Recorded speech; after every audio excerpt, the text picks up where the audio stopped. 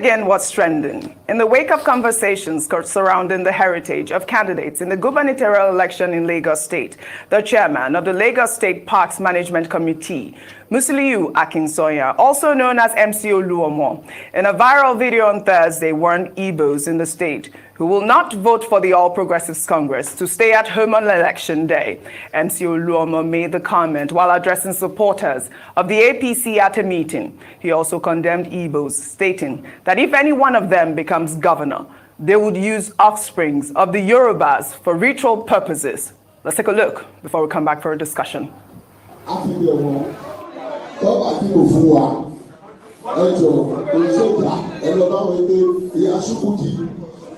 Please, if you don't want to for us, please sit down for a while. Sit down for a while. Very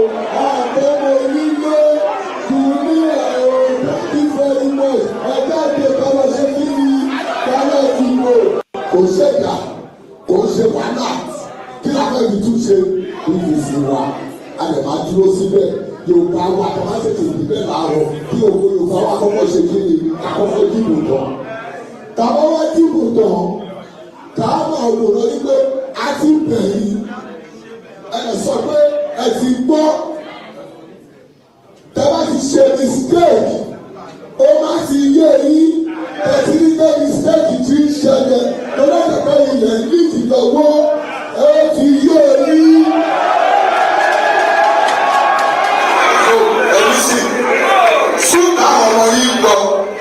Táwọn pẹ̀lú ọmọ Ìgbò lọ ń wáyé tí ọmọ yín àti ọmọ Ìgbò bá jà sùn yẹn tó bá yẹ pé Ìgbò lè jẹ gọ́ọ̀nà tí ọba gbá yìí tí ọmọ yín wálé kẹ̀kẹ́ ní ọmọ àná. Ẹ̀yin ló fọ́jà lọ́lọ́jà bàbá mú ọmọbìnrin ẹ̀dá ní ọ̀nà sí Èkó àgọ́tọ̀ sálábà wáyé ìgbà tí ọmọ yẹn.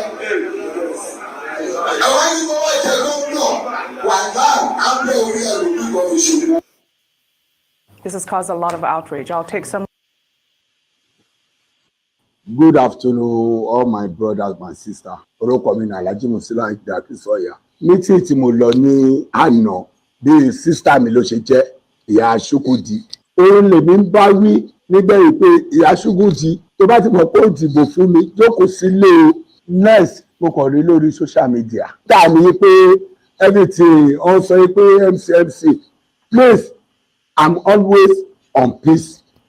Tẹ́ bá dẹ̀ wo Lagos State yìí Lagos State peace wà ń bẹ̀. Wọ́n ẹ̀ tí máa fi sọ wípé okay má jáde láti wá dìbò.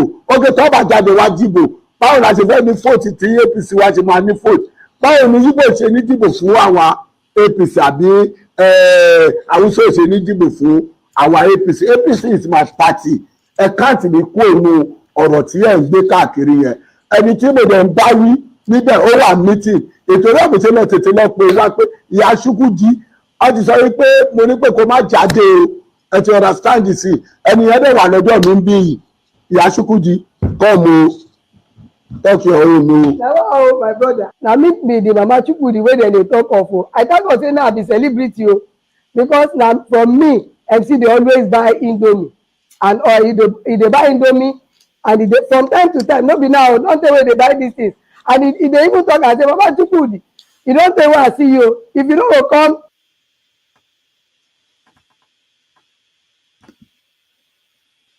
I'm wondering what state would you be really keeping an eye on for your governorship candidates? Because some people are within your party are saying, yes, we voted you because of your capacity and your competence, but we're not going to blindly vote Labour Party, top to bottom in all cases if we're not confident about the candidates that your party is fielding.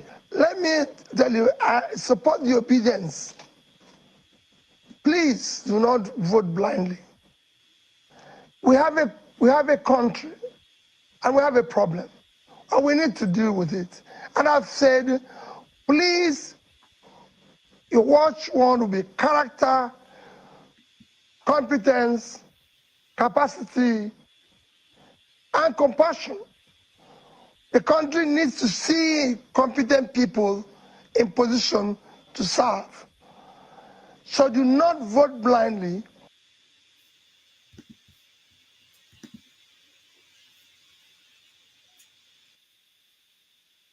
hero of this election, whether you like him or not like him, is Obi. The hero of this election is who? Obi.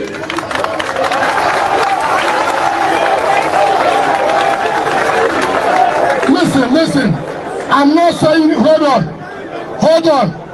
I'm not saying it to make you happy. Listen, are you hear me? I'm not saying it to make you happy. I'm saying the truth and nothing but the truth. He may not have been pronounced as the winner, no problem. The law will take its course.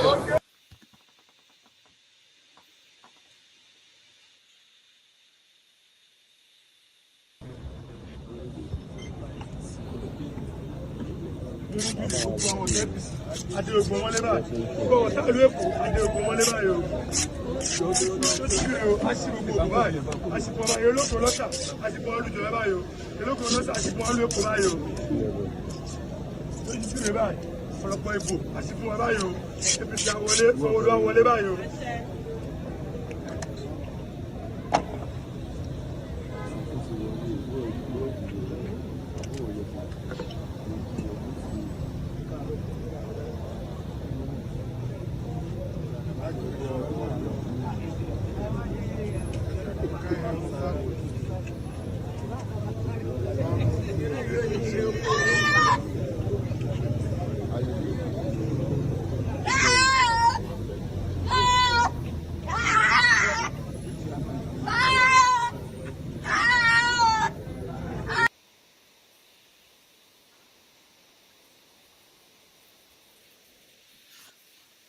Nigeria. Yes, these are tomorrow's Wike, El Rufai, Tinubu, Obi. These are tomorrow's leaders. Most people will not know this. Since 1999, except for Olusegun Obasanjo, all other presidents of Nigeria were former governors. Hey!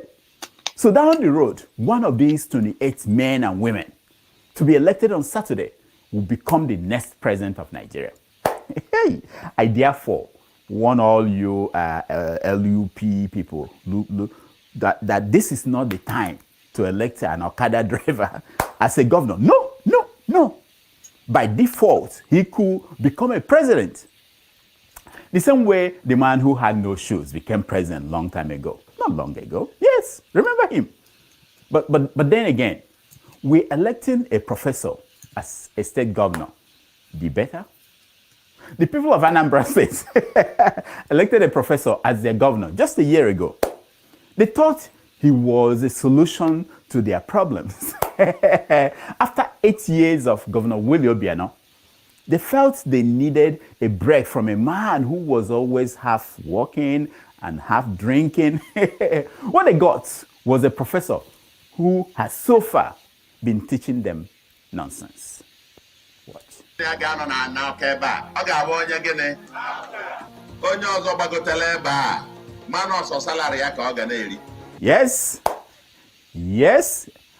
that was Governor Soludo, Charles Soludo, warning voters in Anambra State to vote for Abga in the State House of Assembly, or else.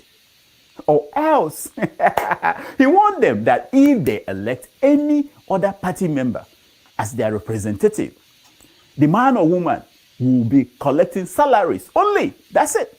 Nothing more, nothing else. The professor of economics said that non-ABGA representatives will not even have access to him, the governor. As for development projects, he said communities that vote in representatives from other parties will not see any development. They will be forgotten. He said, yes, when Soludo shares his father's fortune, he will only do so with communities that elected ABGA members of the State House of Assembly. Is that not he's sharing his father's money, is it not? It makes you wonder if an Okada driver would not have been a better governor. You know, at least the Okada driver will know that democracy does not stop because the head of the executive is from a different party than the lawmakers. They teach that stuff in elementary school, civic class. Not be so. Nonsense. Our ancestors, they said that when a fowl fasts, the land begins to pursue it. Governor Soludo is sensing that the Anambra people will pay him back on Saturday for what he did to their son, Peter Obi. For that, he's peeing all over himself. Kids, let this be a lesson to all of you. Don't marry a woman you cannot carry. Sasha! To that out. I made this up, my proverb. Yes! Come and Peter together with a peace square. And we have here Tanko. Of course, you know him of the Labour Party. Guess what? Let me show you guys somebody. Somebody very special, okay? Obediently special. Guess what? GLV, the next governor. Come here, my brother. Incoming governor. LP 74, LP 77. My people, don't be afraid, don't be intimidated. You are going to come out and vote. Right on. What you did last week, you are going to do it again. It's time for a new Nigeria. It's time for a new Lagos. A Lagos that works for you. A Lagos that carries our interests along. A Lagos that will stand by our youth. God bless you. Come out and you are obediently faithful to a new Lagos. Rosalie, LP 74, LP 77. Hello, good morning. It's Saturday, March the 18th, 2023. Today is a beautiful day here in New York City. I hope you are having a nice day wherever you are in Nigeria and around the world. Welcome to Have Your Say special for elections in Nigeria. This is the last of the election series. And today, Nigerians are electing governors in 28 states. They are also electing members of the state houses of our assembly. So we welcome you to the show. We are going to give you a back-to-back coverage. And we're going to talk to people across Nigeria and talk to people across the world who are watching. And we're going to be here until we start getting results of the election. We're going to talk to people who are voting, people who are conducting the election, the INEC people, and everybody in between. We have reporters across the country who will join us along the way. And we want to hear from you. If you are a Nigerian watching from anywhere in the world, or if you're a friend of Nigeria and you're following the events, join us. Let's hear from you. We want to hear what you're hearing from your people at home.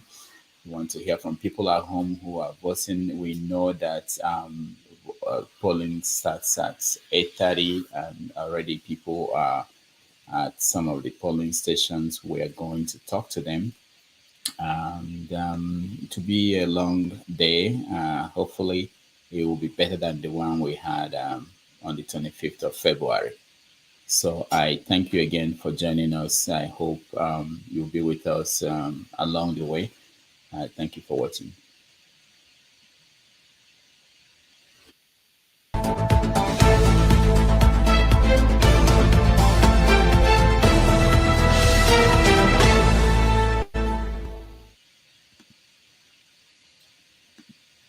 All right, so let's see, we have a few people in the studio. Let's bring them on and talk to them.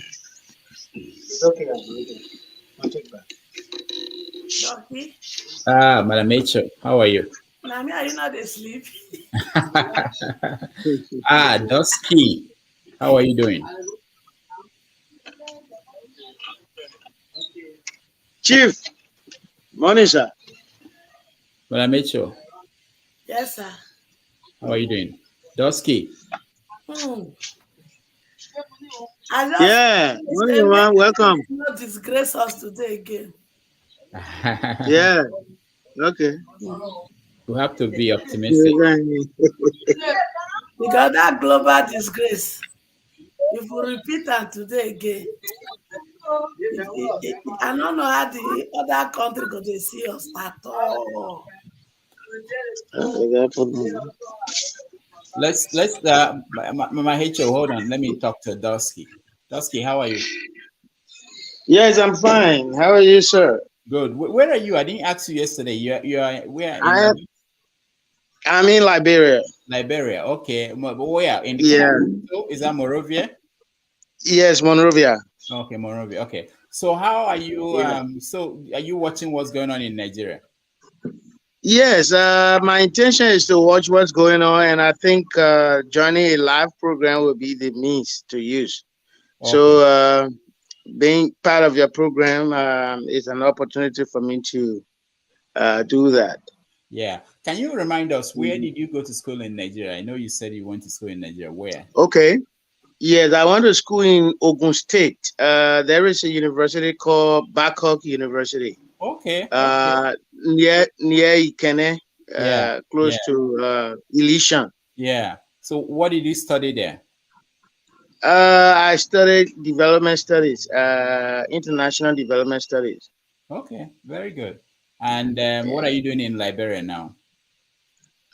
In Liberia, I'm almost retiring now, but I work freelance development, helping organizations to do development, to plan, and to strategize as to how to do their work in Liberia.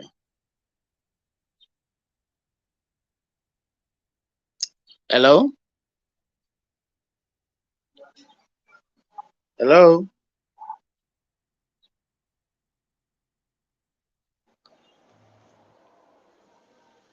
Have I lost? Have I lost? Hello.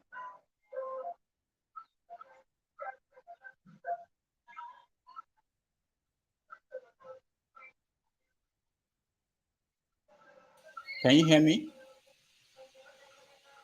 Can you hear me? Yes, I can hear you, but it seems you're not hearing me. Okay. No, I was briefly kicked out of the studio. Oh, okay, okay. I think I So said it. yes, Yeah. that's what I'm doing in Liberia at the moment. I have worked with a number of international development organizations, but now I'm working privately, doing personal business, offering consultancy and helping smaller organizations to grow, helping the Liberia national farmers and rubber farmers and brokers, helping them to perform to the tasks they were organized for. So those are the things I'm doing now in Liberia. So when you watch elections in Nigeria, how does that differ from elections in Liberia? Well, I see the Nigerians are really watching the presidential election. I see they are bracing when it comes to doing things that are not right. They're so bold doing them, because what I saw during the presidential election, I have not seen it anywhere before, where people, even the army and the police are joining in helping people to cheat. That I have not seen before. I have seen several elections here in Liberia, but I haven't seen it uh, uh, anywhere else. But with what is going on in Nigeria, and that's in fact makes me to be keenly interested in what is going on to see the end of it. Now that they're in court, I want to see what the courts are going to do as well. Do you understand why is that way in Nigeria? Well, I think for instance, the situation in Lagos, somebody in power for 24 years will be definitely entrenched, and losing that power to anyone, that person will have to fight back, and that's the situation not only in Lagos but in the whole of Nigeria, where you find the powers or the authorities have been circulating between the PDP and APC. So those guys are not just going to leave power easily. They're going to fight back in such a way that the Nigerian people or the Nigerians themselves have to be determined to get them out instead of minding their threats or being afraid to do what they are supposed to do. I think that way Nigerians can get the country back. Now, just one more question before we go to Mm. Mamecho. Your president, how is he doing? Well, we are having real difficulties with the president at the moment. The country is in real dire situation. Money scarce, job scarce. The international community pulling back because of should I say practices that are not wholesome, that are not in the interest of the masses. And we're planning our elections, but there are rumors around that they're going to vote him out, you know, and things like that. But the situation is not palatable for him. Do you think that his performance is an example of warning to people to, about electing other people into offices when they have no experience? Oh yes, clearly that is. I remember when they were campaigning. I actually campaigned against him. Knowing my own background, though everybody in Liberia loves him because of where he passed to reach that stage to gain the popularity he has. Many of us love him, but for the presidency, I warned that look, this guy, yes, we love him, but to handle the presidency, he would not be able to do that. So let us give him what he's actually due instead of the presidency. And people didn't listen. And now we are going through it. Real hell. We are going through it. We're hoping. For me, I'm not a politician, but I'm interested because politics is the structure of the state that makes available the opportunity for people to thrive. So, but then, as it is now, many of those who voted for him are complaining. They themselves are going through the torture of the day. So they are complaining that, look, we need to find another leader.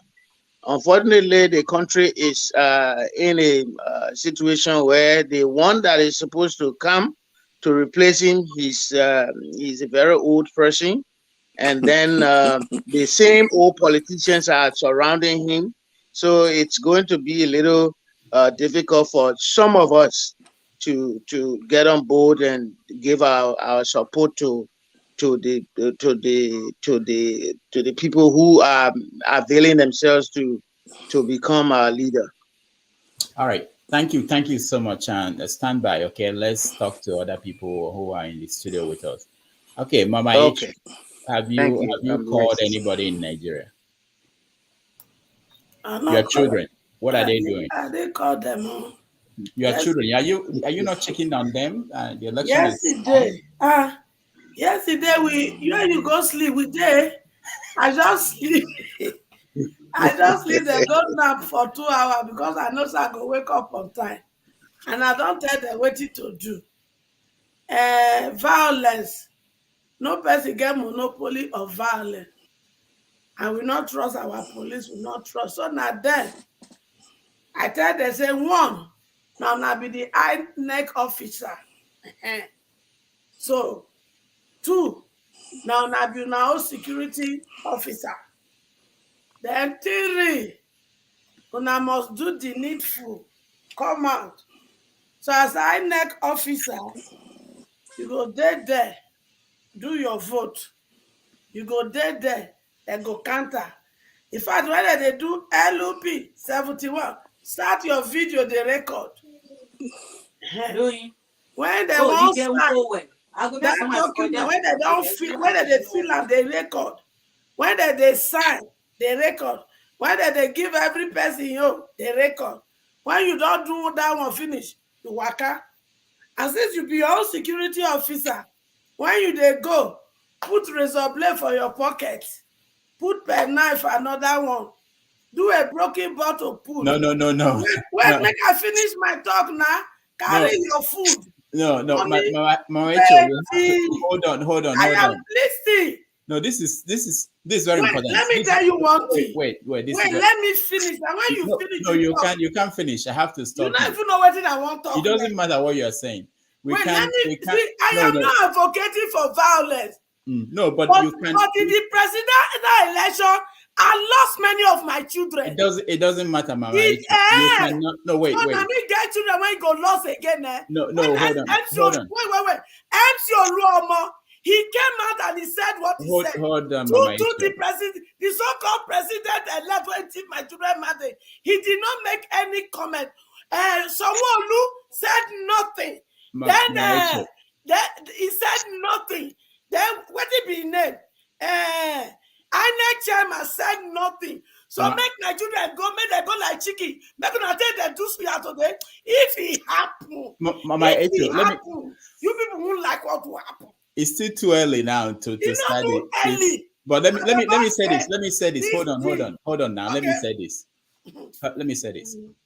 This is a show that is seen all over the world. It's we cannot wait well. Now. Wait, let me say you've spoken now. Let me say my own. We cannot be seen. We cannot be advocating for anything illegal. Taking a knife and all these things to a voting station is illegal. Okay, we cannot be advocating that. Not on this show. Wait. Let me finish. You will speak now. We cannot be advocating that. Not on this show. I'm not going to allow that to happen. YouTube will not even allow me to allow that. So that's another part of it, because we can be shut down as we speak. If anybody is watching this, let me finish. If anybody is watching this and somebody says that on this show, somebody is advocating that people should go with knife, and that's terrible. So we can be shut down. So we can't do that. So, and it's not our job. Hold on. It's not our job here to two wrongs that don't make it right. It's not our job here to get the governor to react or anybody to react. We can complain. We can mention that. We can say that this is what we expect. But we're not going to arm people. We're not going to tell people to do things that are illegal. That's the point I'm making. You understand? I understand your point. Okay. MC Oluomo has made that comment more than 24 hours.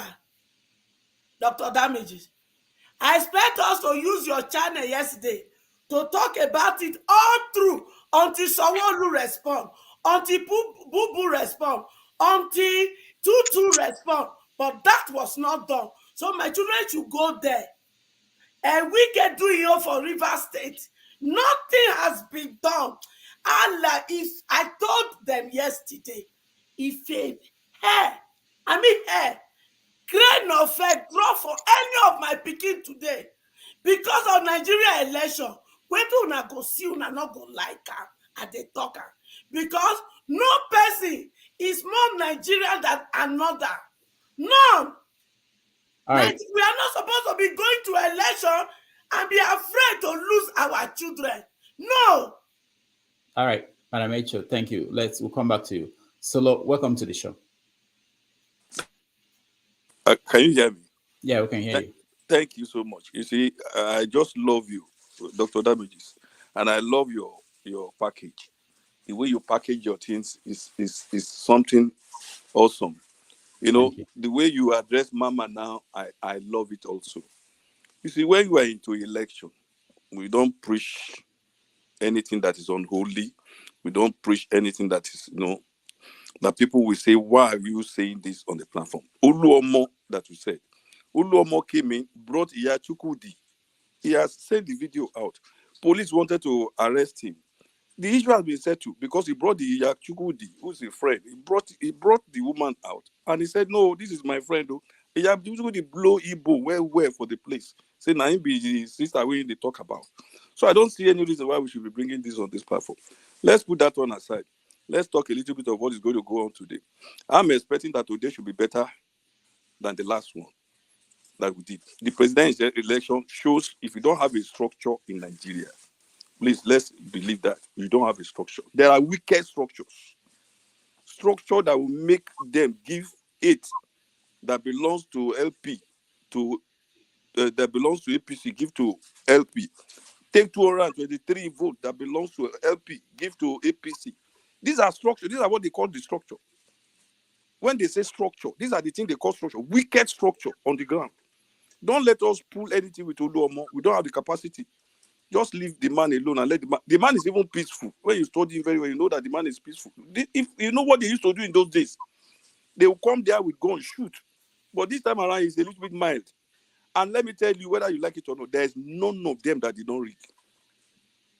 Mama, there's none of them that did not read. Go to the East, scoring 90-something% of attendance. It's never done anywhere.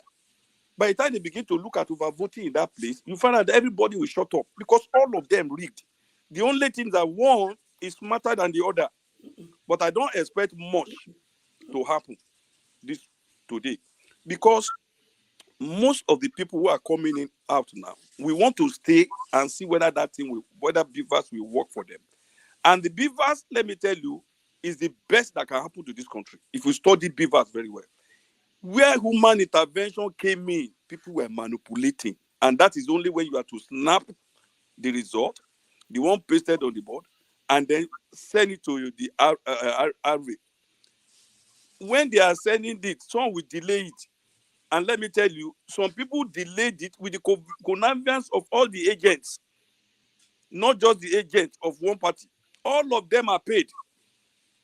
All the agents from other parties were paid so that they can delay that one. And when you have collected your money, you vamoose. So what am I saying this morning is that if all the agents are not corrupt, all the EO are not corrupt, this election will be the best. If all the agents are not corrupt, if all the electoral officers operating the BV are not corrupt, they posted what they need to post, this election will have been the best. How can you blame Mohammed? I control myself with the words when I hear from you. Listen now. Listen. Don't be using the word all. Listen. It is not when all. I say, it is when some. I say, learn to use that language. You are correct. Oh, yeah, you are correct. All right. All the Igbo. That is wrong. No. Nobody's mentioning Igbo here. No, nobody's mentioning Igbo. Nobody's mentioning Yoruba or Igbo. Learn to use the word some. No. Because when you use the all, you are all included the places, Solomon. All the places where be part of the corrupt don't officer. interject me. If they send you are spoken now. Nobody. Match break. Don't use the word. Oh no. Okay. All right. You see, the issue is this. The issue is this. All of them at one level or the other. I mean, all the political parties, all without any exception. Particularly the three major ones, at one point or the other, they rigged at one point. What I'm saying is that a political party cannot rig without the connivance, without the support of the agent and the EOs. If all the EOs you have all over Nigeria, in about 170,000 polling booths, are able to post the correct figures, we won't be saying what we are saying here. But all those amendments on the form, all those alterations on the form, these are the major reasons why people like you are crying. So when we say people don't have structure, the people who have structure, that's what they use their wicked structure to do. And if you don't believe that, wait for another election. The same thing will occur. Thank you very much, Dr. Damages. All right, thank you for that. Correction, Solomon, I am not crying. Do you understand? I am only complaining of a process that has destroyed us for years. And man like you should not come to my face and use the word all. I am not included. My children that they get correct sense not included. Now children like Oluomo, now be the people when they do the evil. So do not look at me and tell me that all my children, that you people stole their destiny, are corrupt. Never. Because it's people like you that stole my children's destiny. You gave them poverty. You gave them lack. You gave them hopelessness. And you turned them to agberos. You turned them to Yahoo boys and girls. You turned them to kidnapper. You turned them to locho and hookup. You turned them to Fulani herdsmen. You told them to Boko Haram. You told them they would labor in vain. You told them they have no structure. My children work so hard and they fought their principal. And your papa called Tinubu told their mandate, and una send people to kill my children in last 2 Saturdays. This Saturday, if a head drop out of any of my pikin in the 36 states of Nigeria, you people will hear from me. Some of you will have to buy your casket. Madam Echo, thank you. I'll say Chief Priest, welcome to the show.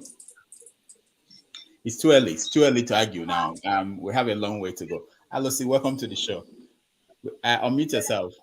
We're still warming up.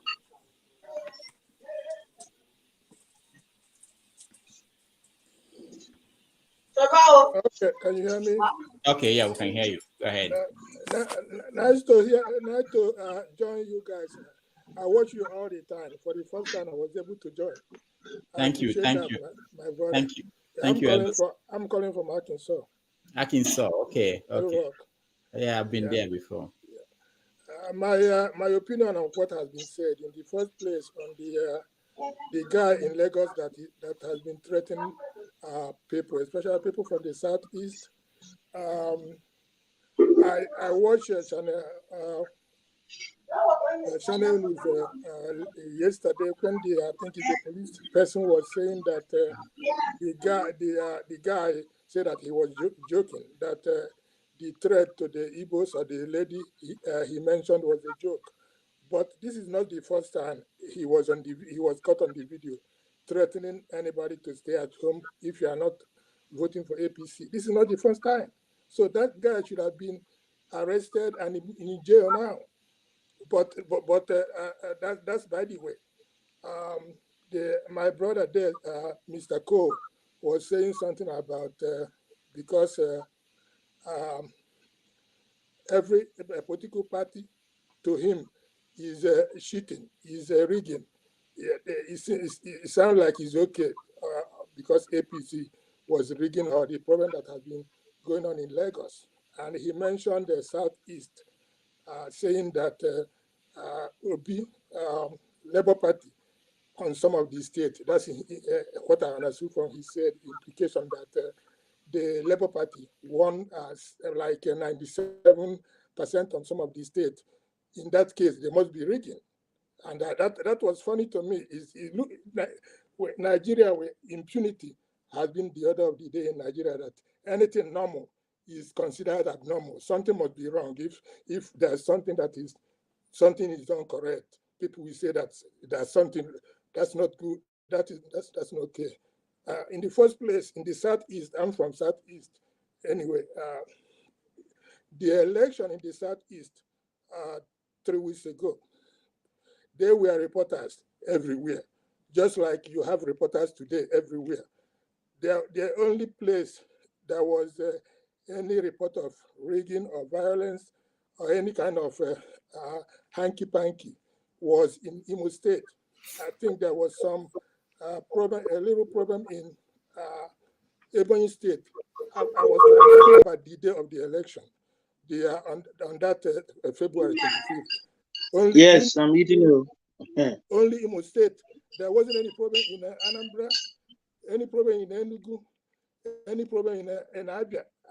I'm aware of, but because I watch all these, just like most of you guys or most of Nigerians watch this in video.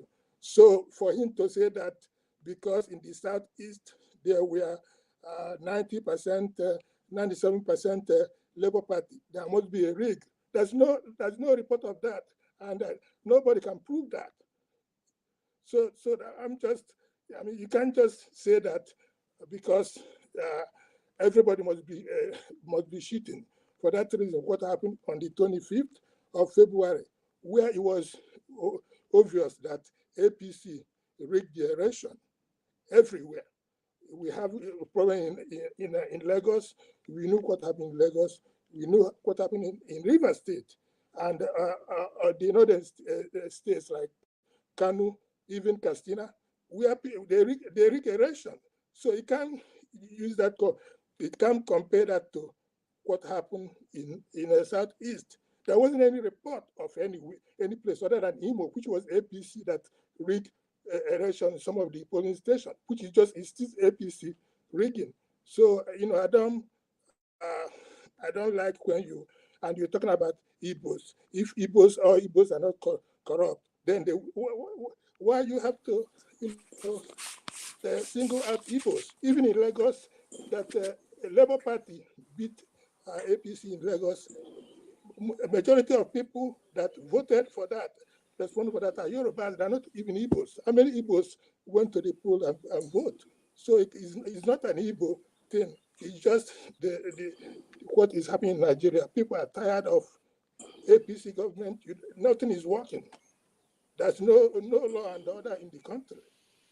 You're talking about, for example, we're saying that today there will be security, there will be peace, everybody will be happy after the election. I can tell you, in the next 3 days, we'll be here talking about some people that were killed, where they were some polling booths were snatched, all kind of stuff. It's the same thing. I can guarantee you in 3 days, we're talking about this, even though the security say that everything is okay. There'll be a rigging. In 3 days, you will see it. So that's the way it is in Nigeria. I have to face reality. Again, that's just my opinion. Thank you. Can I react? Yeah, Can yeah. I react? Go ahead. My reaction is this. You see, when you are talking about rigging, you can't tell me there's no way you can prove it. That's the only place where there's rigging. I'm LP. I voted for Obi in Lagos. I'm LP, so I've studied every one of them. So it's not a matter of you voting for APC or voting for. I don't call Igbo. Neither will I call Yoruba, because you don't know my background. You don't know where I came from. I'm LP. I voted for LP. I know your tribe. You be Yoruba. I say I'm LP. So man, go out to be by man. All right now, I'm LP. So if I vote for LP, and I'm telling you, when I saw the result in the whole of Southeast, and I discovered that they scored that percentage, I was frightened. Because there's no way, if you do a little bit of mathematics or you go to statistics, there's no way in 100 people who wanted to vote, who registered 5, 3, 4 years ago, 97 of them will show up on the day of election. There's no way. It's not possible. So if you don't know that, go and ask mathematicians somewhere or somebody who did statistics. They will tell you if a register is updated within a period of 5 years, there's no way you will see 90-something percent. 90% will not show up. For me to see 90% in some places, I was frightened. When I saw what went on in Lagos, how they dabaru the vote of LP and gave it to somebody else. I'm not talking about religion or tribe. What I want you to know is that the level of the rigging at some places, they are enormous than the others. In some places where LP has no rep at all, they have no agent. That's a short deal. It's a closed deal. And there are many places where LP has no person there at all. LP did not field any senator in Lagos. You can imagine if LP had fielded 3 senators in Lagos. They didn't see any material to send out in Lagos. I was so surprised that you couldn't see anybody within Lagos to put. Anybody you put in any place during the presidential election wins that election. And that's what happened. Okada man win an election at Etios aside. It's on record. We ought to clear the whole of Lagos for LP. But because of some people who believed in what some people believe, and there's nothing that people like us will argue. Because when we tell you that this thing can't work this way, when we are talking about structure, this is a wicked structure. I started by telling you that we have all the other parties have wicked structure. They can tamper with the mass. They can tamper with Airtel. They can tamper with MTN. They can tamper with anything that they want to tamper with. Many of the agents colluded with some people to alter figures in Lagos. Some of us are aware because we studied what really happened. The figure on the form, they left it unposted. They never uploaded it. They kept it somewhere, gave it to some people. Those people amended it to sue themselves. That was why our vote was reduced to 500 and something. We scored well over 1 million. We scored well over 1 million in Lagos. But because people tamper with the vote, they reduced our own and increased their own. That's the reason why they were able to have 500 and something, and we to have 500 and something. It's not supposed to be so. Their structure tamper with it. And when you don't have structure, and you don't agree, you don't have structure, you end up complaining like this. The issue in court. I have a question. Let me finish. Wait, Augusta, I beg you. I have a question. The issue is that let's educate ourselves properly. If you don't have the competence, you don't have the capacity, and you don't know what goes on, let's leave it.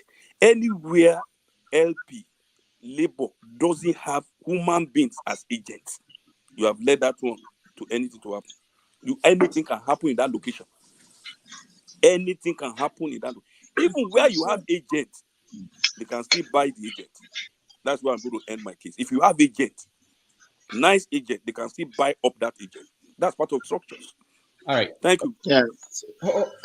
Dusky, you want to ask question? Go ahead. Yeah, I have a question. At least we are able to establish how the votes in Lagos and other places were rigged through evidences that were gathered from the ground. For instance, changing the number from whatever LP got to whatever they wanted APC to get. We've seen that on posted information. Now, how can you establish that people rigged in the southeast of Nigeria? How can you establish that? Is it an assumption that people rigged because he got 95% or something?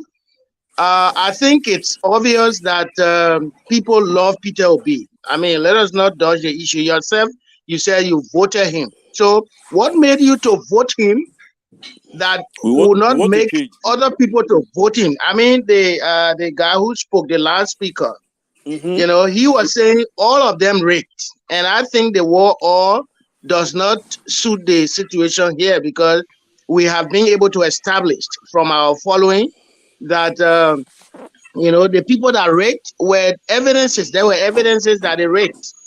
But how can you establish, how can you provide any evidence that they rigged in the southeast? Can I answer that?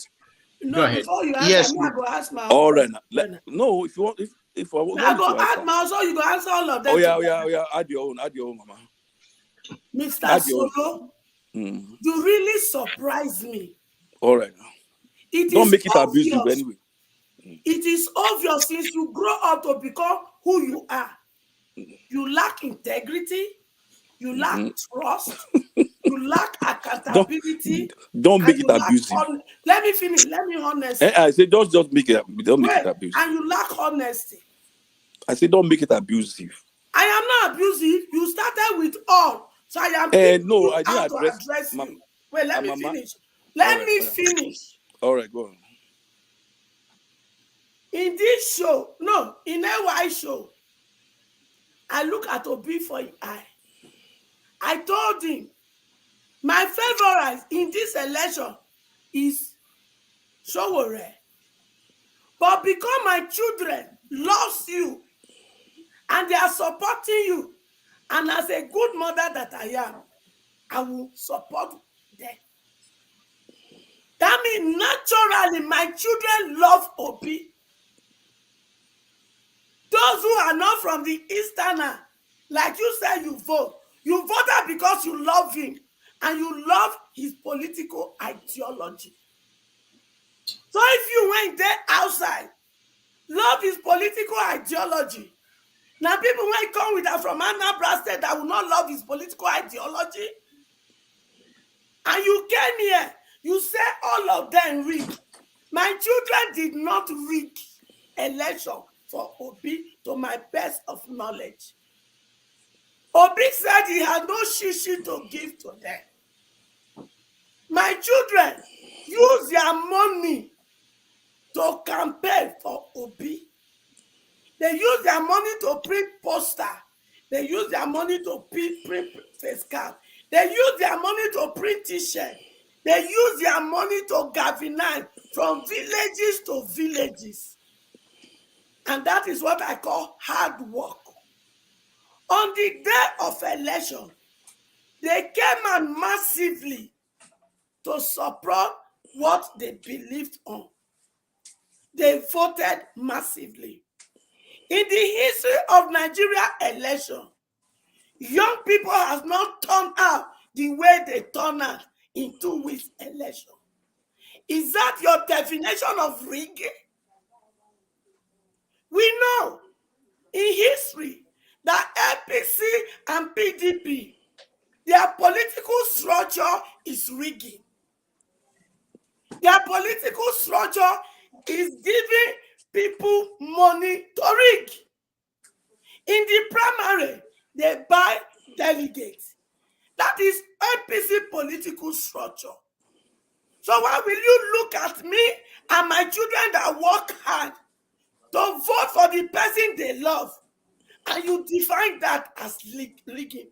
That is why I said to you, with my opening statement on this very one, that you, as you grow up to become who you are, you lack trust. You are dishonest. You lack accountability. And you have no faith to look at Nigeria today and tell them what you know nothing about. I will not take that from you on behalf of my children. Can I respond now? Okay. You see, these are the people. Let me give you an example. These are the people that confuse Obi. No, because they believe. these are the people. No. Listen now. No. Hold on now. When you are speaking, I didn't interject you. Just let me talk.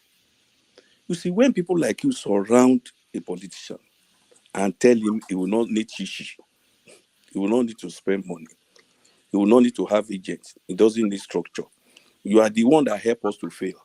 That's just the truth. Take it from me. You are the one that helped us to fail. All of us who voted for Obi knew that without money for these people to travel to their destination as agents, there's no way they will perform. Somebody will come there and bribe them and make them do some unholy things on their own behalf, not on our own behalf. Let me give you an example. If you watch what happened in Rivers, there was a man that police caught with $500,000, and they gave us a list of who he was going to give all the money to. They arranged for that man to be caught. That man was caught, despite the fact that that man was a PDP. Despite the fact that that man was caught, APC won in Rivers. Because somebody who knew the structure, who knew the man long ago, that this man is going to do this type of dirty job, arranged for him to be caught. What am I trying to bring out it is, when you are saying everybody brought his personal money to run this election, it's like you are doing a trainee job. It's like you are doing something that is not in the class of those who have been there for about 20 years. The people who have been there know what they need to do. And that's exactly what they did. And the result is what you are seeing now. People like us who want to change, people like us who say we are obedient, you make us to fail. And then when we are advising that this thing, the way we are saying it can work, you say the thing can work. And today it has worked. Everybody, after this election, will go home and plan for another 4 years. Thank you very much. God bless you. Thank you. No, hold on, Mother Echo. Solo, are you going to vote today or no? I'm going to vote. Okay. I'm going to stand by my vote, and in my polling booth, whatever we have uploaded, we see it straight away because the thing went through. In some other locations, this thing didn't go, and it didn't go not because it doesn't want to go, but people worked against it to go. They can attack your mass. They can attack your system. They can hack it. These are people who have structure, and they have wicked structure. Like I said at the beginning, when you have people who have wicked structure on ground, and you think you can go carry your no chichi and make them, you have started with failure from the beginning. That's why some of us who voted regretted that we are even voting, because people can't understand what we are saying. I'm 70 years old plus. Somebody like me will tell you that this thing you are doing is not correct. You say, no, you are mama, you sabi the thing. Let me go and advise them. Your advice will not see us through. All this cry. Oh, my shell. All this Your cry will not 70 see us years through. is a waste. all this year, 70 years is a all waste. our children. This is the Hold on now. Let me finish. You see, all our children that we want to fight for, to let them see change. When we advise that this is the way to go, some of you don't have the experience, don't have the age, don't have the exposure. You will go there and tell them there's no need for chichi. That we don't need to contribute money. Let everybody bring in his own 2 naira, 3 naira to do this. It is more than that. Everyone, since the beginning, they have been rigging. Obasanjo 2 term was rigged. The last one was rigged. Why would you expect another? Why would this one be an exception? Everyone has a master. People who have the only brain they have is to rig. So you must prepare for people like them. So if you don't prepare for people like them, you have not factored yourself well for winning. And that's the truth. At my age, I can't be seeing myself to be fooling around with things that I know will not go through. That people are claiming that this thing will go. No structure. We said we don't need structure. No money. We said we don't need chichi. Who can tell you they can't need chichi? People are spending dollar. We plan so that they won't have cash for APC. They didn't have cash, yet they win. How did they win? They were automating cash from somewhere else. When Baba go greet somebody, let me finish. When Baba go greet somebody for house, what is he go greet somebody for? If the president went and greet you for house, is this a call greet to shake your hand? These are the people that are financed. These are people that are responsible for the money movement. And you sit down there and say no shit. Thank you very much, Dr. Damages. Solomon, let me ask you one question. One more question. So you said you're going to vote. Will you mind coming back to talk to us? Let us know how. I'm coming back to tell you. I can even, if I have a way of giving you the video where I'm voting, I can give you the video of the place to let you see this is what takes place. Last election, it was peaceful, no problem, nothing whatsoever. The thing were uploaded, everything went smoothly. Only for me to be hearing that some people and they did their aeroplane mode, and it didn't apply in my place. It didn't apply because we won our award. We won our award clear. So we took our result and our paper. When we check it on the IRF, you find out the figures are there. They didn't amend because the guy there were all, because majority of our area were LP. We are obedient in our area. So a large percentage voted for LP, and we saw our results straight away. So all this one that are confusing people all over, I just pitied them. And people be listening to them. I am not all this one. Hold on. I am a I'm not woman talking to of you. integrity. Hold on, I'm not talking to you. I didn't call Mama. I said there are some people who believed that we don't need chichi. You are not the one who believe we don't need chichi now. Some people believe we don't even need agents. Some people believe we don't need structure. I said those are the people that are confused because the places where there are no structure, no human being there, we lost the place because some people took advantage of the fact we are not present there. And because we are not present there, somebody else took the day, change the figure, operate the beavers themselves, put the figures there, and uploaded themselves because we are not represented in that location. How many locations do we have agents? How many locations do we have agents? You don't have those statistics. How many locations do we have people that we are feeding? You don't have those statistics. We don't feed everybody. Senators in Lagos, 3 senators in Lagos, we have no seats for them. We have nobody for them. They are vacant. So APC just win the place neat. Because right, we don't have human beings there. Solomon, thank you so much. I'm going to vote. Then when I come back, I will give you my report. All right, thank you so much. All right. Sir. Let's go to BQB. He's already at the polling unit, so let's hear from him. What's going on? Hello. Good morning. Yeah, good morning. Yeah, how are you? Yes, I'm fine. I'm reporting for you live from Lagos. Thank you. But to some of our surprise, about 4 or 5 polling units in my area. I don't know today, as at 9:36 a.m. as I'm talking to you, we've not even seen the INEC people at all. So I'm walking towards a secondary school. The secondary school is their local distribution point. But what I heard was that some of those INEC staff, they are trying to have some form of protest that they are not giving them the allowance, so they are not going to set out. So as at now, there's no set out in about 4 or 5 polling units around my area now. So people are just hanging around, It's surprising because last 25th of February, as at 8 o'clock, everywhere was set. People were ready. But maybe because Peter Obi is not on the ballot today, there's this general Malay, so to say. So that's just the situation for now. As at 7:37, people are still waiting and waiting for the INEC officials to come to our polling unit. But we are on ground. We wait for them. What about the number of people there? Is there The any? number of people there, maybe as at the last count, maybe like 30, 40 like that. But the number of voters in my polling unit is about 400, thereabout. But of course, people are communicating with themselves that immediately there is an information that the INEC people are out, they will come out then, definitely. Some people will not just want to come and sit down and be waiting like that. So many streets, you can see some of the young boys playing soccer on the street. I couldn't capture some of them in the other adjacent area, but you can see them using the opportunity now. The weather is still cool this morning, so to play some soccer before the election proper will start. I think that is just the update on the process now. It's a slow start now from this area, but the report from the TV said they are starting in some other part of Lagos.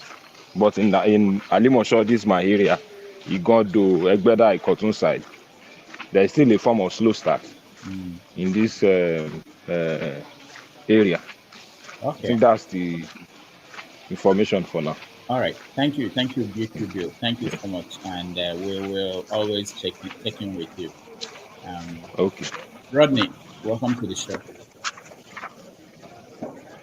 Good day, Dr. Damage. Good day to the panelists. Yeah. Thank you for giving me this opportunity.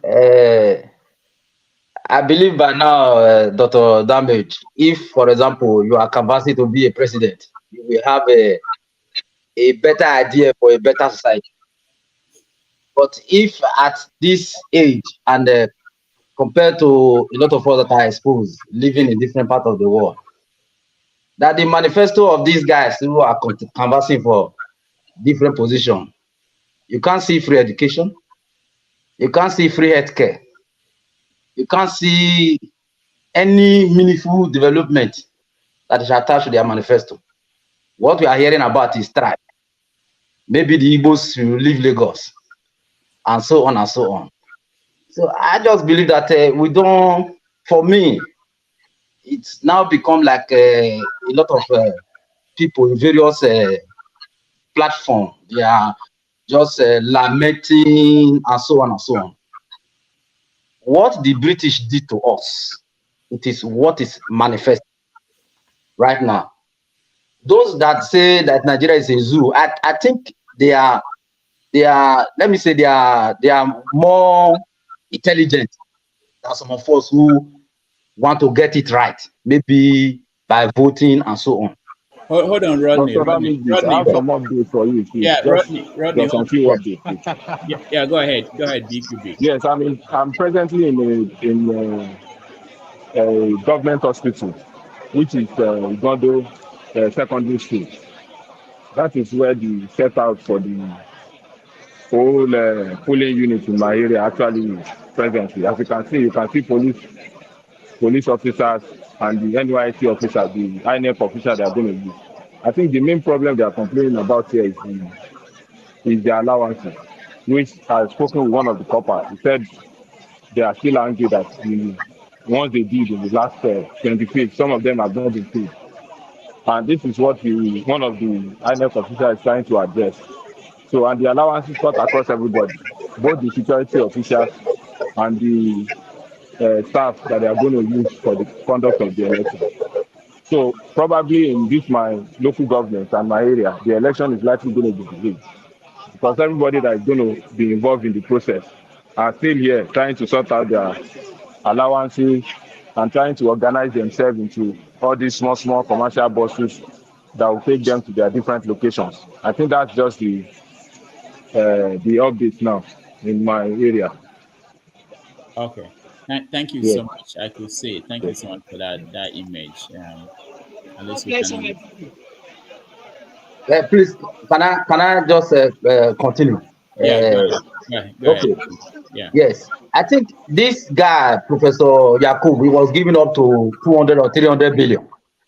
So he can't pay his workers, and we are saying this is an election. It's so sad. I think we that are now reasoning differently, we just have to do something different. These people, they are going to drag Nigeria to hell. That is the fact. And this election, no matter the pictures we see today, the names of those who will be governors has already been programmed. Because we don't have a system. Because here I am in France. If you vote in the morning before 6 o'clock in the evening, the result is out. They don't have an chairman here. It is the system that produces the result. It is the system. And this tribal division and so on, none of these guys is ready to produce a system where things can be done rightly. So it is not every 4 years we continue to behave like animals. Let's find an alternative and get a country where Dr. Damage will be respected, I will be respected. We can reason like human beings and do something that will, so that we and our children, our future, we're able to compete with other nations in the world.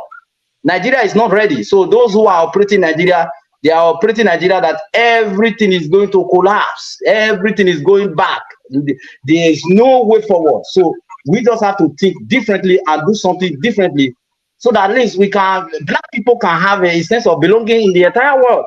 You don't need to become an American before you can become somebody. You don't need to become a French person before you can become somebody. This is a disgrace to the entire black race. Look at Nigeria. They are still behaving like animals. So for me, we don't expect anything good from this. And we just have to do something differently. If it is not the Igbos can go on their own, Yoruba can go on their, Hausa can go on their own, so that we can reason and do something and fight for our nation and make something right. That is what I want, and that is my contribution. Thank you. All right, thank you so much. And let me see, BQB, can you hear me? Yes, absolutely, Dr. Damages, I can hear you. Yeah, thank you so much for that feed. So you are heading back to your polling unit, is that? To the polling, to my polling unit, obviously. Okay, thank you so much. Yeah. At least we have an idea of what's going on. Yeah, they have I think if you can check it, these are their vehicles. Okay. Each unit members. They have all their boxes for this House of Assembly, governorship. They have all these things in all these small buses that you see. I think they form a team with the police, the INEC official with their beavers. So there are so many of those vehicles in this place. So I think this is their set-out station for this my area. It's a large expanse of land in this state. So I think they are still sorting out the financial issue now. So we hope to have a delay. Anyway, I think that's just the only information I can get from them. People are still complaining, checking their names and checking if they have been paid or something like that. So that's just the only information for now. If there's any other update about when we're starting, I'll update you. All right, thank you. Thank you so much. I appreciate that. All right, EJ, welcome to the show. Good morning, Dr. Damages. Good morning, everybody. I just have been listening, and it's not funny, but it's funny anyway. That how much is it that they're paying these NYSC officials that can be done before today? And the last election, I saw some videos going around. I think that should be somewhere in, I don't know, somewhere in the north, where they were also complaining that they've not been paid. And there's someone up there that has been paid a lot of money, and they can't pay these young people. How much is it? It reminds me, it reminds me of sometime when I was younger in Nigeria. I think I was in university then, and we did this happened in Enugu, and we did a voiceover for a measles immunization campaign, and I did 2 voiceovers, and that was way back. And the 2 voiceovers, I did one in Igbo with my friend, and I did one in English. And the pay for that was 10,000 naira per voiceover. And when we went to get paid, this man in his office that was meant to pay us just gave me and my friend 10,000 naira. So I turned back to him and I said, sir, I was in university then. I said, sir, but I did 2 voiceovers. What he said to me was, will you get out of here? And he's been paid more than that. So why can't he afford to pay us what has been allocated to us? And that was what came to my mind. Immediately I heard that these people are trying to protest that they've not been paid because someone up there has paid.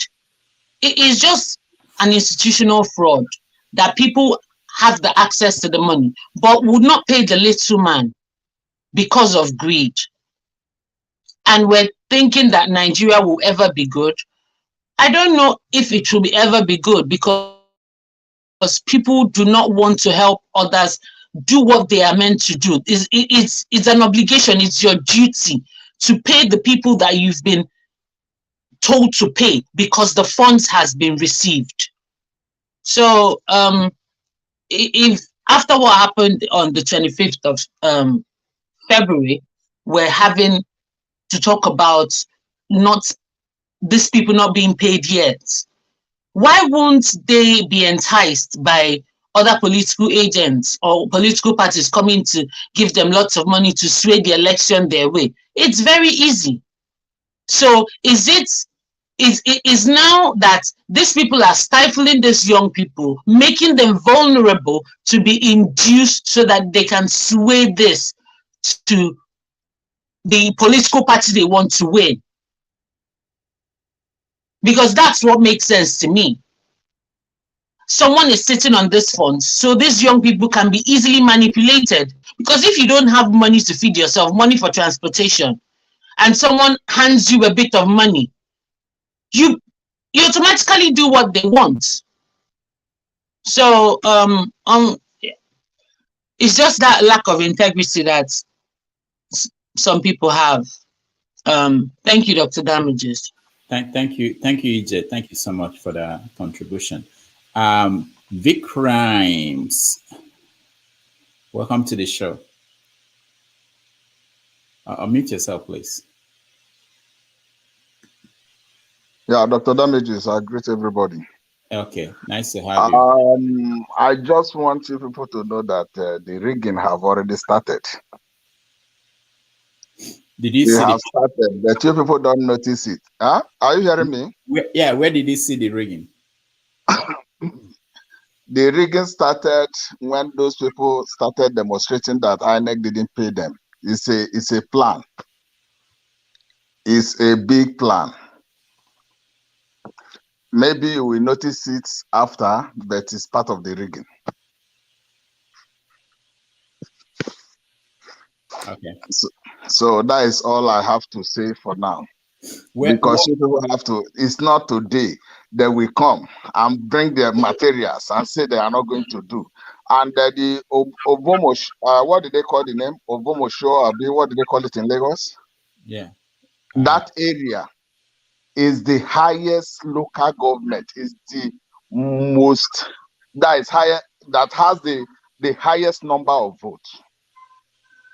You understand what I'm saying? So I have been there. I was an agent. I know how it works. You understand? So the rigging have already started. So those people that see, looking at everybody, say that you will not bring out your materials because they didn't pay you, the rigging have started. They didn't notice it, but it's part of the rigging. Thank you. So what is happening behind the scene? Can you tell us based on your experience? Myself, I'm not in Nigeria. I'm not in Nigeria. Yeah, but based on your experience, what do you think is happening behind the scene? The rig, if you are a diehard like me,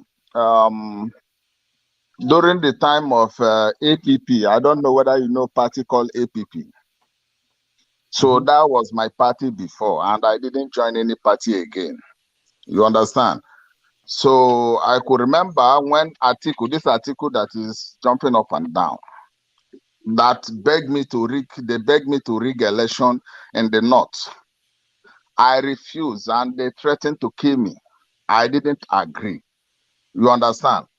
So I said the only thing that you can call your people to come and vote. That is all.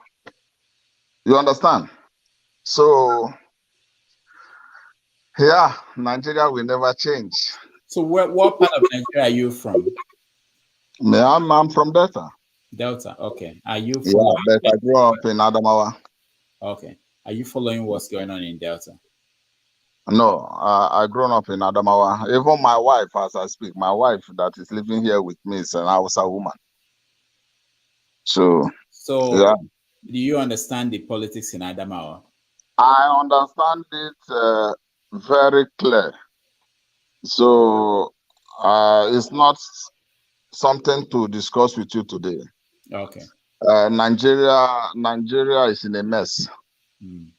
And the way they are going everybody knows that Obi won the election, but the way they are going about it, unless they put a small force, gentleness cannot take it. If you are too gentle, you can't take it. No. And those masses, those obedience, they have a bigger role to play. They have a bigger role to play because without them, the court cannot do the needful. Yeah. Advising Obi, what will you say to him? Dr. Damages, I will call you maybe later. Okay. Yeah, I'll call you later. It's not everything that. Okay, all right. You understand? All yeah. right. Okay, thank you. Huh? All right, thank you so much. Yeah. Chief Priest.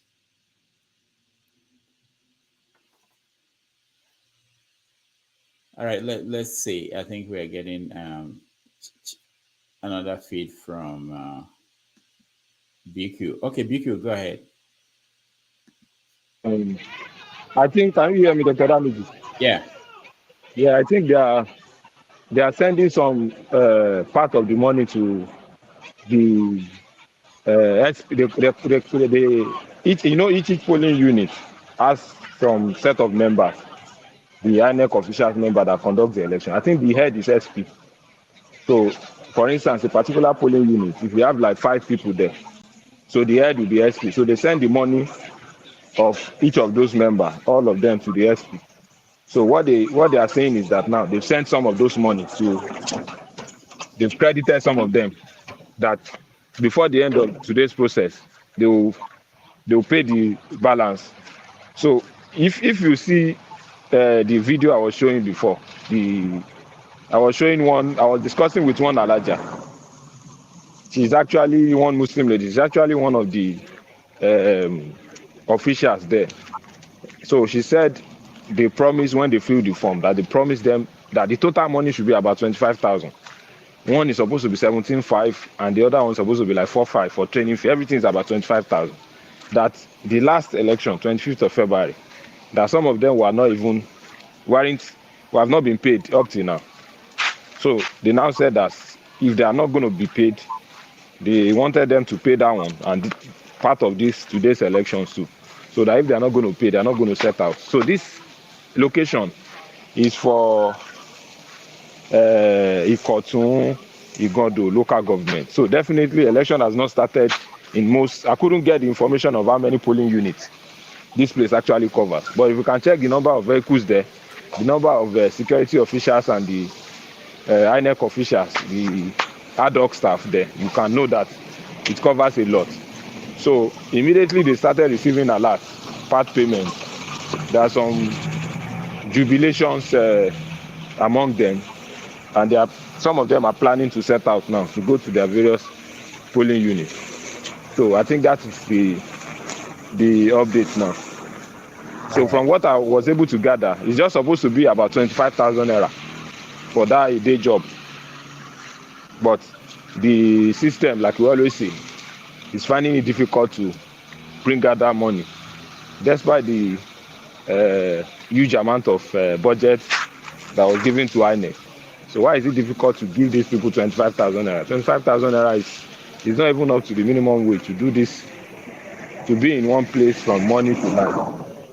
So I think that's just the situation now. So people will wait around until they come around so that we can start the process. I think that's just the update from our set out center in my local government here. All right. Thank SCDA here. SCDA here. Yeah. SCDA. But for instance, let me just put it out there. There's this creation of new local governments. Biku, I don't know if Yes. you know your camera is not looking at. We're not seeing. We're just seeing your butt. Oh, okay. Yeah, sorry. Yeah. Okay. Sorry. Go ahead. Yeah. Yeah, sorry. So, you just wanted to put it out there. The Ali Mosho, the Tinubu created some other local government that it was a legal case between him and Obasanjo then that they were not going to allow. So Ali Mosho is part of those local government that they splitted. So one of the unit they splitted it is my own area now, which is Igodo Kotun SCDA. So this area actually covers that SCDA, all the units in that SCDA. That's why you see a lot of them there. So that's the situations there now. Just in front of my polling units now, just in front of my polling unit now, we have two polling units there. So some people are just waiting around, but some of them too that can't wait around there in their various houses. Anytime they get the information that the INEC people are around, then they can come. They will definitely come back to exercise their franchise. I think that's just the update for now. So we just go and chill and wait for them to set out. Immediately they set out, we'll come back to come and exercise our franchise. All right. Thank you so much. We appreciate that. Yeah. Okay. Thank you. I'll join back. Okay. Thank you. Alosi. Mama Echo.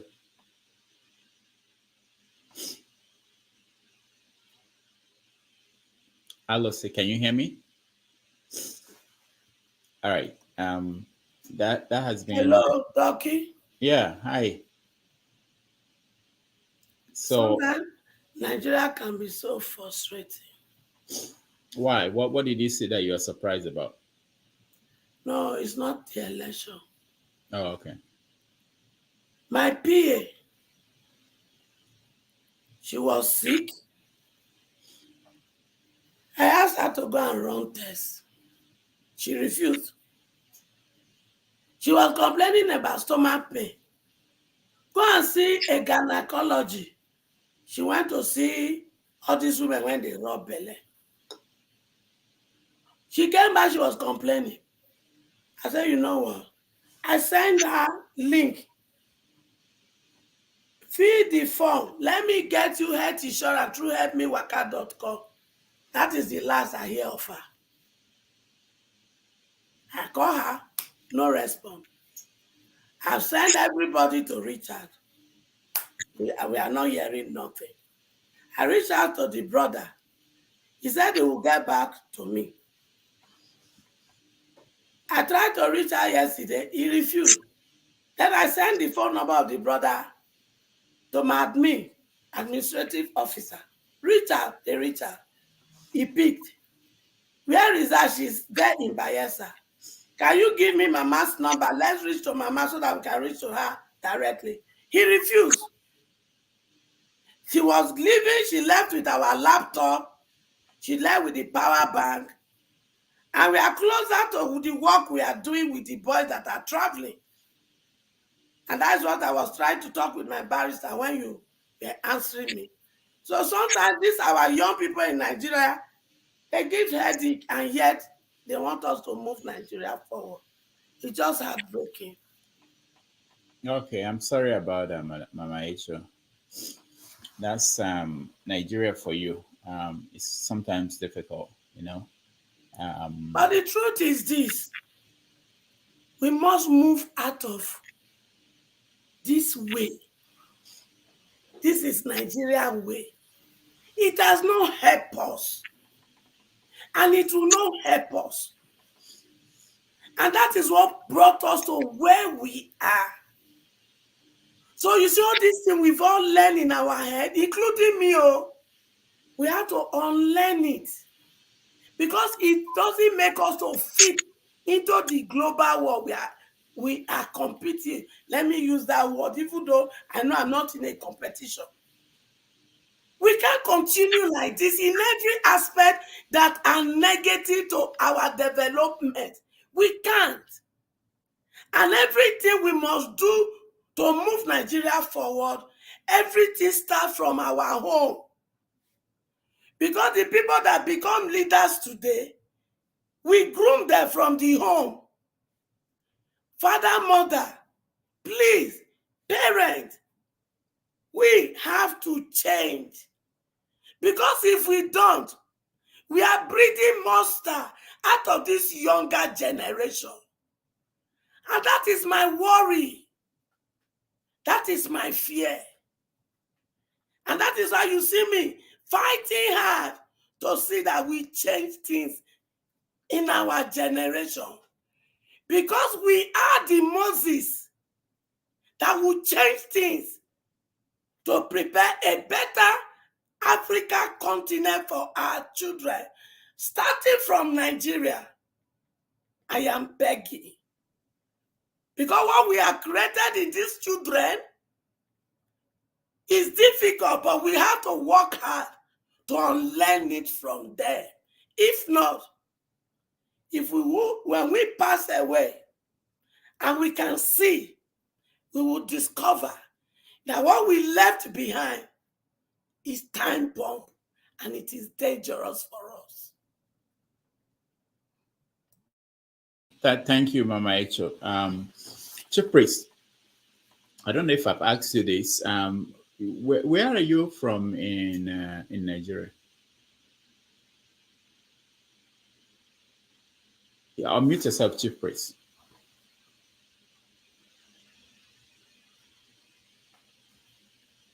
Chief Priest, we can't hear you. Trying to unmute myself. Okay, you're good now. There we go. Okay. I'm from Anambra. Oh, you're from Anambra State. Yeah. I'm from a little town, Nimo, Njikọka. Nimo is not a little town. If Nimo is a little town, then there is there's trouble, you know. So where what do you think about Charles Soludo, the governor, and his politics? Oh well, Soludo. The guy surprised a lot of people when the letter he put out for P2B months ago, because everybody had a lot of hope when he was coming in. He was a professor, and he was educated and everything. And on the inauguration, I remember he wanted, he sounded like to be like a P2P administration. In the first place, in the inauguration, he didn't waste a lot of money. Even the pre-inauguration, when after he won the election and was looking forward in few weeks ahead, he didn't want any kind of unnecessary publicity, which was usually normal in Nigeria. When you win something like governorship, you start spreading money, start making a lot of party before a pre-party before the inauguration. He didn't do that. On inauguration day, there wasn't a lot of spending. He said that he just prepare local food, no drink, all that. So people were looking forward. This guy will be like the P2B. He will save money. He will won't be corrupt and everything. And he started very good. Then his drama about P2P kind of made people think, what's he talking about? I mean, personally, I'm still trying to figure out what happened, why he did that. But even beside that, what he has done so far from his the day of his inauguration, a year and some months now, he hasn't actually done anything that he promised. Number one, like Tout, Aburu people, he replaced them with what's Aburu people. We still have a lot of Aburus. Most of them are fake ones in Onitsha, all over the place in Anambra State. The security wasn't any better. Even the road, I mean, he's not really doing anything. And I can assure you now that if he's going the way he's going right now, in the next 3 years, when he comes out for re-election, I can guarantee you he won't. I mean, he's not going to win. Personally, the way he's going now, he will definitely kill APGA as a party in Anambra State. The way he's going, so he's just a disappointment to everybody. I hope he will maybe change, maybe in a few years. I don't know, but the way he's just a disappointment right now. And APGA that put him up as a governor, he disappointed everybody. Well, even though with the P2B Labour Party thing coming out, I mean, definitely APGA is dying a natural death, and he's the one that actually is kind of in a way promoting that indirectly, the way he's governing the people, because he's not putting out, he's not giving us what he promised that he will do, and his distraction of talking about P2B and the drama. We don't need that distraction. He's supposed to focus to what he will do. In 4 years, if he performs well, he will get reelected. At least people will start respecting him as a leader, as one of the leaders in Southeast. Right now, he's not doing what he's supposed to be doing. He just I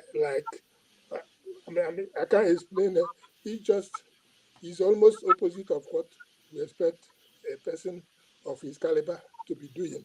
A professor, an economics, he wrote many books. So I don't know where he's coming from. I really don't know. He's the one that will explain what's going on, what's going in his head. All right. Thank you so much, Alose. Let's take a break, and when we come back, we continue with the conversation.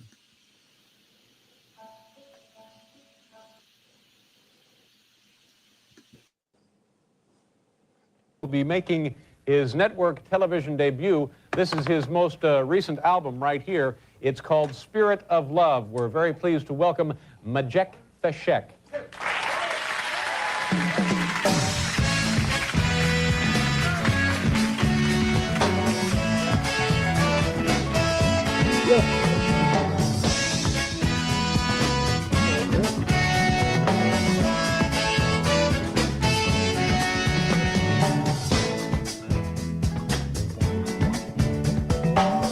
Arise from your sleep, Africa.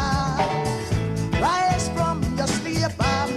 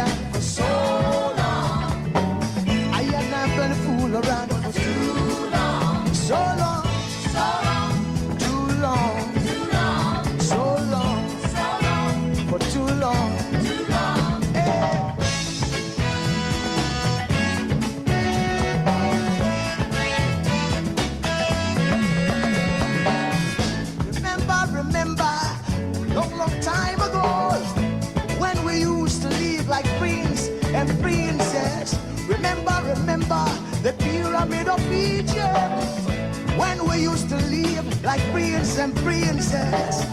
Remember, Marcus Garvey, who are the dream for New America. Oh, remember, Martin Luther King, who are the dream for New America.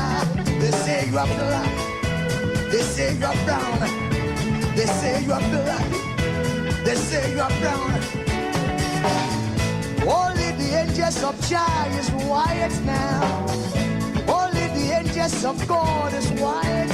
So long, too long, so long, too long. We've been sitting down so long. We've been a fool around for too long.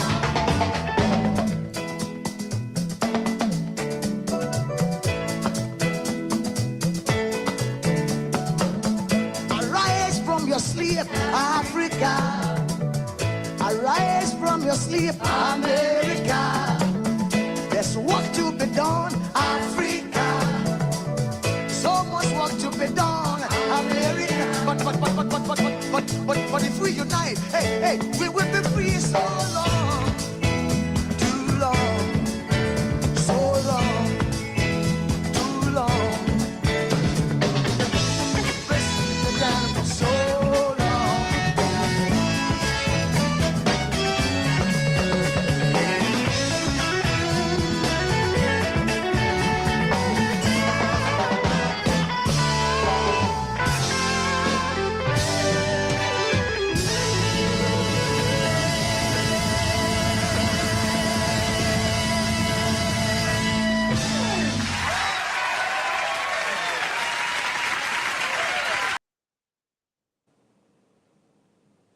Political activity leading up to the elections came to a crescendo have been alarming to us who are referred to as non-indigens, especially those of us that are of the Igbo stock.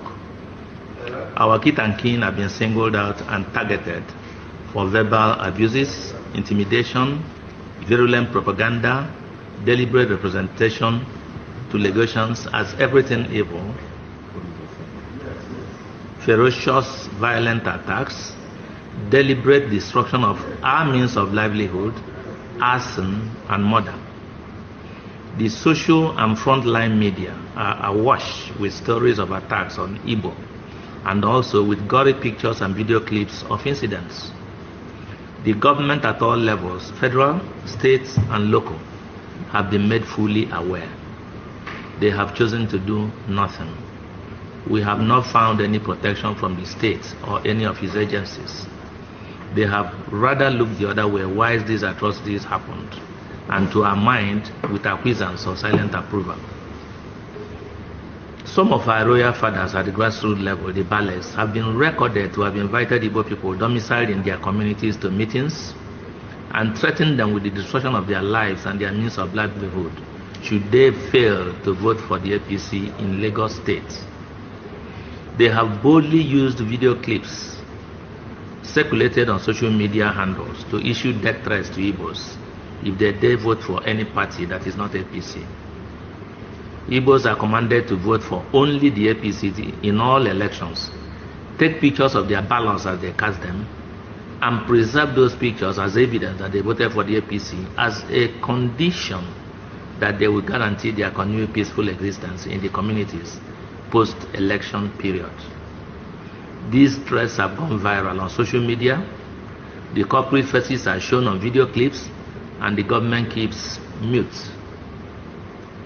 A few markets built and operated by traders of Igbo descent have been set on fire in Lagos, the latest being the motor spare parts market in the slums of Ejegunle, where at least one person was murdered.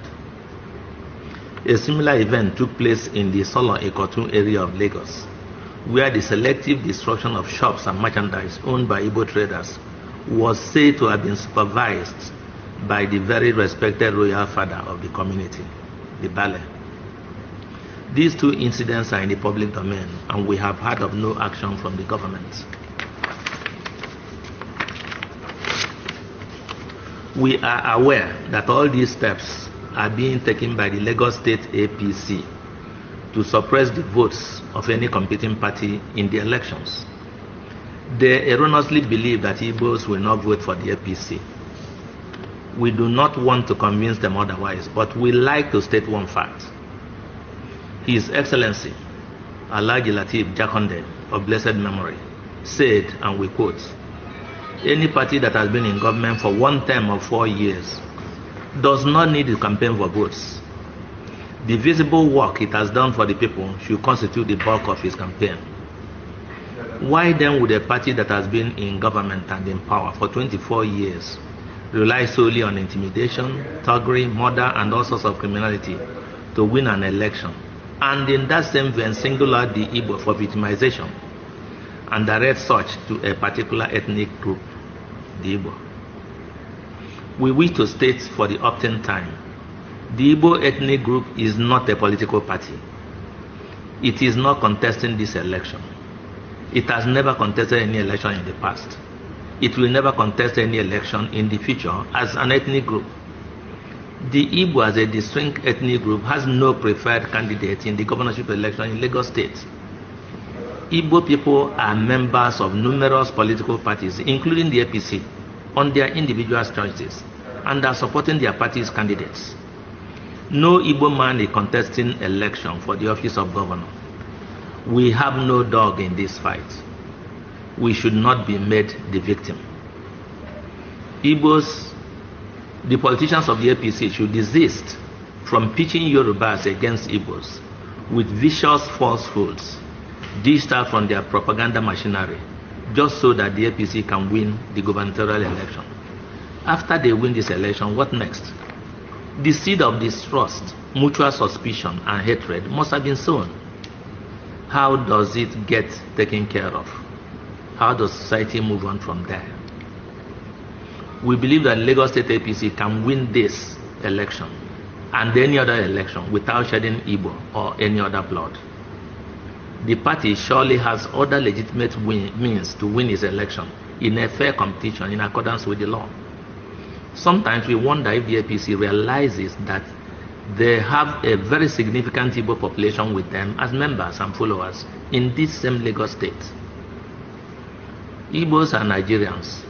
The law of the land permits the Igbo man to live in any part of the country he chooses and pursue a legitimate livelihood. The law of the land guarantees him freedom of association, freedom to belong to any political party or none at all, and freedom to vote for any party of his choice. We reject in totality the attempt of the APC in Lagos State to deny the Igbos these rights. We consider that all that has happened in the past few weeks are likely to happen going forward. We consider all that has happened in the past 2 weeks and are likely to happen going forward a blatant violation of the constitutional rights of the Igbo-speaking people living in Lagos. Their rights to life, their rights to lawful association, their rights to vote, their rights to self-identity, their rights to engage in lawful economic activities, and their rights to hold opinions and express them. We wish to remind the governor of Lagos State that Igbos living in Lagos are his subjects. He has the duty as the Chief Security Officer of Lagos State to provide them security for their lives and their livelihood. We call on him to step up to this responsibility. Finally,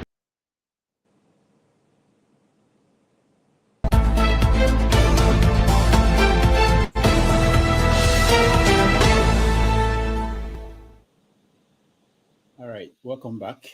This is our coverage of the 2023 election for governors and members of the State House of Assembly.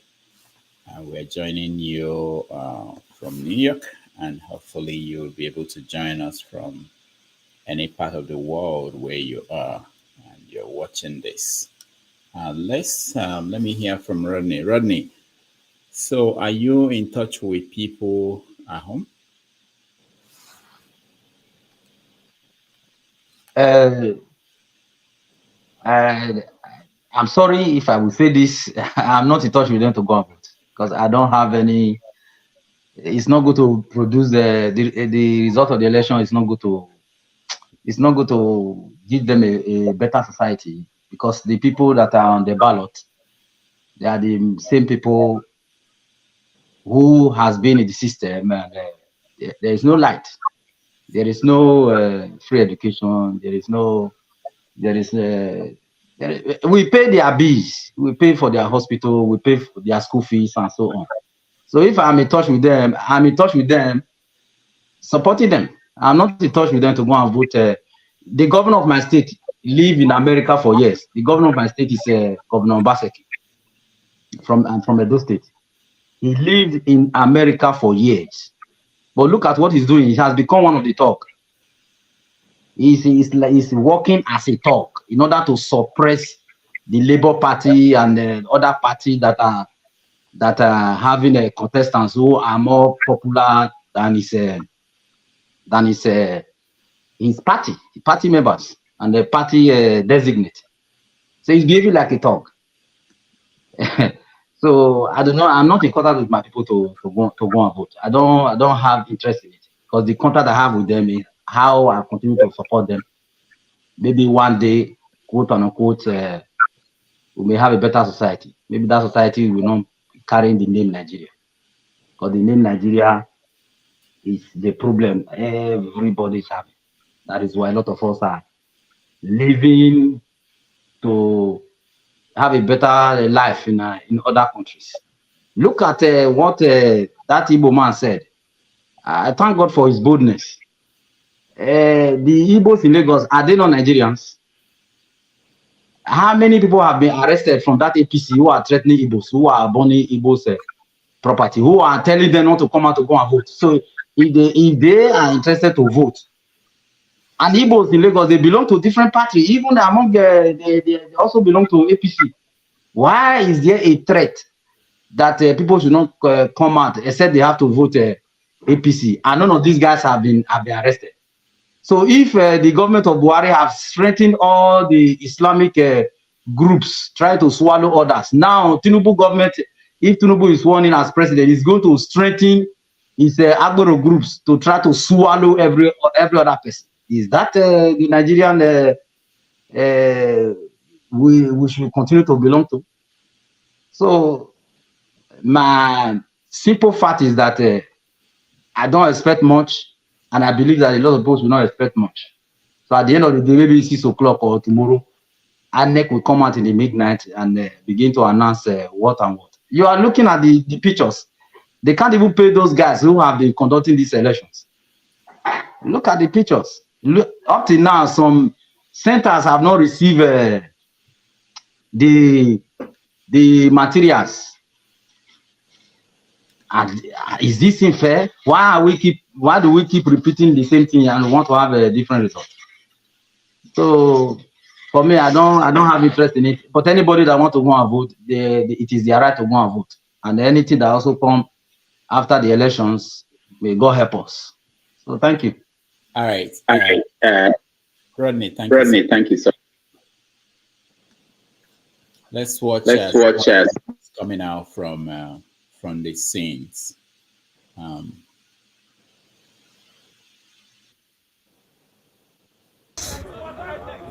Victoria Garden City, Lagos. Today, the 25th of March, getting ready for the governorship election, and suddenly INEC officials tell us that they will not come into VGC, as they have done for the last 4 elections minimum, that they will not come into VGC, and they want all the residents who are registered to vote, all of us to come outside the gates and vote. They want us to come outside of the estate, whereas we've always used the park in VGC to vote, which is a wide expanse of land that can accommodate all the voters. But INEC have decided that we must come outside the gate, all of us, to vote. To risk our lives, risk everything, and then of course, they are hoping and expecting, I guess, that many of us will not vote because of this and stay at home. This is totally unacceptable. Totally unacceptable. Totally unacceptable. This is automatic disenfranchisement because the people will be suspicious of what the motive is for this last minute change. And they would rather stay at home than risk their lives. INEC will call on you to call your officers to order and ask them to relocate to the park in VGC so we can vote.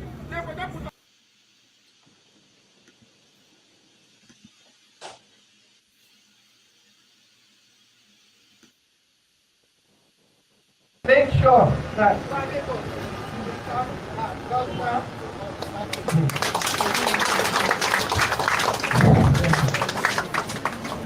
we are here right now in the home of a very important PDP stalwart, Mr. Chief Bode George. Chairman of Labour Party Right now, the deputy governor the and the elders governor of himself PDP caucus actually showing their support at this point. because I have several caps. This meeting is key, is crucial, for Badibo winning the election on Saturday. Like you have said, everything has to be done. Every key stakeholder, every important members, key stakeholders of Labour Party and the Bode George faction are coming together to support GRV for You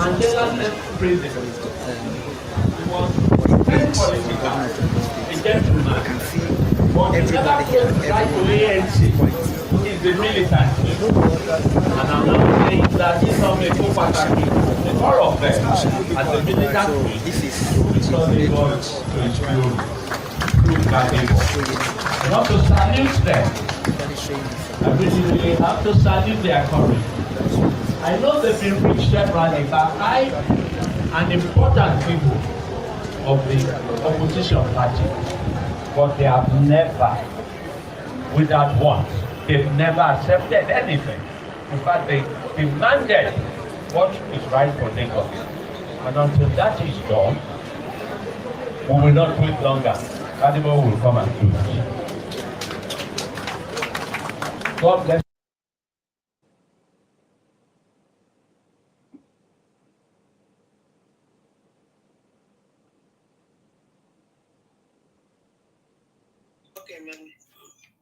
All right. Welcome back. We're reaching out to our reporters all across Nigeria, and also we're reaching out to people who are covering this election, the INEC people, and we hope to talk to them in due course. I know that it's slow starting in so many places. But doctor, I want to ask a question. Yeah, go ahead. Go ahead. The little I know of INEC from 2015, 2018, 2019, and this is 2022, 2023. If we add all the money given to INEC, if I'm not mistaken, it's over 600 billion naira.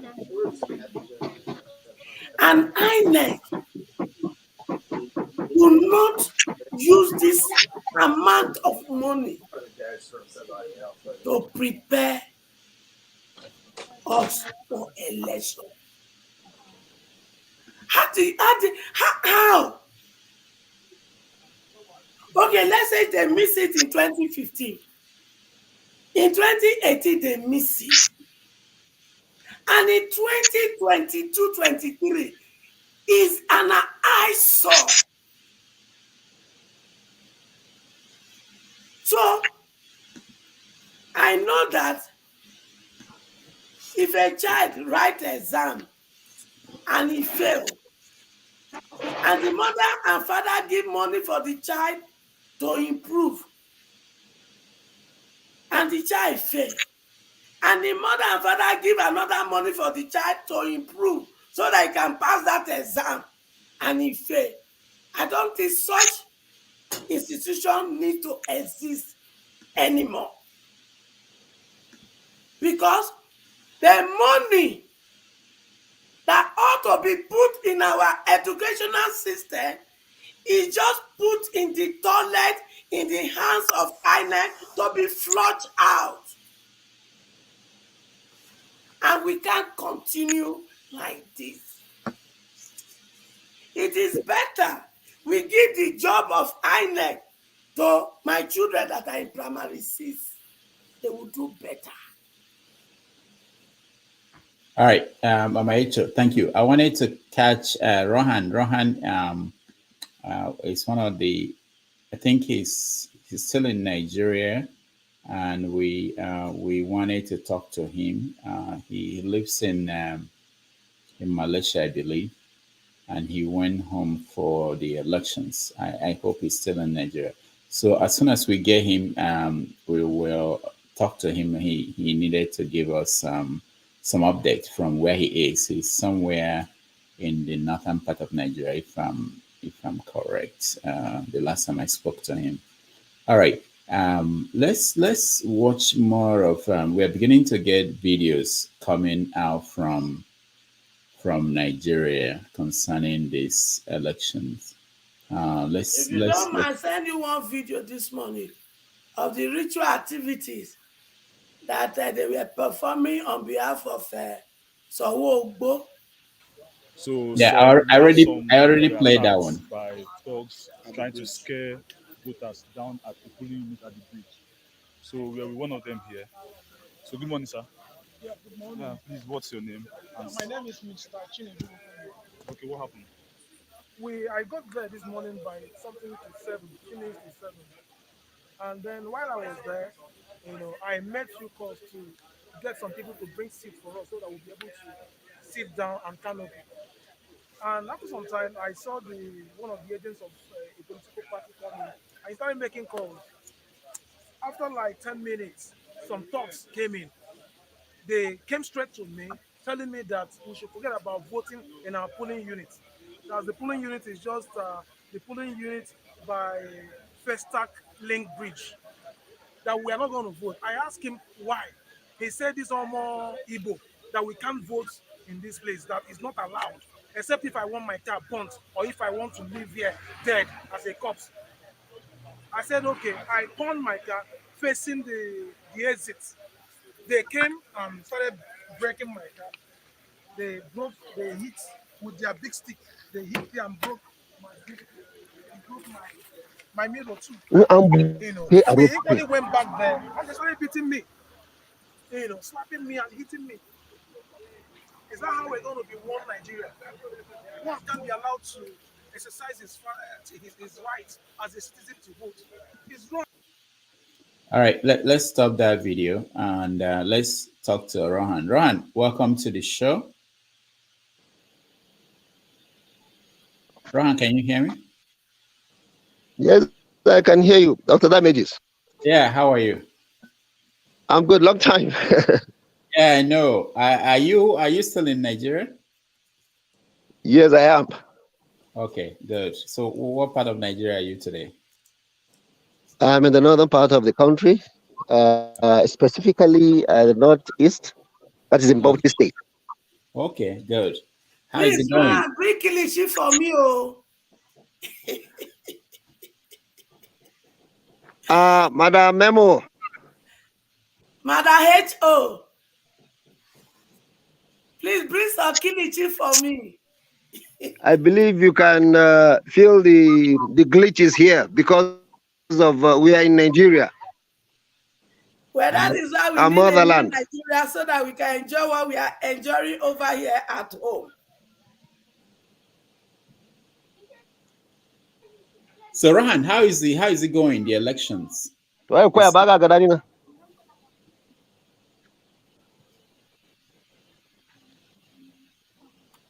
Hello. Yes, yeah, I said, how is the elections going in Bauchi? Hello. Yeah, we can hear you. Go ahead.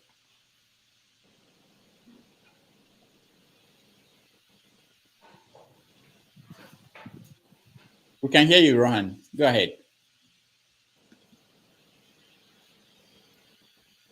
right, that's the connection with Nigeria. Rohan, can you hear me?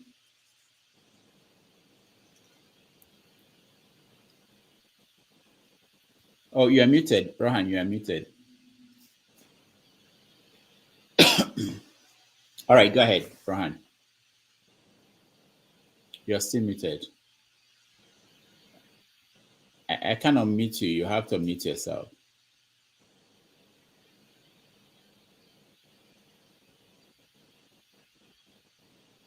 So quite interesting. Bro, I have some message for you on behalf on private.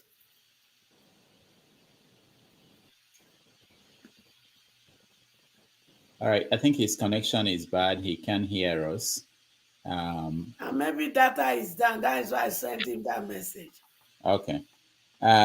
Rodney, does it matter who will fix the internet in Nigeria? Do you care who is the president as long as they fix this internet?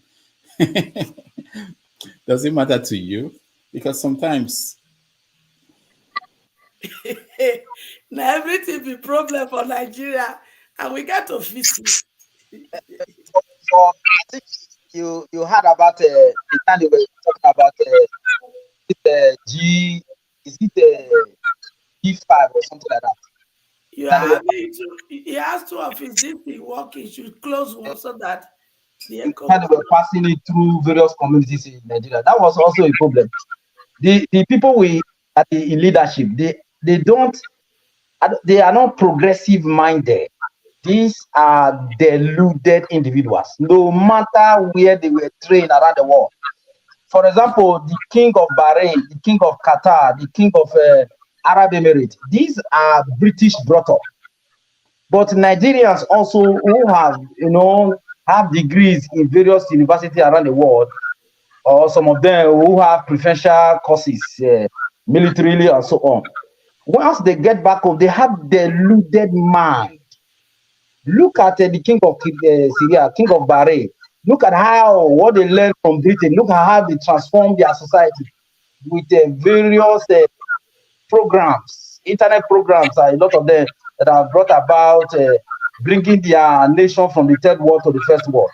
But Nigerians, even if you train them in the Harvard, they have deluded mind when they come to power, and they are not progressive minded. So I don't know how long people will continue to recycle them, how long continue to try to force them to be what they are not. We are wasting our time. All right. Rodney, hold on. Let's see if we can hear from Rohan. Rohan, welcome back. Yeah, thank you very much, Dr. Damages. Okay, good. Nice to hear from you. Here you are now. So what's going on? Are people voting? Right. Is election happening in Bauchi? Yeah, people are already at the polling units, and a friend of mine also paid me a visit. He has also casted his vote already. And we have the two main candidates, the PDP and the APC. And the APC, the PDP is an incumbent, which is well known, which is Senator Bala Mohammed to retain his seat. But the APC candidate, who is the chief of, I think, air staff, retired Air Marshal, Saddam back to politics, and the people of the state actually welcome him, and they are highly in his support. So there is this power tussle at the moment. It's eating up seriously. So we don't know how it's going to turn out. What is the driving force? What is their main motivation? The people who are voting, what is there? Do they want to change the current government, or is there anything else motivating them? That's what I have for now at this end, except to have some more clarifications. Oh, no, I was asking you for the voters. What is driving them to the polls? Are they interested in voting out the current government, or do they want a continuation? The largely masses want to vote out the present government. That is what they are keen about. From the information I gathered, the present governor met some challenges. Even when the president paid a visit, he was even asking him that where do you get the money for all the projects you've been embarked upon? Because he knew that it's going to be very difficult for him. But I believed what exactly happened was that he realized that for him to get the money from the government, the moment the money lands in the account, there are a lot of things going on that he will not understand. So he now decided to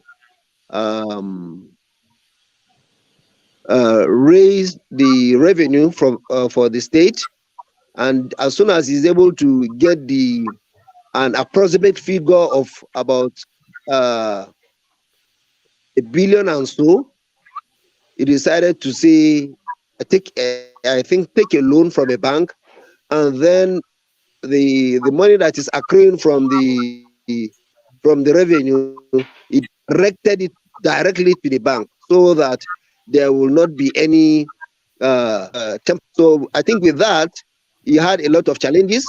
Instead of giving them some funds, he decided to use the fund to develop the state. And largely, since those people have their people that they do make provisions for, it's just like having a system that, like having like a politician. A politician in Nigeria will tell you that we know how we run the politics.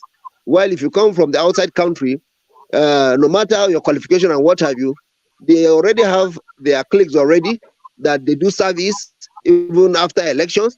I think those kind of people are the people that really wanted to hold him down, and he tried to boycott them. And after boycotting them, I think they felt so bad. So those people, I think they are part of those that are supporting the upturning of the present government, and believed that when the new government comes, it's going to work with them. Now, which party won the presidential election in Bauchi?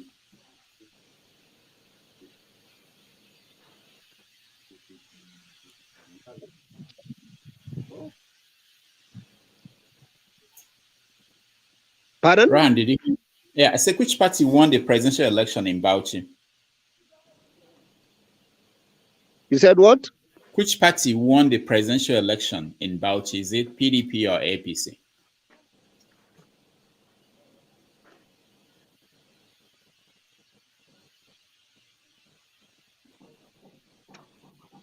Okay, I don't think you can hear me, Rohan. I couldn't. No, I was trying to find out which the presidential party. Election. Yes. In Bauchi. Which party won? It's APC. APC. All right.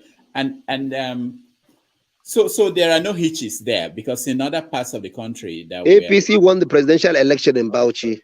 Okay, good. Thank you. So I was saying that in other parts of the country, people are yet to start voting, and there are hitches. I said the APC won the presidential election in Bauchi State. Yeah, I heard you, Rohan. We heard you. Thank you. We heard you. So I was saying that there's a delay between Nigeria and where we are and where he is. The APC won. Yeah, we had yes. Thank you, Rohan. Thank you so much. The present governor, his support for the Fulani herdsmen to be carrying their arms. That one is a threat to national cohesion. And if what? The Governor Bala Mohammed, he's called for the Fulani herdsmen to be carrying weapons for their cattle business, which violates the right of every other Nigerian who don't have yes, legal right to be carrying such arms. Can you reframe the question again? Yes, I said the call. All right, okay. For Bala Mohammed do that means Nigeria will be a nation where people will be carrying arms illegally, and that can lead to war. What will you say to that?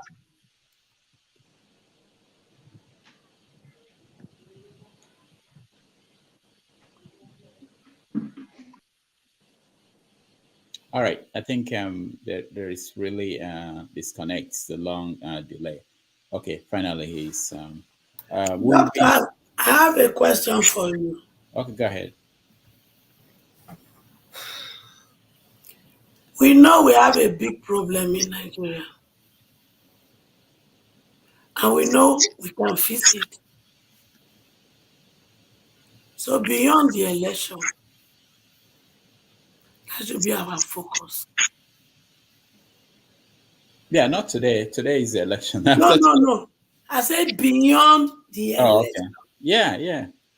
because it is now obvious to us that we have breeded monster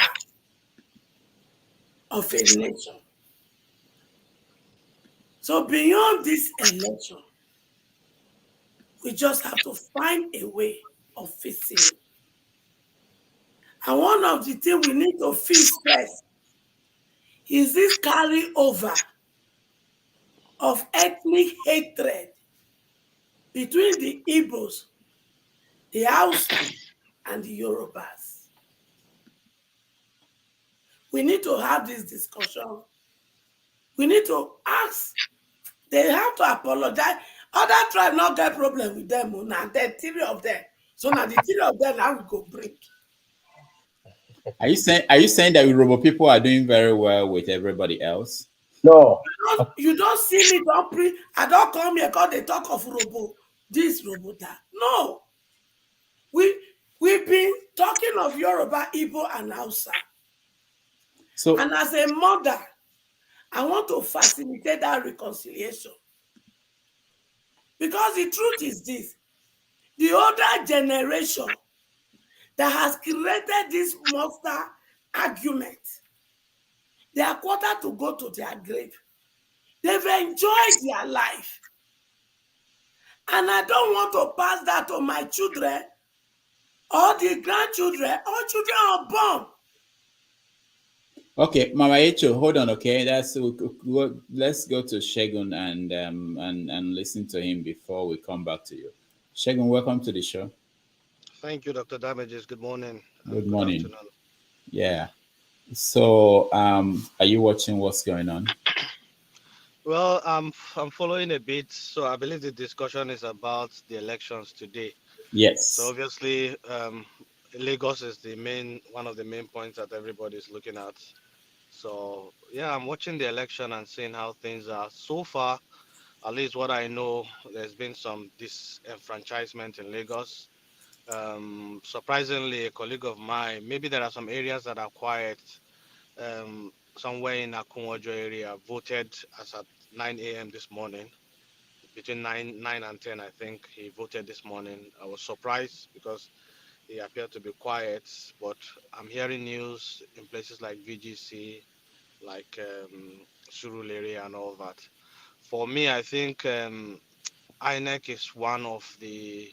I also followed BQB's report earlier, and I think INEC is one of the main undoing of this election. Even while you think that they have made progress, they seems to just mess things up. I mean, you would imagine that they should have paid off everything and everybody should set off, and we should have learned from what happened last the presidential election and fine tune things. But everything just seems to be in a shamble. And if to even get to vote now is a problem, we don't know how the upload and the iRev and all those ones would be. So really, I just don't know what to make of Nigeria, and it reinforces my belief that in the current structure that Nigeria is set up, it's very difficult for Nigeria to really make much progress. Even while you think you have taken 2 steps forward, you take 10 steps back. I mean, we thought with all the innovations in IREV, with all the innovation in INEC, we are moving closer to better elections where people with reasonable who are ready to serve will be. But again, it looks like we're going back to the days of ballot snatching, writing of results again, going back to where we started from. So it's really quite disturbing. What we will do really, I think, is just we need to discuss the structure of of the country Nigeria again.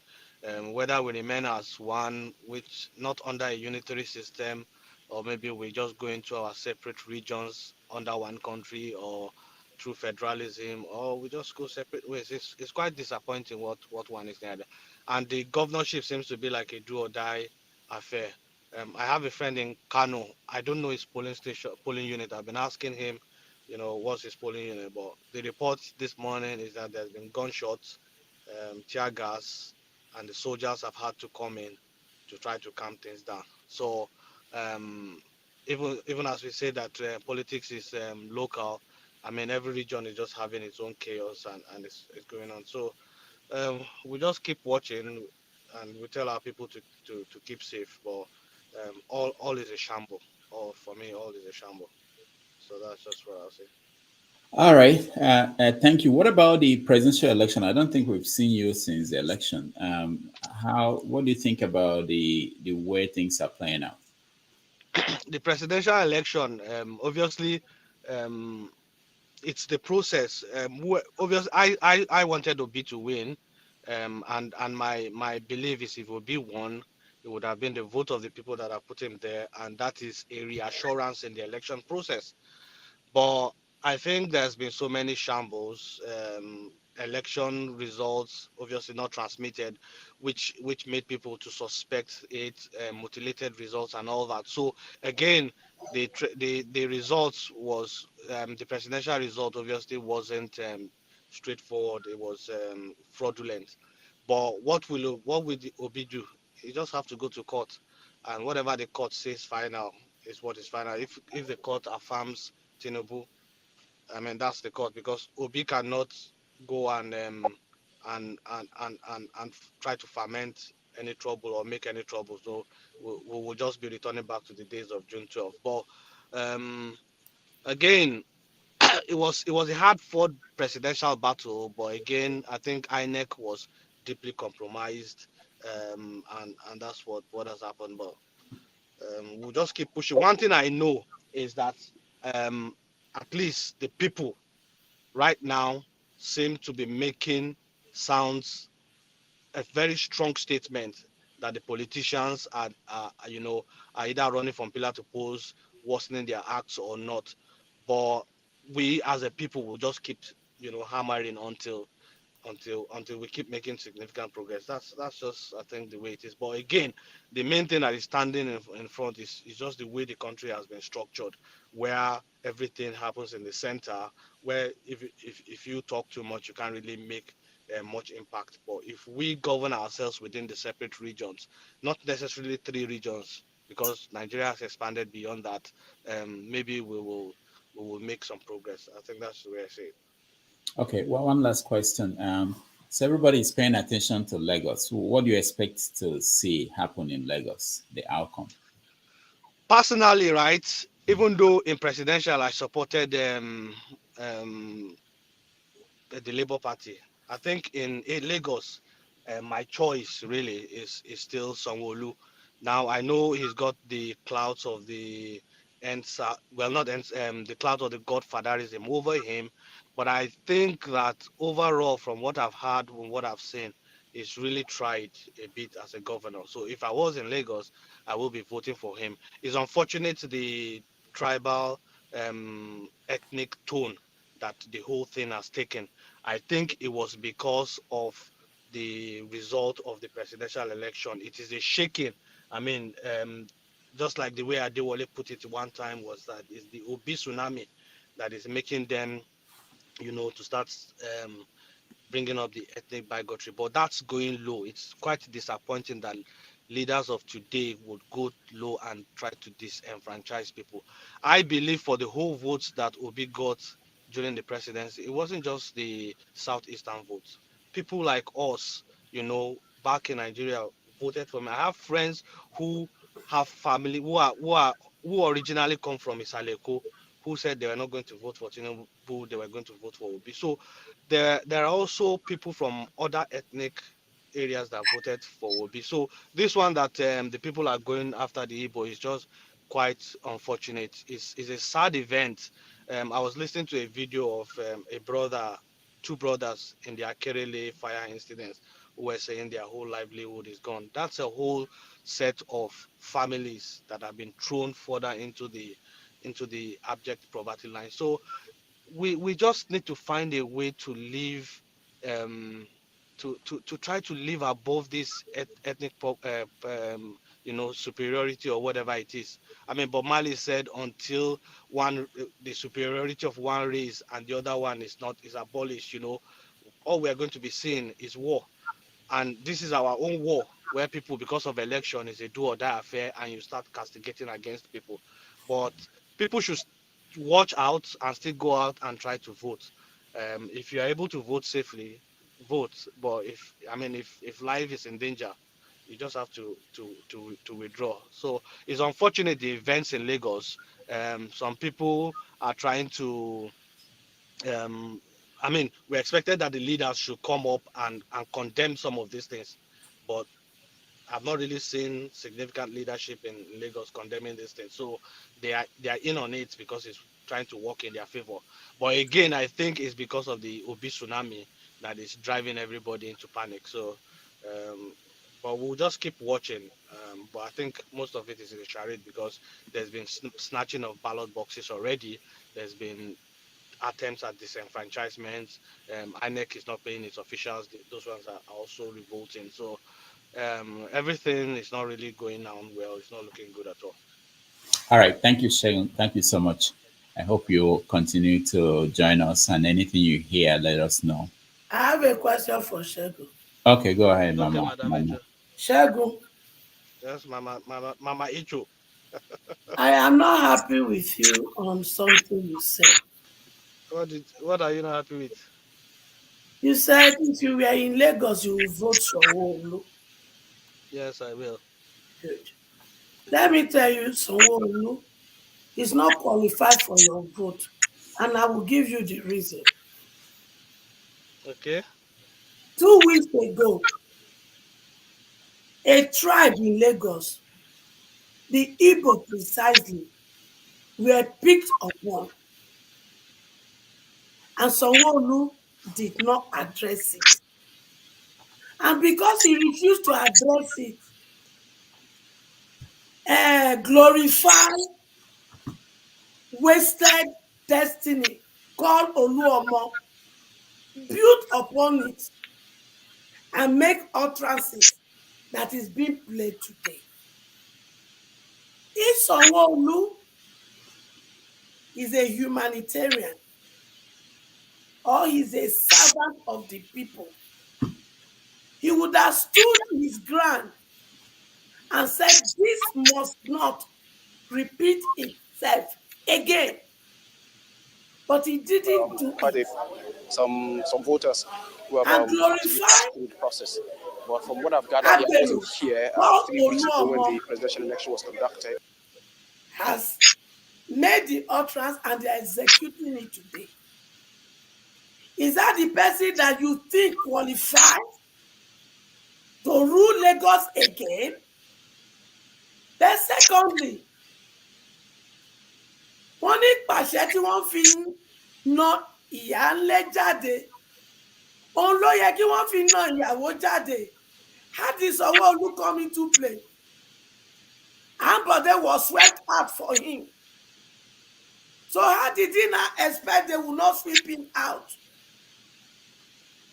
So, as intelligent and smart you are, I don't think it is reasonable and dignified enough of your person to support such a man. Because there is no way we paint evil. Evil is evil.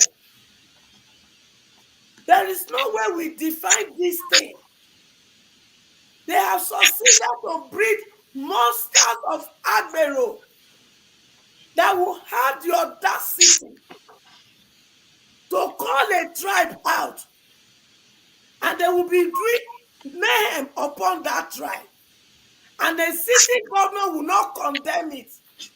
And the sitting governor will not do everything possible so that such tribe are not humiliated, disgraced, embarrassed in Lagos. So if Can you I respond? tell me that such a person deserves your vote, I will say go and sleep and come back.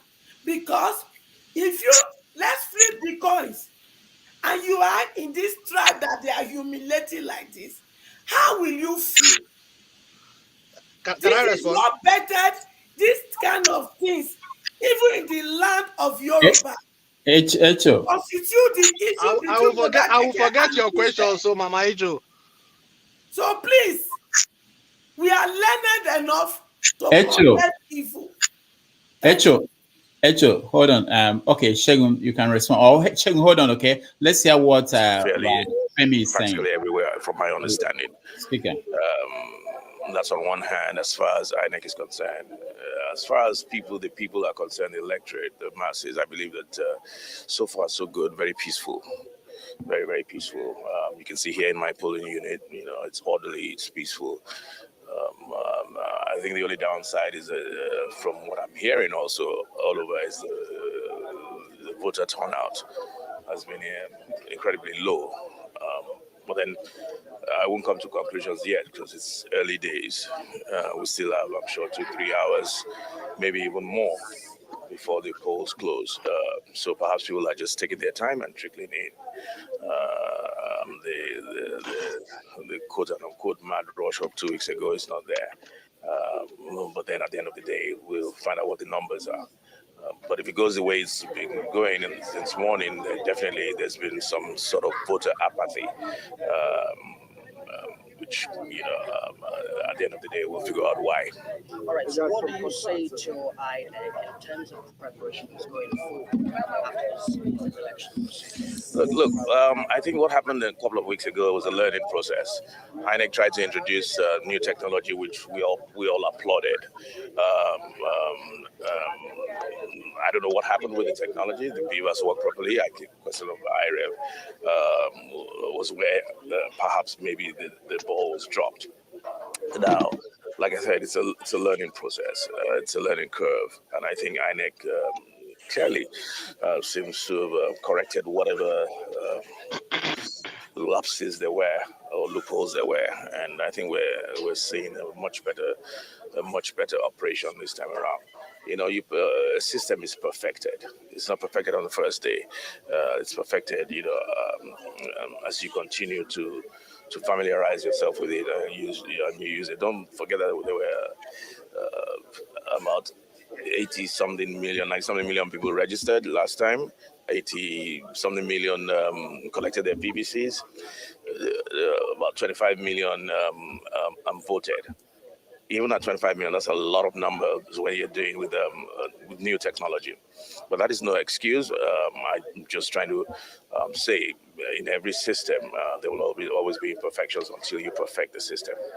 So this process was, the build-up to today was characterized by pockets of violence in some areas, and some are attributing that to the new dynamics of the politics of Lagos. What do you say to those contesting this election and the supporters especially? Are you saying that there was violence today? No, not today. Build up to this process. Build up to it. Yeah. It's unfortunate. We just have to continue to educate ourselves and encourage people to go out, exercise their franchise. There's freedom of movement, freedom of expression as enshrined in our constitution, and voting for whoever you want is part of the freedom of expression. It's an expression. Your vote is an expression, and that is guaranteed under the constitution. And we have to just continue to imbibe that culture of tolerance and allowing people to vote their conscience. So the build up, like you said, violence here and there, I will not ascribe it to anybody. I'll just ascribe it to the passions of people, whatever party you are, whether you're APC, PDP, Labour. But I think the authorities should investigate those things, and whoever you are should be brought to brought to book as a lesson to others and moving forward in future elections. Thank you very much. Thank you very, very much. Excuse.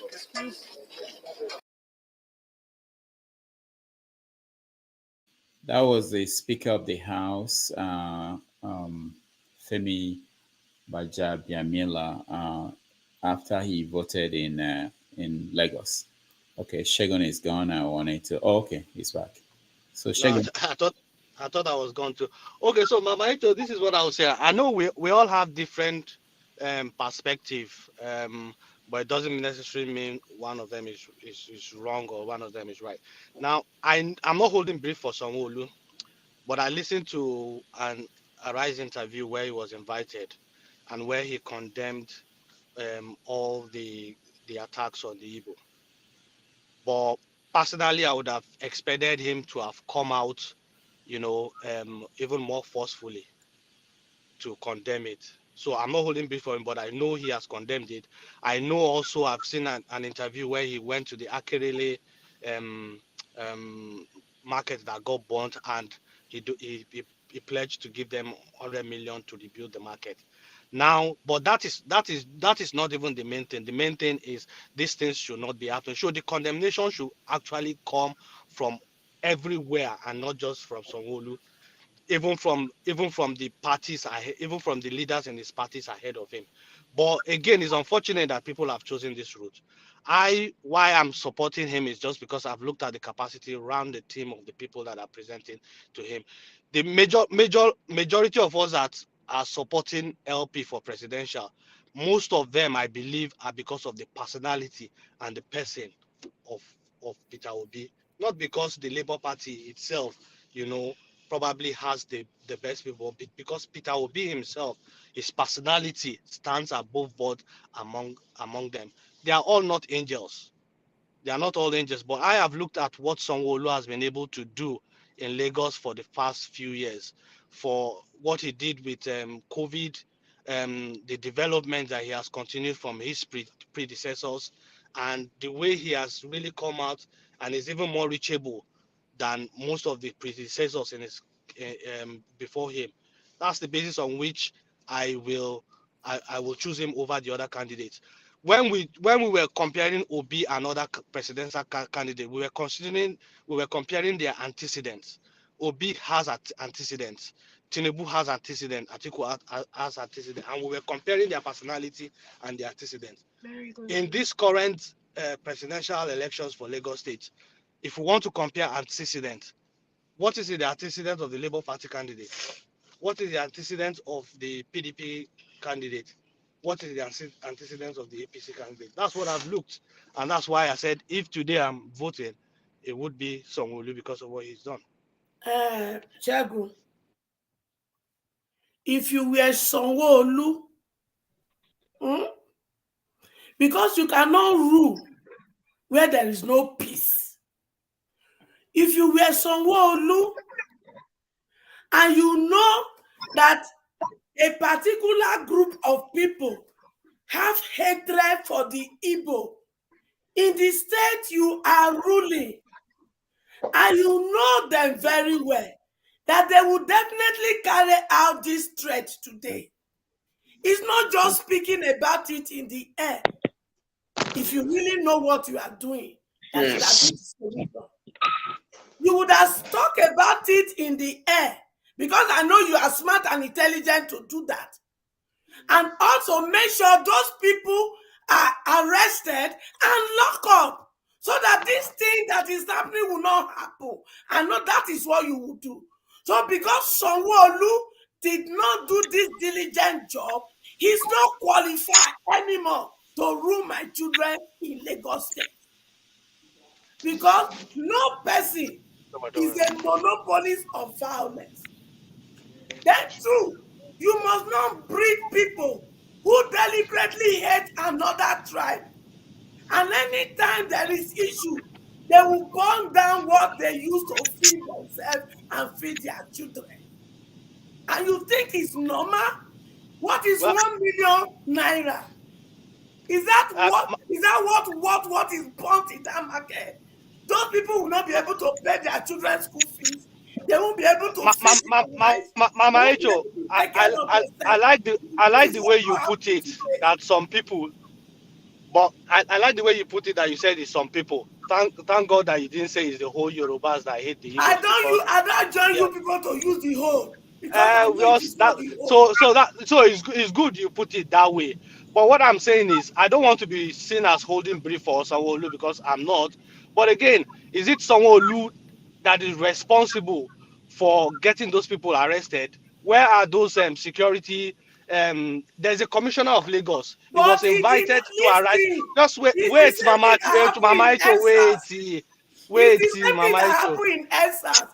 If me was Sanwo-Olu, those people will not see the light of today because I know them. I know their leaders. And once their leader is picked up and locked up, and ask their leader to make utterances that says, Enyoma, desist, ceasefire. This will now have happened. So for Well, someone not to do it, I agree with he's you the that encourager of this evil, and he will pay dearly for it. If anything happens, a grain of hair, if he fall from any of my picking today in Lagos, all their blood is being spilled. Me and Sanwo-Olu and Oluomo, we have a contention to do after the election. Well, Can I just Mama say Echo, something? just like I said, the whole security of the state does not lie only in Sanwo-Olu. He could have done more. I agree with you, but for me, that is not enough to say if I compare the candidates for Lagos State based on their capacity that he cannot win. A lot of people have come back to condemn this. It's unfortunate. It shouldn't be happening. It's not the whole all the whole Yorubas that hate Igbos, but again, I think it's just the fear of the Obi tsunami. But again, we might not all agree, but that's just the point I made. It's based on their capacity that I would vote for him any day. Obu tsunami is not about Obi. I want you people to understand that. Obi tsunami is about my children who are tired of you people keeping their destiny.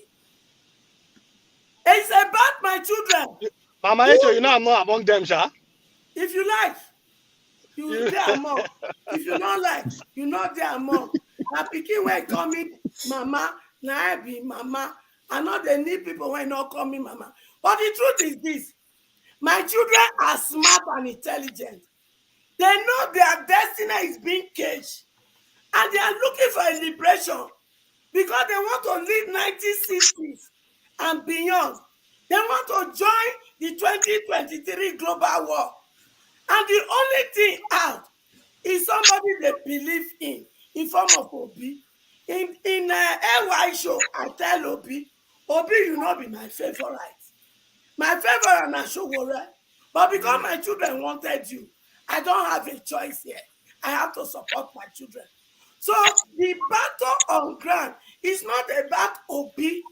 It's about Nigerian people who are tired to be living in abject poverty in the midst of plenty.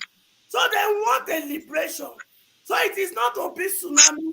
It is my children who are tired and they All right. want to be All right, liberated. Mama Echo, And hold on. Mama liberation Echo, hold on. Let me get to other people who are joining us. Kaide, welcome to the show. Good morning. Yeah. How are you, Kaide? I'm fine. Can you hear me clearly? Yeah, we can hear you. Where are you joining us from? From Lagos. Lagos. Wow. Okay. Very good. So, what part of Lagos? Apapa precise. Mm-hmm. Okay. Have you voted? Are you going to vote? What's the situation? The funniest thing is that I cannot vote, but my wife have voted. Okay. Why can't you vote? Because I was just transferred to Lagos here. Oh, okay. Okay. I was based in Kaduna. Kaduna. Okay. So I just resumed the office yesterday. When? Yesterday. Okay. So last election you were in Kaduna? I was in Kaduna. Okay. And everything went smooth. Everything went well in Kaduna. Where everything smooth. There is no fight, nothing. We didn't fight each other. It's only Southwest here. Why do people fight in the South? It's because of their orientation is poor, is low. They are leaders. The people they follow. They didn't tell them the right thing. You know this person is your oppressor, and you are still following your oppressor. Since APC Egbeke have come to power 2015, Nigeria never remained the same. Either you believe me or not. From Kano to Lagos here, 2010, I paid to Los Zeros bus, I paid 3,005. But today, since this APC, this debate power APC going to power, as I'm telling you now, from Kaduna to Lagos here by Los bus is 25,500. Wow. And God gave me 3 keys. Tell me, if I know you are in my shoe, you are a family man, and you mean well for this country. It's not me, I'm not fighting for myself, I'm fighting for my children, for the sake of my children. The house I collected in Lagos, the house that they gave me in Lagos, just a single room. Guess how much did I pay? 150. A single room in Lagos, 150 in Ikoton precise. Because they gang up, they follow, they gang up together, the oppressor, all the followers. They never tell them that. They never tell their oppressor that we are passing through hell because of 1,050 naira, 500 that someone will give you. He will not tell you to go and destroy your own brother. In Kaduna, we doesn't fight each other. We fight only religion fight, which is everybody knows. Kaduna South, Kaduna North. That is why, mark my word this morning, APC will never in Kaduna. As I'm telling you now, presently, APC will never resurrect again. Because they brought they brought calamity in the state. No peace. Either you people believe or not. I like what Male was saying. Male is saying the right thing. I was listening since. I don't want to come in. I said, let me just say 1 or 2 things. She's right. Any parent will not like to lose any of his children. But these people, all these politicians, they don't care. Either you die or not. What they're after is that office. And after the moment they get that office, they don't want to know either you exist or not. All their children are outside there. Last week, my brother, sir, last week, someone was kidnapped in Kaduna Day. My wife is a medical person. Close to the general hospital, somebody was kidnapped. Nothing was done. You can't continue like that. But me, I'm praying for the country. Let peace reign. Let peace reign. That is what I'm fighting for. I don't have anything. I don't want to. What am I contesting? I don't need anything from the government. The only thing the government needs from me is my tax. I pay tax. And when you pay a tax, in an election like this, you need to see what you pay for. You are not saying it. If someone can call in Imo, number 4, and you gave me number 1, which kind of a government we have? It's a pity in this country. We are sitting on gunpowder. And if care is not taken, that gunpowder, it will explode very soon. Because when you push all this youth to a level that you cannot control again, well, I won't say more than that. Thank you. Before you go, let me ask you this. What is it about the North that we in the South do not understand, being that you've lived there? Especially how they play politics. Okay, you are talking about the South. Yeah.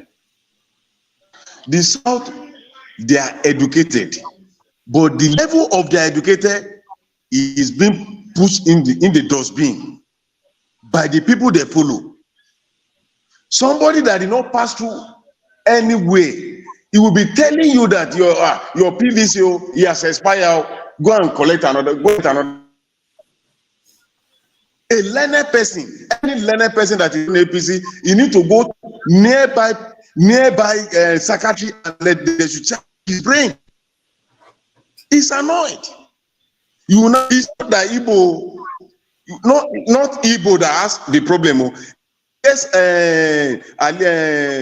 local government in Lagos, before I resumed, voted for B.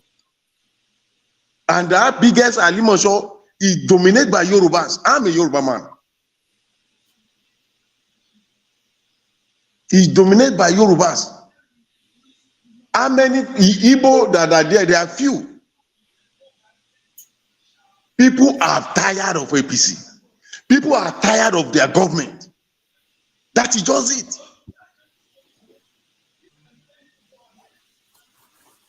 From Abuja to Kaduna, it's just 2 hours.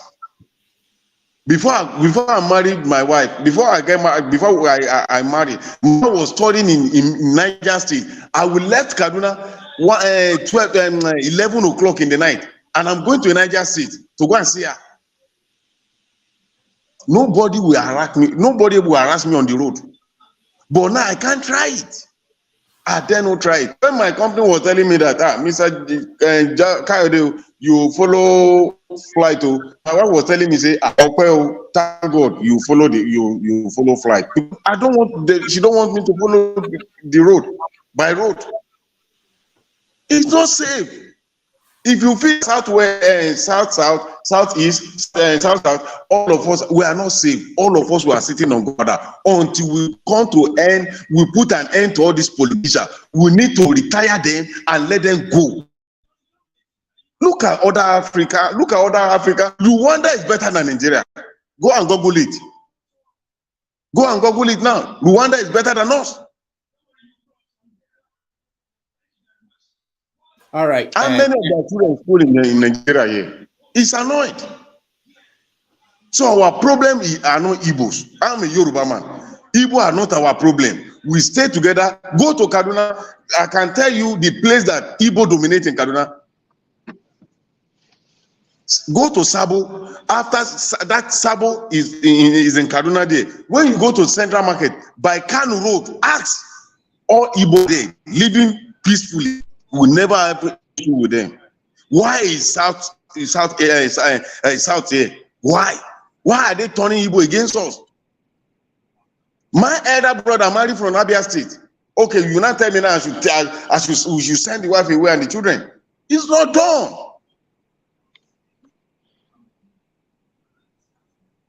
My own, she's from the east, from Enugu, my own mother. So you not tell me now I should throw away my mom because of politics that we are playing, all these youth politics that are playing in this country. Please, being my own is for unborn children, so that they will leave a legacy for them, a good legacy. Because the legacy that Awolowo and all those our past leaders, that is what these people are still following now. The evil that they plan. Continue like that, sir. Thank you, Kaide. Hang on if you can, and we'll come back. I'm with you. I'm with you to finish your program. I'm here together with you. All right, thank you. Dr. Damage, can I put a comment to that question you asked about what the North seems to hold together that the South doesn't? Okay, go ahead. I think for for the understanding that I have for the North is when it comes to politics and power, they always unite together. In the South, we have pluralities of opinion, maybe because we're educated and we think everybody's opinion has to be heard. In the North, when it comes to election, whether in the state level, whether even in schools, when it comes to election, the North would always galvanize behind one person, especially when they know they are going against somebody from any other region. So is it that they have this unifying factor as a northern agenda or sometimes as a religious agenda, and that's why they come together and then form that block, and politics is about number. So once they form that blocks and they have that power, then they can dictate. This time around, why I think there's so much chaos is like, even though before the presidential election some did not cede the election to the South, but the result that has come out has shown that the election is on the South. Now it is the South in itself that is fighting against each other. So for me, sometimes when we say the North is the problem of Nigeria, the Fulanis, or sometimes I think it's really not. The problem is we, the Southerners, the Yorubas, the Igbos, and that refuse to agree have a unifying factors when it comes to politics. That is the reason why we are having this. So the North, when it comes to politics, they unite, and they either unite under a northern agenda, which is the North, or they unite under religious agenda, and that's why they can prevent a common front some of these times. Thank you. All right, Shegun, thank you so much for that Yeah, perspective. that's right. Omori, welcome to the show. Yeah, thank you, Doctor. Good morning, sir. Good morning to you, your panelists. Well, thank you for a wonderful job, as always. I want to quickly correct one impression he just painted. Education does not bring darkness. Education illuminates people. So you just trying to be smart by half, my brother. You flip the coin the other side. It's all about your ethnic and tribal bigotry. Nothing more than that. You refuse to see the truth. Mama Hecho, I was listening. I was supposed to be sleeping this time around. I was listening to Mama Hecho. He had just given you the simple answer. You don't bless somebody. You don't promote a failure. If in a sinner society, by now, nobody should be talking about APC. If somebody almost attacked me here, so I was entering. I was going to work somewhere. So two people, maybe fellow. I mean, they were colleagues. They were talking about the tsunami going on. The people willing to liberate themselves. Two of them were for Yoruba extraction. As soon as I came here, I was like, yeah, I think it's good for the people. And so it's for the benefit of the people. The other Igbo man clean on the line, behind was like, are you people tired of Biafra? Mr. Damages, for the first time, I wanted to fight in America and go to anywhere I want to go. It's simple written on my head. If it's Biafra, how do you mean? If I'm from Biafra, who told him, has he seen me in Biafra? Even if I'm a Biafran, does he think I have no right to belong to wherever I want to belong to? This is how they think. And surprisingly, I don't demand for that matter. This is the problem they have. It's so I said they don't know the wickedness of Tinubu and his cohorts. They know, but they're ready to do anything because of the simple fact that we know he's a thief, but my thief is better than your thief. This is the problem they have in Nigeria. We know he's a criminal. The problem I had during my political adventure in Nigeria was that some people wanted me to worship Aneni. They see Aneni as a political god that should be worshipped. But I didn't see it from that angle because I look at every ramification. No water in Aneni's village, no light in Aneni's village. And the people are making it a political maker. See, I don't see that. It could be from my village, it doesn't matter to me. It was one of the problems. It was one of the problems that should be eliminated from my community if we must go move forward. This is the thinking Nigerians need. The Nigerian that will work for us, like I always say on this platform, is the Nigerian where a governor, a military administrator of Yoruba extraction, was ready to pay the utmost price for his CNC of people extraction. Until we go back to this basis, we go nowhere. I'm even surprised at this crop of this present generation of people. They say they are educated. Look at you see the way he tried to bamboozle everybody into a full paradise. That because we are educated, we're supposed to know better if we feel we are educated. The educated that makes you to worship your oppressor is not a good education. This is worse than illiteracy. This is they try to be smart by half. They know the atrocities Tinubu and Co has committed in Lagos, but they don't care so long as it's one of their own. It's from Yoruba land. They don't care. Yeah. So we have to be very careful with this trend. We have to be very careful with this trend. Trying to make it a tribal issue. Somebody is there, it's doing nonsense. Anybody that votes anybody that wants to vote, he has been saying this one. This is not just the first time. This is not just the first time. And you keep repeating this evil, you try to make it look like a tribal war. We're not fighting a tribal war. People are simply tired of APC and PDP, and they are willing to liberate themselves. Dr. Damages, remember vividly, I almost had a altercation with my brother Ovie on this platform. I told them when we were just starting, about a year ago, that they don't know what is coming before them. They don't know what they are toying with. There's a limit to which you can push a goat. I mean, why will you be treating people as if they are animals? You don't even treat animals in the zoo the way you treat Nigerians. And every election cycle, they come around to do one abracadabra. You want people to remain in that cycle. The social media, well, because of people like you, Rudolph, and many other, good Samaritans. This is no longer the time of waiting for 7 o'clock NTA news. Gone are those days. Gone are the days of Babas of politics. People are willing to liberate themselves. The message is loud and clear. The future belongs to those who see possibilities before they become obvious. The idea of somebody coming here to paint and wanting to deceive us in my way. I mean, we are smarter than that. Education is not your problem. If education is your problem, you should have tried the illiteracy. Education is not what making you to do what you are doing in the South. Don't come here and try to twist the fat on his head. If you are educated, you should know that you don't have to worship your oppressor. The same people that put you in perpetual bondage, in abject and excruciating poverty, should not be allowed to come back to power. So the idea of somebody trying to, be smart, but by now, it's to Songolu, it's the people's side. Oluomo should be in prison.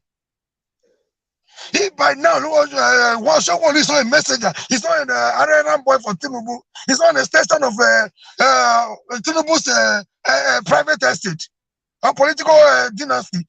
Those that perpetrated the evil against Nigerian youth during the SARS should be put behind bars.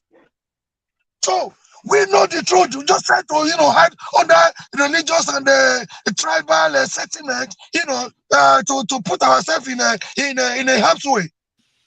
You remember one day I was telling you, Chido Achebe used to say the problem of Nigeria is simply a squarely leadership problem. I've come to discover that it's even more of followership problem than leadership problem, because it's the followers that create the enabling environment for our oppressors, to perpetrate their evil.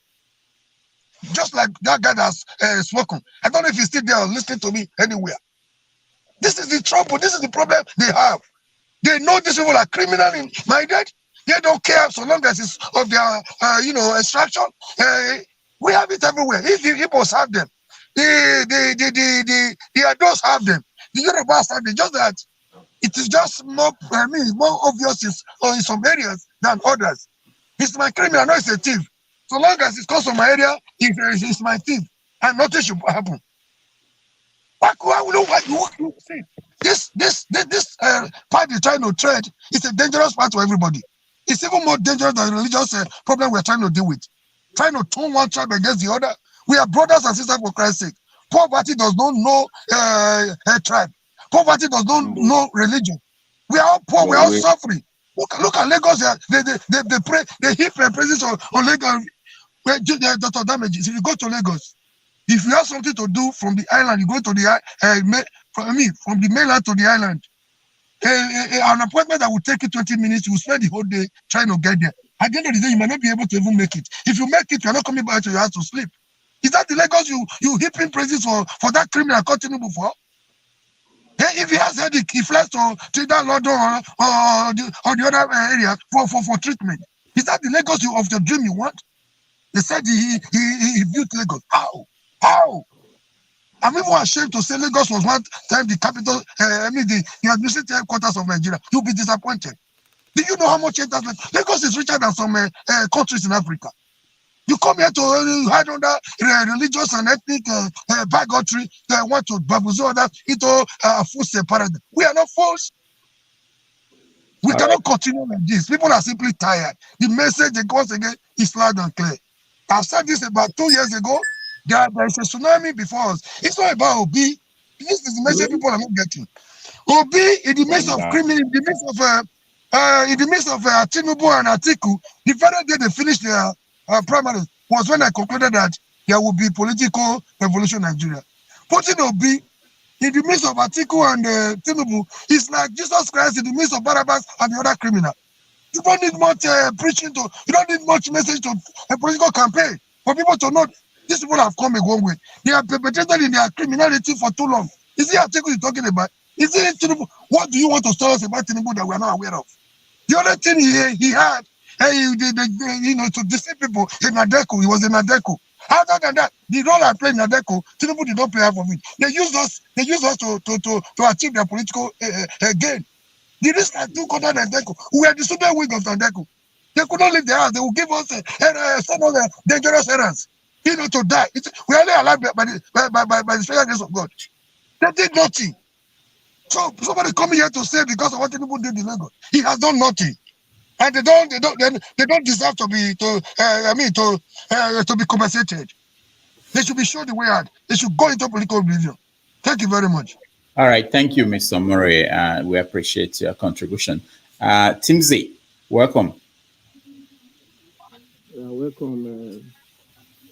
Thank you, Dr. Rudolph. Tuesday now, who get you there? Yes, Mama. Mama Mingo. Okay, drop your number for me for back office. Okay, ma. Without press that just now. Just press that too. Have you voted, Timsy? Yes. I voted. How did you again? I've been sheriff. I'm again now. Okay. How did it go? Did people come out to vote? Yeah, people came out. People came out. This is a governorship election, and people are concerned about governorship election more than president election. President election is Abuja. People classify that as an Abuja election. So a lot of people came out. There are people in the queue. There are people voting. There are still people waiting patiently to cast their vote. But from what we are seeing, we are seeing the promising victory at the end of the tunnel. So did INEC people come on time? Yes, the INEC people, they are impressive today. They came on time. Some came by 8 o'clock. Some before 7:50 something. They are already available.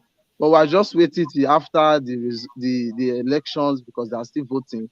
Where we are just hoping that we will see the end point is to make sure that our result is posted from our unit to INEC portal before they leave. If the last election they did, I believe there was the news came up that in Delta State they did not allow INEC to leave without only if they post the result before they leave. So people are still voting. So our voting will not be in vain. The only thing that will make us know that our unit is not in vain because we already voted and it is very clear the statement everyone is making. So we're just waiting to see after the announcement of the result to see that the result is posted from this unit before they take the results from our community here, because I'm currently in Afisiri community. I voted at the town hall, and that is where I casted my vote. I just voted and I'm back here. I voted for my Gege, and we are promising and believing that today the Lord has made it day for Magege because we are very tired of PDP. PDP has been in this state for 24 years. They have not done any meaningful thing in this state. Well, Magege has been working, he's just a senator, but the little time, the opportunity we gave him, we are able to see how he was able to make good use of the opportunity. So let's see how possible if we give him another opportunity now, being the governor as the executive position, if he will be able to deliver to our expectations, because we have high expectations and we believe that Omagege have the art of data, and we believe if he emerge by God's grace victorious today, definitely Omagege will work for the state. You can look all the transformers. There's light every day in the Delta state. Just come and see everywhere. There's light. Omagege brought a lot of transformer which people are using in every area. See, I've been here in my unit since 2 days ago. They have been lights. They are not complaining, and everybody is happy because Omagege has been working, and we hope and expect that when he emerge victorious today by God's grace, and we just hope that other debtors in other regions from Ogara, from Ika, from Anyosha, from Buluku, from Obashiku, we hope that in Isoko also, we hope that in Ijo, some part of Utasai, they are able to follow up with what we are doing, but from the information we are getting, debtors are tired of PDP, and they only know that it's just their PVC, which the PVC which we have is the only energy and the strength we have to vote out those people who don't have our interest in art. So I believe a lot of people are already casting their votes. The women are outside, the men are outside. My voting has been posted out. So Timsy, okay, he's gone. Mama Eche. Omo, Baba, I am not saying what I'm saying because I support one tribe against another. I am not happy that all the politicians that are canvassing for powers, they are not condemning the violence that their particular group is meting to the other. And I don't want to dwell on that. What I want to dwell on is how to rescue my children from the calamity and the monster that these oppressors have turned them to. That is my greatest goal, and that is my greatest thing I want to achieve. I am looking forward to make out of my children a Leon of Africa. Dangotes. That is what my agenda is. I want to build out of my children the human capacity that is the wealth of the nation. That is my goal and my agenda. But we are into the political realm. We get to get out of this. That is why I'm doing what I'm doing. But this is not my major focus. My major focus is the fact that I know my children, they are smart, they are intelligent, they are hardworking, and they have resilient personality. The only thing they don't have is an environment or a platform that will give them this opportunity for them to use this intelligence and smartness, hard work, and resilient personality to compete with the global world. That is what I want to give to my children, and that is what I am working on. So do not misinterpret me that I don't support evil. I hate impunity with passion. I hate injustice and unfairness with every passion in me. My children has been given a wrong message, but we have to work hard after the election so that they can unlearn these wrong messages and let them be able to use all that God has endowed them with the environment and everything God has blessed us with in Africa, so that we can turn Nigeria to compete with the global world. And once we do that, we will be able to help other African countries so that we can regain back our glory. Because African continent is supposed to be the best continent on earth. I will be working with my children in all African countries to achieve this. That is what I am living for currently. Thank you. All right, thank you. Thank you. Bosky. You know, the network just went bad, so I was unable to so I had to come into the show again. So I was what I was trying to say, Ma'am, I want to say thank you for everything you have been saying. You know, I've been following on this show, and you have been a helpful, Mama. I want to say thank you, and also for what I'm saying concerning the election. A lot of people are really passionate to vote this time around. They are very deliberately at making sure that they vote, and every of the attempts is due to we are seriously tired of PDP, and we are tired of anything that concerns PDP in this state. Until PDP is totally exited from this state, there won't be peace, because the people who is bringing problem to the state is PDP. They are the one who is bringing thuggery to the state. They are the one bringing they are the criminals in the state. If you check top top 30 politicians in Delta State who have issues in the court, they are from PDP political party members. And this is how they continue to continue to do all their criminal activities, which is, we believe by God's grace, after Magege emerged today, we'll be able to wipe out those miscreants in PDP that are bringing problem to the state. So the truth is, today is a very joyful day. We are just hoping that all over Delta State, the trend which has been going on for the past weeks, we hope that today they'll be able to use through their PVC to vote, and as well make sure that their vote is counted, uploaded, and as well confirmed before any of the INEC official will leave the unit. Because I'm a youth corper, and I also told those my youth corper who are working with INEC that today, if people do not upload the result, forget about we are both same youth corper. There is not a youth corper here. That's mean you are not trusted, and that result won't be taken from that unit unless if only the INEC rec chairman of the state come and take the result and verify to us that okay, this is your result, we have confirmed. Without them uploading the results, we are not letting them leave. And thank God that they already know in presidential election, there were a lot of the INEC staff that were old in Delta State. They did not allow them to go.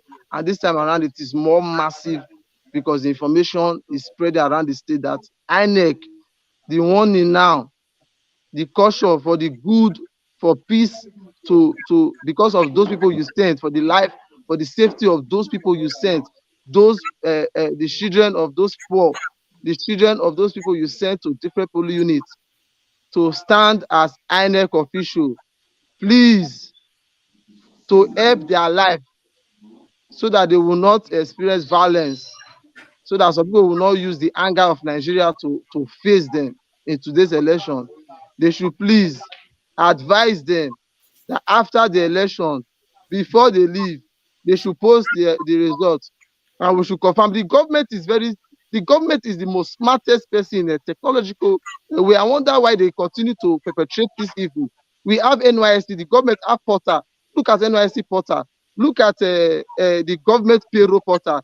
They don't debunk in those. They don't make mistake when making their payments or when uploading. Their site is always active. Why must the INEC portal and INEC, who is the most smartest technology, why are they always having problem when it comes to INEC? That shows that there's something wrong. And the calling that we're calling INEC, the information we're giving INEC now is that please, for those poor people which they sent to stand as INEC officials, for them to avoid any form of violence today, they should please advise them that immediately after the result in every polling unit, that result must be uploaded before they leave. Without them uploading that result, we are very sure that we have a lot of tower. We lock them in those tower, and the INEC come, we will not release them from those tower. All right, thank you, Timsy. Is your phone MTN? Please, can I come in? MTN. Thank you, ma'am. All right. Can I come in? Say something. No, hold on, my HO. Hold on. Let's see how that. I'm hearing noise from I don't know where. All right, let me go to Bosky. You are next. Okay. Go ahead. You are muted.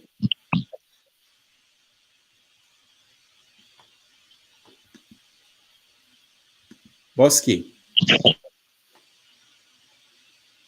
All right, I think he's having problems. Let's go to Matt.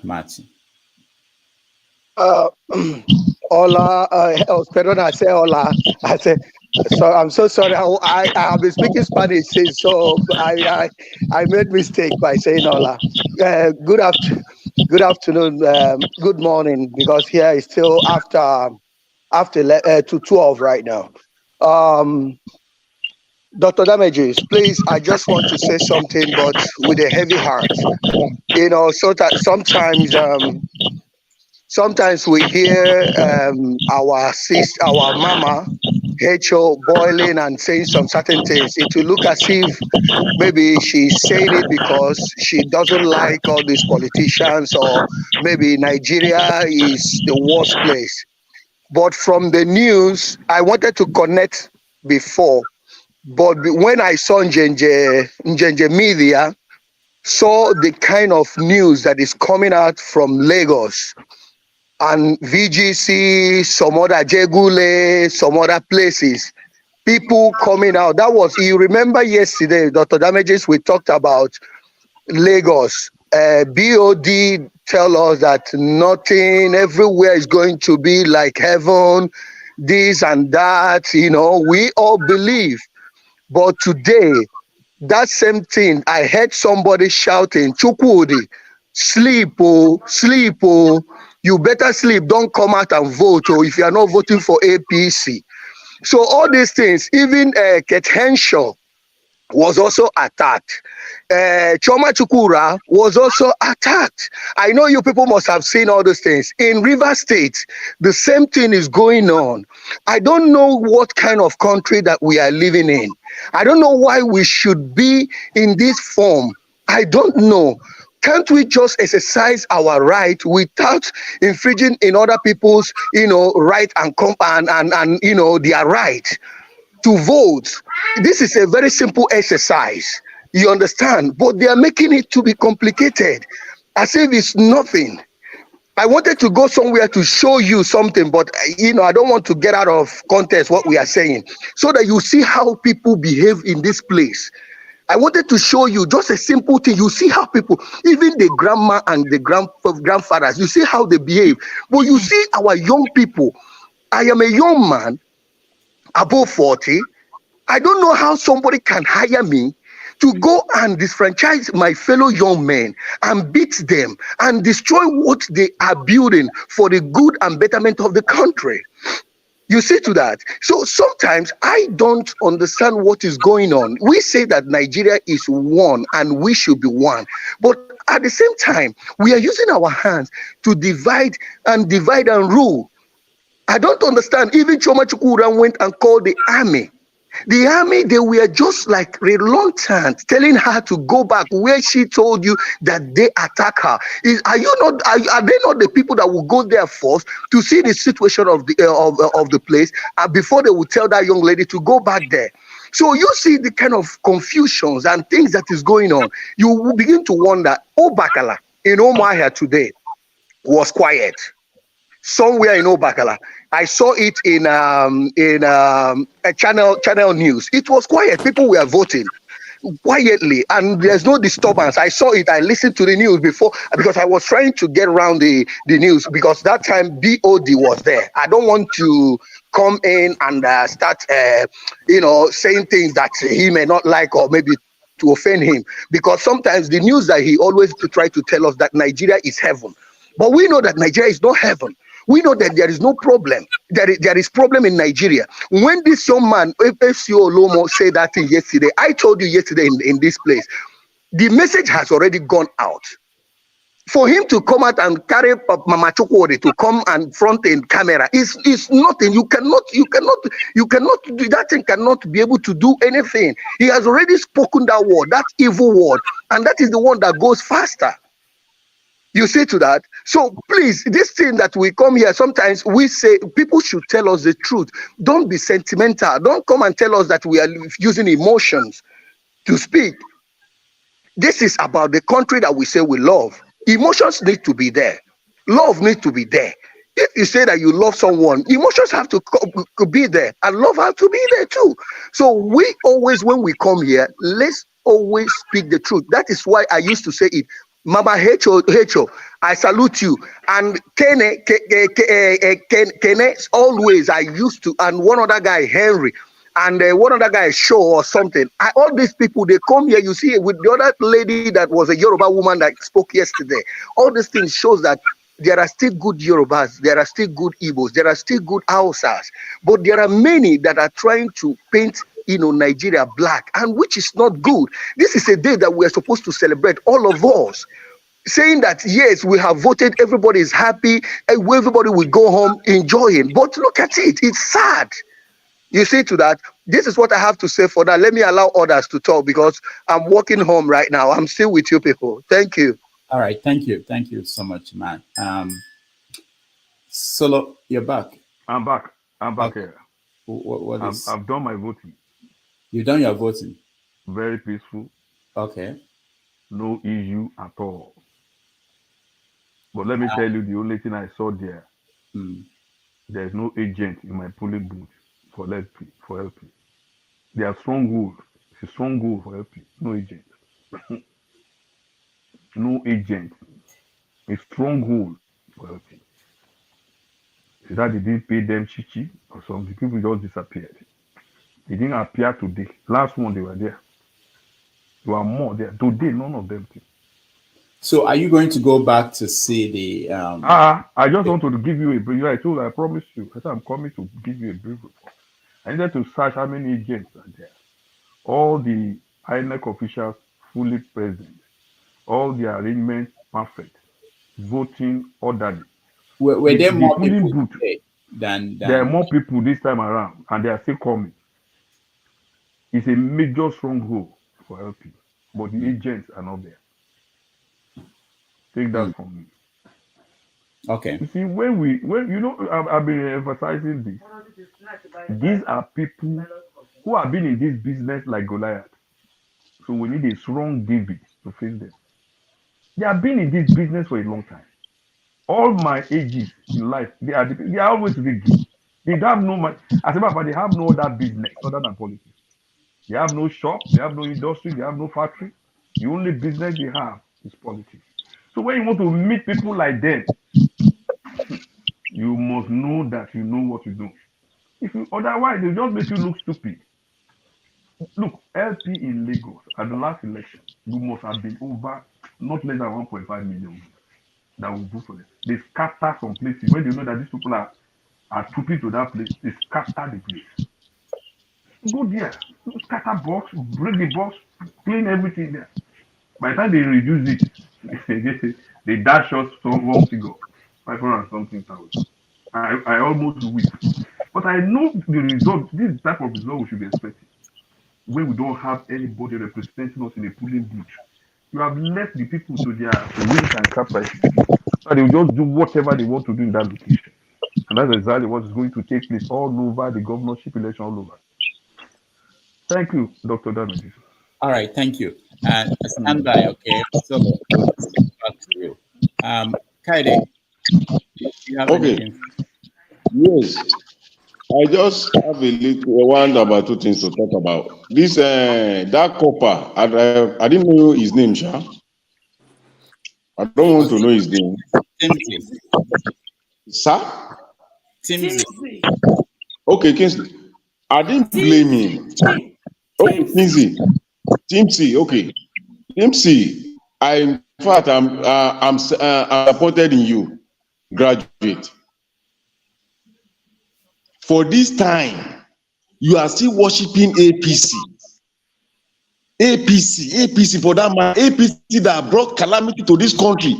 You are telling me, Oma Gege, the evil that they are doing to you people, you are not tired. Come on. I don't expect you. Even though if you want to vote a party, not APC and PDP again, you are still you are being your oppressor. You are telling them that to continue the evil that they are doing. In fact, I pity you.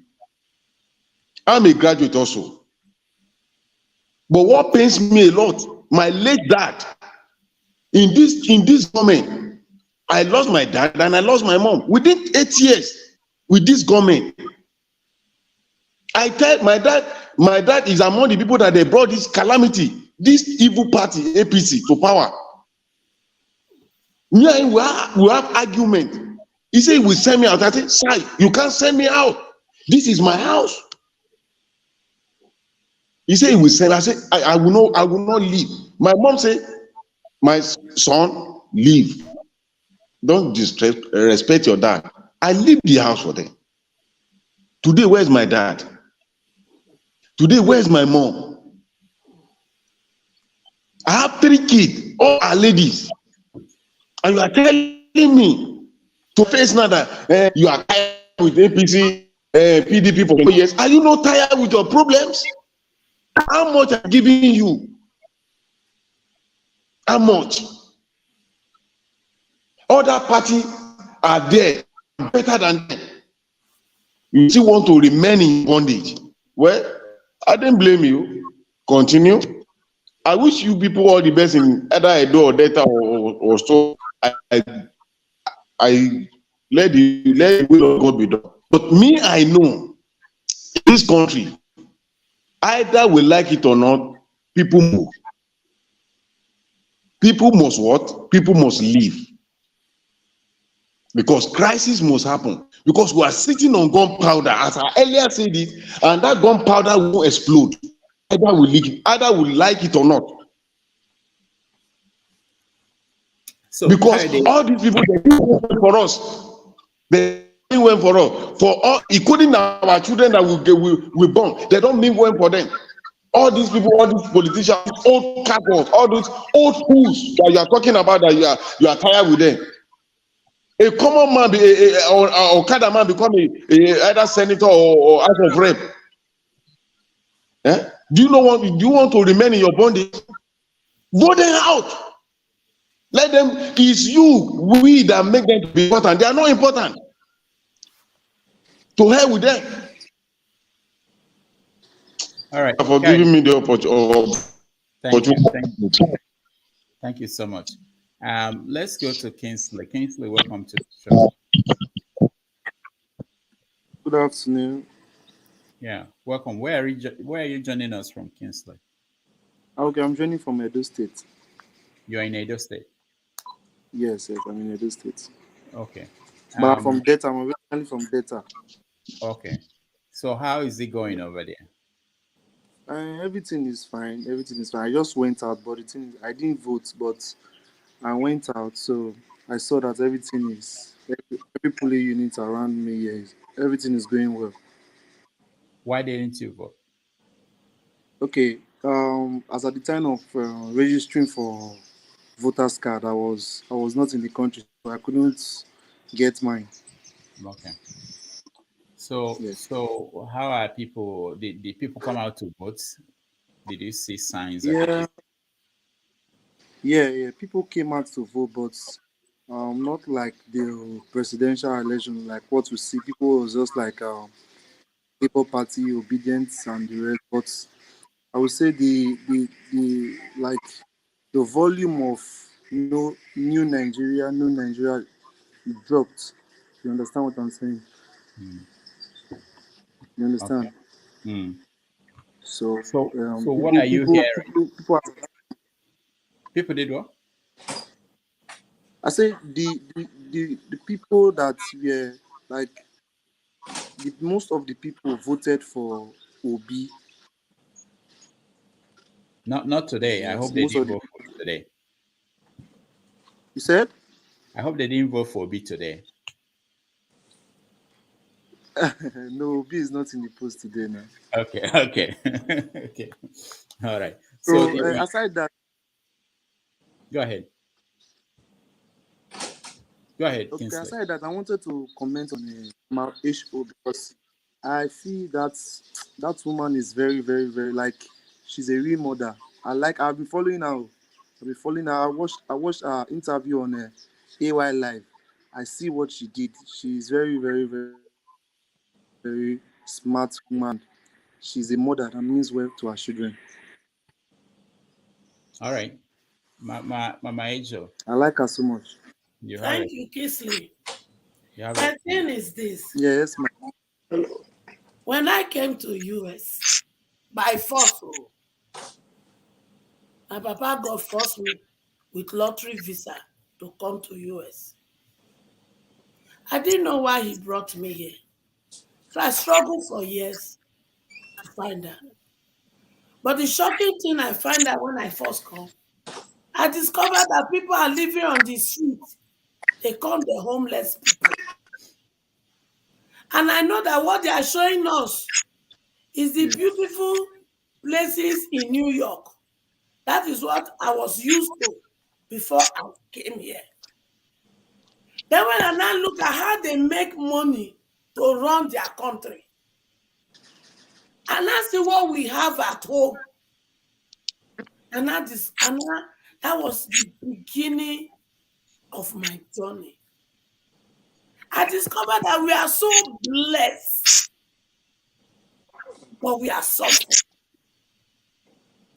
And I also discovered that my children are smart and intelligent, and yet they are not allowing them to fulfill destiny. Then I begin to ask questions as a social worker. What contribute to this problem? How can we be the number one poor capital of the world in the midst of plenty? And they gather us in church to pray. What are we praying for? Don't create job opportunity. We don't have good environment for this young one. Nothing. And I decided to find out who are the cause of this problem. I discovered the politician. I discovered the daddy Geo and mommy Geos. I discovered that the religious empire and the politician, they are our problem. And I also now find out how did we get here? I discovered that our forefather never fought. And I discovered that our grandparents did not fight. They condoned impunity. And years upon years, impunity now become the order of the day. When we look at the religious sector, they failed my children. When we look at the environment, it's toxic for my children. They took away their destiny, and they gave them poverty, lack, and hopelessness. But because they have resilient personality and they want to survive, they now turn to crime to survive in the midst of plenty. And I said to myself, I will not join the people that will complain. I would rather prepare myself and prepare a platform for my children. And for me to do that, I have to set in my mind that me and my children, we are orphans. Because as an orphan in a nation, our political people, in my mind, they are dead. The daddy Geo that are goats that turn my children to ATM machine, they are dead. So as they are dead, we have to now pretend we are orphans, learn from the Western world, and rebuild another generation.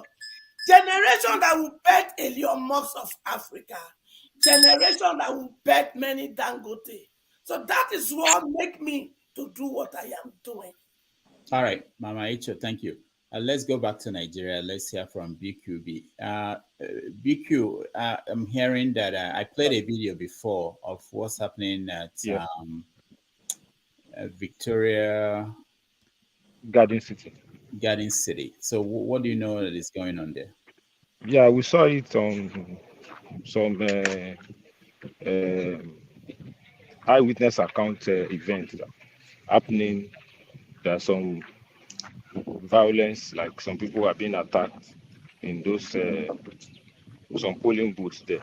That's reported. It's being reported. It's not being carried live by the TV station, but it's just all these phone videos sent to them, and they play some of those on the media stations too. I think that's just the information around This that. is But I'm going to give you Victoria the Garden info. City, Okay. Lagos. Today, the 25th of March, getting ready for the governorship election, and suddenly INEC officials tell us that they will not come into VGC as they have done for the last 4 elections minimum, that they will not come into VGC, and they want all the residents who are registered to vote, all of us to come outside the gates and vote. They want us to come outside of the estate, whereas we've always used the park in VGC to vote, which is a wide expanse of land that can accommodate all the voters. But INEC have decided that we must come outside the gate, all of us, to vote, to risk our lives, risk everything, and then of course they're hoping and expecting, I guess, that many of us will not vote because of this and stay at home. This is totally unacceptable. Totally unacceptable. Totally unacceptable. This is automatic disenfranchisement because the people will be suspicious of what the motive is for this last minute change, and they would rather stay at home than risk their lives. INEC, we call on you to call your officers to order and ask them to relocate to the park in VGC so we can vote. All right. So what's going on, BBQ? What BQB? What are we missing? Yes, just like what was reported. Can you hear me, Dr. Damiji? Yeah, we can hear you. Yes, let me just change this camera to front facing. So, just like what was reported, this is VGC. I'm not in VGC. I'm in Alimosho local government. And there's no violence that is recorded in my local government. So, I'm not talking to you to say that there's no violence in one part of the state or the other. But has always been the tradition since we started this on the 25th of. I'm reporting from my local government. I'm going to tell you, voting was done successfully and peacefully here. Most of us has voted anyway, so they are still waiting for some few people that will come in to vote. So majority of people around, let me just try to change this to this back camera. Majority of people around there that you can see are just waiting around for the counting and collation to start. So essentially, voting has ended for the most part here, but just waiting for 1 or 2 people because I think there is time. I think it's the 2 o'clock or so before they will stop the voting process, before they now start sorting out and counting. So essentially, that is what obtains in my local government. And as one of the panelists too, which was on ground too, has stated that he was on ground too and voted peacefully. There was no issue. So, which is one of my points when I'm responding to Mr. Max, that is always coming across. I always see in most of your submissions, you're always mentioning my name. My name is BQB, just a short name or acronym of my full name. So you don't need to be angry and always come across. I presented to you my own polling unit. I'm not disproving that there was a violence in VGC or people are being disenfranchised in VGC. But what I'm trying to tell you is that out of all the polling units, about 10,000 or so, I'm not sure of total number in Lagos. Count how many of those polling units were there violences or disturbance. That's the point I'm making. So because of the incidents in VGC, it doesn't invalidate what we are doing here. It doesn't invalidate what they do in so many polling units in my LCDA, Ikotun Igodo.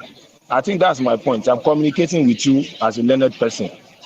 So look at the substance of my communication. Don't always look at you are going to only listen to people that says that is speaking to you based on what you want to hear. You are listening to Njeje TV or Njeje Media. They are only propagating all those negative narrative where there is violence, that same Njeje Media, they are not showing so many polling units. Open Arise, Open TVC, Open NTA, Open TV, all other media stations. They were showing so many polling units in Lagos that voting were peaceful, and they are showing it live. all even popular people, anybody, all these popular people, they are voting. All these musicians, they are voting. They are showing it. Voting is largely peaceful here in Lagos. So I don't understand the narrative of because of the VGC. You now want to use that one to discredit what we are doing here. That's the narrative I'm saying. I've never come here on this platform to push to you that Lagos is heaven or Lagos is like California or USA. That's not the point. Understand the point. We cannot always think the same way. You might think that the way I'm not sounding obedient. I'm not sounding like I'm supporting Peter Obi. But that is this reality that I'm telling you. I'm not in VGC. I'm in Alimosho local government.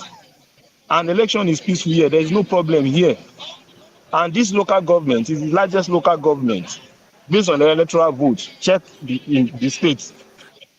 So if I'm telling you that, so what happens in VGC? We invalidate what we do here. So I just want you to understand it based on that point. We are not fighting. This is an intellectual forum. Anything we put on here is for us to learn. There is a problem in VGC. There's some problem in so many of those areas. But that is there's a process in the electoral law, electoral guidelines, so that if there is a process, there is a problem here. They have a way of doing rerun or cancellation or something. But that will not invalidate every other aspect. So that has been my point. So anytime I make a position, I'm not going to make a position to you about Anambra or Enugu or Imo or River. I'm not in those places. I'm only going to tell you information about what happens here. I joined this platform earlier this morning to give you an information on the reason why there was a delay.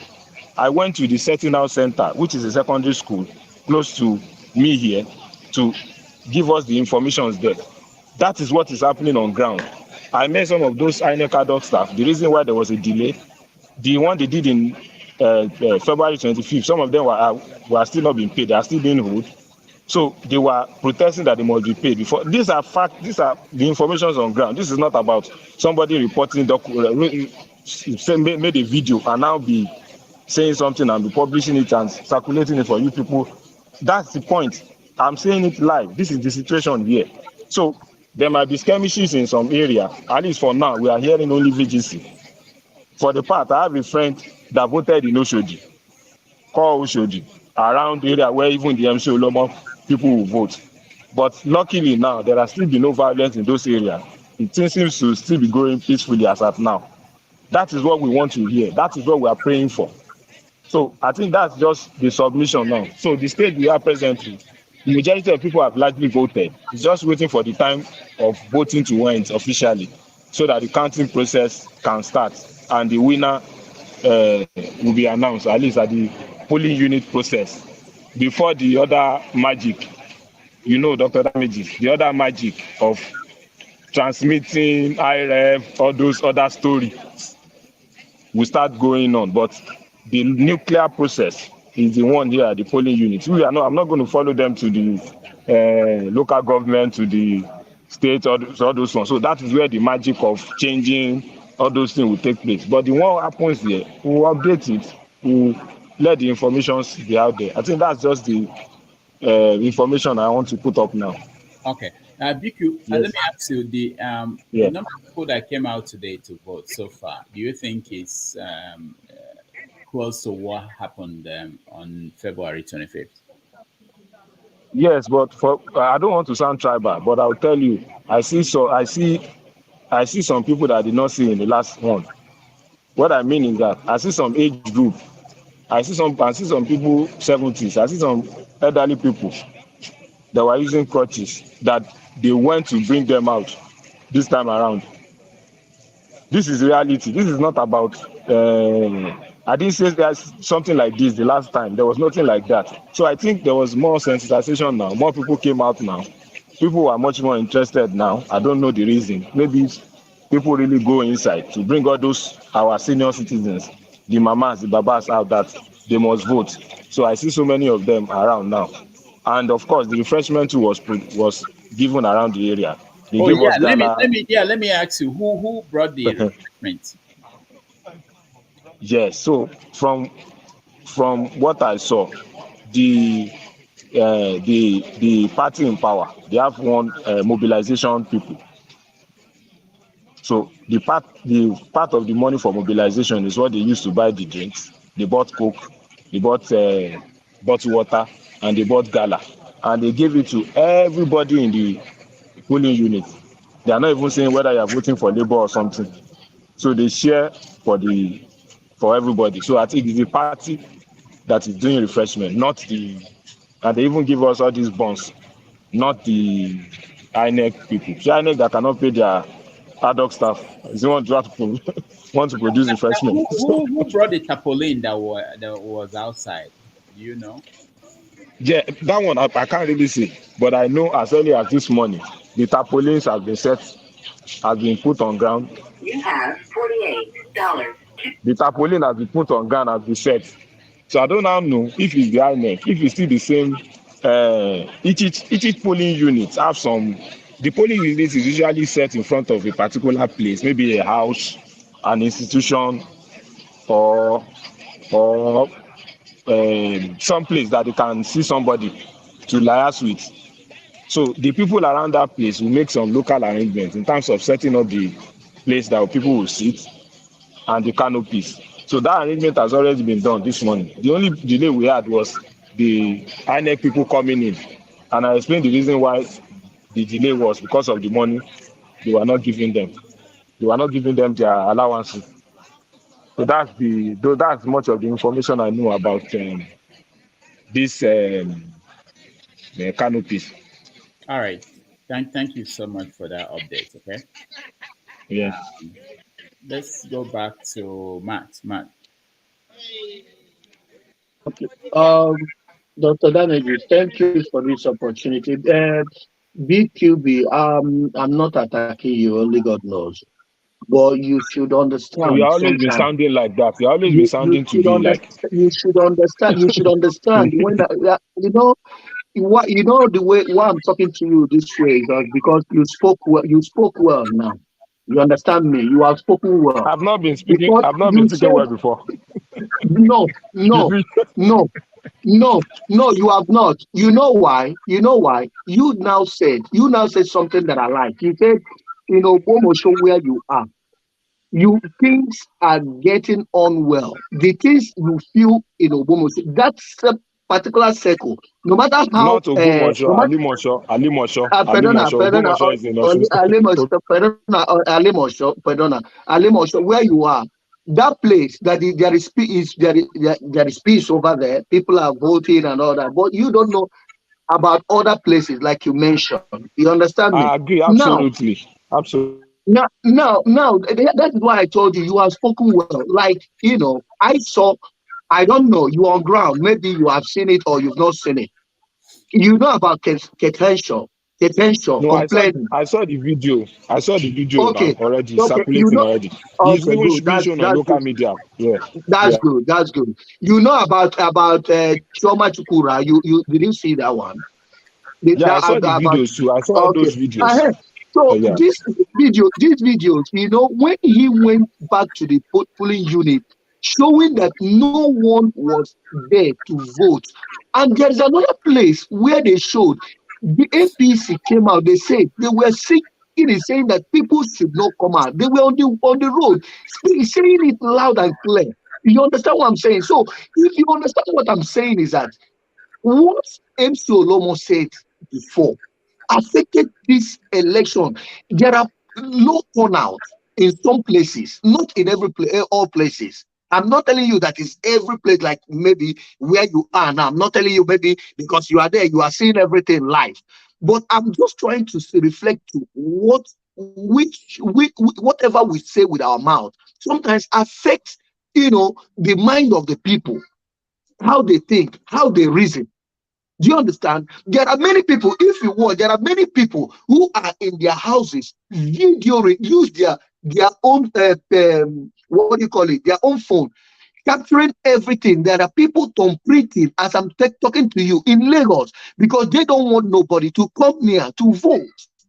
Do you understand? So what I'm saying in a large essence is that we all should, when we are giving report, let's not give report as if maybe everywhere is a bed of roses. Like you just rightly said, like where you are, there is peace. But in other parts of Lagos, did you see the video of LP candidate, governorship candidate, saying it where he voted? It was peaceful.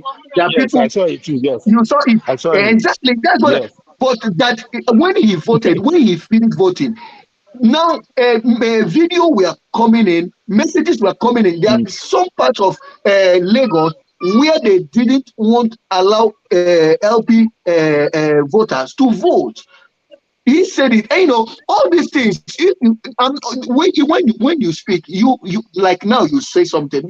It was clear. Even somebody that doesn't know you, God will understand you. Yeah. Will understand where you're coming from. Did I now attack? Did I say anything wrong? Now you can see I was doing you thumbs up because what the narration now, the what you just explained, it was clear. Even a little baby will understand you. If you can be doing it this way, I will appreciate. You understand me? No. I will appreciate. Mr. Man, I will let appreciate. me just I will appreciate. respond. Yes. This is the Respond same there. way I've been. Yes, let me just respond. This is my report from the 25th too is the same. I was only giving a report on no, wait. bro. Wait, there are two ways. No. On the election broadcast, wait. There was an election day broadcast like this too. I was only giving a report on this Dr. Damage's show on this platform on what was happening in my polling unit. There are several shows. There might be another show tomorrow now about another topic, politics and all those things. I will make my points. But this one on this show is about this election. I'm not going to be telling you anything how I feel about it. I'm going to tell you what is happening now, which is what I'm doing. Dr. Which Damages is might what put up another show which is what I'm tomorrow. trying to say. Yeah, so this is the situation now. There's no way for me to lie about the situation. If there is violence here now, would I be able to come outside here and stay here? No. My friend that I said voted in Oshodi used to be hotbed. I'll tell you, the guy said that there were the voters turnout were low, possibly because people were afraid to come out truly. That it was not as much as.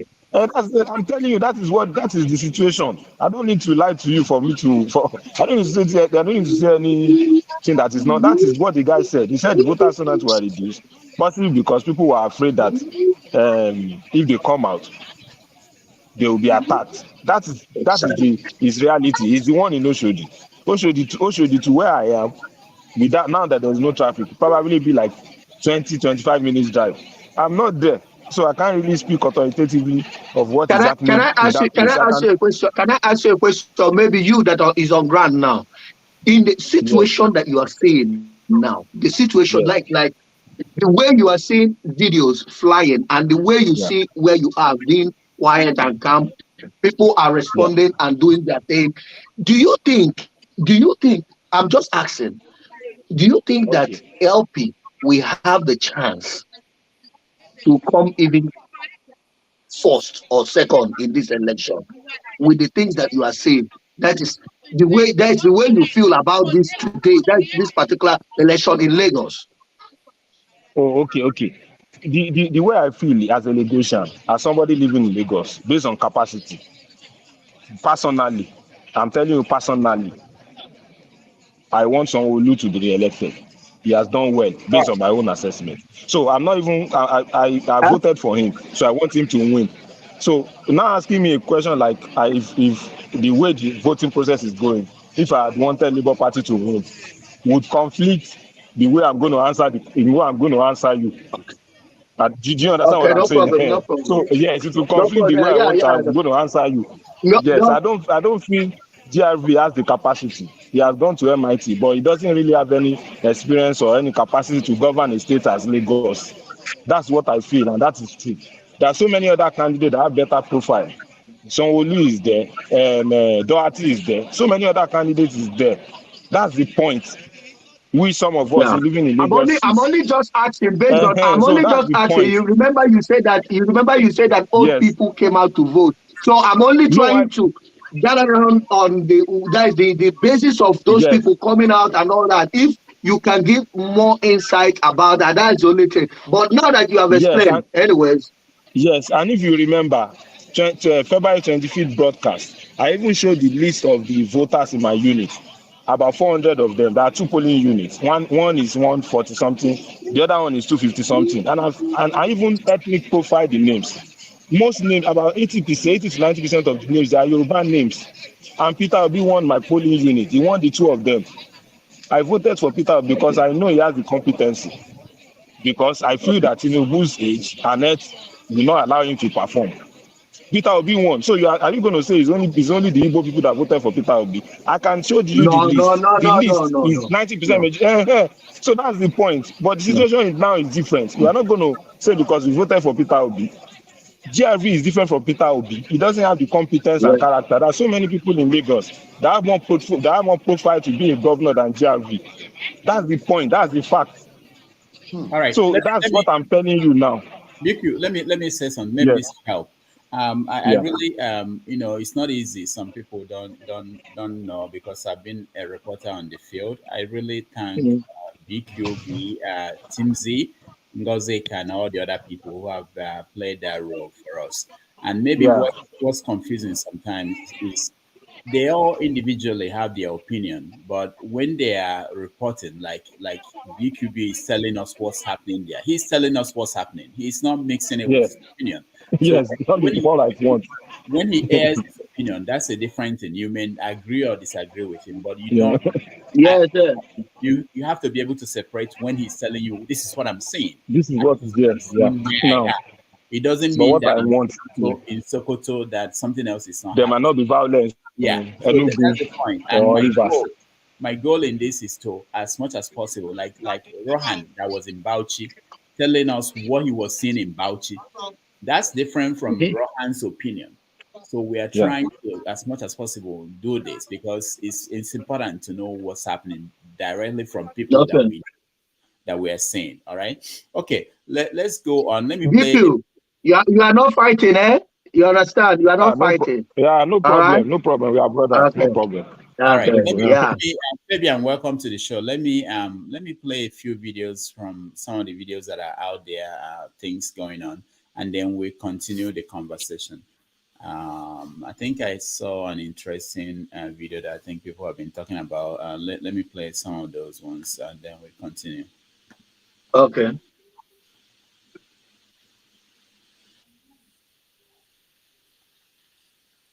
It can't solve. It can't. A man won't dirty. Many dirty everywhere. Look at refuse everywhere. They go to Africa.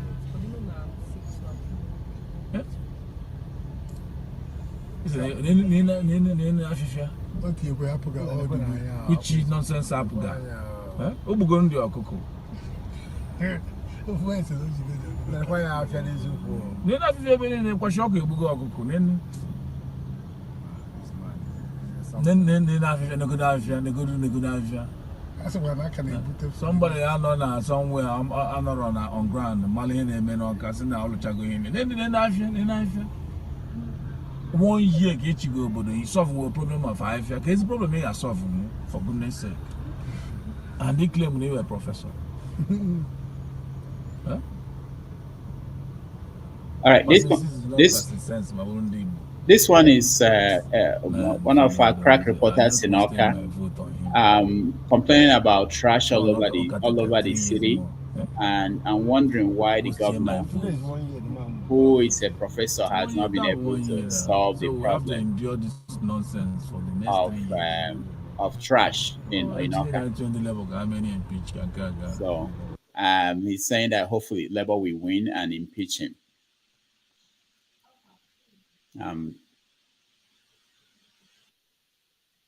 8:30 a.m. and we're set up, as you can see, fully set up here. Everything is completely organized. All the polling units are here. But INEC has said they are not coming into VGC. They're going to set up on the Express. Like, I don't understand. Why would we, thousands of people in here to vote, and then you want us to go to the Express? This has never happened before. They're saying they're not coming in. So please tag INEC. Tell them we're all set up, we're here, we're waiting, and they said this is our polling unit. This is where we voted the last time. We've always voted here for years. Every election cycle we're here. Now they said they are going to the Express to set up. And we should all come out to the Express to meet them. How would thousands of people vote at the Express? Does that even make any sense? Please, INEC, please now. We thought we were not going to have any drama this time. Please, let's do it. All right, one more.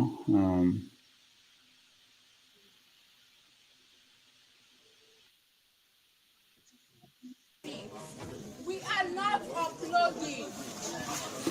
That means no need to say the We are not uploading. If you want us to vote, we will vote you now. But if you don't want us to vote you, no problem. We are not uploading.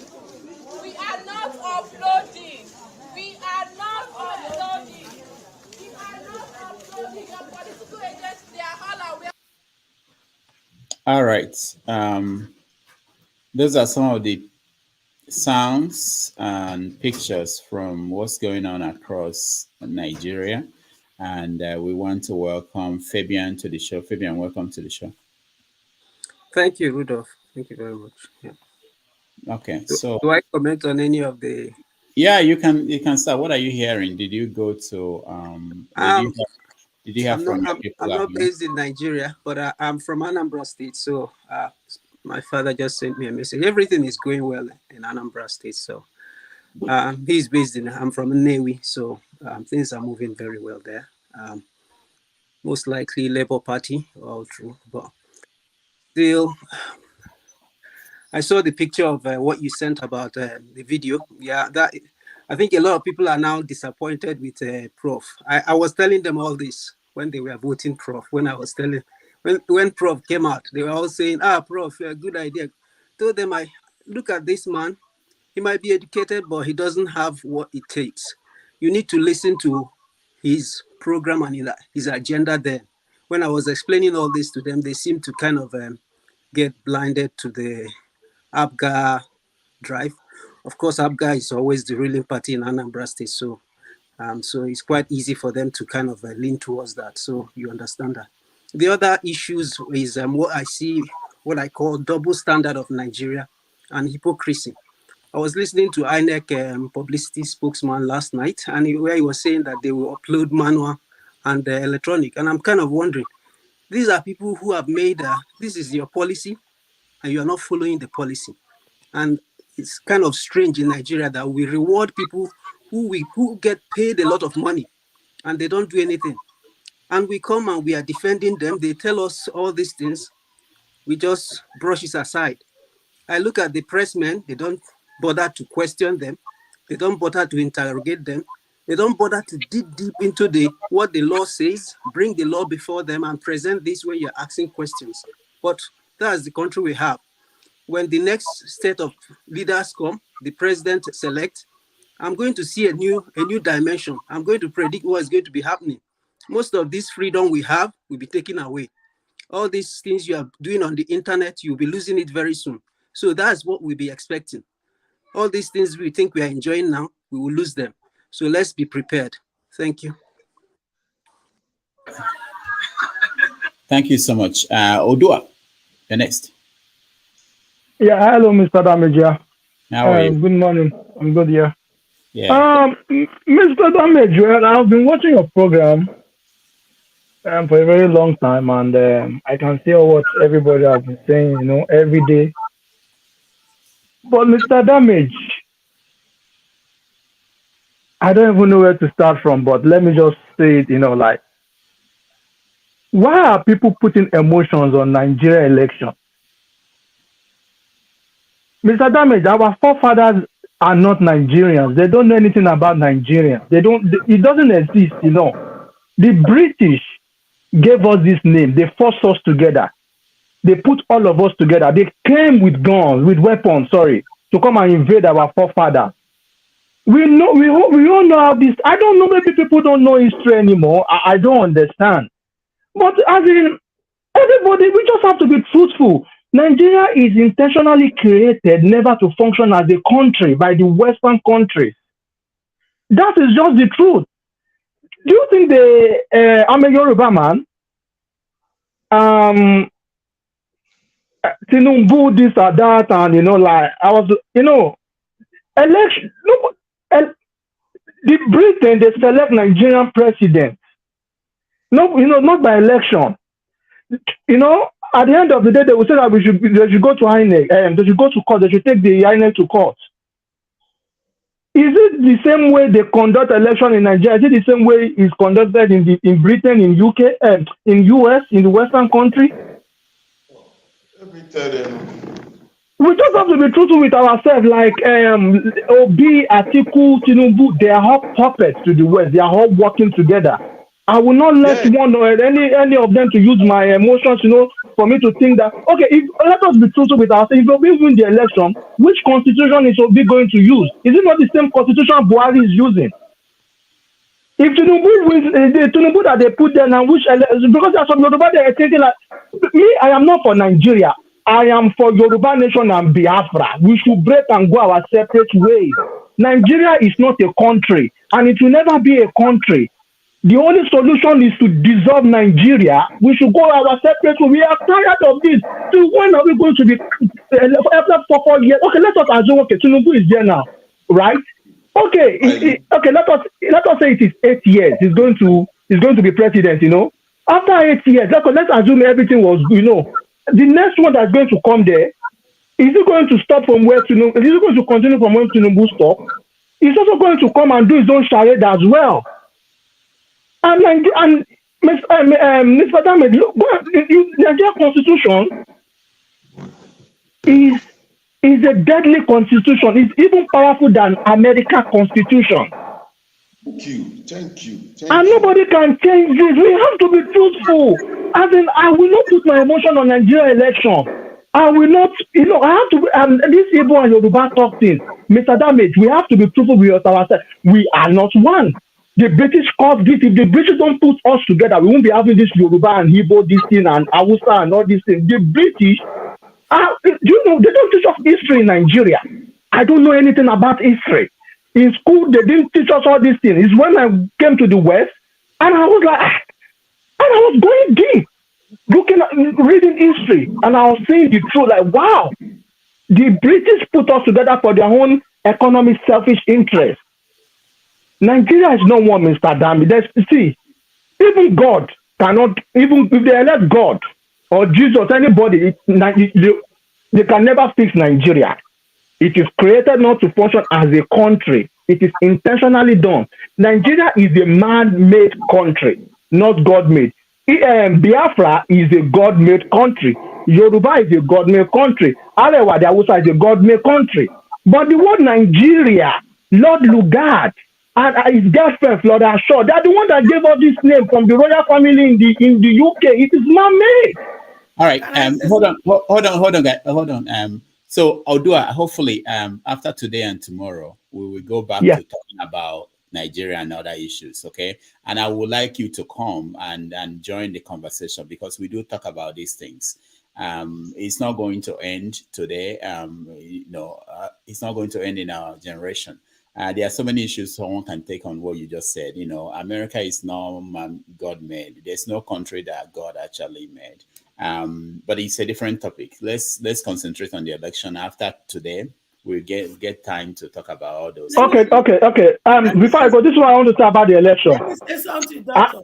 Please. Okay. Mama Echo, go ahead. Wait. Odua. Okay. What our forefathers dwell on that drag us where we are now. We don't have to continue with it. Number one, if you look at the map of Nigeria, since we have been fighting, has not changed shape, yo. The map of Nigeria is still intact. The only thing that is wrong with us is us, Nigeria.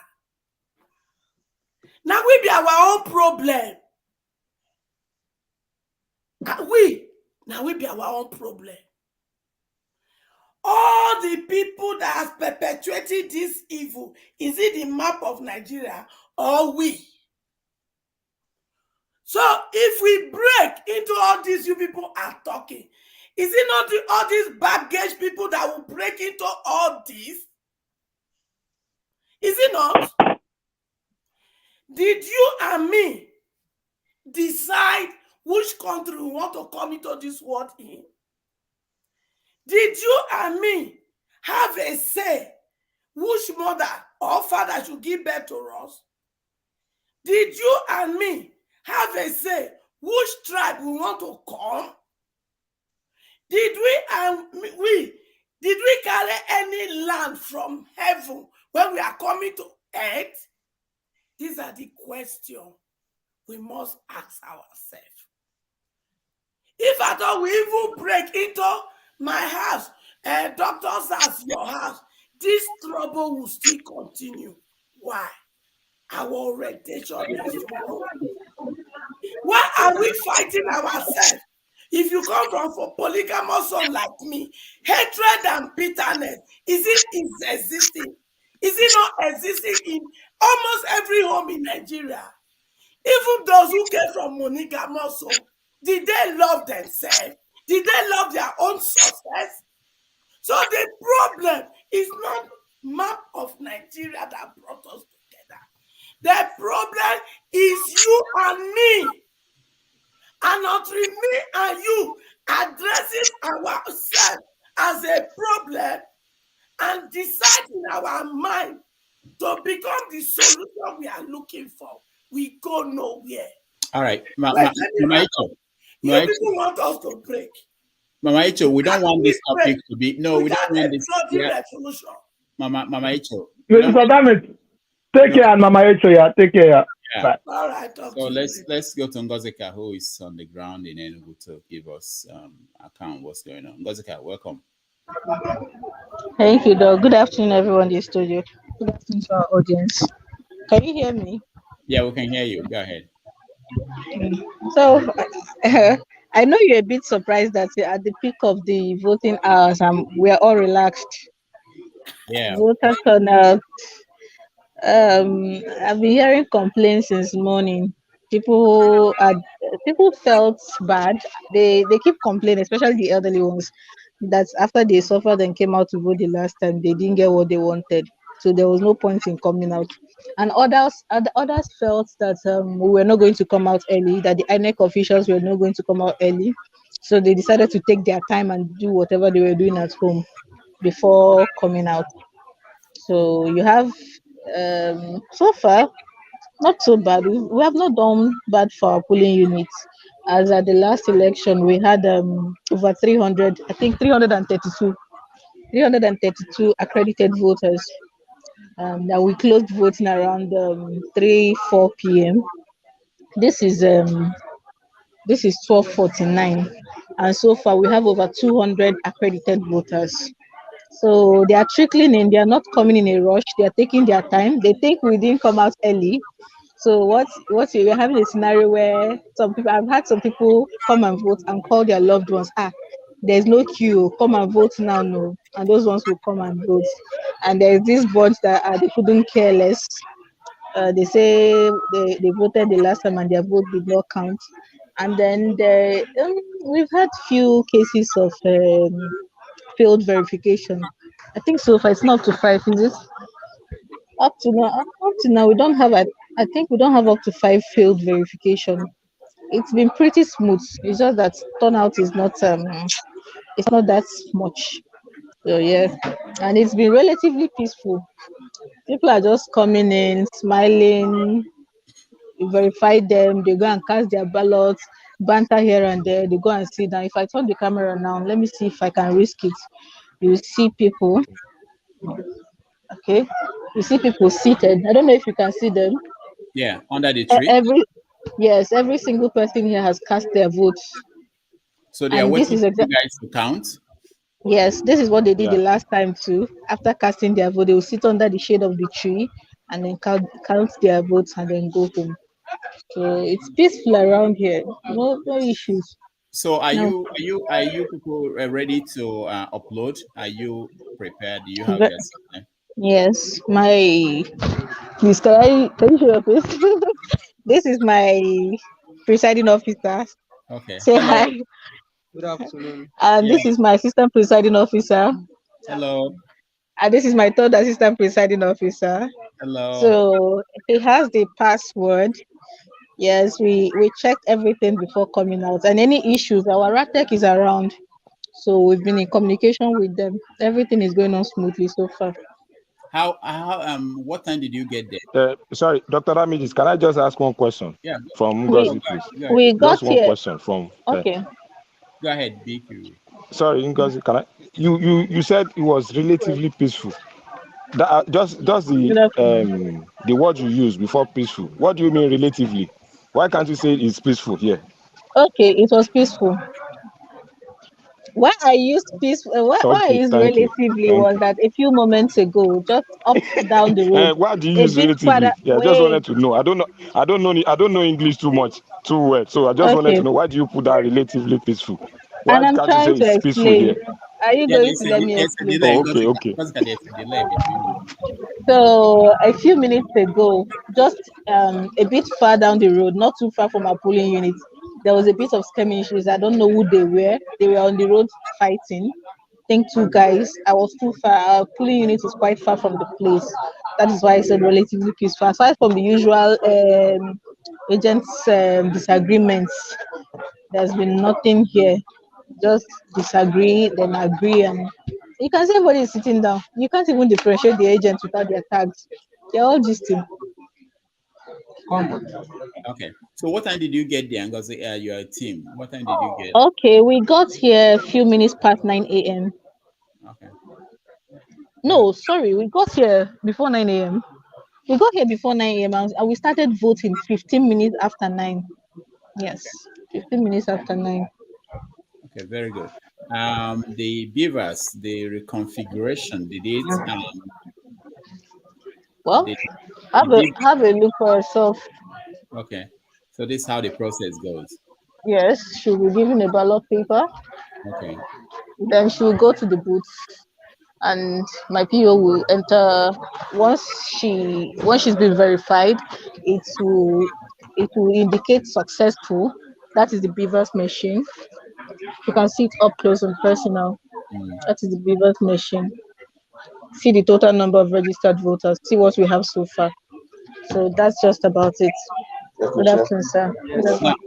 now, agents, do they watch the person vote? How far away are they from the They are vote? seated there, just a few meters from us. Some of those guys you see in front are agents. Most of them are not even with their party tags. So they are seated just a few meters from us. Okay. And they've been quite cooperative. Okay. All right. Were you paid? Because there were places that people were not paid and they delayed payment. Um, as at this moment I'm talking to you, I have not received payment.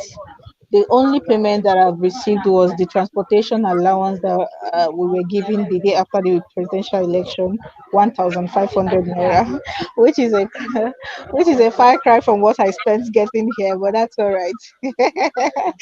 Which is a far cry from what I spent getting here. That is the only money I have received. I have met a couple of people that say they've been paid. The amounts vary. Yeah. So what about lunch and lunch? Did they provide lunch? Um, there's this lady, I don't know who she is, but she's not a party agent. She was, I think she's affiliated with INEC somehow. I'm not sure. She helped us with, I think they are the canvassers, like something like that. We complained of water. She got me water, so my water bottle is full. We complained we were hungry. She she got me and my colleagues gala. I just finished eating my own gala now. I finished eating my own gala. And look, it's really not funny. I just finished eating my gala then. I think somebody brought up once we ate that's it. That's it for now. Nothing else. All right. Thank you. Thank you so much. Yeah. All right. So thank you, Ngozika. Let me Fabian, you have something to say. Thank you for what you are doing. We My appreciate body it. don't come. My pleasure, ma. Your Sorry. this is it MTN.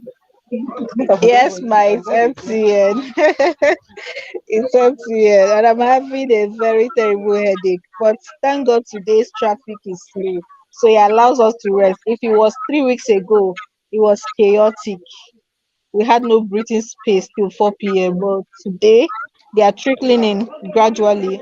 As a matter of fact, the first 2 hours after we started voting, we were quite disappointed.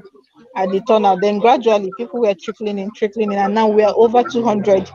We've done over 200, and from what some of the reporters are telling us, there are some media guys here. They came to speak to us. They are telling us that our polling unit has a very impressive turnout so far compared to others that they've visited. So it's all good news from this side. All right. Thank you. Thank you so much. All right. BQB.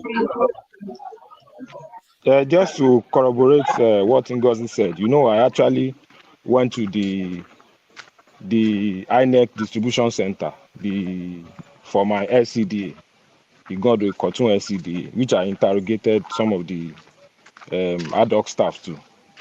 She said they have not been paid the 25th of February's payment. That was why they said that until they receive the alert today, this morning, they were not going to set out to their different polling units. And before I left that station, actually, some of the, is it SP? They were calling some people SP. I don't know the meaning of SP, Ngozi. For each unit, they call SP it is SP. What's supervisory presiding officer. It's actually SPO, supervisory presiding so officer. So what we discover is that each unit, immediately they credited the SP, you will just see some form of jubilations among the unit member in that under that SP. So immediately they will just go and quickly harass and stay with that SP that they've gotten their own alert. The SP will show them this is the amount they received, that they will share part of this money. So I saw some of those jubilation early in the morning. I think it was around 9 o'clock to 9 thereabout. So immediately some of them started receiving the alert, so they were moving into their vehicle and going on. So I think that's part of the problems everywhere. So it's not peculiar to So Ngozi I just in. wanted you to see this. This is what I'm actually Okay. supposed to be doing. Once they come, I use their PVC, check in the manual Check register. their This is names. my job. But because I'm on the show, I cannot do this. So this is my presiding officer helping me to do mine. After they've gone through the manual register and their names are in the manual register, they will have to be verified with the beaver. So even if your name is Kaduna. All right. We lost Ngozi for the. the manual, we've had very few incidents like. Hello? Yeah. Okay. Go ahead, Ngozi. We've had very few incidents where after the manual register, there is no verification with the beavers. So there's just few incidents like that. And Mama Tehejo, thank you very much. I just received your credit. Thank you very much. Thank you very much. So then they It's my go on to little way collect their of ballot paper. saying thank you for all you are doing. I appreciate. Thank you very much. Thank you very much. So that's pretty much it. And I will have to go off now because people are still trickling in. I'll try and rejoin later if that's Okay. okay with you. All right. Thank you. Thank you, Ngozika. All right. So it's always good to have get this live feed from people who are Yeah. down. So just to emphasize, Dr. Damages, the Nigerian problem is the same everywhere, whether in the east or in the west. Am I on? Can Yeah. you hear me, Yeah. We Dr. can hear you. Damages? Yeah. We can hear you. We can hear you, BQB. We can hear you very well. Go ahead. Okay. You are frozen. I can jump in, Dr. Damages. Yeah. Go ahead, Fabian. Yeah. Thank Yeah. you. Please wait. Mama Thank Icho. you. Is your phone MTN? Yeah. BQ is frozen. Yeah, he's frozen. Yeah, I think looking at what Ngozika is saying, I think very, very good update. I hope that Nigerians are Oh, okay. Can I go because, ahead now? Can I go ahead now? Okay, Fabian, hold on. okay. Go ahead, BQB. Is your phone Okay. So MTN? I said the Nigerian problem is the same, whether you are in the east or. Is your phone MTN? I think it's Mama Echo that is doing this. Once you call his name, Me. it's something. Yeah, I know them for bad spelling you. it's Now voodoo. repair they repair. You are using voodoo. All right, Fabian, continue. Yeah, so I said I hope Nigerians are aware that there are apps now that I heard about Collect Africa, where they can actually, after this election, just to input their data in there. It's not a means for announcing, but at least that way we have all the details, and so that when people are challenging things, you have information. So that might be one thing we have to promote, to let them know that there are processes for entering these results after election. Just go into Collect Africa, enter your details in there, and just leave it there. Every agent can just do that, and we have all the data, and we would hold our INEC onto what they've promised. At the end of the day, they are the ones who will declare who is the winner. And if we don't like it, you go to court, which is the normal process. Unfortunately, we've set up our system in such a way that our judiciary is now the one who will decide who is the winner of election, which really shouldn't be the case. It should be INEC that needs to determine that. The judiciary should only come in when there are abnormalities with the law, infringement with the law, but we've kind of backloaded a lot of things. On the issue of election today and what is actually happening on ground, I kind of look at the way a lot of people are analyzing it, and people are not really honest to themselves. When you see something that is wrong, and somebody is kind of not standing for justice to say that this shouldn't happen, where people are being told to leave a particular polling booth. I've seen a lot of videos in Lagos. People are told to walk out of if they are not going to vote a particular party, they should leave.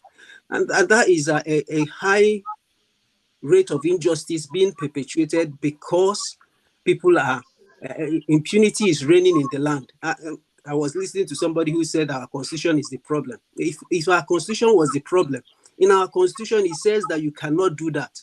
So when people are saying all these things, they are kind of missing the point, because our constitution does not support all the things that is going on in Nigeria.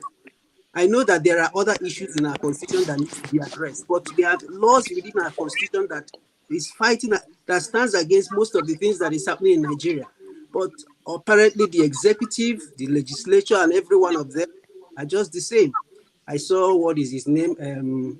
The Speaker of the House saying that the election is relatively peaceful. And you really wonder, is he not getting all the calls that everybody is getting, saying that this is what is happening in this location in the state? Rest my case. Somebody else can pick up again. All right. Thank you, Fabian. Okay, so BQB, finish up your thoughts, and then we move to introduce new people. Yes, can you hear me now? Yeah. Can I come in? Okay. Just to finish off on Ngozi's line, that the problem of Nigerian is the same, whether you are in the east or you are in the west. I was talking to people in the west, it's the same problem, they are complaining. So is it the same person that is supposed to pay Ngozi that is supposed to pay the same person in my own LCDA too? So the same problem we have is the same. So when we try to want to narrow down our problem to ethnicity and all those things, that's why I just try to want us to don't really focus on our ethnicity, focus our human beingness. Anybody, any position you will find yourself, try as much as possible to do the right things.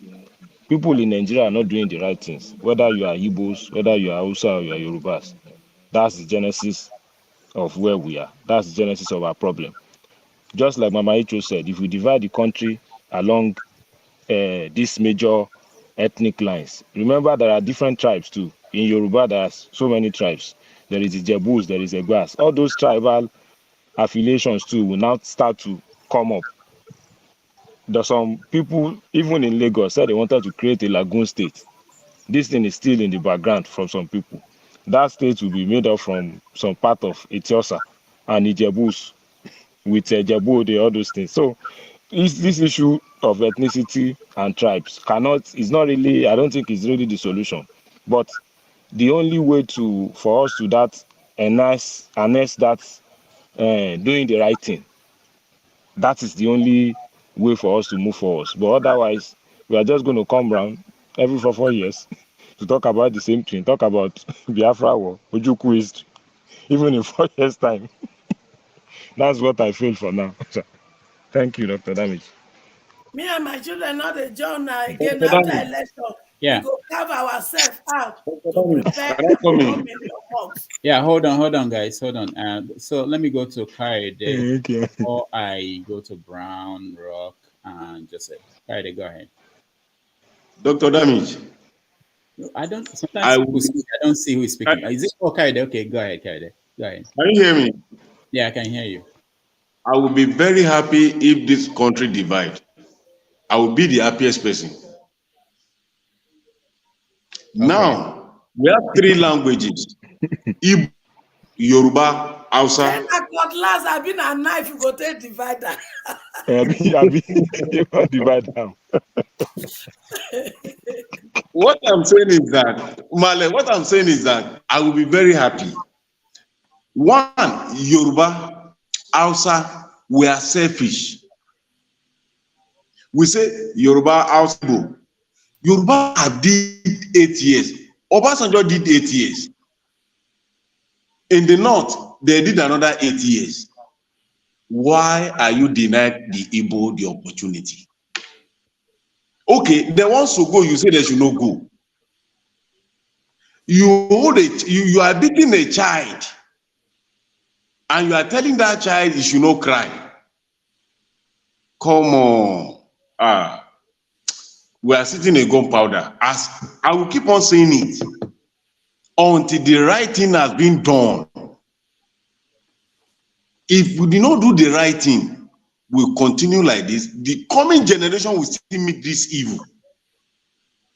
If care is not taken.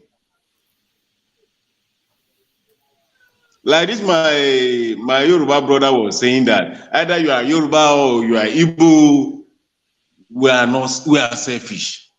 Especially in Yoruba land. I'm a Yoruba man. We are selfish.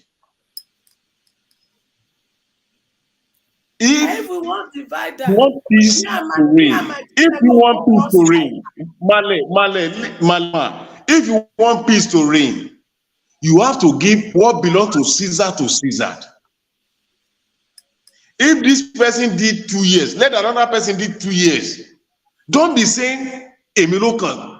To hell with Emilokan. Who be the Emilokan? Who is Emilokan? Emilokan, the country is dying. Already, the country has already collapsed. What are we telling? We need to tell ourselves the truth. When they enter, they come into a room and they tell themselves the truth. They come outside, they are smiling, which is mean they didn't tell themselves the truth.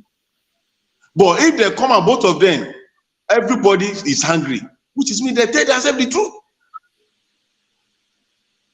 Right now, I'm listening to Arise TV. In Kaduna that I'm staying now, in Southern Kaduna that are crisis there now. If you turn to Arise TV now, you will hear it. And my family is there. I go see it. And you want peace to reign. That peace can never reign until we do the needful. All right. For oncoming generation. Dr. Damage, do you have video where they said that Obasanjo is not Yoruba? His father is Igbo. Or haven't you heard? They say Atiku is not Yoruba. They say Atiku is not Hausa man. He's from Cameroon. They said it. All right. My own mother is from the east. I say it. My own mother is from the east. So I will not send her away because she's from the east. Come on. We need to tell ourselves the truth in this country. I will be happy if the country break up. Let Igbo stay, let Yoruba stay, let Hausa man stay. If you want to come to my country, at least you collect visa. You cannot jump into my country like that. A country that anybody can from nowhere. If you have ever been to Kano State, from Kano State to Niger, it's not too far. All the border in this place was shut down. But that place we are enjoying that. Upon that, we are enjoying the place. Crises are still happening. Kidnapping are still going on. Come on. We are sitting in a gunpowder in this country, and very soon it will explode. If care is not taken, it will explode. All right, Kaide, let's finish the election today. Then we can talk about this tomorrow. There's still another day tomorrow and next tomorrow. Brown, welcome to the show. Dr. Damages, good morning from Yeah. Chicago. Oh, it's Good nice. morning, everybody. Yeah. What's the discussion? I was just listening in. Except no, we are talking about the election, the elections going on in Nigeria for right. House of Assemblies. So, what state are you from, or what state are you watching? What are you paying attention to? Actually, I'm watching you right now. That's why I'm watching. Have you called your people, or you don't care what happens? I usually try to caution my people. Hey, if they don't need to go out, their polling unit is not safe. They shouldn't. They don't bother to go. You go don't want them vote. to go out to vote. Yeah. It's been like a couple of months ago. I told them buy all the food stuff you need in the house. Buy gari, buy rice, buy pepper, put them in the house. I even sent money to make sure that you do, but because now there's cash crunch everywhere. And Of course. when the Mr. Kayode was saying he'll be happy that Nigeria can never divide.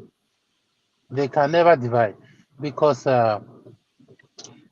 we've been used to each other so much that we can never divide. Because most of the time people who say Nigerian divide are either from Wazobia region of Nigeria, which is not only Wazobia that is in Nigeria. We have Edo people. I'm from Edo State. Then where do you want me to go, Biafra or Yoruba? What do you call it? Yoruba nation. Where you want me to go? And we Edo people, we are too proud. We like ourselves. We don't want to go anywhere. We want to be where we Edo is Oduduwa. The Oba of Benin said no. The Oba of Benin said is a progenitor of Oduduwa. So you are Yoruba. No, Oba of Benin can never bow to any Oba of Lagos. That's what he said now. All those Oba from the West, he said they his father is compromise a lot. Oromiyan. Oromiyan is a progenitor of Oduduwa. So he's from Yoruba now. That's what the Oba said. Where do you think the name came from, Oba? I don't know. I'm just telling you what the Oba of Benin said. The current Oba of Benin. Yeah, I wouldn't say Nigeria should divide because we're still in the process of running a Milopon kind of president. Yoruba will do. They say, hey, is it Boton? We shouldn't be doing that. We need somebody who got competence. We shouldn't be voting like Peter Obi said. He wanted to change the narrative. He said, don't vote for me because I'm Igbo. There's a reason why he said that. His competence we should vote for, not for either because it's Yoruba last year. This year will be Hausa. No, that's too dumb to me. For me, it's too dumb. When you live we just need more education and more enlightenment to be able to know and accept competence instead of tribe or. Doctor, are you seeing what is happening on Arise TV? Like also in that Okota. Mr. Scribe, let me round up quickly. Mr. Rudolph, Mr. Dr. Damages, please, I would love to send data to Ngozika or whatever she needs. I know she's always online here. You are not paying her. She gives you uncut live situation. You don't pay. You don't. Dr. Okay, Brown, send me your number. I will send you her number. Right, I'll send you my. I'll send it on private chat. Private. Okay. Yeah. How do you? And BQB is also sending. I'm also giving live from Lagos. So it's not only Ngozika that's giving. Can also send something. No, I mean BQB say your number too now. I will send I will send that or whatever you know. Yeah. Yeah, thank you. All right, let's go to Rock. Rock, welcome to the show. Hi, good morning. Good morning, Dr. Damages. Morning, Mama Hicho. And good morning, Scribe. So I've been listening. I just came in not quite long. I've been listening to all of you. Thank you for coming online. I just want to quickly talk. I came in when people were talking about country dividing or not country dividing. So I just want to come in there really quickly. For country to divide, it takes a lot. It takes a lot. And I'm not here to say that Nigeria has not been through a lot to be in a position to divide, but it takes a lot to divide. For me, I pray that Nigeria doesn't divide. It takes quite a lot. Okay, so that's that. One of the greatest problems Nigeria has is the problem of law and order. People don't obey law. The institutions don't obey the law. People themselves don't obey the law. And so there's no order. When there's no law, when there's the law and people don't obey it, there's no order. So people can do anything. So it's more like a lawless society.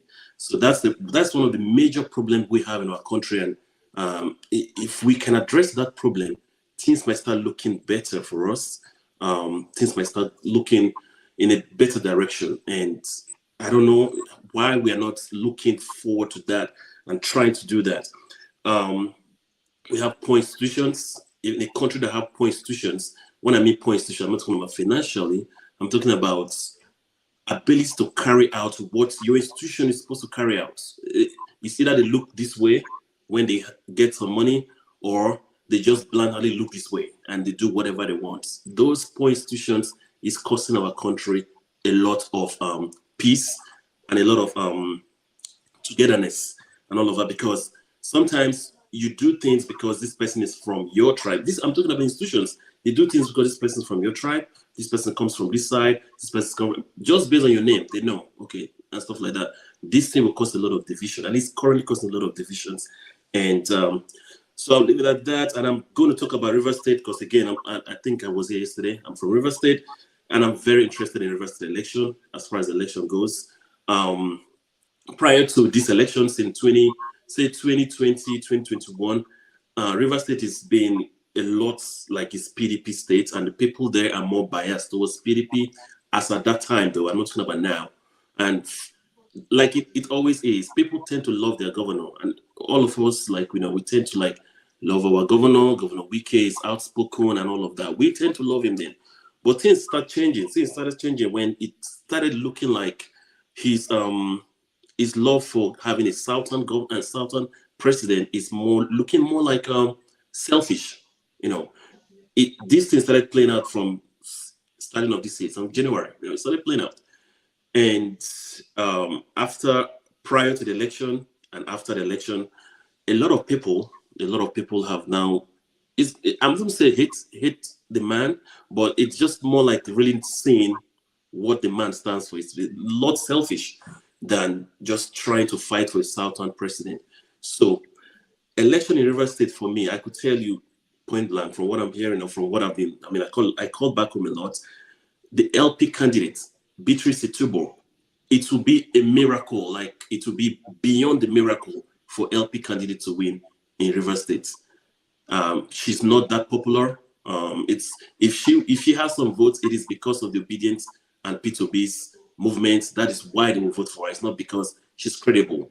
So I can tell you that in River State, the two people that will likely win is between the APC and APC Tony Cole and PDP Simfura, but it's more likely to be PDP because it's not because the people will like him. It's not because he's that competent. As a matter of fact, for me, I feel like I have never seen a candidate in my state that will run for governorship that I have not seen anyways. Maybe people have seen. I haven't seen him more than once give a speech addressing people. More than once. I have never. In all the states, you will see your state governor or the candidates. They come out, they give speeches. They talk. They talk to the people. You could hear them how competent they are, how intelligent they are. You could tell based on how they talk. River State, I have never seen more than one time Simfobora addressing River State people on his own words, in his own ideologies, his own laid plans. It's always like Wike is the one talking and making River State people try to retain PDP or try to bring this man on. For that reason, for me, I just don't feel comfortable. But it's not about me here. I think it's about the people back home. And Wike has done, like it or not, he has done a good job to actually make the people feel like you have to vote for this man. And a lot of people are rallying. All the local government besides Port Harcourt and Obiakpor and local governments, they are rallying around Sim. I can tell you there's another person, Magnus Abe from SDP. He is APC. He was APC. Like he's one of this APC faction that could not really get the ticket, so he went to SDP to try to get a ticket. And if you know Rivers State, there is the Ogoni. These are the more like the areas that will give you block votes. There's a Calabari, there's a Query, and there's a Port Harcourt. These four will give you votes. And you can already see that Magnus Abe is from the Ogoni region. If Magnus Abe and Tony Cole come together, that is a big block of votes that they're going to be having. And then the Calabari people too, they have some votes as well. So I don't know where Calabari is leaning right now, but if, let's say, Ogoni people and Calabari people come together, they're going to come together to support Tony Cole. They will be having a lot of votes there, because as for Port Harcourt City, it's more neutral. It's more like who does the best wins there, or who the people like. So for now, I don't know where Port Harcourt City is going to, but Obiakpor and Ikwere, Wike is from Obiakpor, so I don't know if they will support him entirely, because now Obiakpor is now modernized. Like it's more like there's a lot of people, foreigners living in that area, and it's more like a city now. So it's not only the indigenous people of Obiakpor that are living there. So for me, if you ask me to predict, I think Sim will win. But if these other two people like Magnus Abe and Tony Cole, if they join heads together, I think they also might win. So for me, it's between Tony Cole and it's between the APC and the PDP there. Labour Party stands no chance. It stands no chance at all. They might just be like distant third or fourth. Thank you. Mm-hmm. All right. Thank you, Rob. Joseph, welcome to the show. Unmute yourself, please. All right. Good afternoon from here. Yeah, welcome. Where are you joining? Can you hear me? Yeah. Okay. Right now I'm in Anambra. Where in Anambra? Anambra State in Nigeria. Where? Where in Onitsha Anambra? precisely. Onitsha precisely at Owerri Road by Imbuka. Okay. Did you vote? Yes. Actually, I didn't vote. Okay. No, I didn't go out to vote. Yes. But I went there. Anyway. I went there to see how this is moving, because I didn't register here. I registered at Nnewi before I packed into Anambra at Onitsha here. So my polling unit is not here. Okay. So, but sorry, come again. How did you go? The voting, the people that went to vote, what did they tell you? Okay. Actually, when you go to the polling unit, normally where people supposed to turn out, you will see maybe where 100 or 150 persons supposed to turn out and vote, you will see maybe 30 or 20.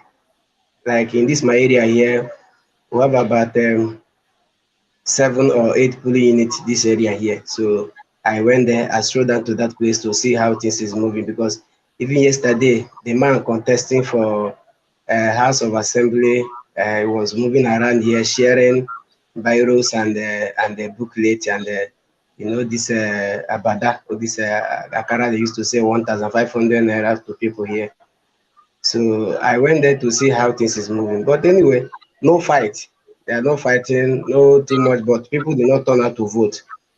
Because if the reason why you people are, I don't know, is because you people are not in Nigeria. If you are in Nigeria, especially in Anambra here, my brother, you will see people are suffering. People are suffering here. Me, myself, yesterday, they are saying people should buy food stuff and all that. Yesterday, there's no money. When you enter inside bank, they will give you 5,000 naira. It's only 5,000 that they will give to you. I hope you are hearing me. Yeah, we can hear you. Go ahead.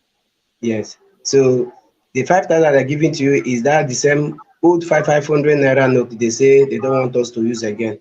The same 500 naira they will still give to you 5,000 naira. Then if you go out there to buy the money, they will tell you to buy 5,000 naira, you have to pay 1,800 naira. That is, they will deduct 6,800 naira to give you 5,000 naira from your account. So now the reason why I joined this meeting, and I'm so happy that I connect to this meeting was that please, you people should join hand together. Let this country divide. You know, the other mama was saying that if they divide country, if they divide Nigeria, is it not the same people that is in Nigeria that will still go to those countries? It's true, those people will still go to that country, but you know, if you did not do it now, they will still do it later. And the reason why they say that they should do it now is because so that it will not get out of hand. Because if you are here in Anambra, if I tell you what me particularly is passing through here for me to feed myself and my family, you will not believe it. Are you hearing me now? So, Yeah. but I believe if the country is being divided, at least it will enable everybody to know their right. I don't know how to call it. At least you will know your right citizenship. People will know that you are existing. Since I was born till up to this my age now, I've never benefited anything from Nigeria. I've never benefited one single thing like this from Nigeria up to this my age now. Now I'm the one paying Nigeria tax, but Nigeria, I'm not benefiting anything from them because the roads are no good. House rent here is very, very costly. Everything, light, you are not seeing light now. You don't see light here. You can't sleep at night, sef. Yeah, especially here in Anambra here. You can't sleep at night. Once in the night, everybody, almost each flat have their own generator. Noise everywhere. You cannot even make call, especially in the night. So, but when they divide this country now, it will enable everybody to know their right and their left, so that people will know that you are existing. Even if, for people, at least if you want to go out, they will know somebody like this is going out. But here, you know, if you come out, especially Opiwega here, you see where they kill about 3 persons, you will see dead body. People will be passing, nobody cares. You see people lying down there, nobody. All right. He's frozen. BQB, you want to say something? Yeah, I wanted to ask him a question. When he said he has not benefited from the government. Yeah. That was what I wanted to ask him. Joseph, hold on. Yeah. Joseph, there's a question for you. Yeah, I wanted to ask him a question. When he said he has not benefited from the government. Yeah. Let me just try to highlight what I mean by me I benefited from the government. I went to a free primary, secondary, and university, up to the university level. Free. I went to a free medical school. So I was practically trained to a graduate to free. So what other benefit did I want the government to do? What other benefit? So now I'm independent, I'm working, I can provide for myself. So what benefit is he talking about from the government? Where did you school, my brother? Where did you school? In Lagos here now.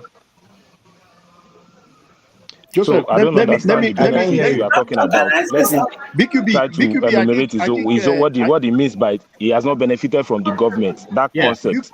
That's what I want him to say. I think perspective is very important. Joseph, wait. Yes. I think perspective is very important, BQB. You belong to a generation that benefited from Jakande. I also benefited from Jakande. I'm an Igbo. Jakande. He's literally my brother. Hello, brother. I didn't benefit from Jakande. Okay, I did not benefit from the policies that Jakande Free School provided to those who lived in Lagos, medical health care. So you have to look at it from his own perspective, in his own side of the country. I'm not disputing. No, I'm not disputing what he's saying. Not exist, so he's correct. Yes, I agree with you, Mr. Skype. I'm not disputing what he's saying. From Nigeria. No, let him answer for himself now. He's not. You are not the one that is going to answer for him now. I've just explained to you. I went to a free government school. I attend free health facility here. So let him explain himself. That's what I'm saying. We are both in the same Nigeria. Yes. He is telling you the truth. He did not benefit anything from the government. He's telling you the truth. Let me answer him now. Let him answer now. It's not you. I'm addressing the question to. It's him. Let him answer. His situation is his situation. Yes, I stop at primary secondary school.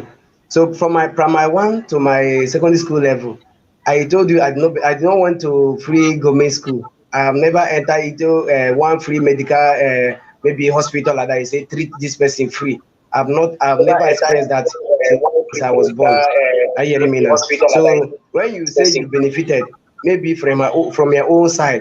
But from my own side, I've not benefited anything from Nigeria government. Everything I do here, I do it for myself, and all the tax I pay here for my business side, I pay it for my own self. So nobody, I've not benefited. If I say I've benefited, that means I'm lying to myself. Are you hearing me now? So Yeah, that thank is you. it. Joseph. Hold on, Joseph. I'm an amateur. You have a question for Joseph? Joseph, your cry, your plight is applicable to 99.9% of Nigeria. So it's not peculiar to only you. But we've all come to realize we have a bigger problem. So what we should be thinking of after election is how to solve this problem. If it is easy to separate Nigeria, all of us go enter kitchen, carry knife, come, cut am into Yoruba, cut am into Igbo, cut am into this. But the greatest problem we have, there are only two tribes in Nigeria. The tribe of the oppressed and the tribe of the oppressors. And when we go into the sixth political zone, we have this tribe there. So the question is this. We that are oppressed, what do we do to fulfill destiny? Since we know that these people, they are our enemies. In their camp, they don't fight, oh. There is no religion. There is no tribe in their camp. They have the Hausa there. They have the Igbo there. They have the Yoruba there. They don't fight. They only come to pretend to run. They are fighting only after 4 years. And we are the instrument they use to do this fight. Yes, man. So the question is this. For how long are we going to remain an orange in their hand? Because why did I use orange? Orange is sweet. When we buy it, after sucking it, what happened to the shaft? We throw it away. Every 4 years, they come to suck us as orange. Because the rigging, everything we are complaining about, is it their children that rig for them? Is it not us that rig for them? Is it not us that snatch ballot paper, ballot boxes for them? So we that are doing it, we are nothing but an orange in the hands of these evil men. All right. And I know that God did not create you, form you in your mother's womb to become an orange in the hands of the evil men. When I hear say, when our papa and our mama, they kill themselves, Papa really plenty spell in our mother. We fought that battle and we won. So if we can win, about 2 million, spent in one ejaculation.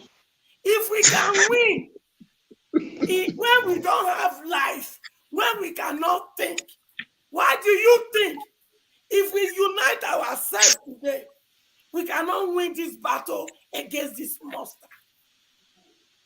So if you know you are a winner from the beginning, I can guarantee you, if we decide to work together as the oppressors, we will win battle against this monster. Because this monster, they are not up to 2 million. So let's stop fighting ourselves. All right, thank you. Doctor, we're missing out in Arise TV. Somebody brought out jazz in a calabash, in a tiosa. Okay, so that's what I'm trying. I know that there are a lot of things that are going on, and I want us to show some of them. Joseph, what I would say is this: after the election, come back. We have time to have conversations on some of these things. Just send me your number. I give you BQB. BQB. Did you receive the data that I sent you? Yes, thank you, Mr. Brown. Thank you. Thank you. Yeah, it's just a small data. Just use and test them first. But that is in the work. All right. So we are going to let's join a little bit for maybe a few minutes and see the what's going on. Dr. Damages, 1 minute before you go. Dr. Damages, Ngozi, 1 second. yeah, Ngozika, 2 numbers came to me. I don't know which one she used as the browsing on whatever she The does. one I sent to you. The one I sent to you. Use that one. There are two. I sent you 2 BQB numbers. is 1. You send me the contact. You push the contact to me. I have 2 Nigerian numbers there for Ngozika. Okay. Sorry. Yeah, I don't know which one. I sent 1 already, but I don't know which ones she uses for. I'm not sure. I didn't know they were The data. one that end with 90. That is Okay, the one she's using. The one data. Okay, all right. Joseph, send your number behind for me. Okay, all right. And let me know the carrier, whether MTA, Airtel. I'll write her off for my Okay. tax deduction for. People in Nigeria don't know what you're talking about. All right. So now donation. Now when I write my taxes, now 10 and 9 I they use now. Now donation to Nigeria. We came here this morning and we saw this. I don't know what to call it. They call it sacrifice here. Were you not disturbed in any way at all? Joseph, please let us No. This is Nigeria. All these ones don't work for people like us. So why do you think this was put here this morning? I don't know why it was put here. But is it a usual occurrence? Is it a regular occurrence that they put sacrifice on the spot? This is highly unusual. Again, it's another way of voter suppression, and I don't think it's going to stand. All right, thank you so much. So you just listened to another gentleman there. You can see the sacrifice there. They are not moved by the sacrifice at all, and they said they suspect that is part of the voter suppression by whoever is responsible for placing this thing here. According to them, this is not a regular thing, but perhaps because the election is going to take place here and it is suspected that they have large turnout of voter in this particular voting unit. That's why whoever is responsible for this place this there. And it's not too far away from a mosque. You can hear the sound of a mosque on the background. That's Agugi Central Mosque. So it's ironical that, a stone throw some steps away from a central mosque, you're having a sacrifice here. To what intent and purpose, we cannot say at this point in time. Irony that the INEC officials missed their way. I'm just wondering what was the scenario like during the presidential elections as well. But can you give us an inkling of what the state of voting is like around that Agungi, not just that polling unit that you currently are? Yes, the voting process takes place in a number of places here in Etiosa, but in several other places, voting has not started as we speak. I left the VGC moments ago, and hundreds of the residents of the VGC are feeling disenfranchised as well, because we were told that INEC will not bring in their voting spot to the registered spot where voters are expected to, cast their ballot. They've decided to place the voting point outside the gate of the estate, which the residents say it is out of place for them to go on the main express to cast their vote. So as we speak right now, nothing is happening at the VGC, and a lot of people feel that is part of what they call voter suppression in order to discourage people not to participate in that election. As we speak right now, INEC has not reacted, and nothing is happening at the VGC and in several other places right now across Etiosa. Thank you, Oba. From what we're seeing, these are over thousands of Nigerians who have been unable to exercise their human rights to vote today. Has anyone tried to escalate to INEC in any way? Yes, I spoke with the chairman of the Resident Association at the VGC, and they said that they even gave an assurance to the INEC officials that they even signed an undertaking that nothing will happen to them coming into the estate to, conduct the exercise. But all of those efforts yielded no result because it's like the INEC officials sent there have already made up their mind that unless the voters come out to the main road to cast their vote, they are not going to conduct exercise in that place. But again, there's nobody to reach. There's no INEC person in sight or a senior person to reach, to complain to.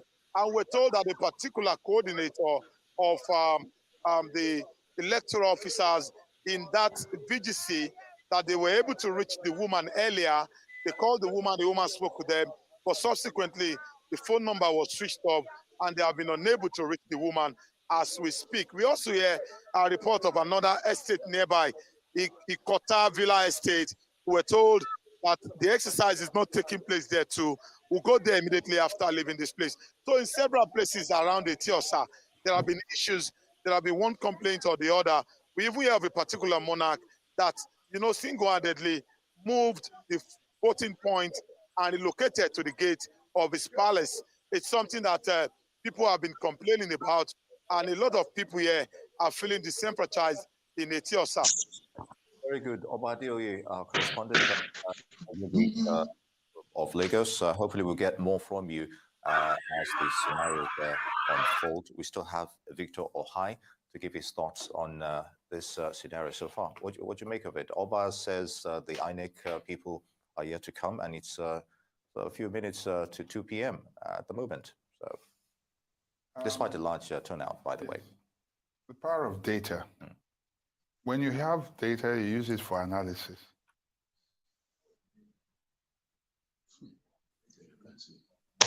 Doctor, So, can I yeah. say something, please? I haven't said Go anything. ahead. Can I go ahead? Yeah, go ahead, Sprite. Yeah, so I don't know if you have this feeling, or I have this feeling. I think Nigeria is about to break up. I don't know, because this cannot continue. Come on, this is becoming too apparent. The ethnic divides and everything. I grew up in Nigeria. Like I'm a Lagosian to the core, right? But I'm Igbo, right? My birth certificate is literally Lagos Island, right? So this is the monumental levels of this suppression and fear of who owns Lagos and who doesn't own Lagos. And the worst thing is that if you didn't take your time to go and study history, a lot of us were not taught history. The word Lekki, for example, it's a Portuguese word. He was an palm oil trader, right? He was literally buried in the same compound that Obafemi Awolowo was held when he was imprisoned for treason, right? That same compound, right? He was buried. He wasn't buried normally. He was buried standing up, right? People still don't understand. Yeah, the boundaries that you enter Lagos from is Yoruba land and everything, but tactically, the word Onyibo, people don't even know the history of that word. Onyibo, that's what it was, because during the slave trade, Igbo slaves were the most sought out for initially, and when they were, according to several some accounts, right? Perspective is different, right? So according to some accounts, the word Onyibo started when the merchants were seeking Igbo slaves, right? Mostly those who had skills in iron smelting. So you can look at the geography you can look at the positioning of Oka, and you can kind of make your own conclusions. Now, these are all accounts, nobody is saying they are true. But when you map things together, you can see that there's more that brings us together than if you take inference from some of these historical accounts. There's more that brings us together than should actually divide us. It's just that we cannot, I don't know how somebody can build some kind of time machine so that we can go back and look. I suspect deeply that there is a very strong similarity between the Igbo, everybody in the South, the Igbo, the Ijaw, the Yoruba, the Ibibio, everybody. When you look at how we do our some of our rituals, we all wear white. We all have some significance for white and red. Look at the Yorubas with the way they wear their whites during the all this oral and all this thing. Look at the Bini with the white and red. Look at the guys from Onitsha. There's a similarity here. And to see these things, it doesn't make sense. I think our ancestors are really they're turning in their graves because we're supposed to have a united front. In order for Nigeria to be for Nigeria to turn out something, I think we're better off together. But the way I'm seeing it, it looks like it's to your tent, or Israel. Like people should just go their own ways and let's try again. It's according to Daily Faro, to me, it's a question of citizenship. This citizenship and sovereignty rights they're not yielding any fruits. Because how can somebody go and be using jazz to be intimidating people? I've never seen this before in my life. Like, this is crazy. It's becoming too desperate. So This whole idea of hold on, Scribe. Is it because of jazz down that you want to divide Nigeria? No, not jazz, but like what I'm trying to get to is what is desperation. It's becoming too much. But that's politics from the beginning. No. It's never taking this. It's never gone. Or is to it this that you level. are paying? Is it that you are paying attention more now than before? Maybe you are getting older. And No, but I've never seen. Okay, personally, I've never seen where in a polling unit somebody puts insane. I mean, but I'm not considering a polling unit for what? No, I think that's it's the reaction of people there. They didn't appear as if they were phased. Did they? I don't think so. No, they didn't look like they were phased, though. Yes, I give them courage for that. I give them kudos for that. But I've never seen this before. Like, it's becoming too much. It's apparent that you're not wanted. The Igbo man is the bogeyman of Nigeria. We're being used as we're just being beaten up anyhow. Like, it's not fair. Like, I mean, what did we really do? I still keep asking myself. I've literally gone into history and I'm looking at what did the Igbo man actually, apart from the braggadocio that we are known for, right? We like to, we're very, we like to enjoy ourselves. So subscribe. We that's why I don't want us to move this conversation. Okay, all right. I'll rest my case because we will talk about it. It's not like we're afraid of talking about anything because I'll tell you. No. I know that. But I just noticed now I was just going on a tangent. So yeah, because what you're saying now is not. It has nothing to. That's not the Igbo personality actually. If you want to go back into history, it's something that they learned by their interaction with Nigerians. So which is unfortunate that. Anyway, but that's a different conversation. Let's go back to the election, and a lot of things are going on across the country. Ovia, welcome to the show. Wassalamu alaikum, brethren. Ovia, we talked about jazz, and we've talked about your village people being part of this process. What are you? Have you talked to people at home? What is going on? I like when the scribe is going on and on and on and on and on, and you just actually shut him up by asking him. Maybe you are just paying more attention. You are just paying more attention. Nothing that is happening now that is our invention. We just the oil the wheel they call, right? It's okay. It's okay for me to carry my Bible and pray and disturb everybody in my neighborhood because I want to sanctify the land for whatever that I want. That's fine, right? It's okay for other religions to wake up 4 a.m. in the morning and call for prayer for everybody to wake up. That's fine. That's normal, right? These people wake up one day, they won't do their tradition once in a while. No, it's evil. We cannot. Who do us like this? Who do us like this? What's that for us? Right? Now, they've been calling sit at home in the East for years now, right? MC Olowo calling sit at home is a problem. Right? So that's what I keep saying. This is Nigerians interacting with ourselves. All these things, all the jazz, all these things, and everything are we, now us. Right? It's just unfortunately that we cannot build the Nigeria that we want. Now our children, the next generation that will do it, because based on what we are saying, even what the scribe is narrating, pointing out those names and all those kinds of things, as if that we should go our separate ways. If you come to America, you go to hear Minnesota, you go to hear all those things. Those are Native American. Those are Native American names. Those are Native American names. I mean, what's the governor of Minnesota na Native American person? What am I trying to say? Now we are interacting. Now we go chatter the what we want. Because for the past 1 hour now, they listing. My conclusion is that Nigeria will not get problem. Because if we get problem, this is not what we'll be discussing. Yoruba man, Hausa man, Fulani man. We don't have problem. If we actually get problem, we know our enemies. Our enemies are the people that we give power, we give authority to actually make things work. We all know. Why we not go fight them if we are actually having a problem? Since we suffer, we are supposed to come together and fight those people. But guess what? Now then they do they pick who and who they want big among us, join for 3 fighters. And we'll come here, we'll discuss this, that. We don't have problem. I keep saying it. People think that they laugh.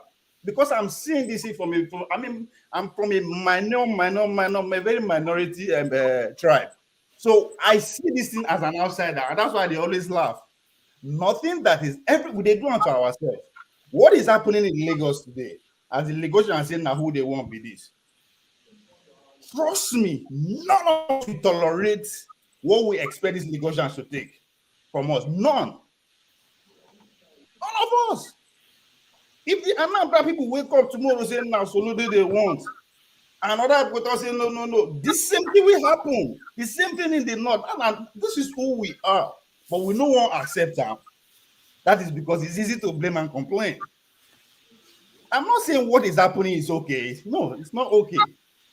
But the way we are approaching it, it will continue. It will continue. What my HO say, we should start talking about when election don't finish, we should start discussing solution. Election is over. It don't finish now. Election is over, but we are still complaining. Instead of what to sit and say, okay, they rig us. This is how they rig us. This is who they use. This is what they use. So that we know how to prevent it in 4 years' time. But no. Before you know, they go swear the president in. Before you know, cabinet will take place. Before you know, 2 years in. Before you know, election don't come. And we'll continue again for where we will stop this one. What am I trying to say? We are Nigerians. Now us, nobody go beat Nigerian for us. Yes, nobody. And guess what? Nigeria no go scatter. In as far this elite are still very much together, we know we fight.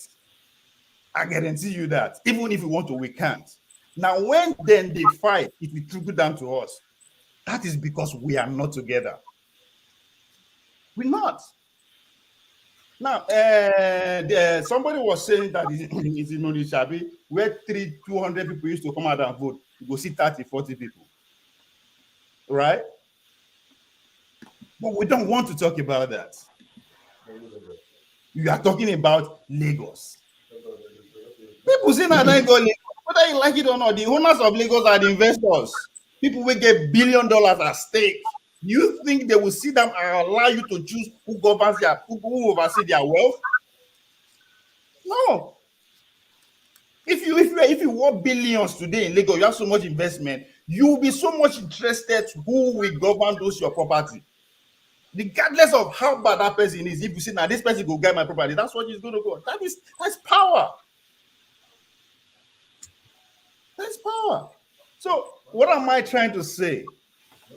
We should start looking at the signals, bring out at the problem where we identify, and start finally looking at a way to take care of them. People where they rig election today, it is not Bola Tinubu, it's not this Showolu, it's not. No, they are our uncles, brothers, friends, sisters, aunties, mothers, father. We know them. They will come home with that money. Guess what? We go help them spend them, but we go they complain saying that the leaders, or we produce the leaders. We can choose to point out, if we want to point out problem with Nigeria gets, trust me, you don't need to think hard. Just looking where you go see the problem. All right. Thank you. Thank you, Ovie. I guess you don't have an idea what's happening where you come from. No. Well, I don't. If they okay now, I was giving you example about the House of Assembly, right? These are, as I said, my village is not small village. All of us we know this 500,000 women abroad, but we see they fight. They were gunshot last election. For what? So that's why many times when they smile, they laugh because it's just that it's please everything where they happen to explain all over. It's not everything not happen for that my small country, my small village. The king is dead now. We never get another king. You know why? Road way divide. These people say that then they produce that. These people say that they produce that. Families don't know that they are taught. This is the same thing that is happening with the old Nigeria that for that small village. So when I did laugh, I think you understand, Ralph, Rudolph. When I with the smile, the talk, I use sarcastic and satire to Jordan. You understand where I'm coming from? Because these are things that now we they do. Okay. Place so far it's peaceful. Okay, hold on. Let me ask a question, Joseph. Joseph, can you hear me? Yes, I can hear you. Okay, so Joseph, I know you are frustrated with Nigeria. You are frustrated with Nigeria, and it's understandable. But how do you rate Soludo's performance in the last 1 year? Soludo, okay. Has it delivered for you? Okay. No, Soludo, he has not done anything. Although he's working inside Okoko. He's working inside Okoko. He's using this the way they use ordinary sand to fill the gutter, and I don't know the kind of contractor that is doing the work inside there. So, but he's trying to create road inside Okoko. Only Okoko that I've seen what Soludo is doing, but in other area, I say if you go to this Ochanja, as if you're going to Ochanja roundabout, if you see what is going on there, almost all the gutter is filled up. You cannot. There is no space. Everywhere is so dirty. If you come to this Oboduku Junction by Z Bank, along the roadside, they are burning dirty there. They are burning, along the road. You see where they're putting fire on the dirty. So, in fact, I have not seen anything that Soludo have done since he was elected as the governor of Anambra State. He has not done anything. So why are people not willing to go and elect other parties? Can you hear me? Yeah, we can hear you. Why are people not willing? People like you say to yourself, we are going to go and make sure that the nation state assembly will be people from other parties so that they can hold him accountable. Why is that not happening? The reason is because there's a saying that said that when you bring one good apple and you put it inside as in one bad apple and you put it inside the basket of good apple, before you know it, all of them will rot. So which one? Who is the good apple?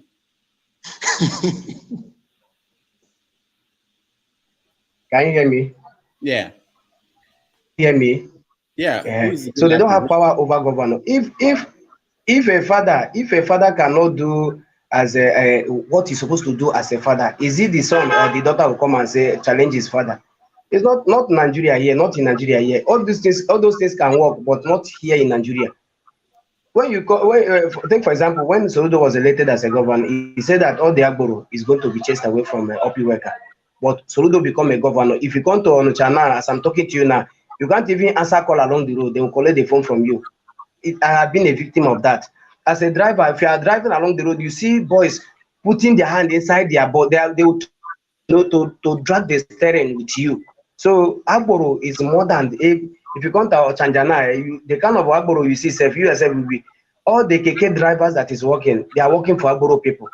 They are not making money for themselves. Those boys, they are just suffering. Sometimes when you enter their KK, you try to ask them how are they coping with all this. They tell you that they don't know what to do again. If they go out now to thief now, they will say these people they are thief, but they have to be managing themselves. I see it now. So Soludo has failed Anambra people. Not only me that was saying this, if you come inside Anambra here now, you hear people tell you that Soludo have failed and he have failed. Although maybe he will still work, but I don't know. Maybe this is just 1 year in his in the office now. Maybe as time goes on, he will still work. But for now, he's not doing anything. Okay, one last question. You mentioned taxes, and you said it like it's hurting you. what changed? How much taxes were you paying when Willie Obiano was there? How much are you paying now? Sometimes you will be in your shop and a group of people will just come and say they want to collect levy from the as in dustbin or the small basket. They will come like this and say they want to give want to collect bin revenue. The small basket that when you go inside the market there, you buy it at least let me say 700 naira, but they will tell you you have to pay 6,000 naira for that small basket, and you have to pay. If you not pay, they will lock your shop. If you do anyhow, they will beat you up and nobody will talk. You see, so sometimes they will bring bill like us that have a shop that will do this phone accessory something there. They will come to your shop and say you have to pay bill. They will just mention one bill and say you have to pay. When you ask them how much, at times they say 15,000 naira. And group of people normally come. When they come, they will write a receipt and give to you. When you take the receipt to maybe to nearest this office there, they will tell you that they don't know these people. That anytime these people come again, that you should call them. When they give you the number, when you call them, they will not even respond to you. So that's just what we are passing through. Sometimes now, if you see them coming now, maybe some people like from the other street see them coming, they will give a signal that these people are coming. Everybody will just lock their shop and go out of the shop. So when they come, they will not see anybody. Well, because when they meet you, you have to pay. Any amount they ask you to pay, you pay. Otherwise, they will lock your shop. So that is it. All right, Joseph, thank you so much for giving us updates and what's going on around you. Let's go back to Franklin. Franklin, welcome back. Hi guys, happy election day. Yeah, we are seeing a lot of things we've not seen. Not Ovie, Mr. Scribe has not seen voodoo at a polling station. So Well, in my own state, I don't have much information, but I'm not. You don't know voodoo, you know who like he is. I think it's still going on. But obviously, I'm actually paying more attention to Lagos compared to, my own state. Now, hold on, Franklin, because there are some people I didn't want to actually give them a lot of attention, but they've been asking the question, why are people paying attention to Lagos? Why don't they pay attention to where they come from? My brother, you see, they really ask that question. The reason is this, apart from of course, election is not holding in FCT. Of course. Now, the regardless of the fact that we have our FCT in Abuja, Lagos is the most functional capital we have in Nigeria. That is where you have all the embassies, everything you have in Lagos. In fact, you even have more of it in Lagos compared to you have in Abuja. The commerce, the everything is in Lagos. So every part of Nigeria is represented in Lagos. Every part of Nigeria. There is no part of Nigeria, no tribe in Nigeria that doesn't exist in Lagos.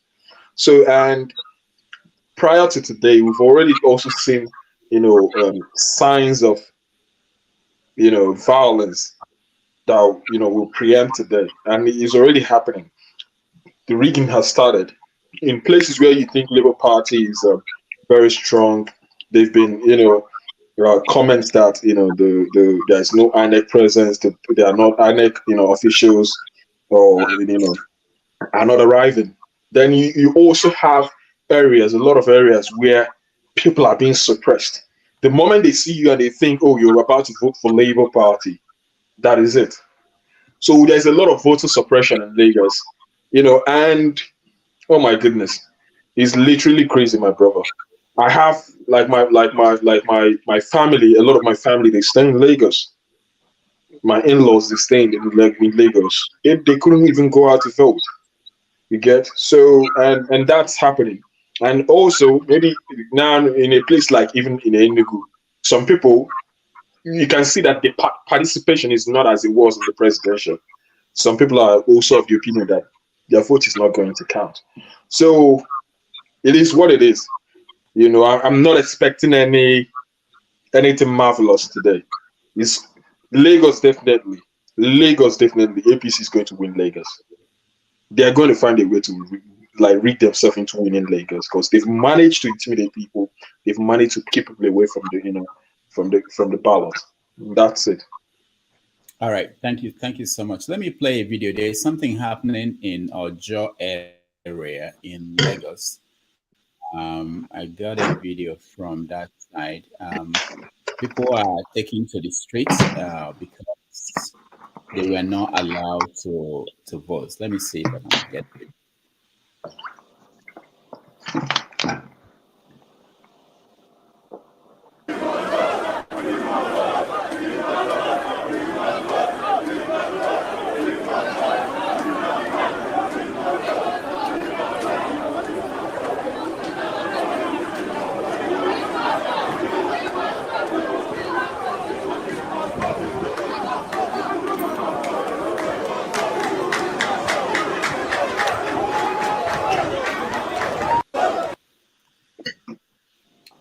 All right, so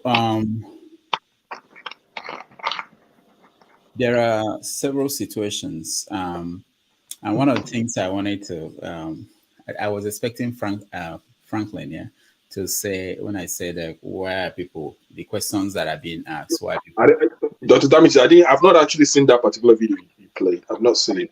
I just got it, yeah, from Joe area. So unlike the presidential election, which is more like national election where one person could control what happens, these are local elections, and if there are local people, they could decide to react any way they wanted to react. So that's some of the things we're seeing. There was a place that somebody was killed. I heard. I can't show the video. I saw the video. But there are several things going on, and that we add to the crisis we already have with the presidency, the presidential election that happened. All right. Dr. Damage, I'll just say one thing, and sorry, I'll just back off. But okay, the one thing I can say about all of this is this, because not everybody has PVC to vote.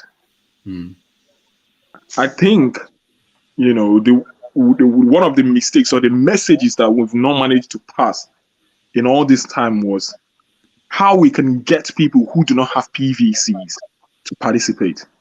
Although a lot of them do not have PVCs, that is their voters card, they could have participated by making sure that their presence is there, is felt, protecting the votes for those who have those PVCs.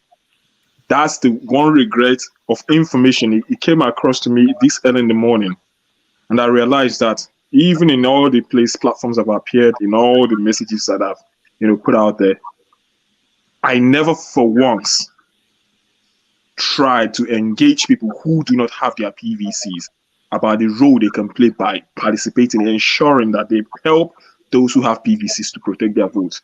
But it's a process, so we keep on learning. We keep on learning. Why I'm saying that is because it will take more than those who have their PVCs to get Nigeria right. Because the percentage of people who have their PVCs compared to those who do not have their PVCs there is no comparison at all. It's like 1 to 99. Now, what we need to start going forward, next coming elections, is start also re-engineering the minds of people that the only way to participate in the election is not just by having PVCs that come to vote. I think we should spread more information on vote protection, because the last time before the presidential election, we were emphasizing more on casting your vote, participating. But it will take more than that, obviously, because INEC, the police, the security agencies, they are not functional. They are all in all this together. So the next messages we should start putting out there henceforth against 2027 or the other coming by elections is, how do we get people who do not even have their PVCs to participate, to be the chief guards, protectors of the votes? That's my solution. All right, thank you. Hold on, Mama Echo, hold on. In Anambra State, I have a crack reporter there who was telling me that he didn't want to come on air, that they were basically sharing money. the party in power was giving money to people to vote for them. Let me show you a video of the kind of thing that I don't think we've seen anywhere in Nigeria that happened after the votes somewhere in Anambra.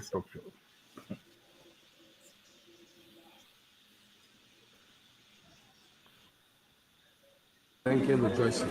That is rejoicing. Your candidate have won. These are the real party.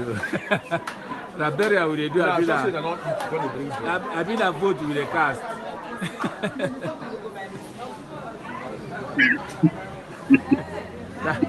The vote with the cast. I been the party. The burial will do. We don't cast finish.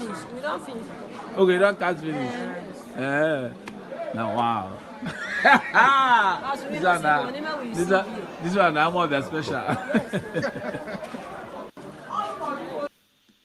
All right. So Dr. Damage, that's structure. That is structure. No, yeah, that be the structure. That's structure. That's what they call wicked structure. Oh no, yeah. When they go I'm pitch back. the way now. I'm back live. I don't know how you got this kind of video. No, I have somebody there who sent it to me. Yeah, they absolutely disgusting. You're even your next 4 years over one bottle. They're just waiting for the count. You know, they but look on the bright side. I would rather have that than have the sort of atmosphere you have in Lagos. You know, where people are relaxed and stuff. Wait. Doctor, let me just ask this quick question. I thought I got the perception from that video that the APGA or whoever ruling party bought those drinks for them. Is that the perception? Let me be clear. Yes. You are correct now. Okay. Because it's just for relaxation. They were drinking away their next 4 years now. They are finished voting. They are finished voting. You don't know who they voted. But you don't have any proof. There's no proof that don't have any proof. It's from actually the ruling party. We don't even know whether it's from Apuga. But we know that they didn't use their money everywhere violence, though. Not be everywhere violence, though. You are very correct. See, I would rather have this sort of atmosphere. I don't care who, what's going on, maybe who they voted for. I'd rather have a peaceful atmosphere. It is even better for me that people, maybe we are paid to even votes we are bought compared to the violence, because at the end of the day, however at least maybe it's not like you are compelled by force. That one you decided to sell your vote. Exactly. I would rather have such an atmosphere than the one that if you come here and vote this party, it will kill you. We'll give something. So I prefer that. I'm not saying it is right. That is not the norm. That shouldn't be the standard. But I know, for at least it will allow the process to continue going on peacefully. All right. Compared to violence. Solo, I'm back. I'm back. I listened to Joseph from Anambra, and I've listened to, frankly, powerful people. You see, when people are very objective, I love to see them on platforms like this. And I've enjoyed you. Let me congratulate the two of you. The first man, Joseph spoke the truth and he said it clearly. Frank took a position. But let me give you another dimension. You can imagine if this election were to be just the councillors and the local government chairman. Politics is grassroots. Politics is grassroots. Politics should be grassroots. Let's go and pick people from the ward level. Let's go and pick people for local government chairman. Let's see how it works. We all start from president. I think we're all fools. We all start from president. The moment they pick the president, forget it. You can't change it. If I pick a local government chairman for you, if you want to change that, you can change it in that place. For president, only one man. Forget it. You can't change it. These people have been brainwashing us for so long. And I wish all of us can realize that politics is grassroots. We ought to, first of all, pick our councillors. Pick our local government chairmen in all the local government all over 700 and something of them. Thereafter, we begin to pick the next one. Thereafter, we begin to pick the next one. We will start from the top. You see, these politicians they have mastered the game. They know what to do. They know how to do it. They have no business, like I said in morning. They have no office. Some of them have no factory. Some of them have no industry, nothing. They have been in this business for ages. Some of them can't go back to where they used to work before. Now, when you look at a place like United Kingdom and some other developed areas, you discover that for you to become the chairman of a local government, you must have worked in UAC, the director, must have been a big guy. They don't just bring any small boy to come and be chairman of local government. Go to UK and ask in their council. They will tell you that the people that are there are people who have worked in a bank. They have worked as director in a bank. They have retired. So they are not coming here to steal. So when we look for people like them who have so much experience, wealth of experience, to manage local government, to manage House of Assembly, to manage government, before we begin to look for, all this House of Rep, Senate, and the President, we will start from the top. And the moment you put a dummy on the top, you need to look for another 8 years to stay. That's my contribution again, Dr. Damages. All right, let me thank take you. some of them. All right, CM, welcome. Okay. Oh yeah. Good afternoon, Rudolph, and then good afternoon, everybody. Well, I'm just joining in, but from what I heard, because I've made a lot of phone calls this morning. From what I heard, particularly in Lagos, there's another dimension to the entire thing: voter suppression. Number one, either that deliberately they tell APC, we tell INEC, don't go there. Even if you want to go, you go by 1 o'clock or 2 o'clock, so that if there are 500 people or 300 waiting since 8 o'clock, by the time you get to 1, some must have gone home. Then maybe you are left with about 100 and something. Before they do their mago, they say it's closing time. They go. I was showed a video clip of somewhere in Ethiopia. Also, they said they will vote, but they won't upload. An person telling them, he said, we will vote here, count, but we won't upload it. It was shown. Then there's somewhere at Okota. Okota is a usual spot now, because that is where most of the landlords are in Igbo, and then that's where they burnt the voting, the votes. So I think that was 2015 or thereabout. They have to deliberately burn them, and they make sure that they didn't vote. The same thing is happening today. So in all this, and there are pockets of delays, that is voter suppression. They delay some places. They say the beavers is not working, because I have somebody I'm asking. You see, I feel after today, because let me say, the thing is that I don't know, I can't remember how small I was 1993 when we participated in Abiola's June 12th election. There was this, we played football. You know that Oshodi Maitu Expressway, Elasa Sadiku. We were playing football on that, put a monkey post, playing, because there was total sit at home or disrupted. So in all these things, now, instead of at this age, I'm still talking about how to count. Nigerians, the thing about us is that fear that, if you do it this way, somebody will, is a lie. There is what they call zero-sum game, and there's what they call something that is mutually exclusive. The fact that Ogoni man is having problem does not mean that the Yoruba will have problem. The fact that Yorubas are making mistake does not mean that the Benin man will make mistake. Let us start fearing, stop afraid. After today, because we've seen it coming, let the Benis, let the Ogonis go and have a meeting. You are an ethnic group. Ogoni, have your meeting, you have your value system. You've been existing before the white man came. The same thing. Any two ethnic group that are willing to coexist, draw their own constitution. If Ijo and the Chekri can draw constitution, Bini and the Yoruba can draw, or maybe Bini and the Igbo can draw.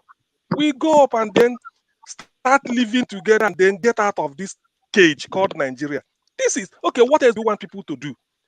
INEC defended a budget of over 300 billion naira at the National Assembly to conduct this mess.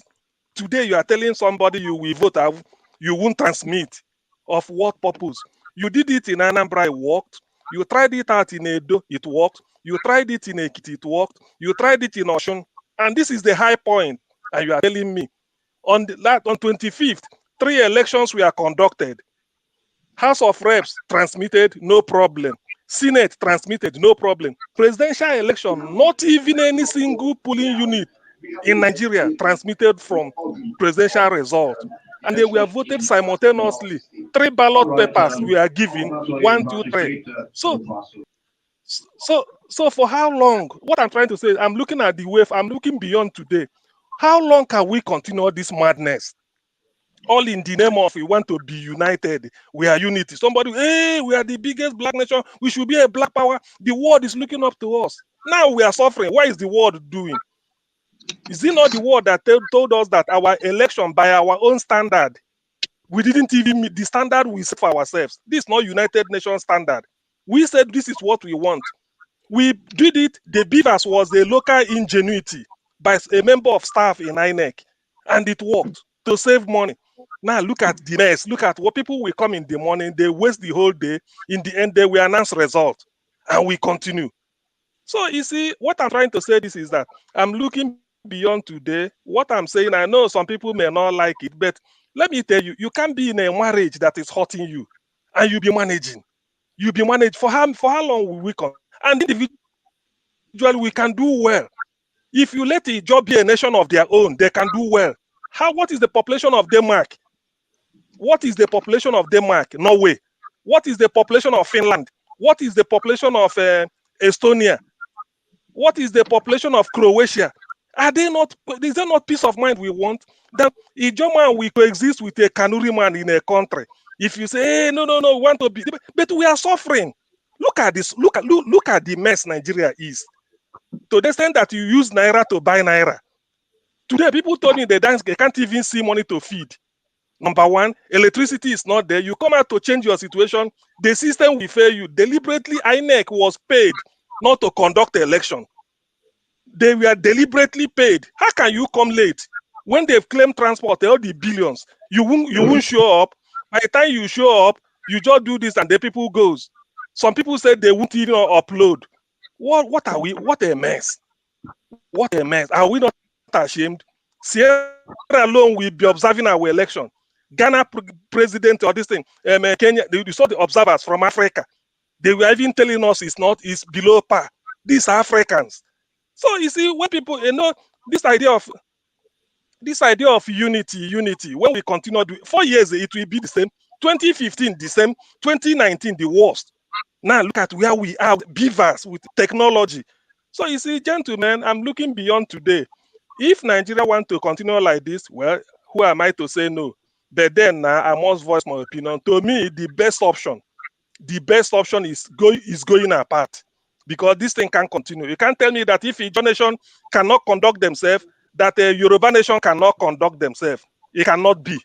It can never ever be. Or the Great Edo Kingdom, Bini, cannot with their tradition, cannot be a country of their own, manage their affair. That the people of TV will make the same mistake. It's not.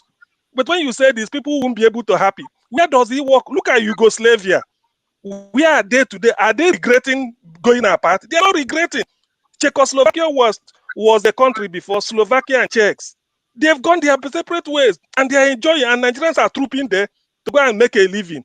Why must, if something as basic as an election, the fundamental thing to conduct as basic, this is not a rocket. Just count to yourself and tell yourself the truth. We can't hold it. And yet every year we conduct. We are Nigeria. We are running out of the country making noise. It's a shame. Nigeria is a shame, not even to the world. We are ashamed to the Africans because they are telling us. A South African told me what is happening in Nigeria. A Zimbabwean, I made the two here. Zambian. What nonsense is this? People should reason. And yet most of us are educated and we'll be talking of what to preserve what the British put together. When it is not working, what do you do? On our own country, if Igbos cannot be on their own and kill themselves, does it mean Yorubas will kill themselves if they're on their own? Does it mean with TV nation will kill themselves? So please, I think we have to start a debate. This cannot happen. This is frustrating. Thank All you. right. Thank you, CM. We are going to have that debate after the elections, but we have an election to follow today. And I also want to mention that in Bauchi, we spoke to Rohan in Bauchi. Everything went well. So it's not like it's all parts of the country that these things are going on. But it's very important and unique that we have to look at the suppression of votes. You know why it's important? Because even if INEC, if they look at the court system, there's no way to quantify suppression of votes. They can't quantify it in making decisions in terms of whether to cancel election or whether the process was fair or not.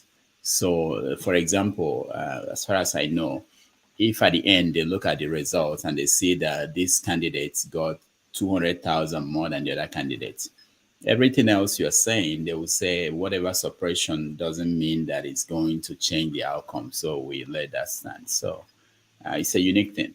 But let me go to who has not said anything in a while. Rock, go ahead. I'll let someone else say something for now. Okay. I have an opinion to follow what CM is saying. Okay, go ahead. Right. I agree with him in principle, but there's, I think right now emotions are running high. The Nigerian project can still work, but I think we should go back to what the likes of the nationalists, the likes of Azikiwe and Awolowo, what they set forward, and that's the provincial system, where we now have competing provinces, the Eastern region. It was not province; it was a region. The Eastern region, the Western region, and the Northern region, or also have Midwestern region and maybe Northeast, whatever. But we go back to a system of autonomy where each one has its own, first minister or whatever, and then these regions then compete among themselves. I think that's the main problem. Another thing is when it comes to the commerce, Lagos needs to be decongested, in my opinion, where we can, we have these ports in, Rivers, Calabar, all those places, Warri, where these things are enabled. So that way we can move a lot of these, need to be in Lagos to move away from that. So that way, money can flow around. And I think that's a better solution than dividing. And this is my opposition to dividing, is that when you look at cases like Southern Sudan, you look at cases like, I forget the other country that has not yet been acknowledged by other countries, is that I have a very deep fear that if we separate, it's going to be very hard to have international adoption by other countries, and because then it's going to expose us a lot, in my humble opinion. And that is, as much as I see good reason why, this British contraption, this Flora Shaw definition of an area isn't really working, and I feel we should still go back and test run more of a regional system and have state police, have things like that. And I think that's the advocacy that we should carry from this election, because I still suspect that we're going to have protests. If Bola Tinubu becomes the president, he's not going to have the buy-in and things like that. I think we should change in the next 4 years. We should be fighting for total restructuring and have an intellectual debate about total restructuring and how we should be able to restructure Nigeria in such a way that power is devolved from the center. People have a sense of belonging. People participate in more in decision making. We had the sovereign national conference, dictates from 2014. Why don't we go back to that and look into that? And I think if these options fail, then to your tents, O Israel, to your tents. Then everybody should just go their separate ways. But we can still give Nigeria another shot with these ideas that I've espoused. So, all right, thank you, Mr. Scribe. Matt, go ahead. Well, thank you, Dr. Damages, for giving me the opportunity once again. I'm trying to, comport myself. I don't know. I don't want to be rude. I don't want to be rude because I'm not just happy. I'm not just happy about this country because I think uh, we have invested a lot, both in blood, both in human resources, financial, and whatever you can think of. We have, and we have been showing love to every part of the country. But I mean, what we receive is just slap everywhere. Over here, sometimes you speak grammars, go around, but at the end you don't make no point. I don't understand how you can support or be talking about people who are doing whatever they are doing or festival. If these people they want to do it on the day of presidential election and they were able to shift it, why they don't do the same? Why are they insisting to do it today? It's because they have already planned all they want to do today. They want to rig the election. They want to disfranchise so many people. So that is why they insisted on doing what they are doing. Nobody is against any culture. Nobody is against any tradition. But I think institution stands before any other thing. Imagine our police. But Dr. Damages, later you check the video that I sent to you. A policeman on duty on election day with gun in his hand, sleeping. A policeman, Nigerian police, with a gun. Yeah, what does that show, Matt? What does that illustrate? I know I saw the video. I got it from different sources. Okay. Let me. It shows. Let me be in this. Let me just a little bit, be in support because I know that the police people, most of the times, they want to do the right thing, but they are handicapped. Maybe that man you see there have no money to take care of family, a lot of thinking, a lot of problem. It resort to drinking, smoking weed. Maybe that's the result of what you are saying. Or maybe what he's doing is what he knows how to do. Maybe out of frustration, out of whatever, that led him, or maybe he has sleepless nights, he hasn't rested. That is why he's doing that. But no matter what it is, that is wrong for us to show. This shows a bad institution that Nigerian police have a lot of work to do. Matt, which institution in Nigeria is good? Okay, now let me come. Nigerian police is not good. No, which one is good? Not the ones that are not good. I know. So why is that important? Why do you think that proves anything? Yeah? The video you are talking about, why do you think it proves anything? Now, why I think it proves something is this. It's human lives because people are there. What if the hoodlums comes in there, disarm that man and kill people there? That is, I'm talking about human. I'm talking about human people that come there to vote. That I'm not talking about the institution. I'm not even talking about the policeman. But what if I am there to vote? Someone disarm that man and use it to kill people there. So, when we are talking about Nigeria, talk to me. I'm listening. You wanted to say something? No, finish up because I want to okay. Look at something. Yeah. Okay. Now, if this thing continue this way, I'm telling you, Nigeria is at the edge of anything can happen at this time. Anything can happen. Inside the people are boiling, but they are just coming down because of they want to see what this governorship election will bring. If this governorship election brings good, that will determine how Nigeria will be. If it brings the other way around, that will determine how Nigeria is going. Because this that I'm seeing around Nigeria, I mean, it is something that it is, I mean, it is dirty, it is shameful that Buhari and his cohort cannot give us a viable election that is free and fair.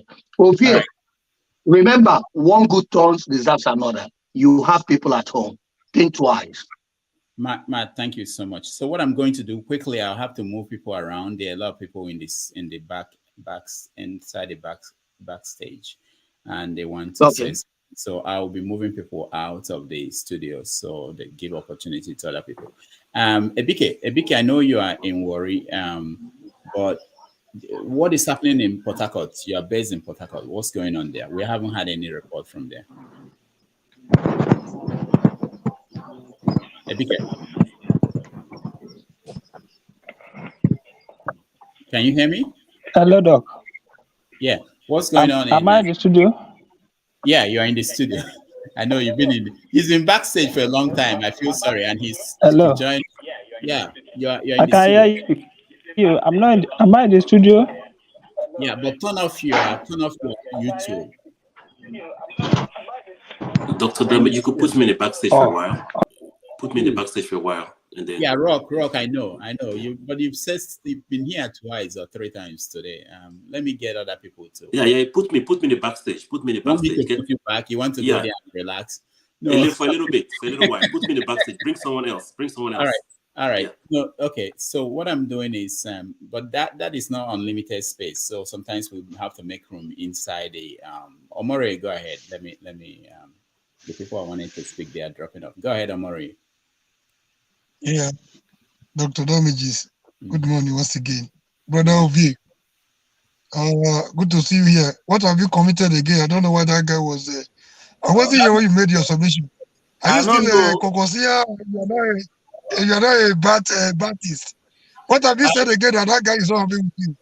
I don't know, but the blast say they respond to that on my behalf for the conversation. John say, Matt, stop waiting you they smoke. It's not good for you. Matt is on address, so you don't get response. So I don't know what I do.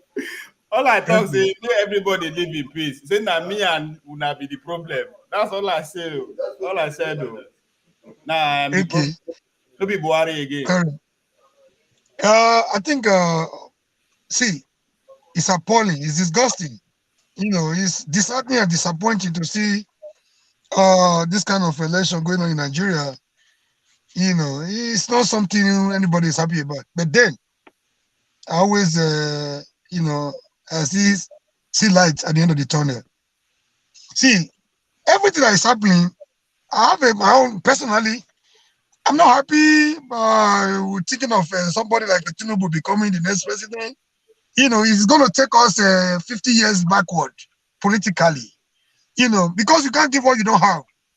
The likes of ST Oluomo will one day will wake up to be a next chairman under Tinubu, because that is all he knows how to do best. But then I still have hope. I do always preach hope wherever I go. You know, I say, like I said earlier when I woke up this morning, I said failure or mistake could be success, only to the extent we are willing to learn from it.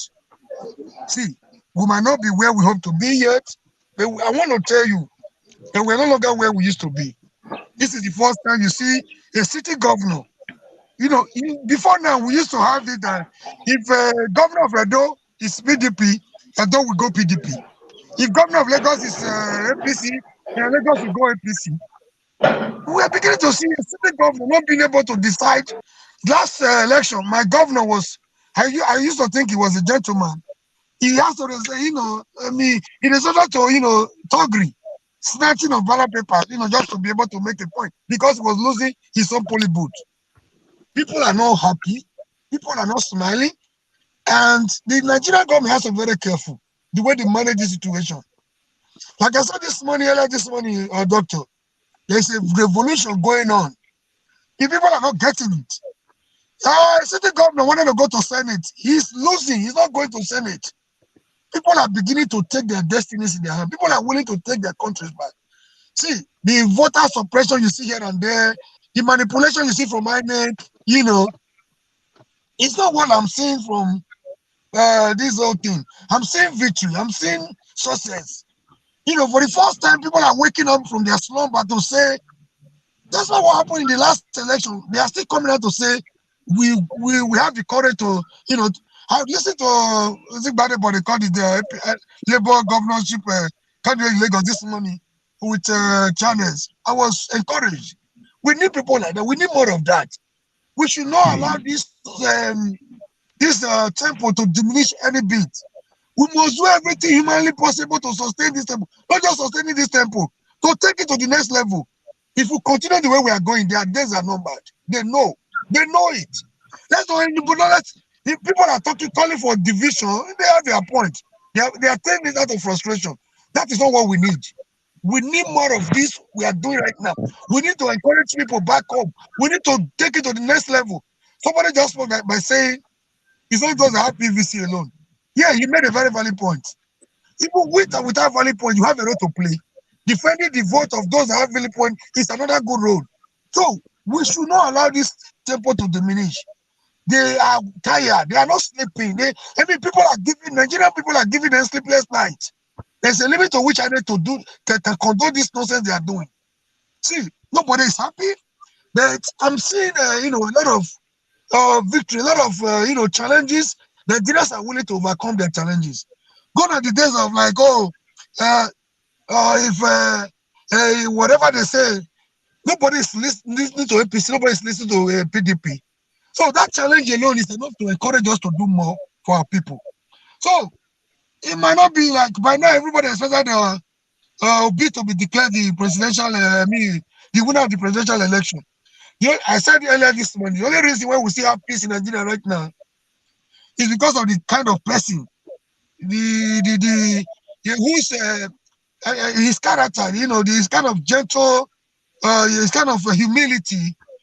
I want to assure you today, if it was Showore, for example, that was getting the support of Big God in the last election, Nigeria would not be at peace by now. If it's Oshomole, I don't know to call him some names. If it was Oshomole that led that revolution of that last presidential election, Nigeria would not be at peace by now. So I'm beginning to see that we need everybody on board. It's not you coming here to say Showore has not this. Showore has something Obi does not have. The only thing we have peace today, Obi is somebody that believes in due process. He believes in he's going to get his money back and all that. But it will not always be Obi every time. A strong-headed, a hot-headed person will come and they want to try this mess. That will be the end of Nigeria. They will use their hand to destroy what they have created. So let's not give up. We will get there someday. There is a place come there, and I strongly believe that we shall get there. Let's not give up. Division is not the solution at all.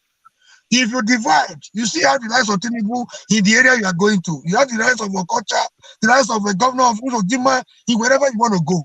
You will be there to condemn with them. So I also believe we are stronger together. So Nigerians are not sleeping, we're not smiling, and it's not a wasted effort at all. It's not an effort in futility. But you might not be happy that we're not getting immediate result. See, one step at a time. A journey of 1 million miles, start with a single step. We shall get it right someday. They know it's no longer business as usual. You see, are you not surprised that Sanwo-Olu, a city governor of Lagos, is not getting it easy? Tinubu is right there. He has been declared already as the purported winner of last presidential election. People are still making effort to tell them Lagos does not belong to you. Lagos is not your private estate. My brother, I don't see all this thing as a complete loss. I see it as a progress. Work in progress. Thank you very much, Udo, for having me. Thank you so much. There's this breaking news, not from Nigeria, but from America. Trump just announced that he expects to be arrested on Tuesday, and he's calling for protest. No, we are not going to jail. He's going to jail. No, agree. We are not going to He's jail. going to jail. We are not going to jail. Trump is going to jail. We are not It's going. not. It's not. It's not even that. It's not about. But the fact that he's calling for protests is the one that He is. has to I think invest Trump, I thought it Trump is happens a Nigerian. naturally. No, I thought that. I don't know. I don't know whether. Oh my goodness, Trump is just a character.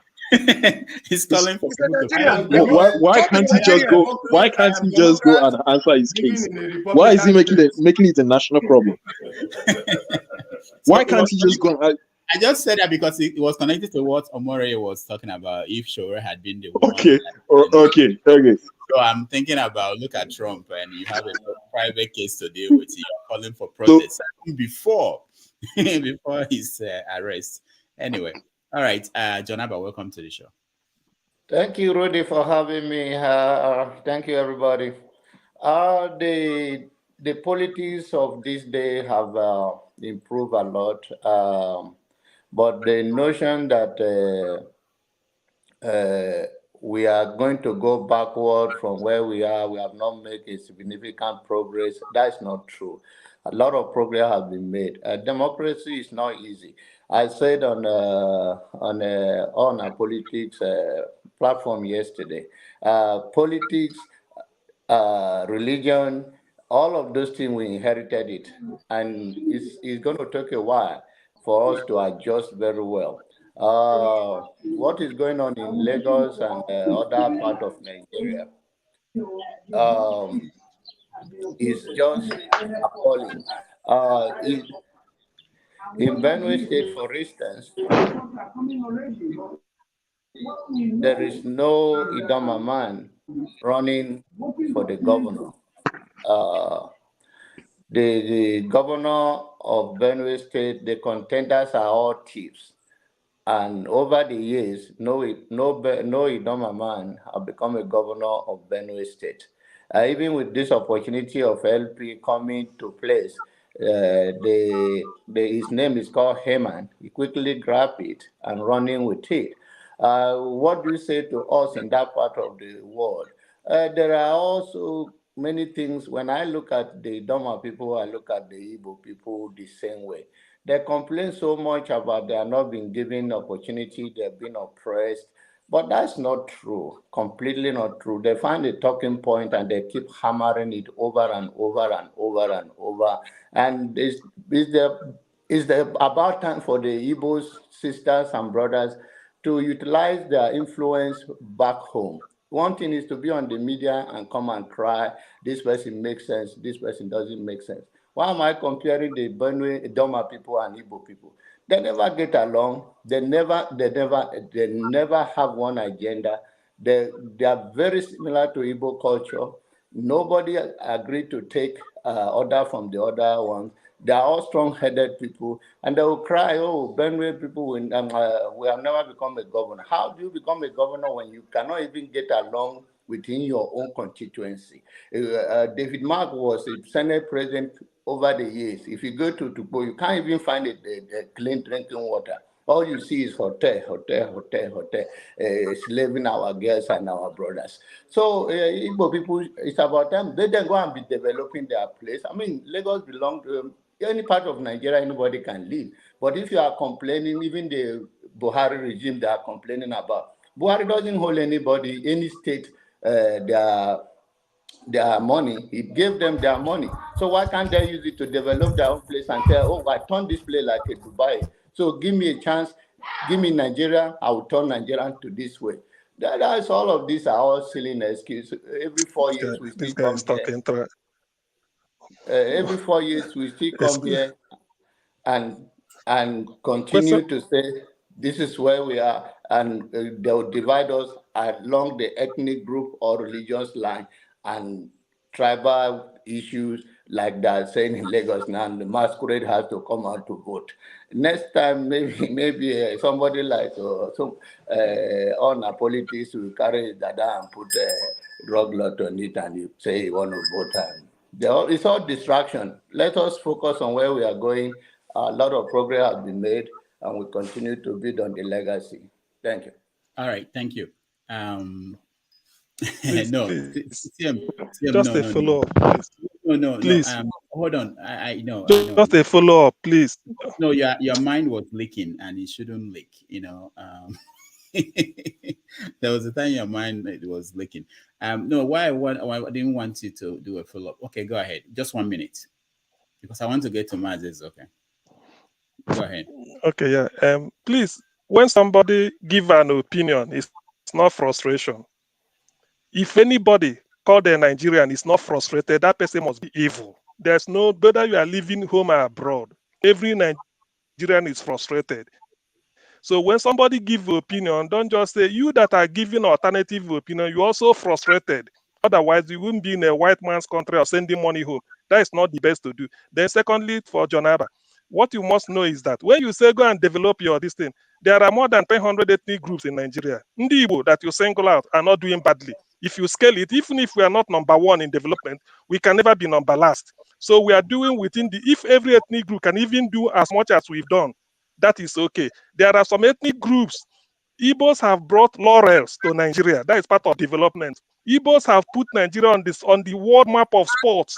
That is a develop. There are some ethnic groups that haven't done all this. So when you say Igbo man should go and develop himself and then use it and then do Nigeria, that is pure trash. And then as far as I know, it's idle talk. So such things should not even be entertained at all. Mind your Idoma, project it. If leave Igbo man, Yorubas are developing at their own pace. So Igbos have well developed. We are developing within our own capability. So putting in the Igbo, say they should fulfill this criteria before they can now be talking or whatever. That's what you are implying. That is, to me, that is monstrous rubbish and arrant nonsense. With all due respect. Let me follow up, Rudy. Let me follow up with this guy. This guy can't get away with that. Please give me 1 second. No, hold on, please, John Abba. I'm going to leave. I'm going to follow up with him. He cannot end come well. in. Hold on, John Abba. Relax, because these things I see. I think someone in Nigeria is about to give us a live report, and you guys are talking about CM. You don't have to. This is the point I'm trying to make. Become me down. Mazes, okay, are you there? I just want to mention that there's nothing anybody says that is harsh. It's just their opinion. I hope we can get to that point. So let's join Mazes. Okay, Jonathan, stand by. I'll come to you later.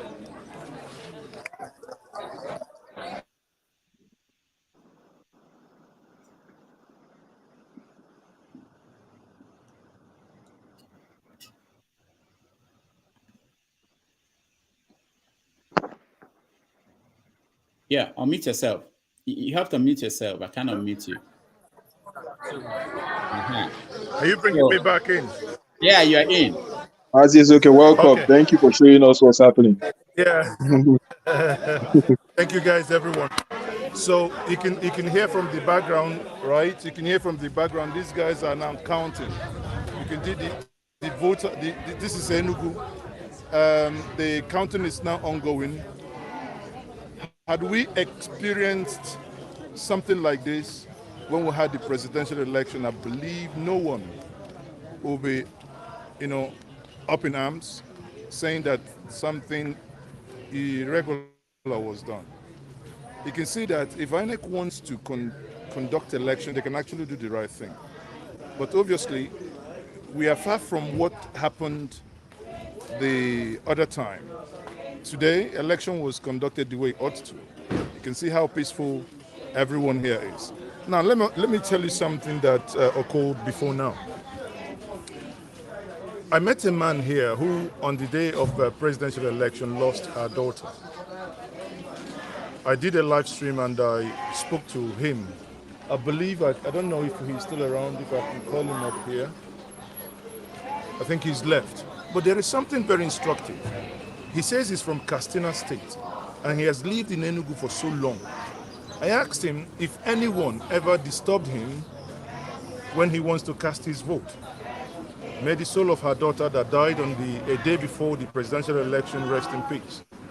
And he said, no, he has never been disturbed. Now, just oppose that to what is happening in Lagos as we speak.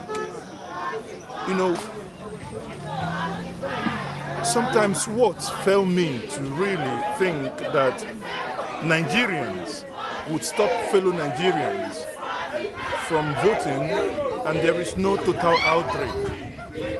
Let me show us now what is happening here. How happily the people are counting their vote. And this is what you should be expecting everywhere. Look, this is live, and you can see here, people are having fun. Stay on it, people are having fun. And that's how, look.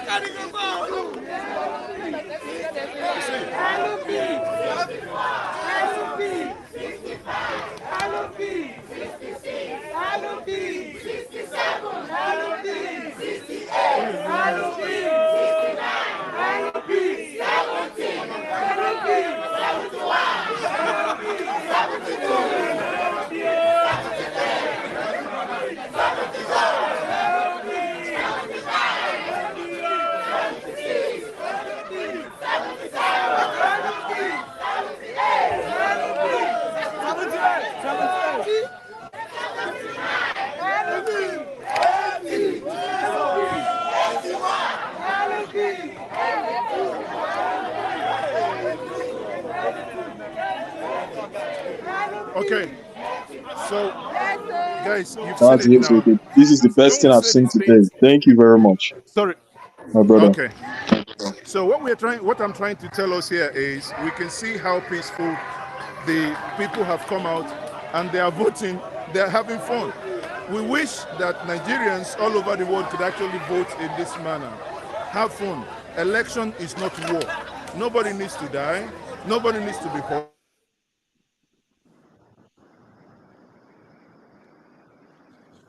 All right. I think his line is frozen. We'll reconnect back with Please him. try and get him back, Dr. Damages. Try and get him back, please. Yeah, we will. Anyway, so you can understand why. You know, if you. Okay. Yeah. All right. So so two things. One is, this is the reason why most of the time. Okay, Maz is okay. We can hear you, Maz is okay. You can you can hear you. Unmute yourself. Oh, all right. Still having difficulties. Anyway, so I give preference to people in Nigeria who are on the ground because they tend to show us something that we may not see while we are outside of the country. But anyway, we can continue our conversation. Janaba, you can respond to. All right. What I said earlier, I give an analogy about the Benue politics and the national politics before the attack of CM. CM, you are in UK raising money for Soludo to say let's raise money to fix Anambra. Anambra is one of the richest states in the East. It is honestly the people like you who play a fitty politics that you tribalize everything. What Hausa man is suffering is the same thing Igbo man is suffering, is the same thing Yoruba man is suffering. All Nigerians, we are all in one boat. It's people who have a greedy mindset, whether it has to be their way or no way at all. They are the ones that form this talking point to distract people and to make us feel that we are divided either by ethnicity or by religious line.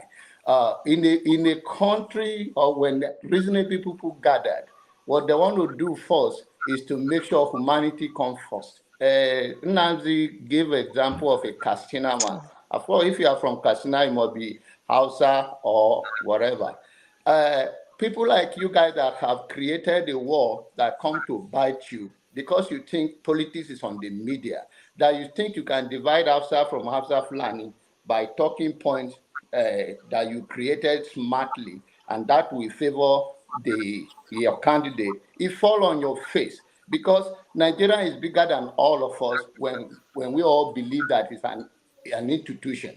But when you come up to tell me that it's rubbish, when I prove to you that if we are united in one purpose, not for selfish reason or not for tribal reason, then we can have a good result and we can retire the old people out of politics because they know the force of unity you conquer the gate of your enemy. But when you come out here and tell me what I said is rubbish because it doesn't sit right with you, it tells who you are. You are you are a good man in my own opinion. I'm not going to come after you because I'm a big boy. I have a big heart, and I'm trying to learn. Before I was boiling, but why am I going to respond for my brother? Sometimes internet will not even connect to where to hear me. So I'm not going to take it on you. God bless you, brother. All right, thank you, Janaba. Let's welcome Kene. This is a new Kene. Kene, welcome to the show. Yeah, thanks, Dr. Damages, Dr. Rudolph Okonkwo. Yeah, I think I've been listening to your show, a long time, and it's been great contribution from Honor Politics, Franklin, even the other Kenya as well. It's been an interesting conversation, even before the election and since the election happened. Yeah, I think my own is that, I think Nigeria, we seem to be putting sentiments to things. Yeah, the key thing is that we should, say things the way they are. What is happening like in Lagos or other part of the country, that is not the way to run politics. Yeah, I'm currently here in Canada. I volunteered, to do an election here in Ontario, Toronto. I went to the polling booth. When I went there, I was telling my wife that, this experience that I experienced, everybody just come in, you do your voting, put it into the voting machine, it's counted. We know the technology is not yet there in Nigeria, but the technology that we have, we shouldn't be talking of voters intimidation, talking of Yoruba, talking of Hausa and so. I'm from Anambra, but my mom is from Ondo State. I grew up in Ondo State, school in Ekiti, worked in Lagos for maybe over close to 5 years, worked in Abuja before I came here, yeah? So I'm kind of an example of Nigerians that say, okay, I speak Yoruba more than the Yoruba people. Even the dialect in Akoko, I speak it very fluently. To my mom, that is even what I speak to my mom when she's currently here in Canada, yeah? So, we should, call a spade a spade. What is happening in Lagos is wrong. And, it shouldn't be about tribal or anything. That is quite wrong. I grew up in Ondo State. Even while at Ondo State, I was, at the university, I applied for their scholarship because I believe my mom is from there. I went to the local government and said, I have to get this, like, what do they call it? Like a nation from the local government to say I'm from Ondo State. Because that is what the constitution says. If this constitution says if one of your parents is from one state, you have the right to claim that state. I claim Ondo State. I went to when I got the bursary, they were waiting for me to say, where is this person with Ude's name coming to come and claim bursary? When I went there, I spoke Yoruba to them. I said, my mom is from Ondo State. I have every right to claim that bursary. And that is where it should be in Nigeria, yeah? So let's call a spade a spade. Somebody should not just come out there in Lagos and be telling that one tribe should not vote.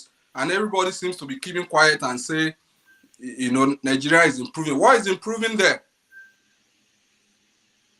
I guess that is my contribution. Thanks. All right, Kene, thank you. Thank you so much. All right, which way Nigeria? Hello, everybody. My brother, you don't change your name. I am not cool today. In fact, I wanted to put hot. I didn't even want to guess that might be him. Yeah, I expect to see which way Biafra, not Nigeria. Which way Nigeria? Anybody wants to Jude. Nigeria. My brother. You know where they go. Leave us alone, Jude. My brother. We know where exactly. We know where they go. Jude. I don't know where you are going. Jude, we need to give you a wife so you can laugh. What is happening today has further affirmed that Nigeria is going nowhere. Okay, it's just anyway, it's going somewhere, and I think it's heading to its complete doom. Because this is not where a country that is going somewhere, the direction is going now, that is not a country that is going somewhere should be heading to. I weep for this country. I cry for this country. I cry in the sense that, you see, the saying that why evil men thrive and prosper is because of the so-called good ones. that will stand aside and do nothing. And sometimes will even be discouraging those that are trying to do something to correct the situation. They will stand aside and be laughing and be glaring and feel unconcerned, unperturbed. Look at what is happening in the election in Lagos. All over Lagos, I've been watching videos, several clips of videos of people, non-indigenous, being disenfranchised, being beaten, cars being damaged, people being wounded, and ballot boxes being burned by Tinubu and Shango Olu's thug, by APC thug. The same thing they have said that they are going to make sure that Igbo people and minorities do not vote, does not vote in this election. They are carrying that out actively right now as I speak. I have watched more than 10 videos. Okay, more than 10 videos. They are just flowing everywhere. And I don't know if, I'm sure most of you would have seen some of them. Is that a way? Is it the kind of direction that will lead us to deliverance? The something that is happening right now, is that the way that is going to lead us out?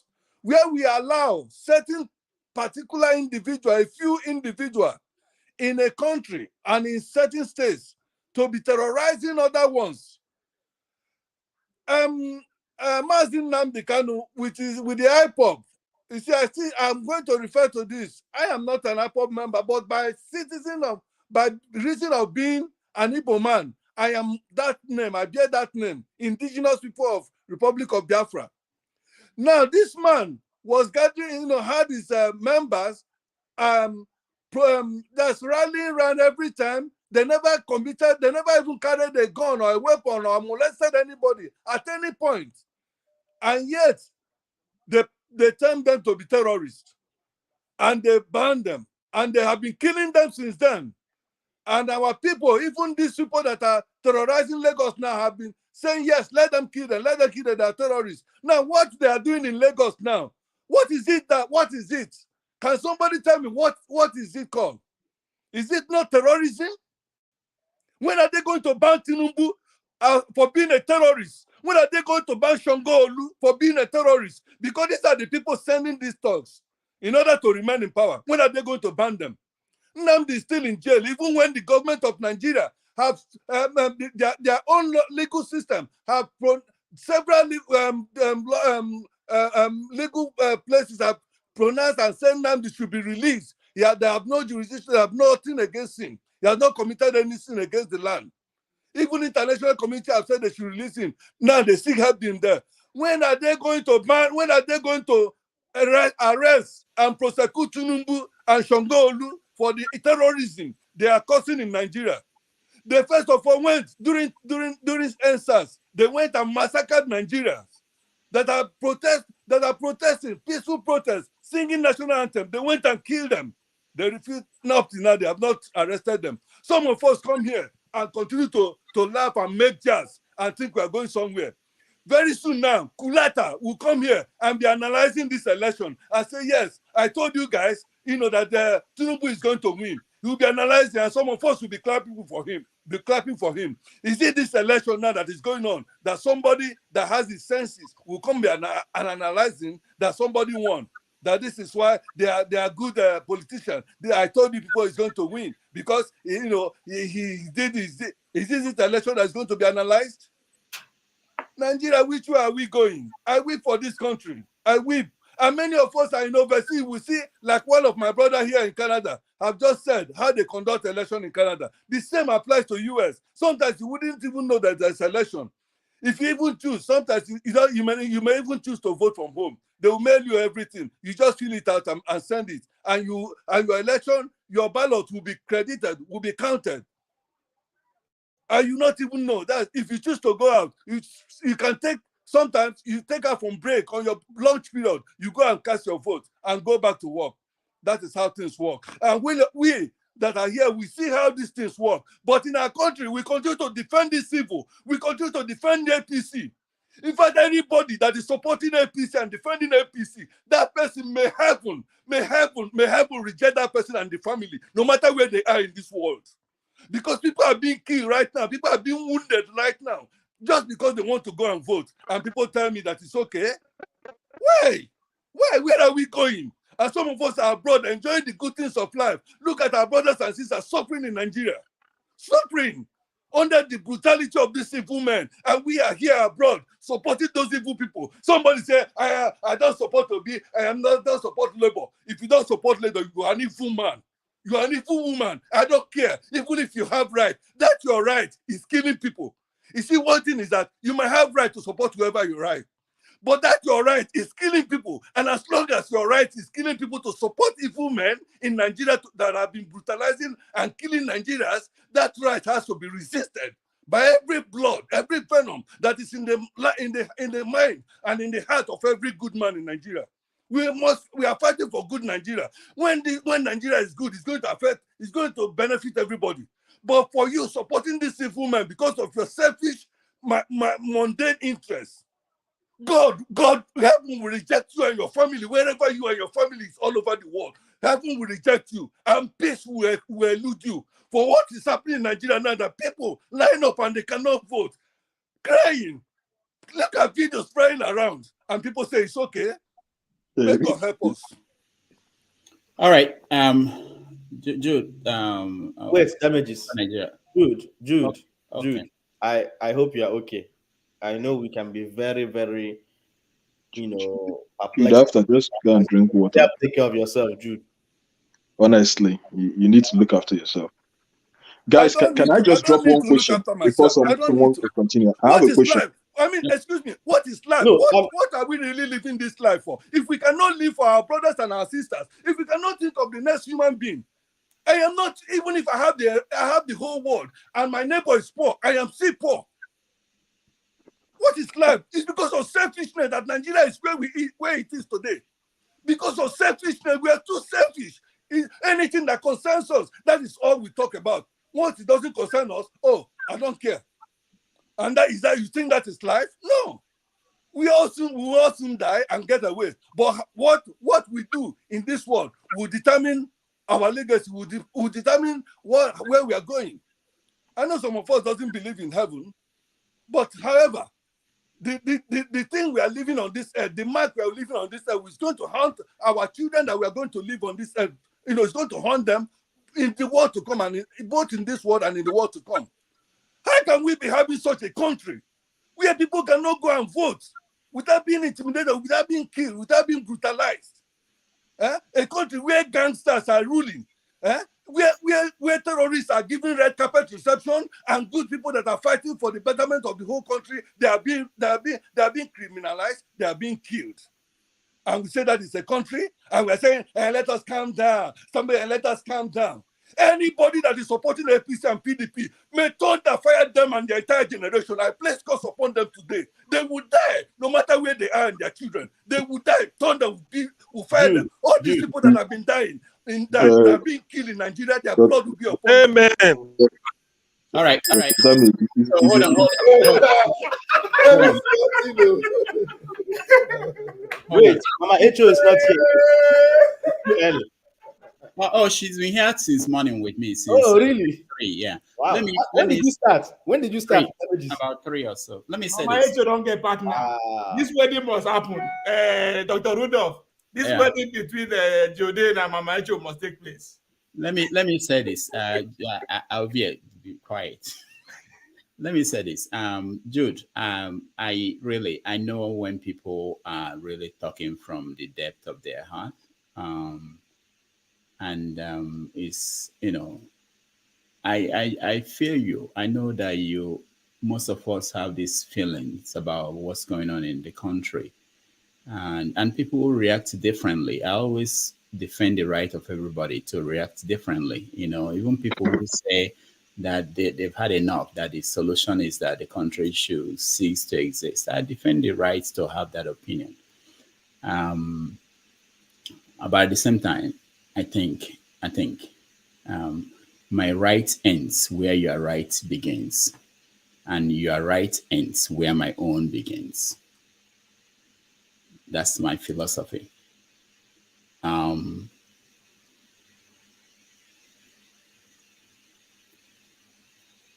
Rufus, I know that right. I know everybody have rights. I know. But Yeah. when you are right, it's killing me. It's killing other people. It's sending many people to hell, to their early grave. It's pauperizing millions of Nigerians. Go and drink And they water. can't even feed. They can't even have one square meal, eat one food, 1 meal a day. Well, then that you're right.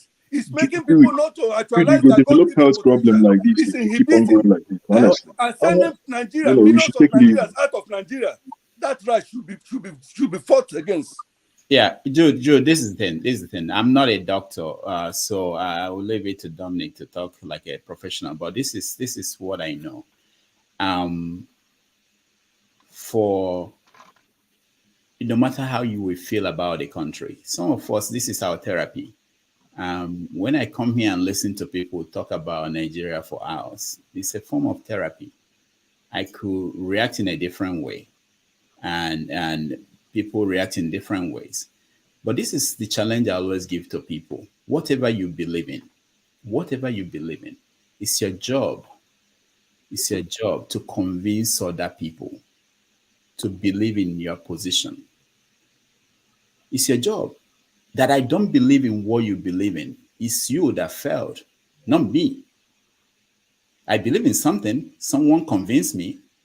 You convince people. If everybody believe, if you can convince the majority of people in the country that this is not working, this is the path we are going to follow, it will happen.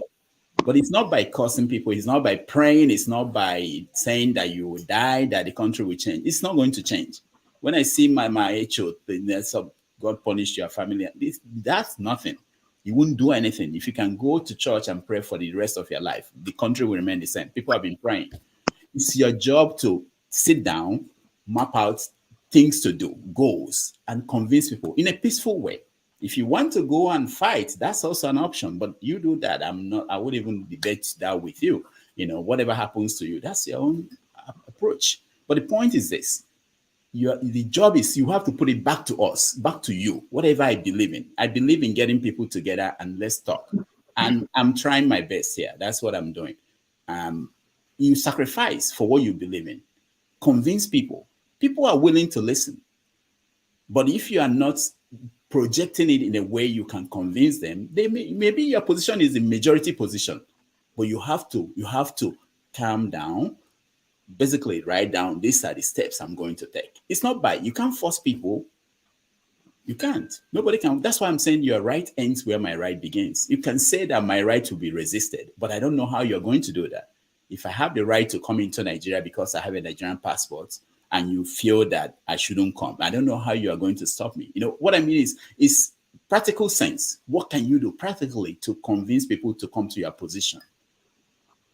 I understand. I feel you, and I feel a lot of people and how passionately they feel about what's going on.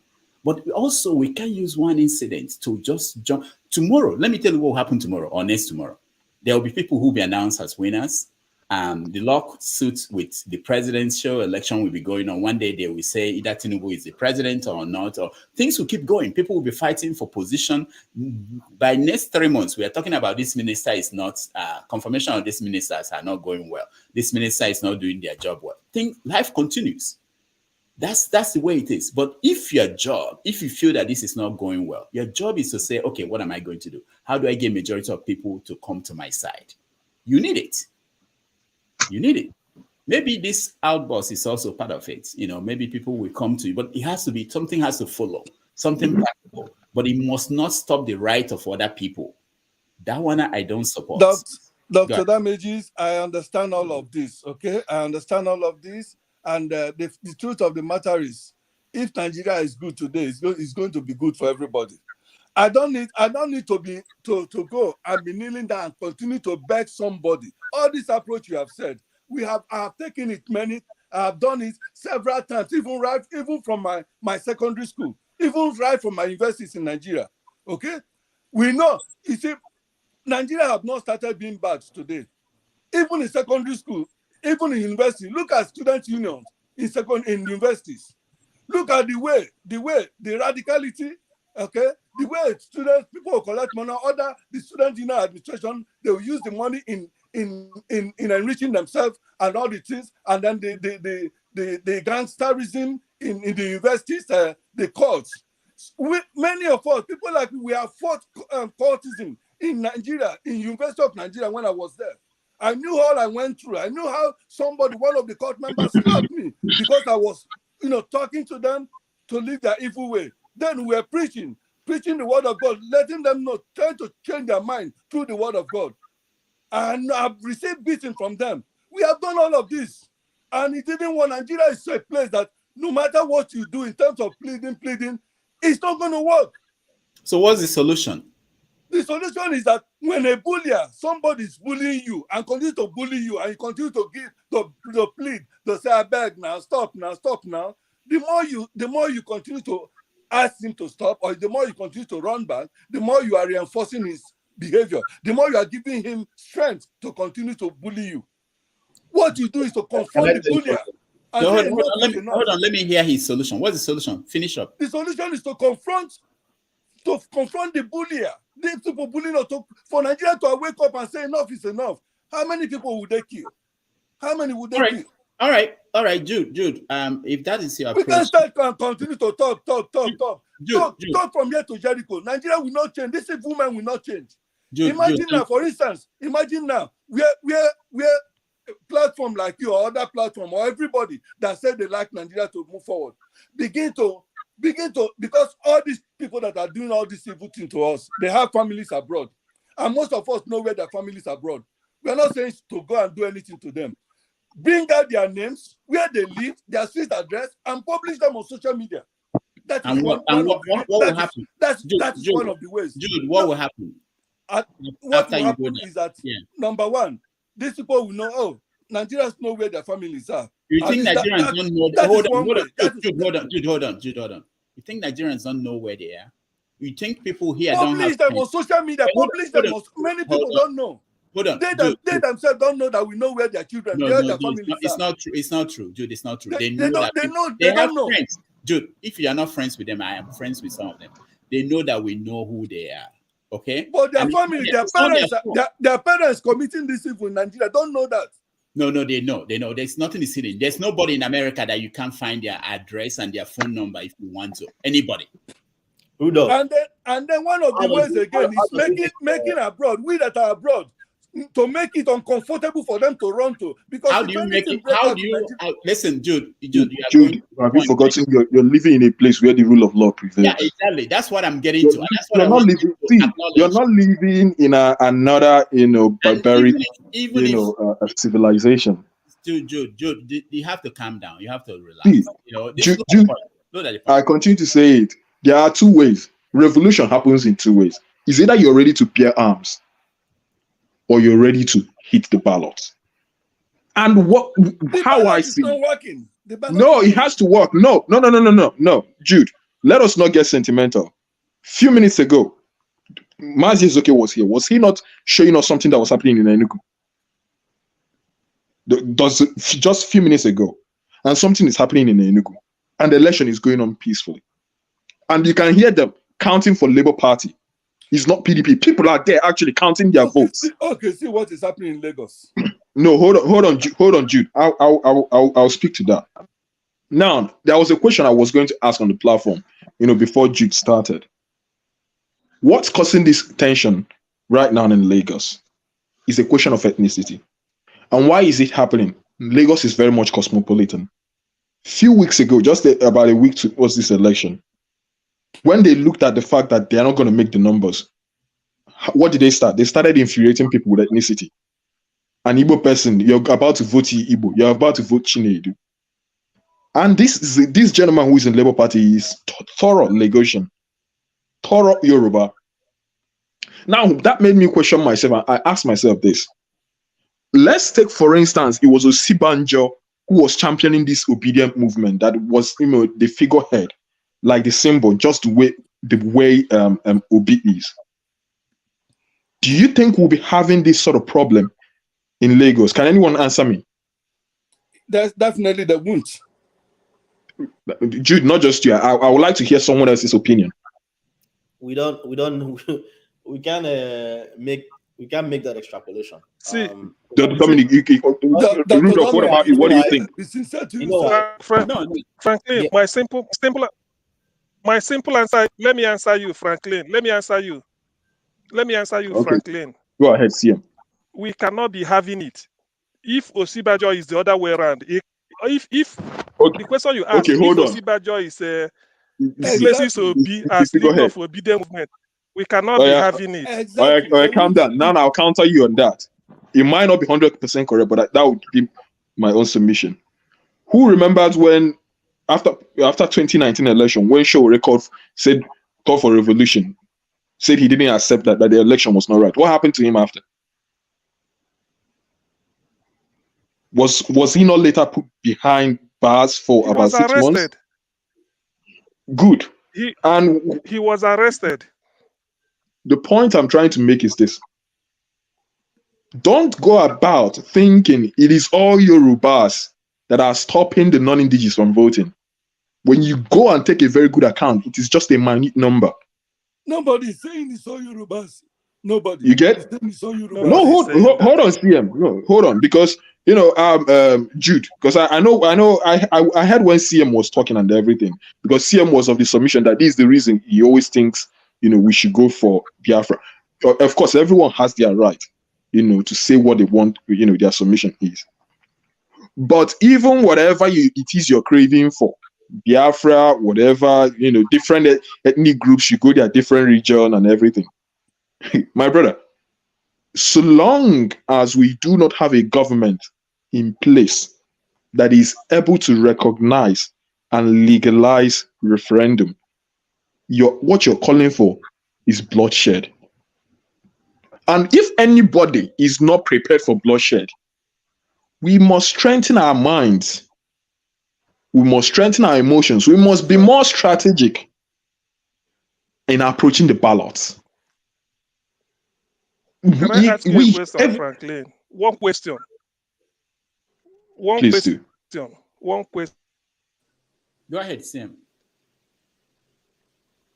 If the Oba of Lagos in 2015 did not assemble Ndibo for humiliation, telling them who to vote, do you think Oluomo in 2023, 8 years later, we have the audacity to threaten Ndibo that Mama Chukwudi should not come out?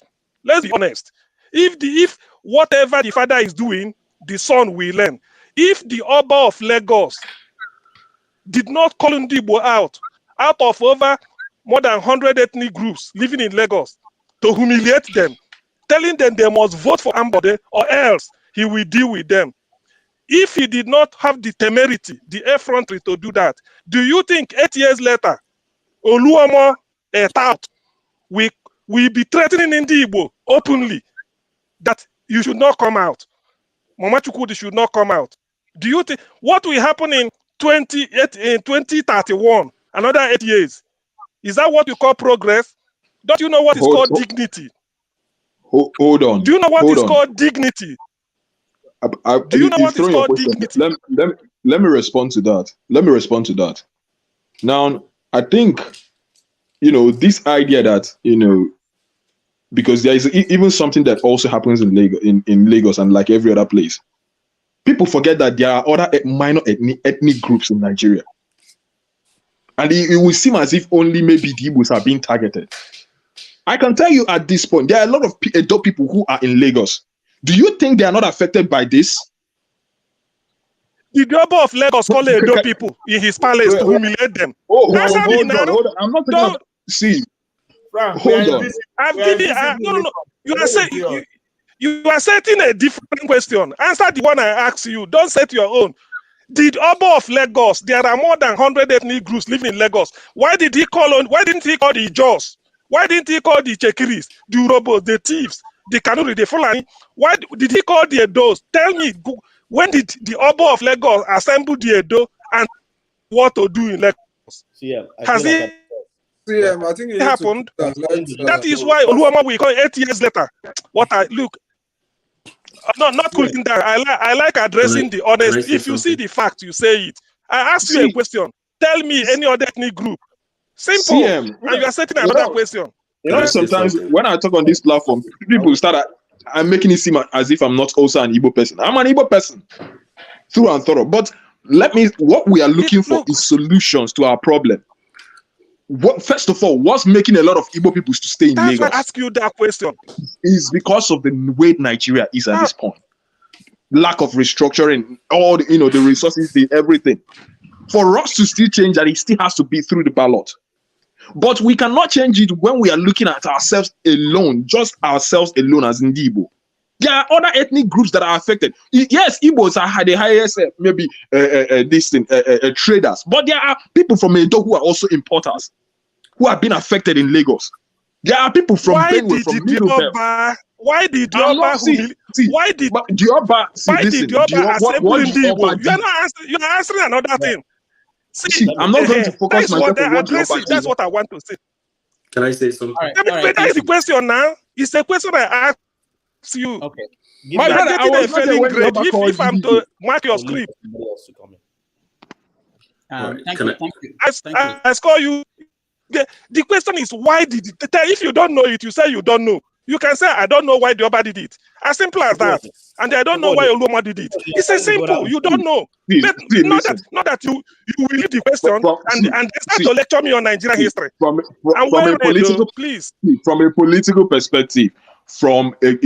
perspective, is because definitely he knows that the Igbos carry a huge number of votes that can change the position of the government. That is it. But I'm saying, if we keep on only looking at only maybe one individual thing, is that a crime? We need to look at it. Is it a crime? It's because we condone evil. That's why evil happens. Yeah, nobody here is condoning evil. Oh, what do you want me to tell you? That okay, because we call Igbos in Lagos should jump up and start revolting. Is that what you want me to say? Oba of Lagos did it and get away with it. 8 years later, Oluoma will do his own. Can't you see the correlation? The reason why they are getting away with it is because there is no rule of law. And there is no way you're going to make that rule of law to come by us unless you want the revolution, which is by the arms. If not, we still have to start thinking strategically. And the best way to be strategic about it is we Igbos, we do not need to keep on singling our own ethnic region out from others. Others have to be carried along. It's not only Igbo man that is affected. Franklin, assuming Dioba did it for so many people. Hold on. I think we're starting to go down in circles. Yeah, I only have 3 minutes and then I'll head out. I just came to say hi and drop a few points and then head out. And I think Rock who is next after me. All right. Thank you. No, who? Yeah. Rock? No, Yeah. not Rock. Also, all on our politics decided to change it. No, Rock has changed himself. Yeah. No, I want to hold on, guys. I want to hear from Dominic. Say what you want to say. Then forefathers. I want to hear from people who have not said. Yeah, it seems like your first name is Chukwode. Since you're saying Mama Chukwode. Your internet is good today, so you're stressing us. Anyway, what I wanted to say is this. If you look critically at the issue of this whole Igbo thing, right? And I'm Igbo, just for those who do not know. This Igbo thing, the core of it is Tinubu and a set of people trying to hold power. And when someone is trying to hold power, they would always look for the best way possible. And so it is very convenient for them to say, oh, this section, we've noticed that this section of people tend to vote this way. Therefore, the way to make sure that we're able to get our numbers up and are able to hold on to power is to strategize on how to disenfranchise those people. And so if the best way to do it is to create a narrative of the Igbo is coming to take over, that is what they will do. So those people may not necessarily be ethnic bigots, but if this is the best way possible for them, they'll go for it. Just like someone like Trump.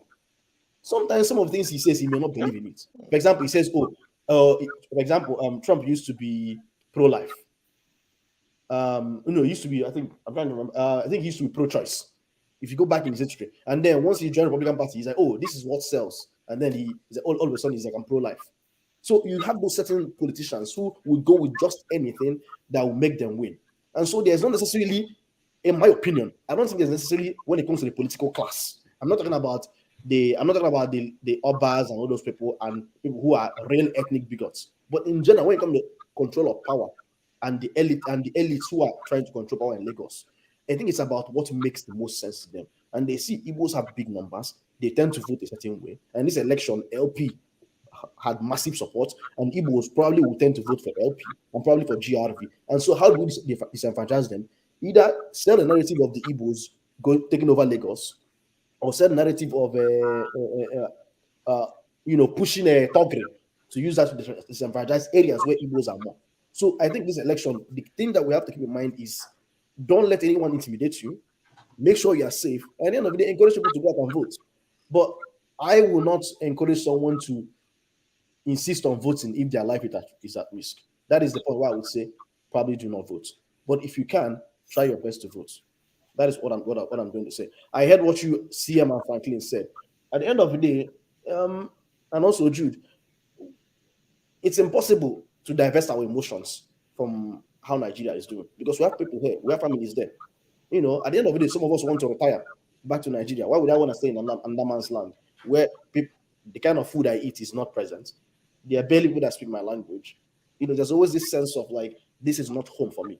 I know everyone wants to, I'm sure Dr. Damages wants to retire back to Nigeria too at some point. He wants to come to a place whereby if he has any issue, or God forbid, he has a heart attack, he can get an ambulance, be able to arrive at a hospital, get taken care of within 90 minutes. So we're trying to build a Nigeria for everyone.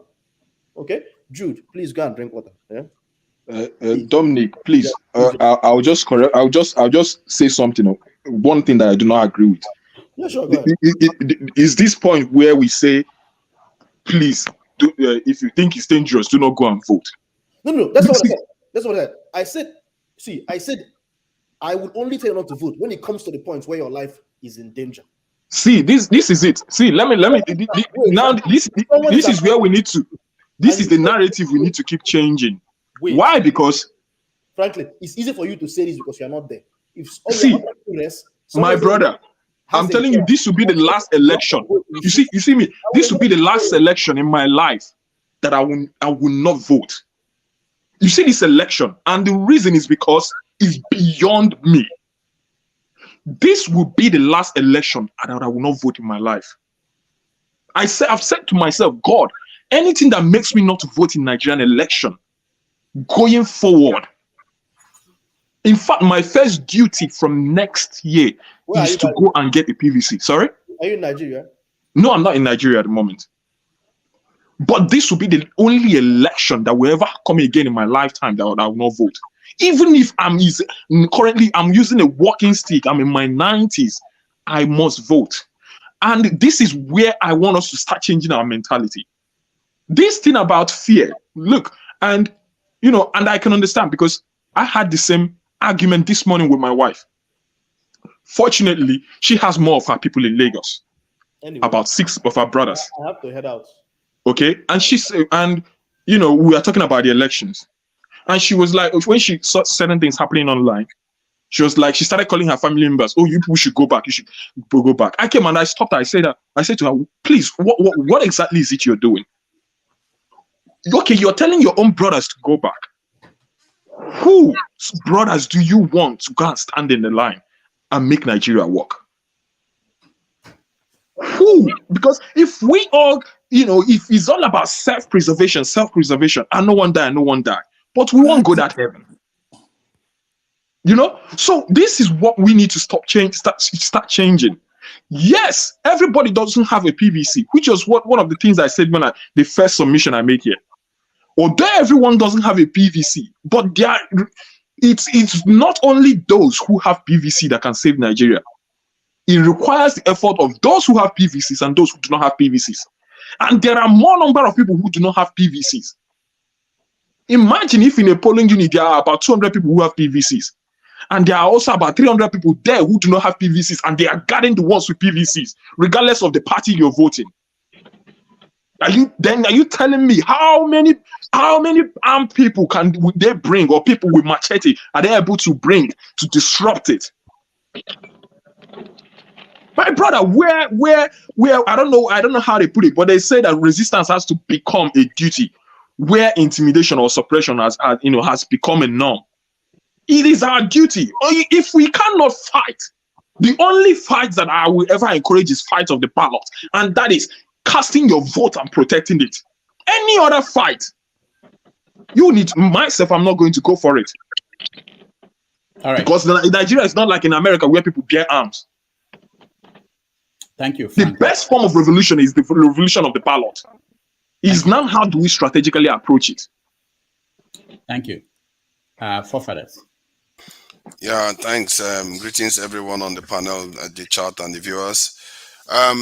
From my observation of the reports I'm hearing, even on TV channels, I think it appears that Nigerians, it's like we are designed not to obey the rule at all. Because there was a case, a police officer was standing right there while party officials were watching voters cast their vote, and they will show the party officials that they've casted the vote for them. And the police officer should be preventing such things from happening. That is a corrupted process. And if this is not even a big deal. This is something that happens nationally. That is a problem, because it's supposed to be a secret ballot where people are not supposed to be able to be, because if it is a secret ballot, it's harder to bribe people or to trust them that they are going to cast the vote the way they are expected to cast the vote. But if the police officers there are not enforcing the separation between the voting in public and the party officials, it's a corrupted system. And Hold on. Do you know why? Yeah. Why the police officers are not doing it? Do you know? I think maybe personally, for the life of me, I don't know. Maybe the Inspector General can answer that. They Why have is also been bribed. their job? They have No, you don't also have to go collected far. money. No, the reason is, when you listen to that interview we had, the conversation we had with Prince Adebayo, he said that all the political parties, they have a budget for people. They have budget for security people. So what it means is that before you see them there, they have been seen, quote unquote, seen by the parties. So which means that they are not there representing the states and doing the job of the states. They are doing the job of the people that paid them. So can you, when you do your analysis, can you move on to that is a serious problem then, because that is it flaws this thing, it puts problem in the election process too. I think that if that is the case, maybe INEC should be assigned the responsibility of securing the polling units. They have to be the payers of the security officials. No, even INEC. Even INEC cannot be trusted. See, we need to first of all that is what I'm saying. The changes we want in Nigeria, only the citizens can provide it. Only when we mandate it, make it a duty that everyone will be a policeman of their vote or the votes of their polling unit to the last call. Only then, because they cannot bribe the ordinary citizen. How many of us can they bribe? They can only bribe a few people, the people who are associated with the institution. We need to start, first of all, being the institution for ourselves before the institution will work. I agree with you to an extent, because basically what you are calling for is a cultural change in the people themselves. That is it. But you have there, from what I can see, there has to be a mechanism to get to the point where at the actual point of the polling units, because either the police inspector general has to be accountable for this, because you have to instruct your men. If they have evidence of your men doing these things, then they have to be removed from the force. Forefathers, MC Olomo clearly threatened the whole ethnic region. Exactly, that's another one. He's not under arrest. No, see, the thing is that I want us, when we start reasoning, we shouldn't be reasoning from a superficial layer. The problem is underneath. It's deep and underneath. Can I also comment? But that's what I was trying to get to. That's what I was trying to get to. Because a policeman came and said that, MC Olomo is joking. Can you imagine such mediocrity? That is, hold on now. That's what I'm trying to say now. This is why I said, when I was saying it, something that Nigerians, we are culpable in this. Nigerians are culpable in some of all these things that are going on. Like they go on selling even their Naira notes to fellow Nigerians. It tells you that there's something ingrained that we also have to expel. Because if you look at this thing now, the Oluomo case now, you would have thought that at least if the police officers are acting irresponsible, where are the religious leaders? Where are the traditional leaders? Why are they not calling out the people that are supposed to be moral voice of moral authority in the country? Why are they not coming out saying this man should be taken away because he's corrupting our country? Why are they not coming out? They're all quiet, hiding in wherever they're hiding now. Then when the election ends, they start telling their people they are predicting who is going to win and who is not going to win, and lying to people all over the place. At critical points, sometimes there are critical points you can make a change, and it makes this transformational change in terms of the country. If somebody held MC Oluomo accountable now, you will see that no one else would want to do something like that again in the future. If somebody holds that police officer or officers accountable for what they are doing at the polling unit, they are not going to repeat it again, and it's going to mean that our election is going to be a lot cleaner than it is right now. Because the president also did the same thing, though. The president casted his vote and showed it to the whole world that this is who he casted his vote for. So if the number one person in the country can do something like that, who is not to do it?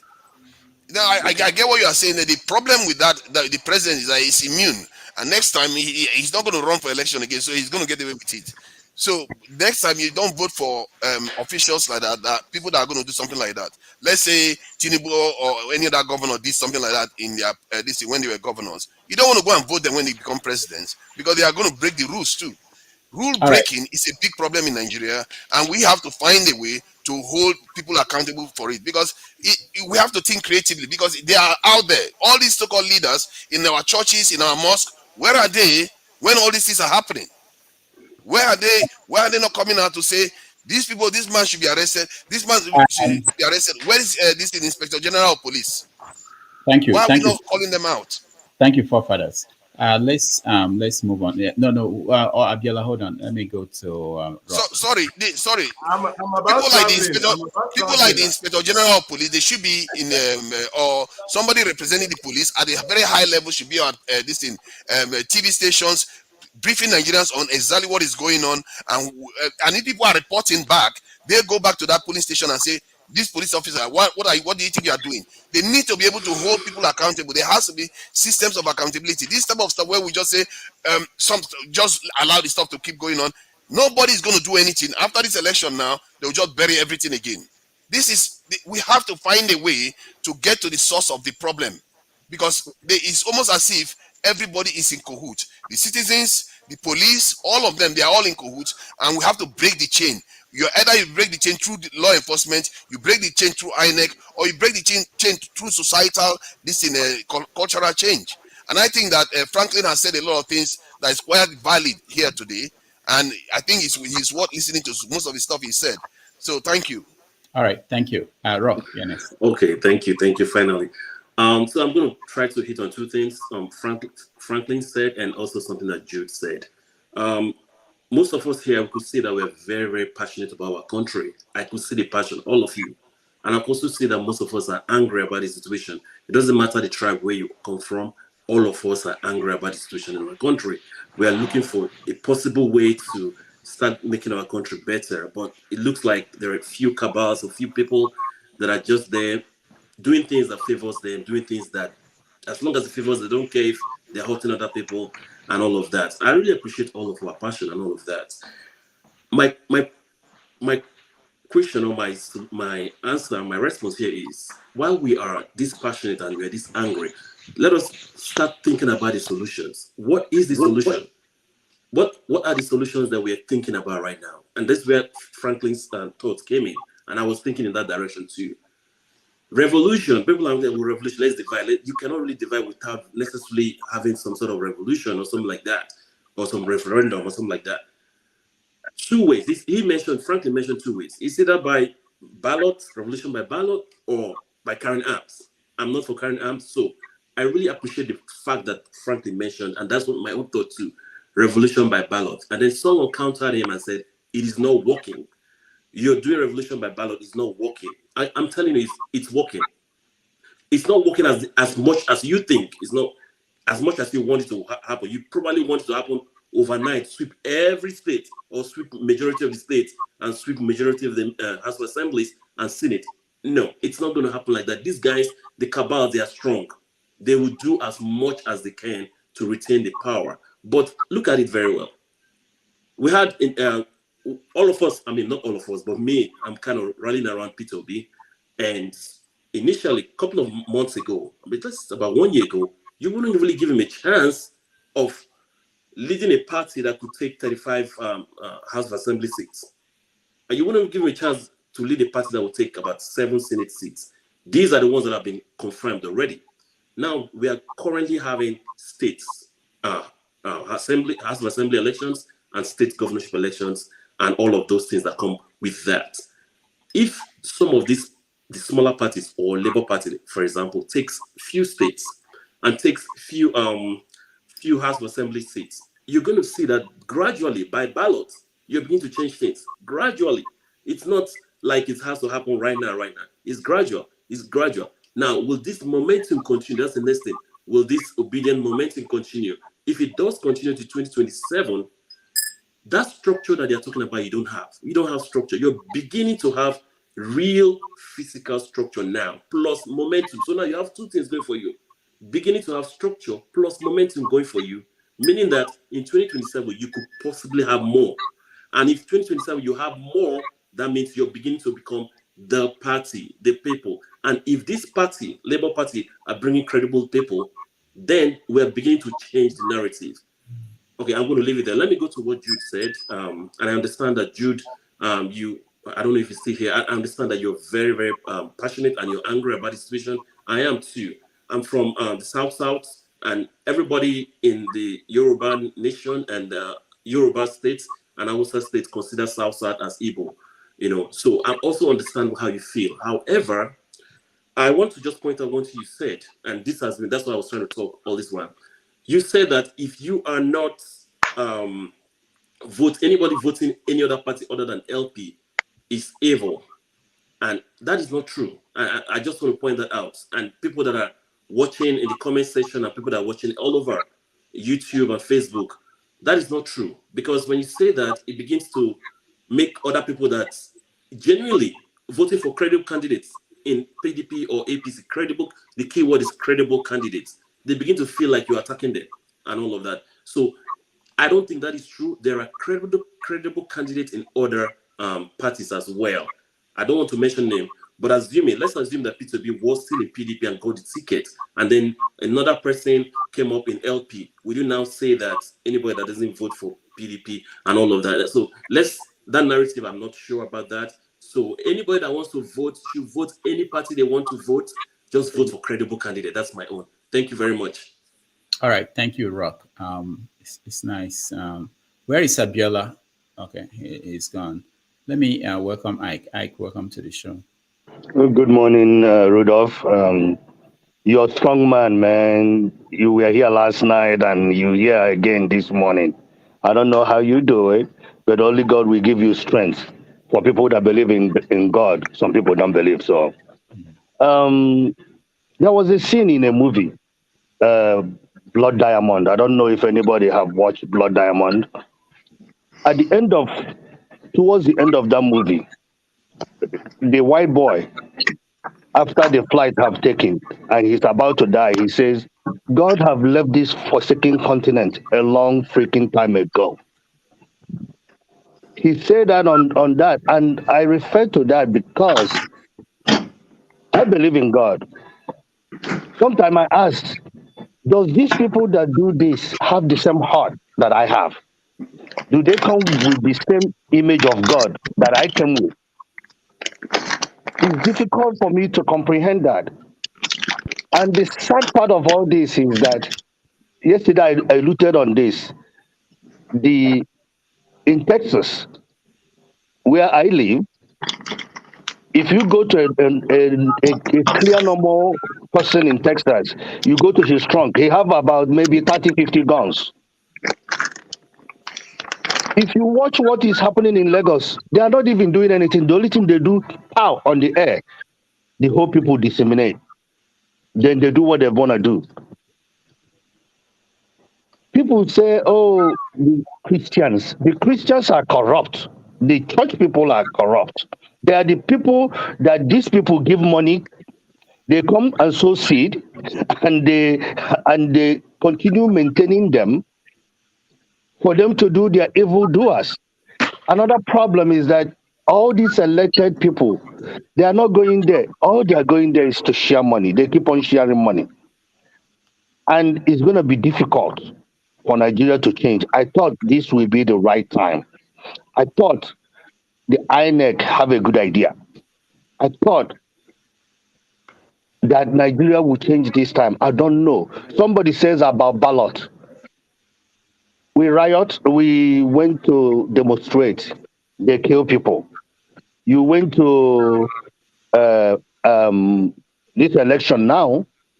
It's not working. I don't know the remedy, because the remedy is if there is any way people will carry gun. I don't think that is possible in Nigeria because of how Nigeria is designed. It left with no choice. I don't know what our choice is. People like me, like I said, I want to go home. But unfortunately, I can't go home because somebody said if you're having a heart attack or something in Nigeria, you ain't going to see no hospital to go to. By the time they fly you to US, if you have American passport, by the time they fly you over here, you're pretty much dead.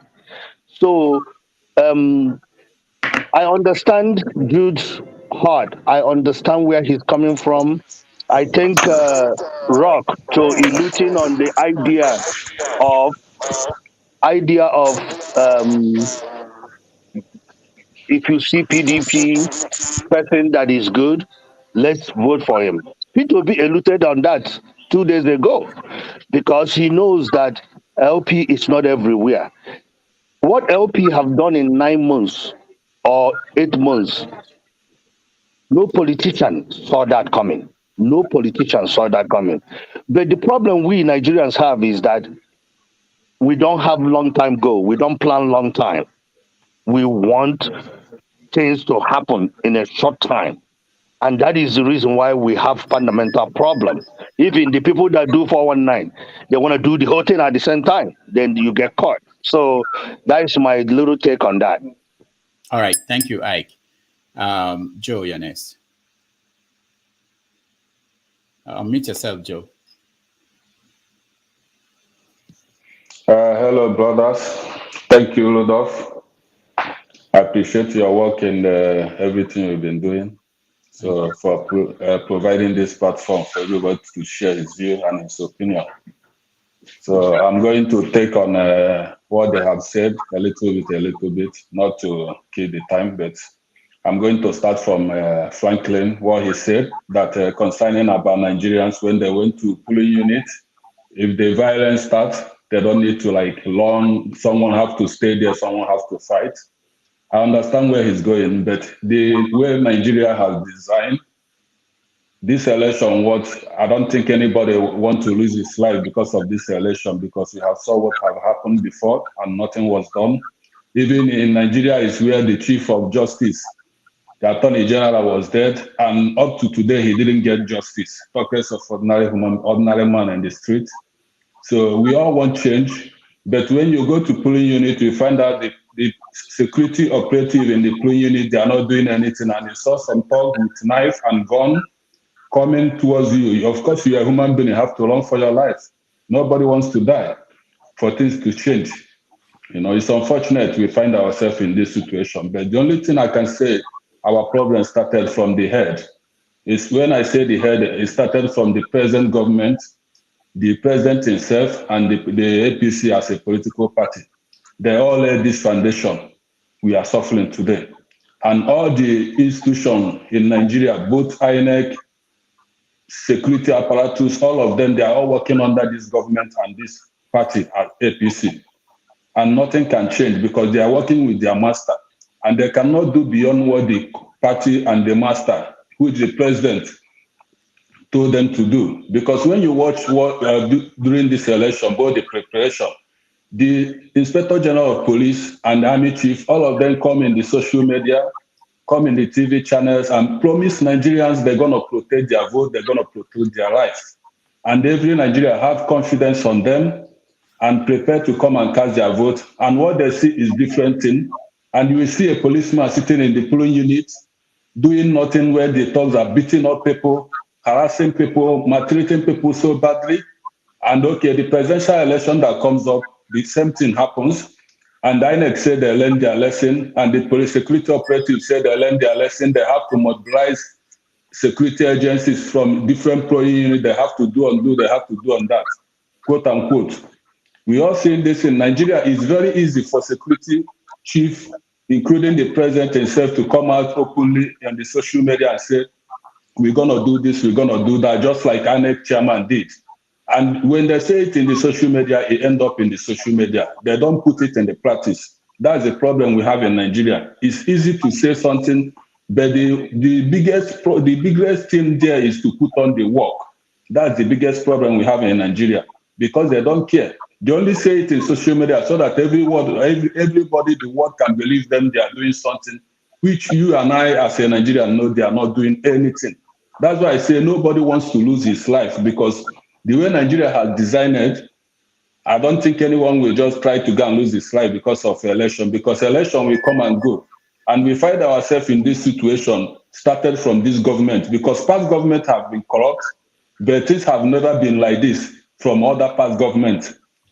Other past government, when they say they're going to do something, at least you can see the effectiveness from it. But this government, when they say something else, you see something else. You don't need anyone to tell you, which is very bad. I don't know where Nigeria is going up to now, because Nigeria has becoming even worse than Samaria when it comes to government system. Nothing is working in Nigeria. Security operatives are not working. INEC is not working. Even the judicial is not working. The main person, the chief of army staff, the president himself, is not even his body language, his way he's talking and everything he's doing will show you that no one is taking care of the country. The country is just like sitting I don't know, the country is just on itself. That's what I'm trying to say. We have to find a way on common ground to come together as a country, to find a solution how to fix the country, because right now, nobody knows where the country is heading to, which is very bad for every one of us. We are not happy what is happening in Nigeria, but they have to start from the top. And the top, they have to start from some of the members of the party, APC party, and some government officials, and some political elite in the country to come out and say, enough is enough. We have seen enough. Some of them have to stand up on their feet and stand their ground and say things must be changed and things must be done so that the country can move forward, because the country, they didn't find it this way, the way they keep it now, because most of them, they are the one who enjoy the fruit of the country and leave us in shadow. Thank you so much. That's my contribution. Thank you, Joe. Thank you so much. Ade Vicky, you're next.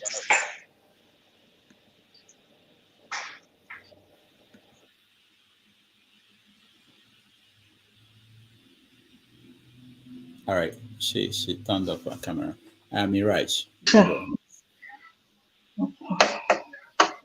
Oh, sorry. Can I come? Okay, Miraj, hold on. Okay, she's coming. Okay, I'm sorry. Oh, you are well. I'm sorry that I'm putting on something like somebody that comes. I think I should be allowed as well, because there's an element that comes there that hides his face. I'm not hiding my face, by the way. It's just because I'm not disposed at the moment. Yeah. I can always call back later. Okay. I just want to say, but you know me, my picture is there. I'm not. I've got nothing to hide like some people. Yeah. I just wanted to say some things, and especially because when I switched on to the program, I noticed I saw Jude, and I could hear from his voice that he sounded very, very, very overwhelmed. And I can relate with the way he's feeling, and my heart goes out to him, and not only to him, even myself. I've done ever since February 25. I don't know. I've been very unhappy about everything that's happening in that country, and everybody. Anytime I have the opportunity, I always, express the way I feel about these things. I just want to clear the air in here. Okay, this whole thing about them saying Igbo, I just want you guys to know that for the average uninformed Yoruba person. Everybody from the Niger Delta to the east, south, everywhere, they are all Igbos, okay? So if you are from Akwa Ibom, in the eyes of an Agbero Yoruba person, you are an Igbo person, okay? If you are from Delta State, if you are from Edo State, you are Igbo, okay? So it's not just about, so don't get that fact. I just want to explain that to you because I've grown up hearing these things and I know that this is what they say about everybody that is not Hausa or Yoruba. Everybody, even people from the middle belt, they call them Hausa or they call them Igbo, whichever they find convenient. Okay, so I just wanted to establish that. And then another thing I want to say is this. You see, there's something I've reflected on recently about this whole thing that is going on in Lagos State.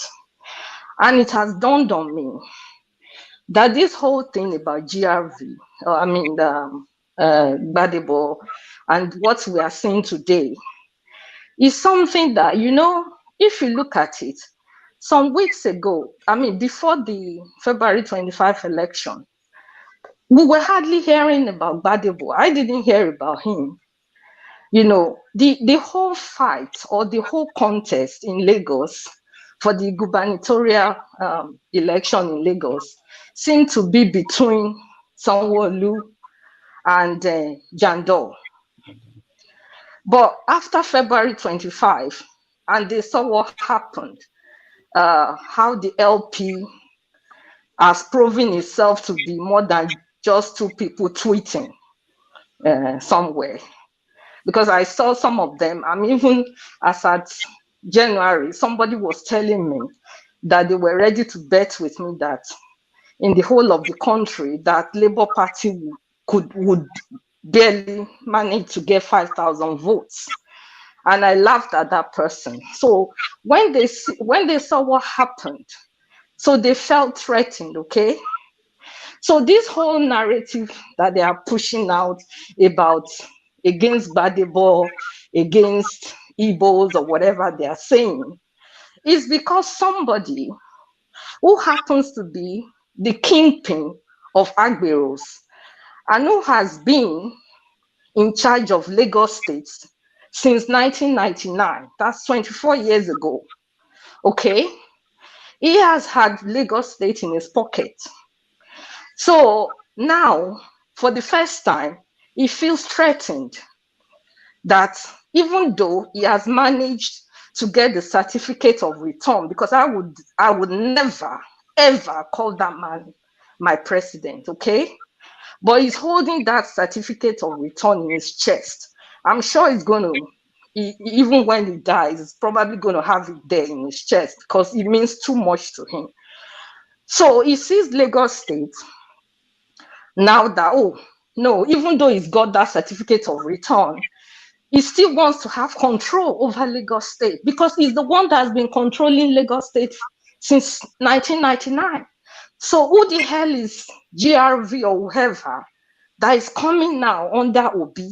And now that's why they're bringing up all this narrative of he's an Igbo man and all these things.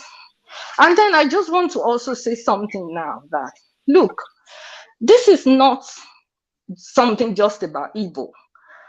Because if it is just about Igbo, why was Moshood MKO Abiola, why was he disenfranchised in 1993?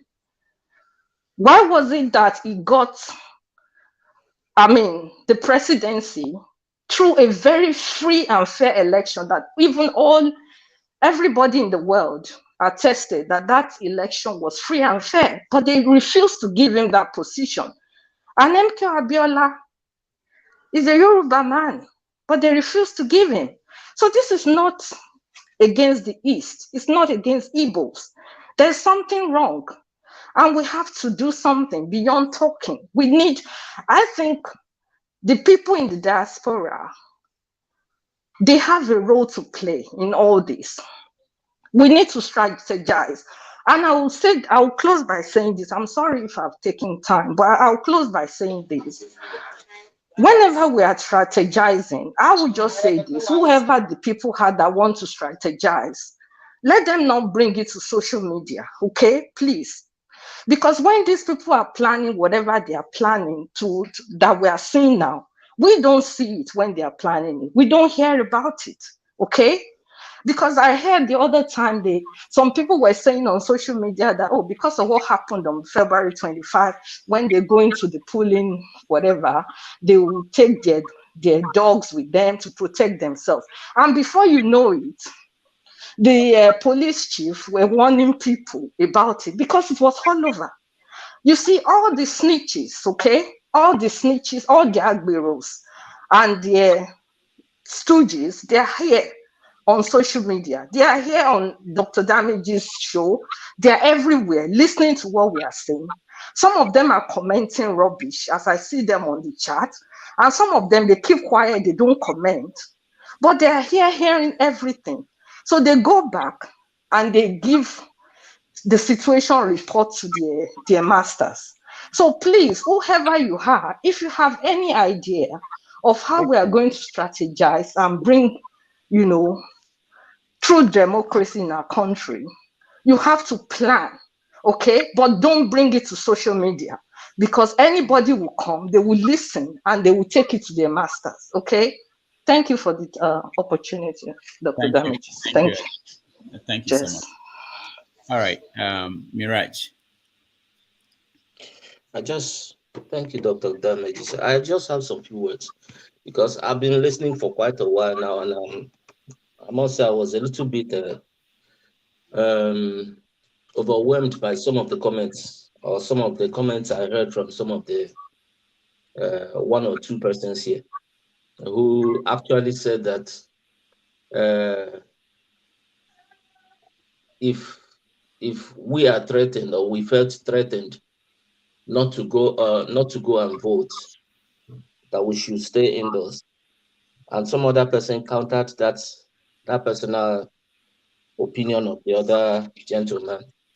What happens is this: if we stay in a society where your security is not guaranteed, where you feel like there is a threat to your life if you go out to perform your civic duty, you won't just throw that caution to the wind and say, you just go anywhere and do it because you're in Nigeria.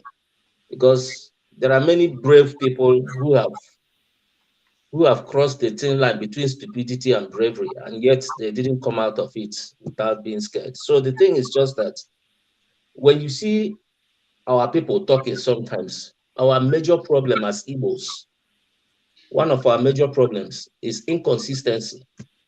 We are not consistent.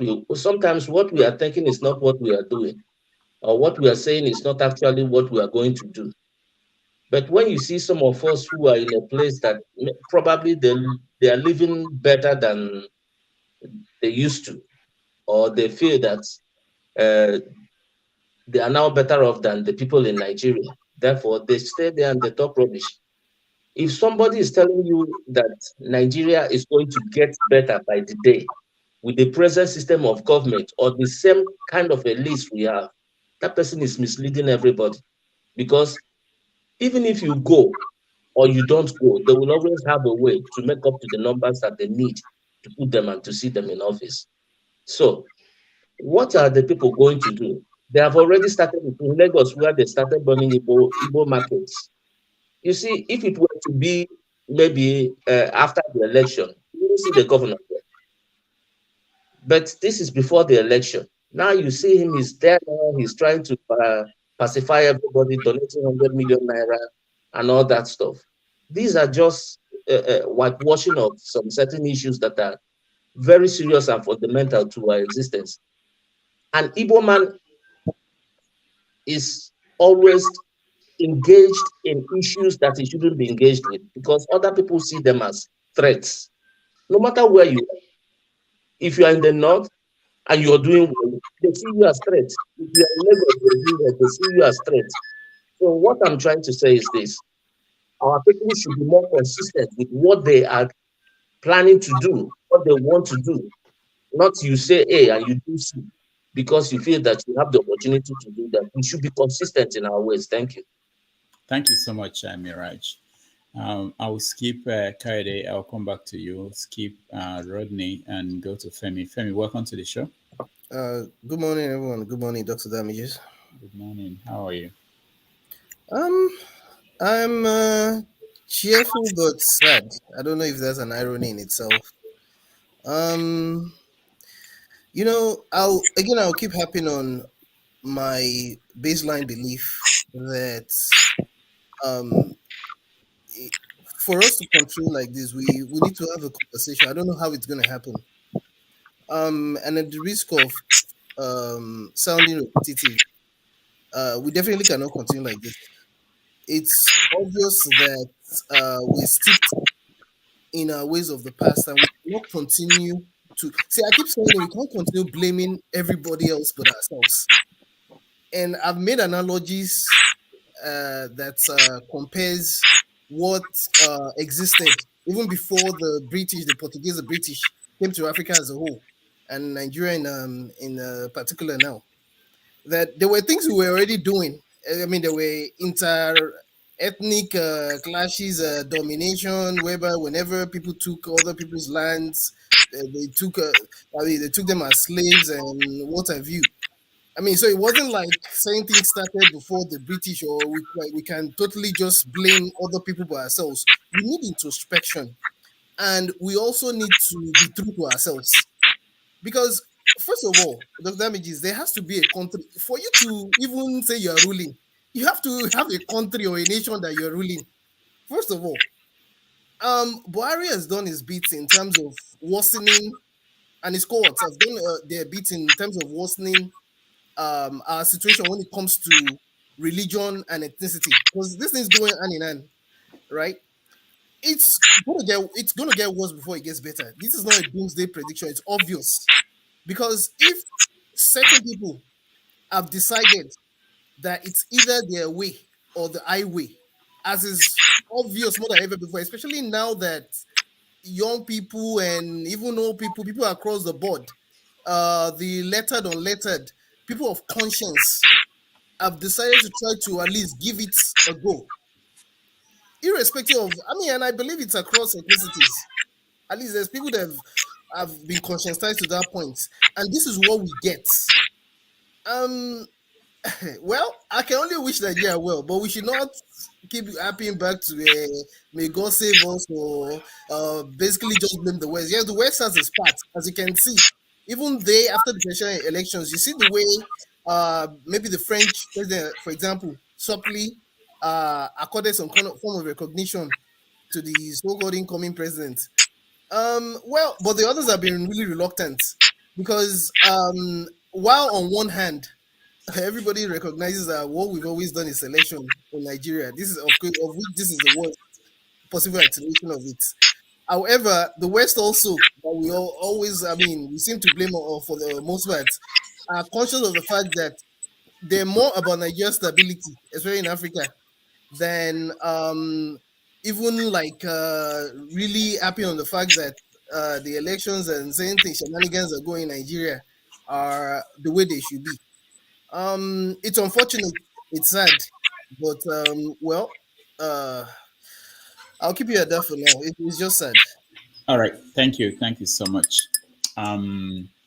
Berichi, Dr. Berichi, welcome to the show. Yeah, can you hear me? Yeah. Yeah. Good afternoon, Dr. Damages and other panelists. It's so good to see you guys once again. Yeah, I've been listening to proceedings in the House this morning. Obviously, it's so disappointing that once again we have spent a very large chunk of the time today reading from the Book of Lamentation. I'm not sure what the format here today is. I don't know whether the complaints by people have really overwhelmed Dr. Damages to a point where it doesn't look like we are even following the results. I think they've been there have been series of results that have been emerging from different states. So unlike last 3 weeks where we were actually reporting those results in real time and making our little tabulation. That hasn't happened on this platform, and I think part of the reason is because of the rather overwhelming sense of lamentation and frustration on the part of people who are here. Yeah, I did call. I did make a call this morning to Anambra State, speaking with a couple of my friends, and I was a bit worried, when I with what some of them told me. But that worry appears to have disappeared since about 40 minutes ago when I started getting results from Anambra State. Because when I spoke to some people, two of my relatives in Anambra State, there was they actually had a very interesting take on what people we are gonna do today, the mood of voters in Anambra today. So, which was very, very disturbing. So they said that one of them said that people in Anambra were saying that they that people had been coming to campaign, and a lot of these people were coming with the normal money and gift, but that the Labour Party guys, like P2B, weren't really campaigning with any in giving bringing any reasonable thing to them. So they were she said that she wasn't sure that people were going to give these other candidates as much slack, that they were going to cut this other candidate as much slack as they cut P2B, that they knew that P2B wasn't the giving type, and they were willing to tolerate and accommodate him, but that they weren't sure they were going to extend the same benevolence exactly to other people. So for them, that they were willing to take money from these other guys just for this election alone, for this particular governorship election and House of Assembly, that they were ready to take money and vote in the usual way. But that doesn't seem to be the case, because I've been seeing a lot of results from Anambra, and they seem to be very, very strong in favor of Labour Party. Lagos State has been a very interesting place since, and it's not surprising. I mean, the build up to this, was very, very, very strong. So, but I think I've also been seeing some results coming. Maybe it's too early to say actually. I've been seeing some results, and they seem to they seem to have in them is that reason for a measure of optimism. So it's not all. I guess my point is that all hope is not lost, even with the disruptions and the suppression and the intimidation in Lagos State. I think Labour Party, from the little I've seen so far, doesn't seem to be doing quite badly. All right. So what we're going to do, thank you, Dr. Berichi. And at the top of the hour, we look at results. People can say, reveal the results they are seeing. Solo, go ahead. I know.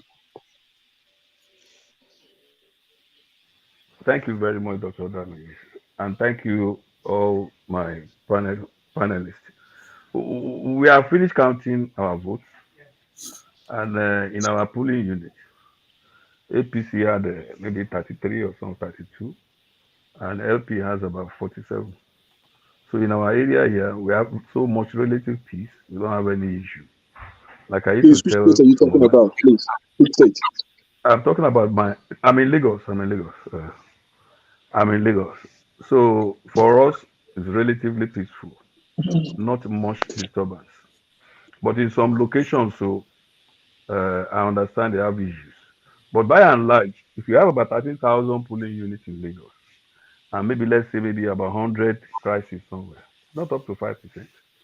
So if somebody tells me that this election is not good, I will tell you this election is good. Because if you have 13,000 polling units, and we can't see maybe let's assume we have maybe about 100 quarrel in one polling unit or the other all over Lagos. I don't know whether it's more than that. I'm just assuming. Because I know that it's relative peace. It's only these thugs that are running all around to make sure they snatch bushes or throw something there. So as far as I'm concerned, the election is peaceful. And if the beaver can upload correctly without any manual intervention, I think we're going to be having one of the best results in Lagos. From the news I had now, even Gbadebo lost his polling unit. Gbadebo lost his polling unit. Yes, I saw that.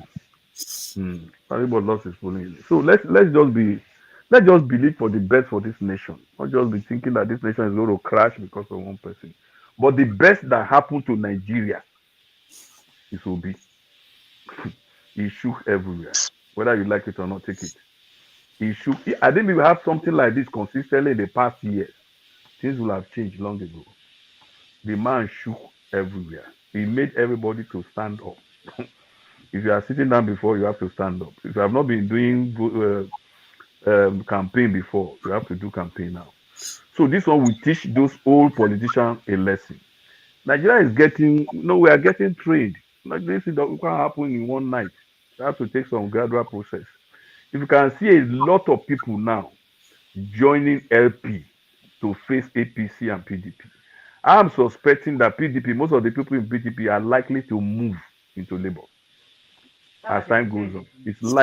They are likely to move to Labour. And if they move to Labour, it will become another PDP and APC.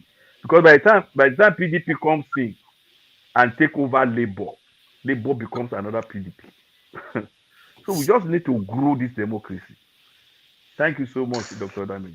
Thank you, Solomon. Kayode, I know you are in. Any results you are hearing from the area where you are in Lagos? No, I'm not hearing any results for now. I've not Okay. What about the people that went to vote? Did they tell you the result at their polling session? No, yeah, back. Yeah, they are still there. Okay. All right.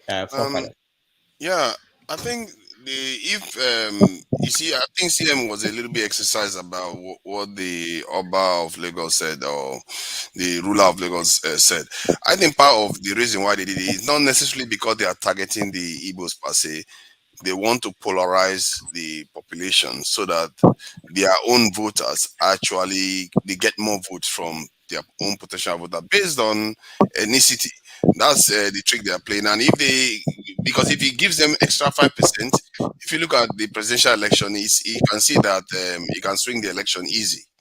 And that is what is happening. And the truth is, even in Western countries, you see this type of games being played. When Obama was running, they would play all these whistle games to divide people. And the trick is, it's very, very easy to divide people. That's the problem. And I think if the more Nigerians understand that it's very easy to divide people, maybe that will enable them to start guarding themselves against it.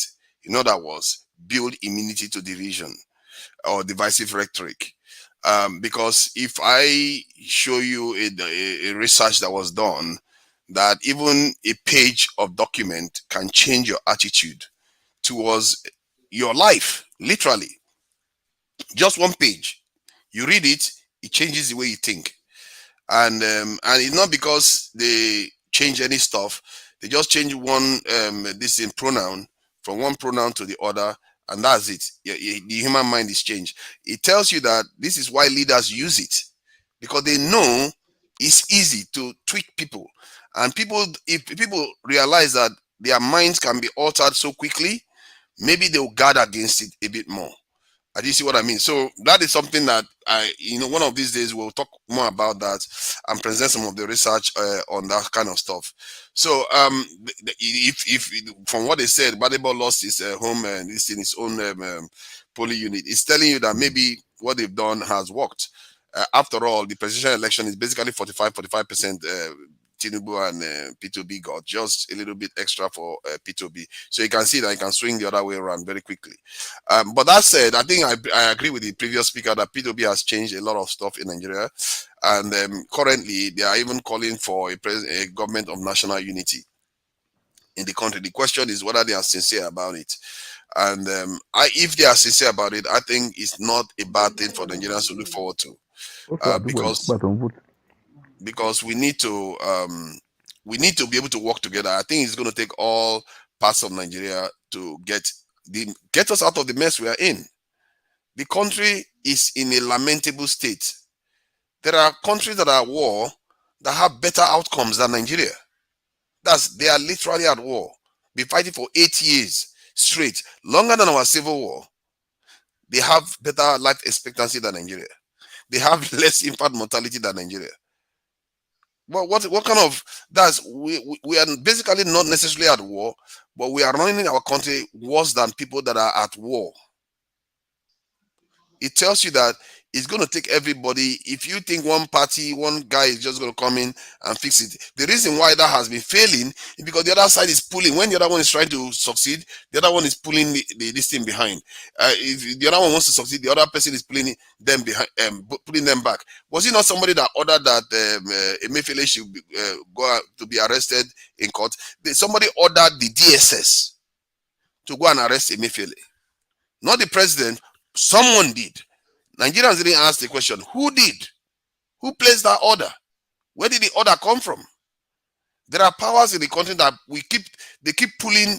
One is going this direction, the other one is going the other direction. So this is why I'm thinking that if the entire body of the Nigerian state comes together, no side is isolated, no political party is isolated, you are more likely to get a better outcome to get us out of this mess. In the UK, where I sit right now, when there was a massive recession in 2008, if I'm not mistaken, yes, the next government that came in was what they call a hung parliament, basically a government of national unity that they had to form to get the country out of the mess that they are in. So I think that Nigeria, maybe that is what we need. Some people that are polarized, they don't like it. They don't like to hear the idea that they want to work with other Nigerians. I don't understand that logic, because politics is not our biggest problem. We have a bigger problem. The healthcare system is decaying. Our people are running overseas. Our security is terrible. Our education system is in tatters. 9 months last year, university students didn't go to school. This is it's an emergency. South Africa, according to P2B, is declaring a state of an emergency because of brownouts. And they generate 10 times more energy than Nigeria. 10 times more energy than Nigeria. No, actually, maybe 20 times. I think in 50 this is gigawatts. Nigeria is generating about 5 or so. So they are generating almost 20 times more power than Nigeria, and they are still having blackouts, and they are declaring an emergency. That it means that Nigeria needs to declare a war.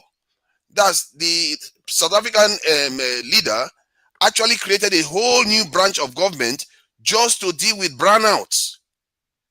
A whole ministry now just to deal with that power issue. It tells you how seriously people that know the importance of power supply how they handle it. But in the case of Nigeria, we just go on and on, allowing this to carry on festering. Do you know that to just power about 100,000 homes, it will cost, in this world, you can spend about $11 million buying a mobile power plant to do that. That's 100,000 homes, $11 million. But yet Nigerians can't even figure that one out. That's why I think maybe all of us, we all need to come together, talk honestly to each other, and really fix this problem. Because when you see most of us in the diaspora, the way we are talking right now, it tells you how frustrated we are. Look at Jude. People were concerned about Jude's health. We are tired. This can't continue. And I believe that maybe the energy that we are having now may actually change things. But we have to go in the right direction. We can't see each other as devils. You can't believe that I support P2B. Can you believe that because I just talked about potential government of national unity, I was literally called a devil? How are you supposed to build a nation when you are calling your fellow nationals devils? We have to get past this, because that kind of attitude is not going to get us anywhere. That kind of attitude leads to instability that will only ensure continuous suffering for our people. We have to work together.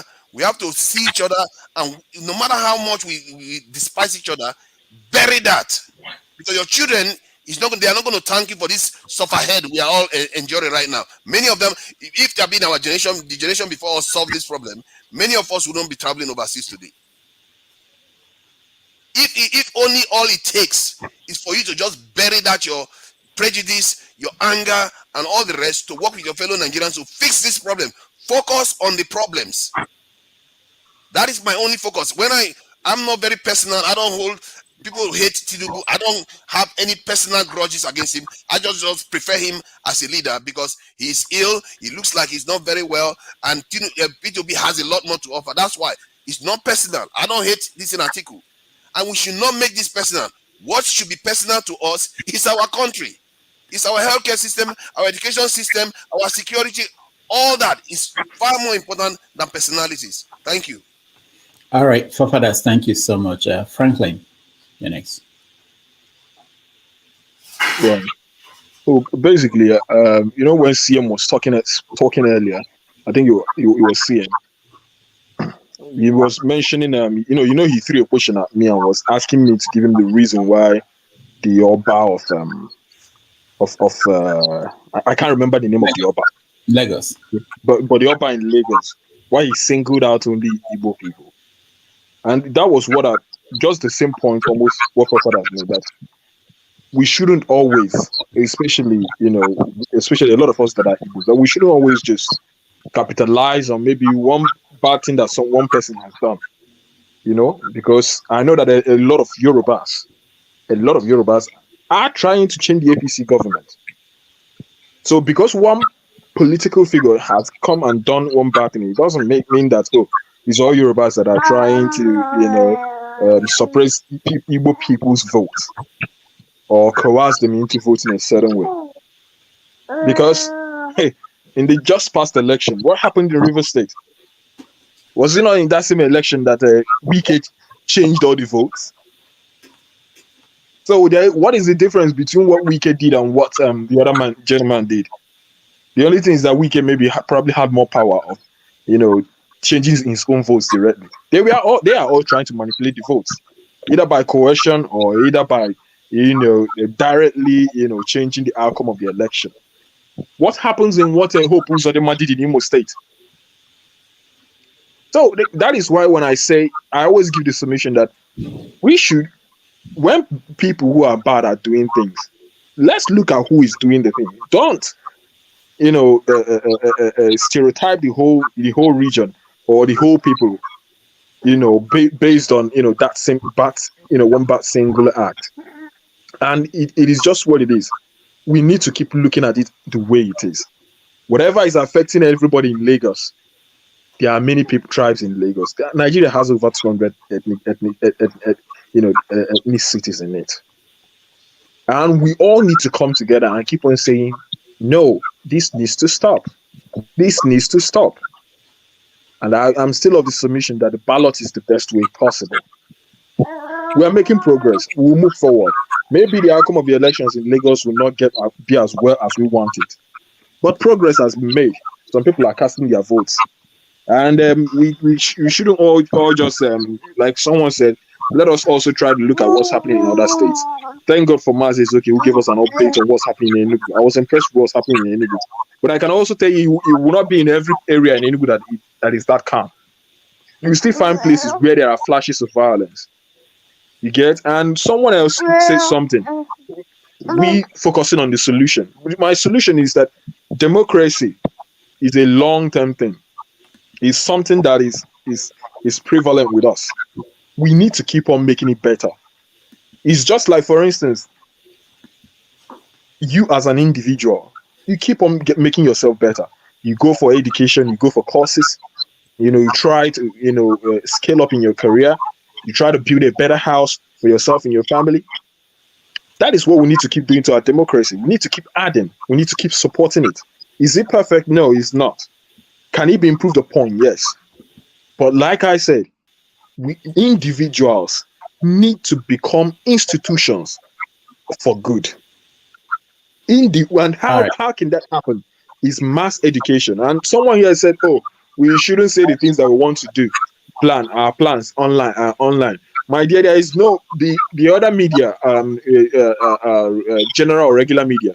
They are not there to educate people. There are people who are getting their real information as it is from this platform. So we need to keep talking. We need to keep saying things and keep people informed. That's my submission. All right, thank you so much. Before we go to Nene, let me play a few videos that came in a few minutes ago.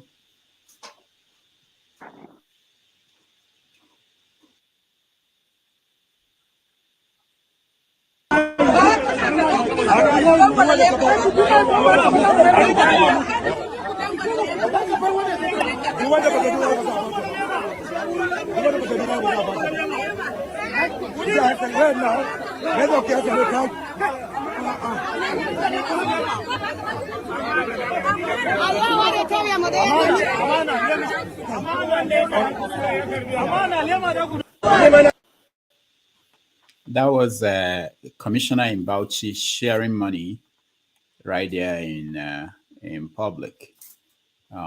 Is this man going to be arrested now? What evidence do they need anymore?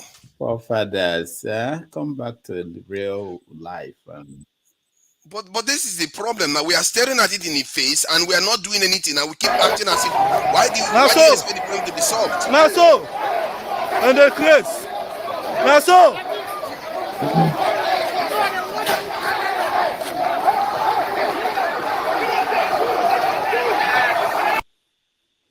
All right, so that is not a very good video to show, but I just wanted you guys to know. Sorry, what's going on there? Some voters were taking on the thugs who came to disrupt the vote. So I see. I think somebody was shot there or something, but I didn't want to get it. Dr. Damages, sorry, I also heard information came to me that one of the thugs was killed trying to disrupt the election in Benue and other places. Yeah, even in Lagos. Yeah, so that is what I'm saying. No, I do not support there's what you call jungle justice. Okay, yeah. I do not support jungle justice by any means. Yeah, hold on. But one more video.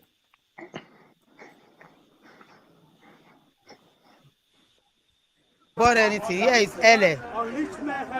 LA Primary School, Tedi Ojoregos. They even shoot gun.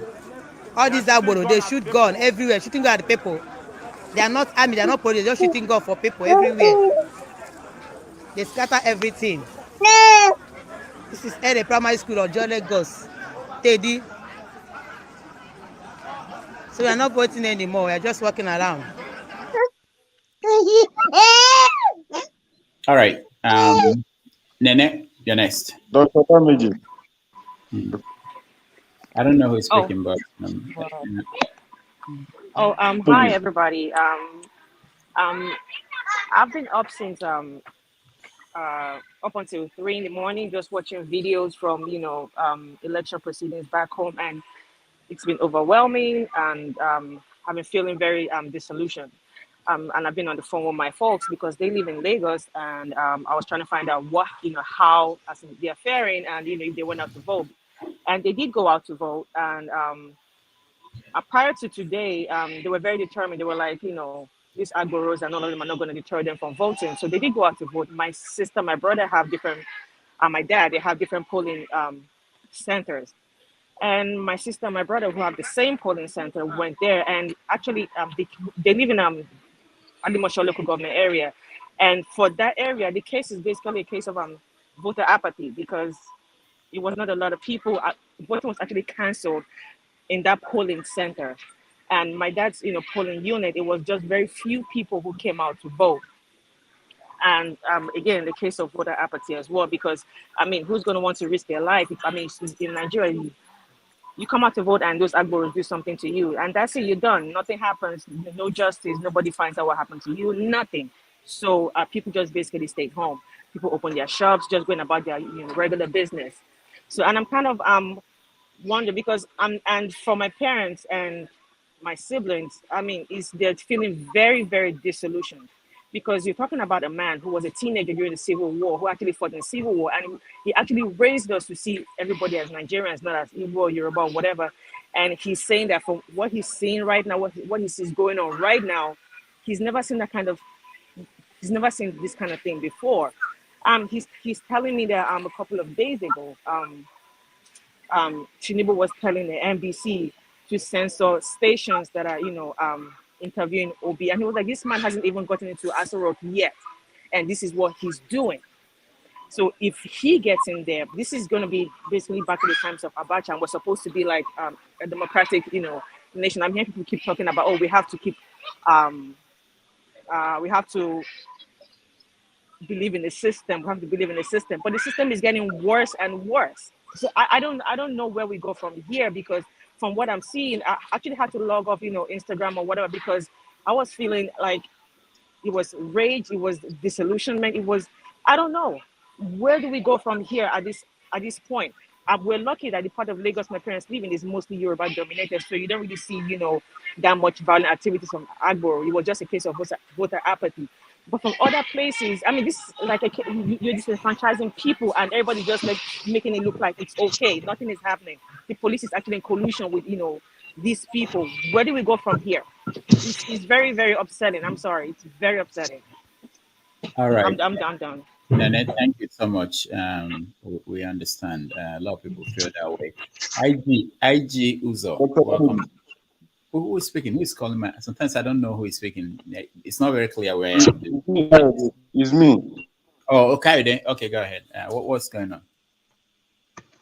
What I discover is that, you see, the issue of between Igbo and Yoruba is only Southwest here. It's only Southwest here. In that Bauchi that you show, that Bauchi, I was born in Bauchi. That what that man is saying is saying to them that Mumbaku Amana Nepa Kaku Amana Nani Mukabaku. That he's telling them that he's giving them this money because of the agreement that within them, that they should not fail them. That is what he's saying. If you go to Kaduna today, nothing concern Hausa man with Igbo man. Nothing concern Yoruba man with Igbo man. It's only Lagos here. Only this Lagos. We are finding this evil heart. And God will help us. I'm just praying that let this election, let this what they are doing today should not escalate. If it escalate, you and I that we are sitting down today, we will not sit down in this place. So it will not be funny. I'm praying as I'm sitting down here now. When I saw my wife call, because she called me, I rejected the call. They are living in Kaduna there. Once I'm done with you people now, pick the call, ask her what is going on there. I'm just praying, let this thing no escalate. What these Lagosians are doing now. I'm praying, so thank you. All right, thank you, Kaide. We appreciate you. IG Uzo, you're next.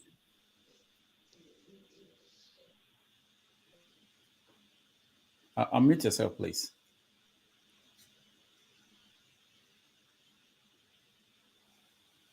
IG, we can't hear you. You're muted. Let me see if I can do it. Okay, go ahead. You muted yourself again. Go ahead. Unmute yourself. IG, we can't hear you. I know. All right. Try it again. Okay, we have to go to somebody else. We'll come back to you when you figure it out, IG. I can't unmute you from here. H.E. Samuel, welcome to the show.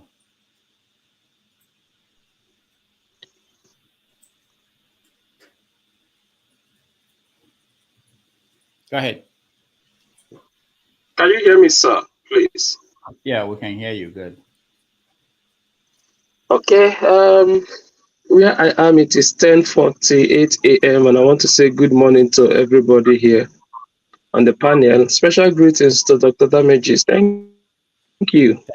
Thank you like somebody said, I think one of my brothers said, some of the news media is compromised. So the opportunity of having a platform like this gives us, gives us a situation, a scenario where matured people analyze what is going on ground, and that's such a blessing.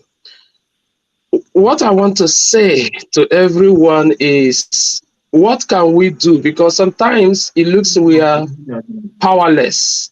Some of us in diaspora, some of us back home. What can we do?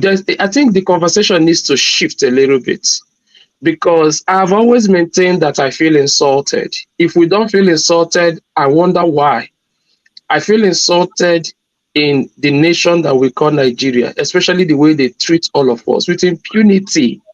So INEC set up a rule and defaulted her own rule.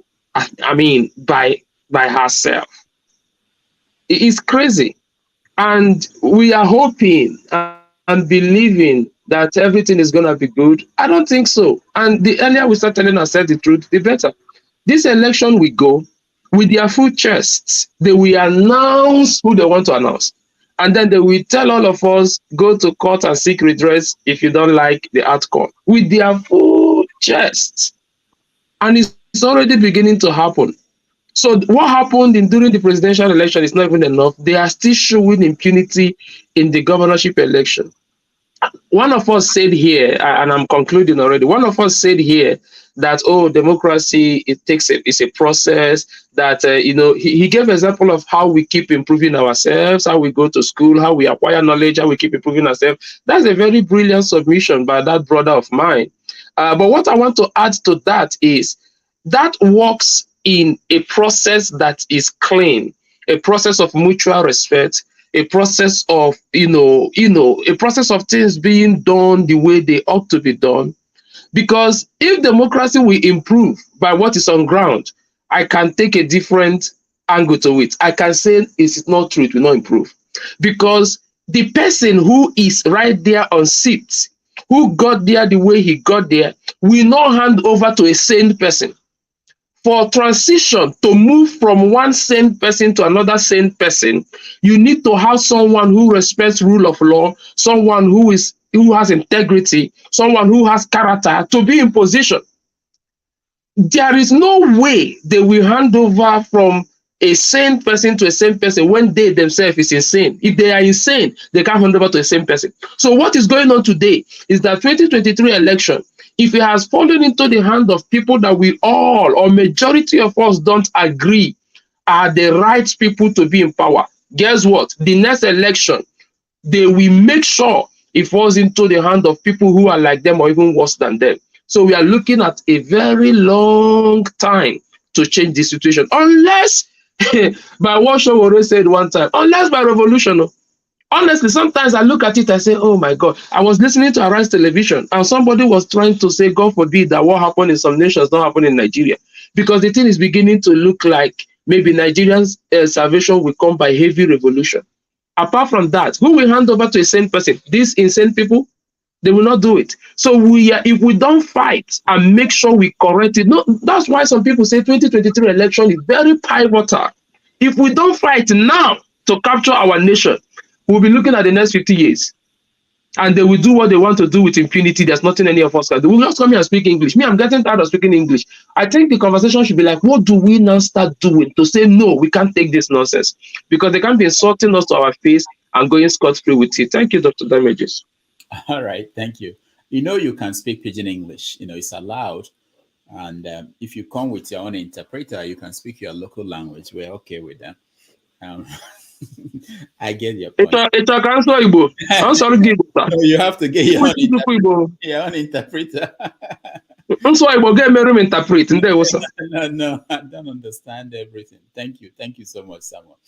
Dr. Damages, can I ask one question on the platform? Maybe someone, yeah. I know everything that we need to do has to go through the National Assembly electoral laws and all of that.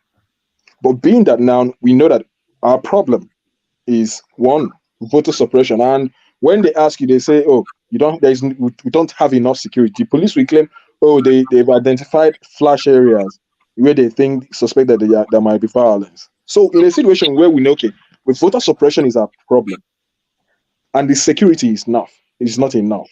So has it ever occurred to anyone that we shouldn't be having all the general elections set out in one day? Because if it is a question of manpower, like INEC not having enough trained staff or well-trained staff or staff that they can trust, what happens to dedicating a specific month? We've got 31 days in a month, and we have 36 states in Nigeria. Just because if you look at Anambra election, it was decent. You look at which other election was one of those by-elections, the one that happened in Southwest. Can someone remind me, please? the Adeleke election. That one though. That was in Osun State. It was decent. We didn't have this record of all of this violence, at least to this point. So what happens to conducting these elections? Maybe choose the first of the month, you conduct one in Lagos, choose maybe the fourth of the month, split it. So that you can converge all the resources. Like that is if these people really want to help us. We are talking about ideas, solutions, the things we can do. Yeah, because what I'm looking at, this election for me is already gone. It's about what are we going to do in 2027. Sir Franklin, if I can add to that your question quickly, sir. I'm also thinking, what happens to electronic voting? Because how can we be the biggest country in the continent? How can we be the front line country in the continent? How can we have people who are gurus in technology? How can we have brilliant people, doctors, people all over the world helping even other nations? And something as simple as electronic voting, where nobody really needs to come out. As a matter of fact, nobody needs to come out. Nobody needs to be exposed to danger. A situation where you can stay in the comfort of your home and you cast your vote. Why is that an impossibility in Nigeria? That is what I said. If insane people are in power, they cannot hand over the process to sane people. That's just the truth of the matter. Yeah, so in response, let me respond quickly to Franklin. So I have actually thought about that idea, but I think it's also fraught with difficulty or problem. And the reason is that what's the problem? So the problem is that in places where you stagger elections, you have to guarantee confidentiality of the results. Nobody is expected to know about the results of those early votings, because if that were to happen, then it would advantage one candidate over another candidate. So in Nigeria, what will happen in Nigeria is that if you say you stagger it, then people because you don't trust the INEC that conducts the election to move it in a way that is confidential, people will want to snap the polling unit results, and then it will be all over the place that so candidate is leading in this state that did election this year, and that will create momentum for that candidate over others going into subsequent election. So that is the problem you are going to have if you are to start an election in Nigeria. I think you should explain it a bit more because I can't correlate what you're saying, because in my submission, maybe you don't understand my question. Let's take, for instance, let's look at the Anambra election. Yes. After it was conducted, I can't remember the date anyway, but let's take, for instance, today that we're having elections in Lagos. And now today we do the Lagos election and we announce the result. Give maybe a day more, then we move to what's the next state close to Lagos, maybe or in those state or whatever state. From there, maybe we're done with Southwest, then we move into Southeast. Now I understand the point. I thought I actually had in mind, like federal election, like the presidential election that we had. No, I'm even just talking about gubernatorial election. Okay, that probably makes sense. All right. Okay, I'm talking about gubernatorial election, first of all. All right. Eberichi, do you have results? At this point, we should be looking for results and be sharing with our viewers what's going on, even if it's polling units, because what we want to do is we want to have an idea how things, despite all the problems, because INEC too is also thinking about results at this point.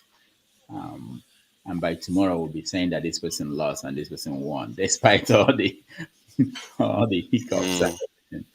And that's Doctor, me, I'm not thinking about results. What are you thinking about? I'm just thinking about how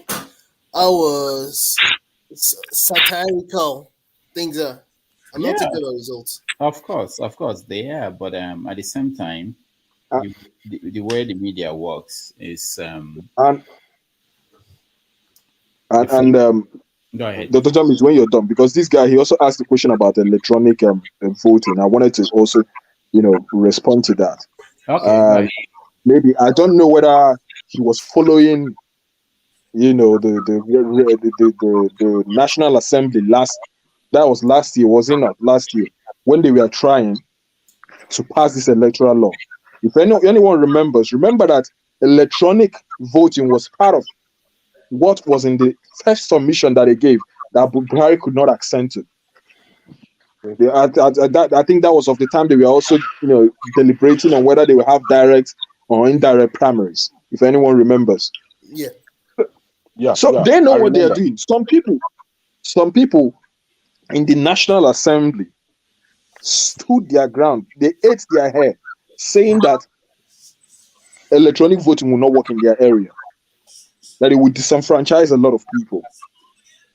Okay, but then again, when you look at it, to an extent, certain people of certain age would get disenfranchised, are likely to get disenfranchised, like people who are old, who might not know how to operate the electronic system or whatever. But then again, what happens to making it optional? Because we are looking for solutions, and these are the things we should talking about when we meet some of these people now that will be electing in the State Assembly, House of Assembly. These are the conversations that we need to start having with them. How do we make this electoral process better? The one that I even find most appalling is the one of the PVC, the permanent voters card. Because for some reason, a lot of people could not get their permanent voters cards. Meanwhile, there is no reason why you cannot have a soft copy of your voters card. There is no reason for people who have emails, who can operate on emails. So there are many things that can be done, but who are the people who are making these discussions in the national and state assemblies? That is where the problem is. Yeah, but can I add that even in advanced democracies with advanced technology like America and Canada, I am not sure there's any such thing as remote electronic voting. I think the closest America has to what Mr. Prez is talking about is absentee ballot system that they send to you. There is no such thing as sitting in your home, even in America, and then using your phone or any gadget to vote. Which one is absentee ballot paper? I don't know which one. What is it?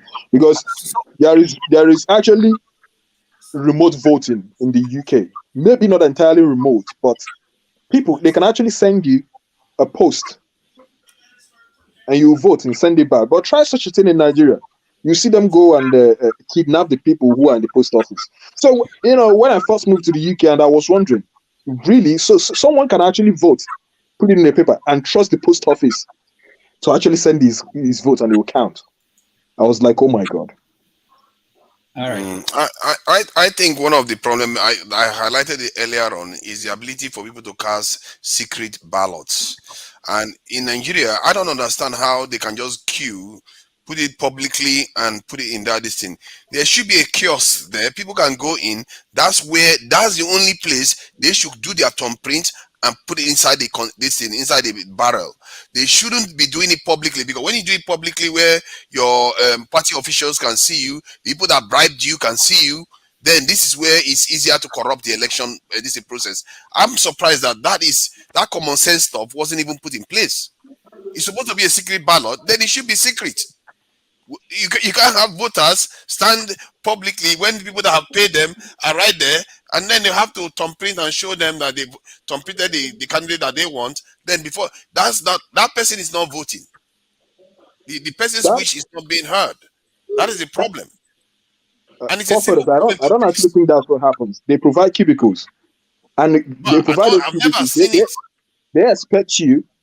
Dr. Damages, do you have anything you can pull up? Can you show us a cubicle, please? Because I've never seen it. We just had someone voted in our presence. We had a video.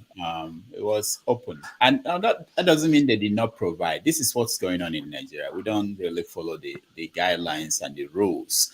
And in most places, like if you're in Bauchi or you are in the East, there is no opposition party to say you can't do this.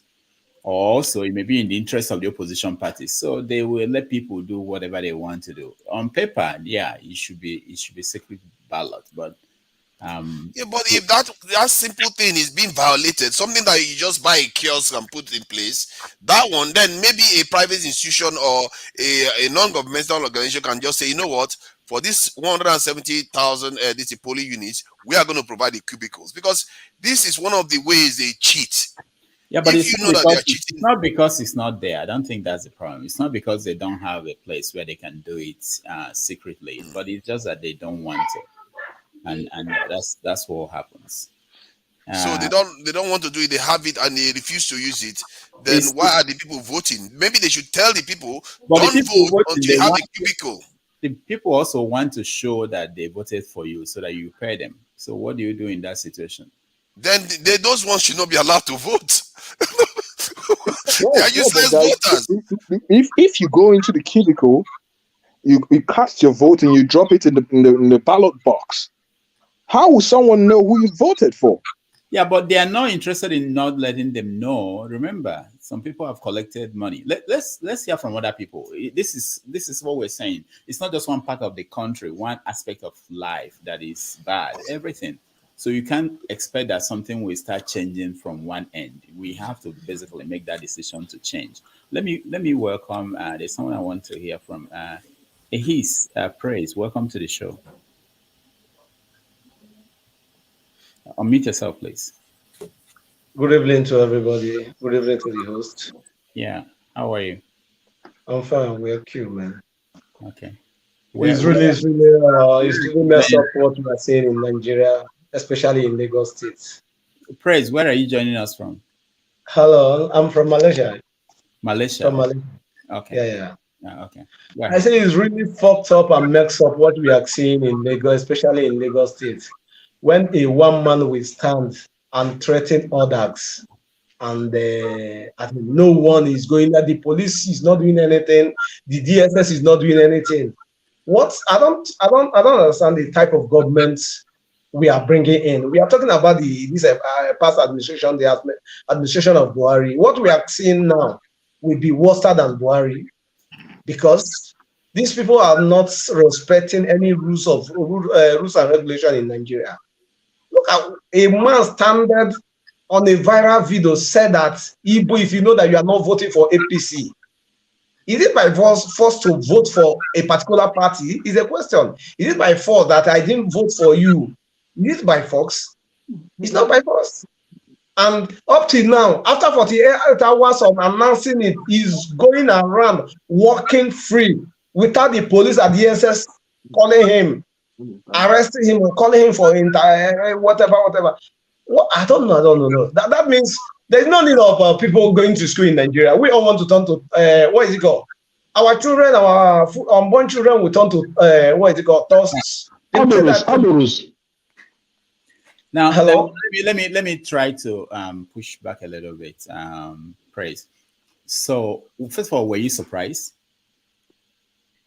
I'm not surprised. So why are we showing outrage? So that's what I don't understand. But actually, I'm surprised. Actually, that's your own case is different. Forefathers is in a different world.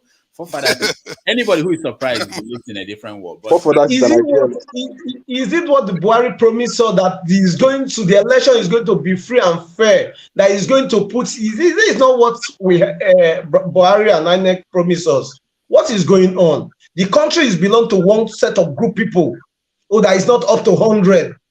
That are taking us for granted, that are taking our family, everyone for granted. They feel that they own this nation, they own Nigeria, and we are going to keep quiet and sit upon looking at them.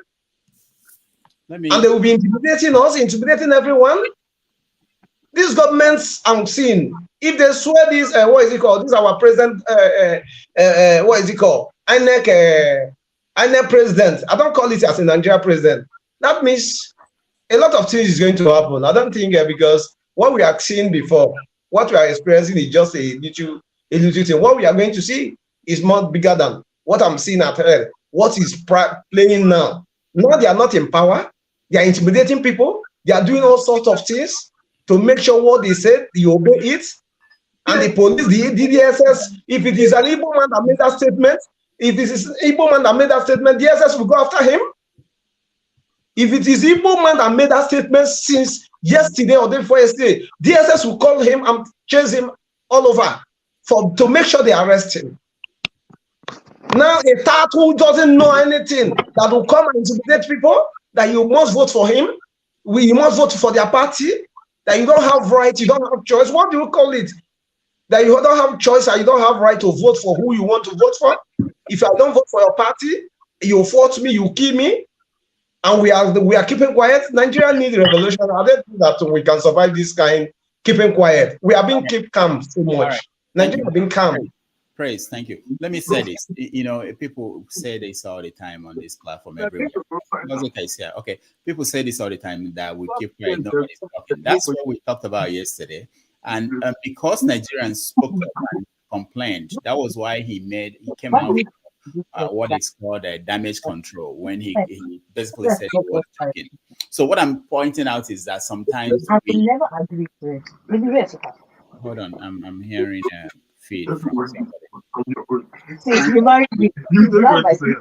Can you mute yourself? All right.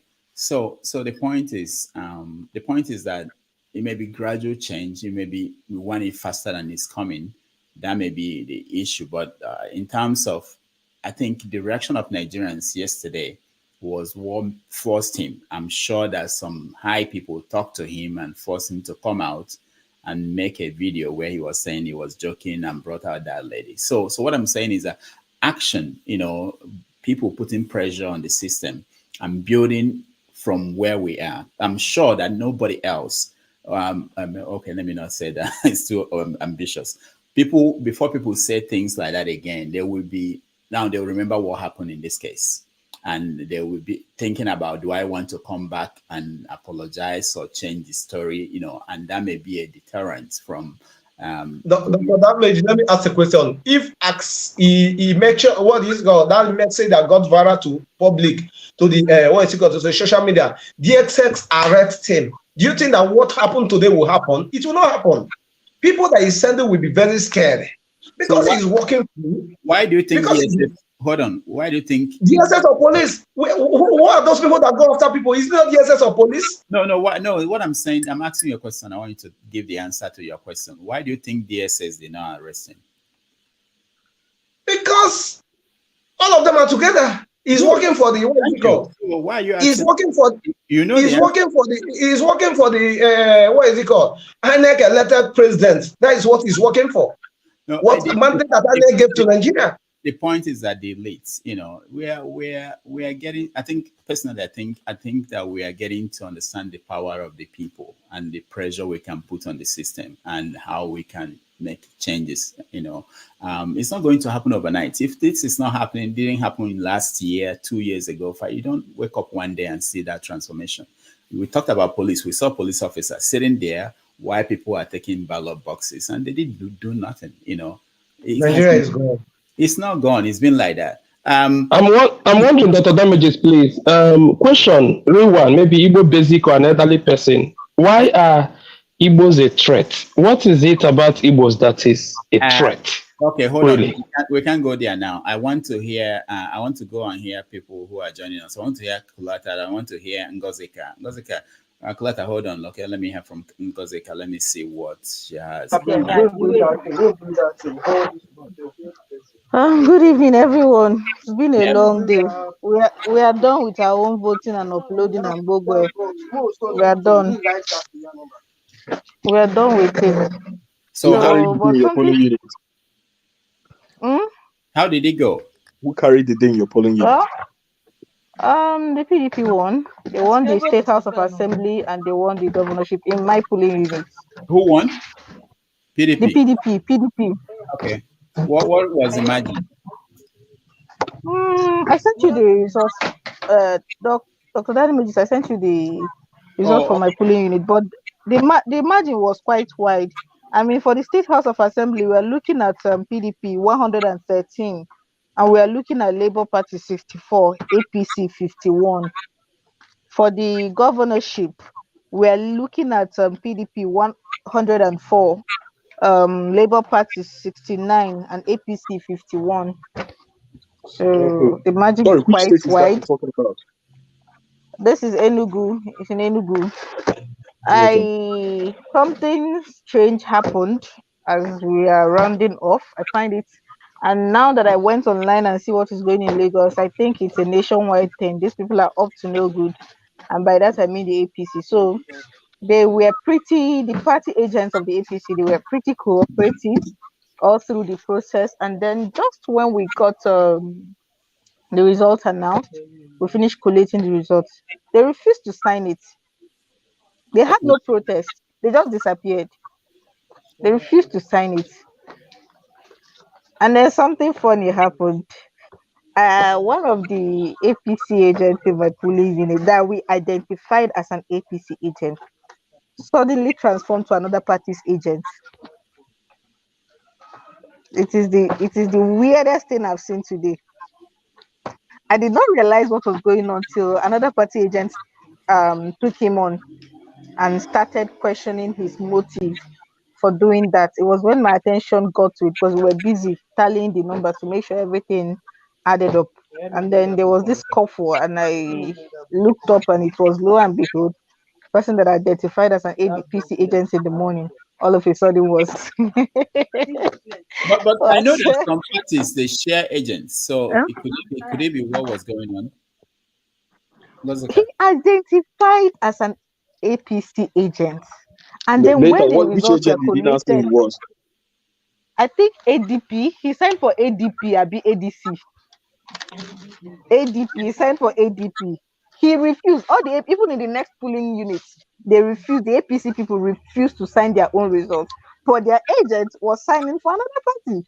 It is the weirdest thing I've seen today. But the other one signed. The other parties, I could see her PDP Yes, signed. the other parties duly signed this, but the APC guys, they refused. And all of a sudden, they put on a disappearing act after signing for another party.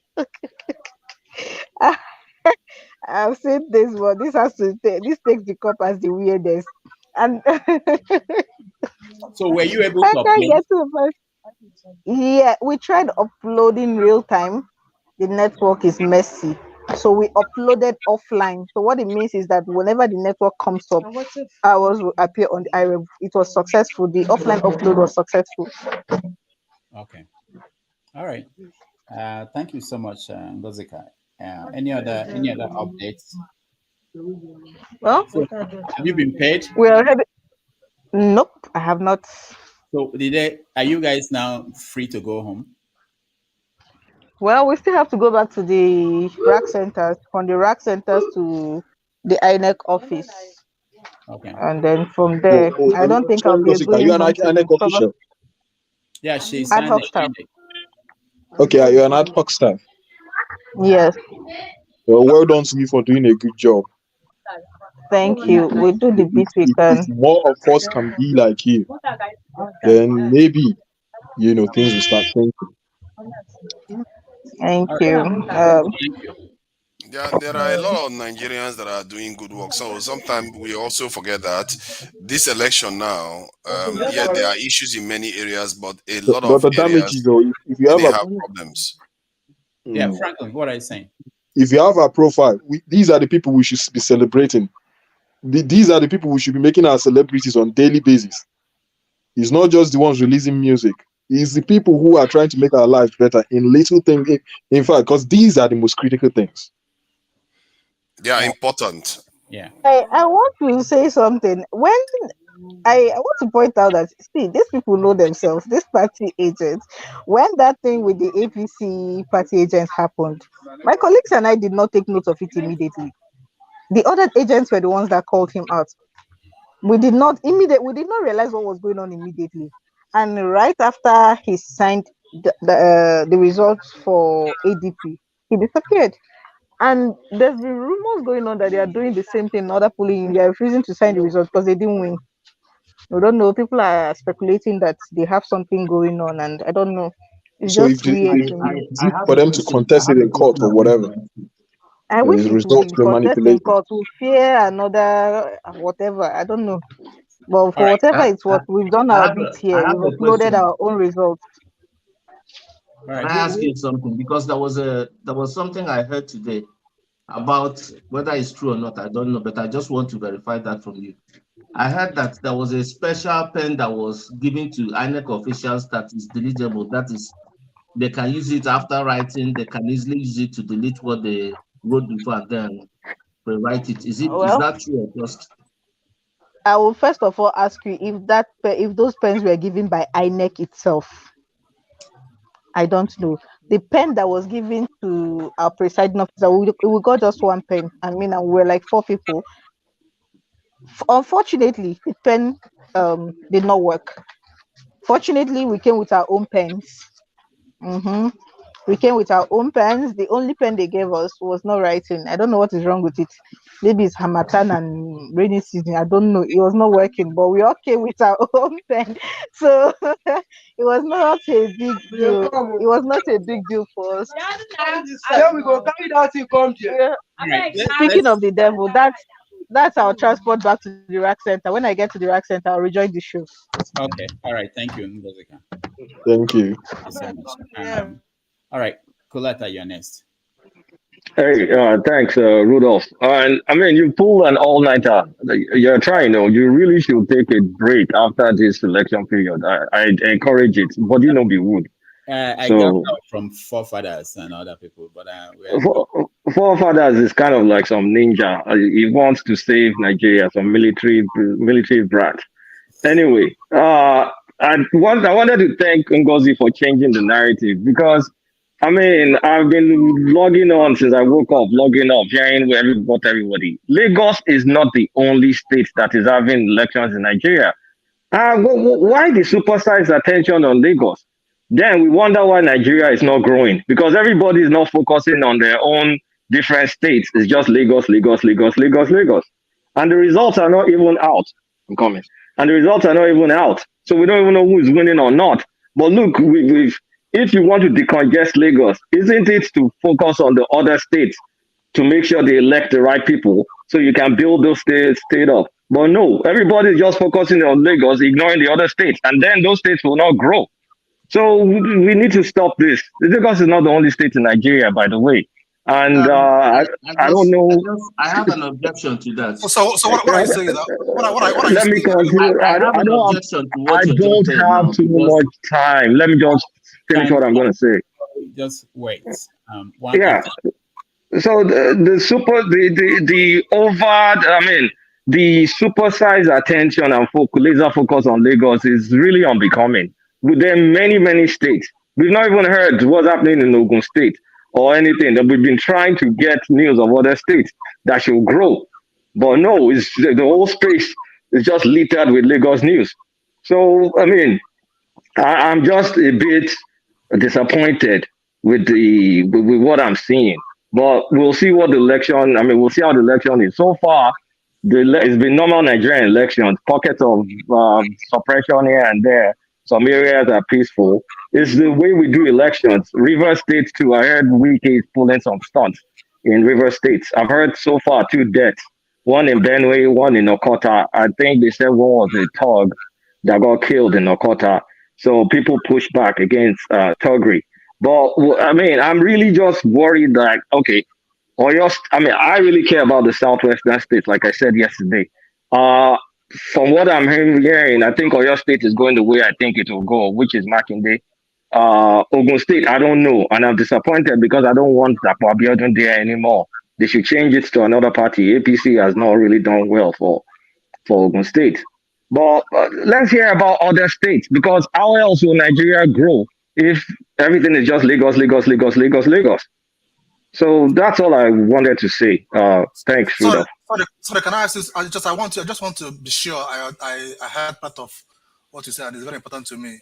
Did you, by any means, suggest in your statement that you would wish that people left Lagos back to their other states to develop those states? Is that what you said? I don't think you heard me correctly. What I said is, I want to find out exactly what you said. What I said is, people are focusing too much on Lagos. Let's not put all the attention on Lagos. Let's look at what is happening in other states.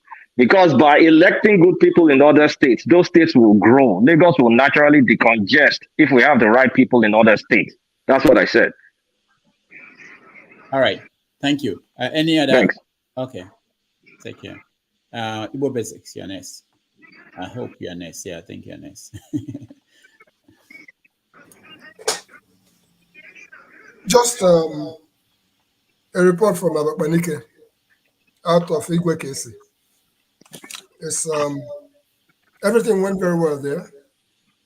Labour Party took that polling unit where Igwe Kesi was reporting from. Towards the end, some hoodlums came and tried to disrupt the proceedings there, but they were met forthwith. So everything went smooth so far. We have our man on ground there. We're expecting a report out of Igweben local government in Edo State, out of Dr. Seli Okogu, who is also presiding in that area. So we'll be getting from him. Also out of the Southeast, the COSIL, Coalition of Southeast Youths, they're going to be reporting back to us. They were driving us at a point in time. So we have a full house, and we have quite a few things to say. And as for my brother who was asking for an older person to tell us, I think at the appropriate time we'll discuss that subject. But for now, with what we are seeing out of Lagos from the Situation Room, with all the stomping and I'm quite sure that some of us have seen the videos that was circulating around. It turns out to be, it's a time to preach a tooth for tooth, an eye for an eye. We are not people who are afraid. I think I would be one of those who would advocate for anybody going to work to make sure you carry your handbag and go. Anybody who is going to, anywhere you are going, make sure you have an orange in your bag. We are not advocating for that violence, but all we're saying is that there comes a time in life. You cannot burn down my place of livelihood, and then I'll just go and cow down and sleep and do what next? No, I will come out and cast my vote. And if you stand on my way to going to cast my vote, anything you see, you can take. Nobody has a monopoly of violence.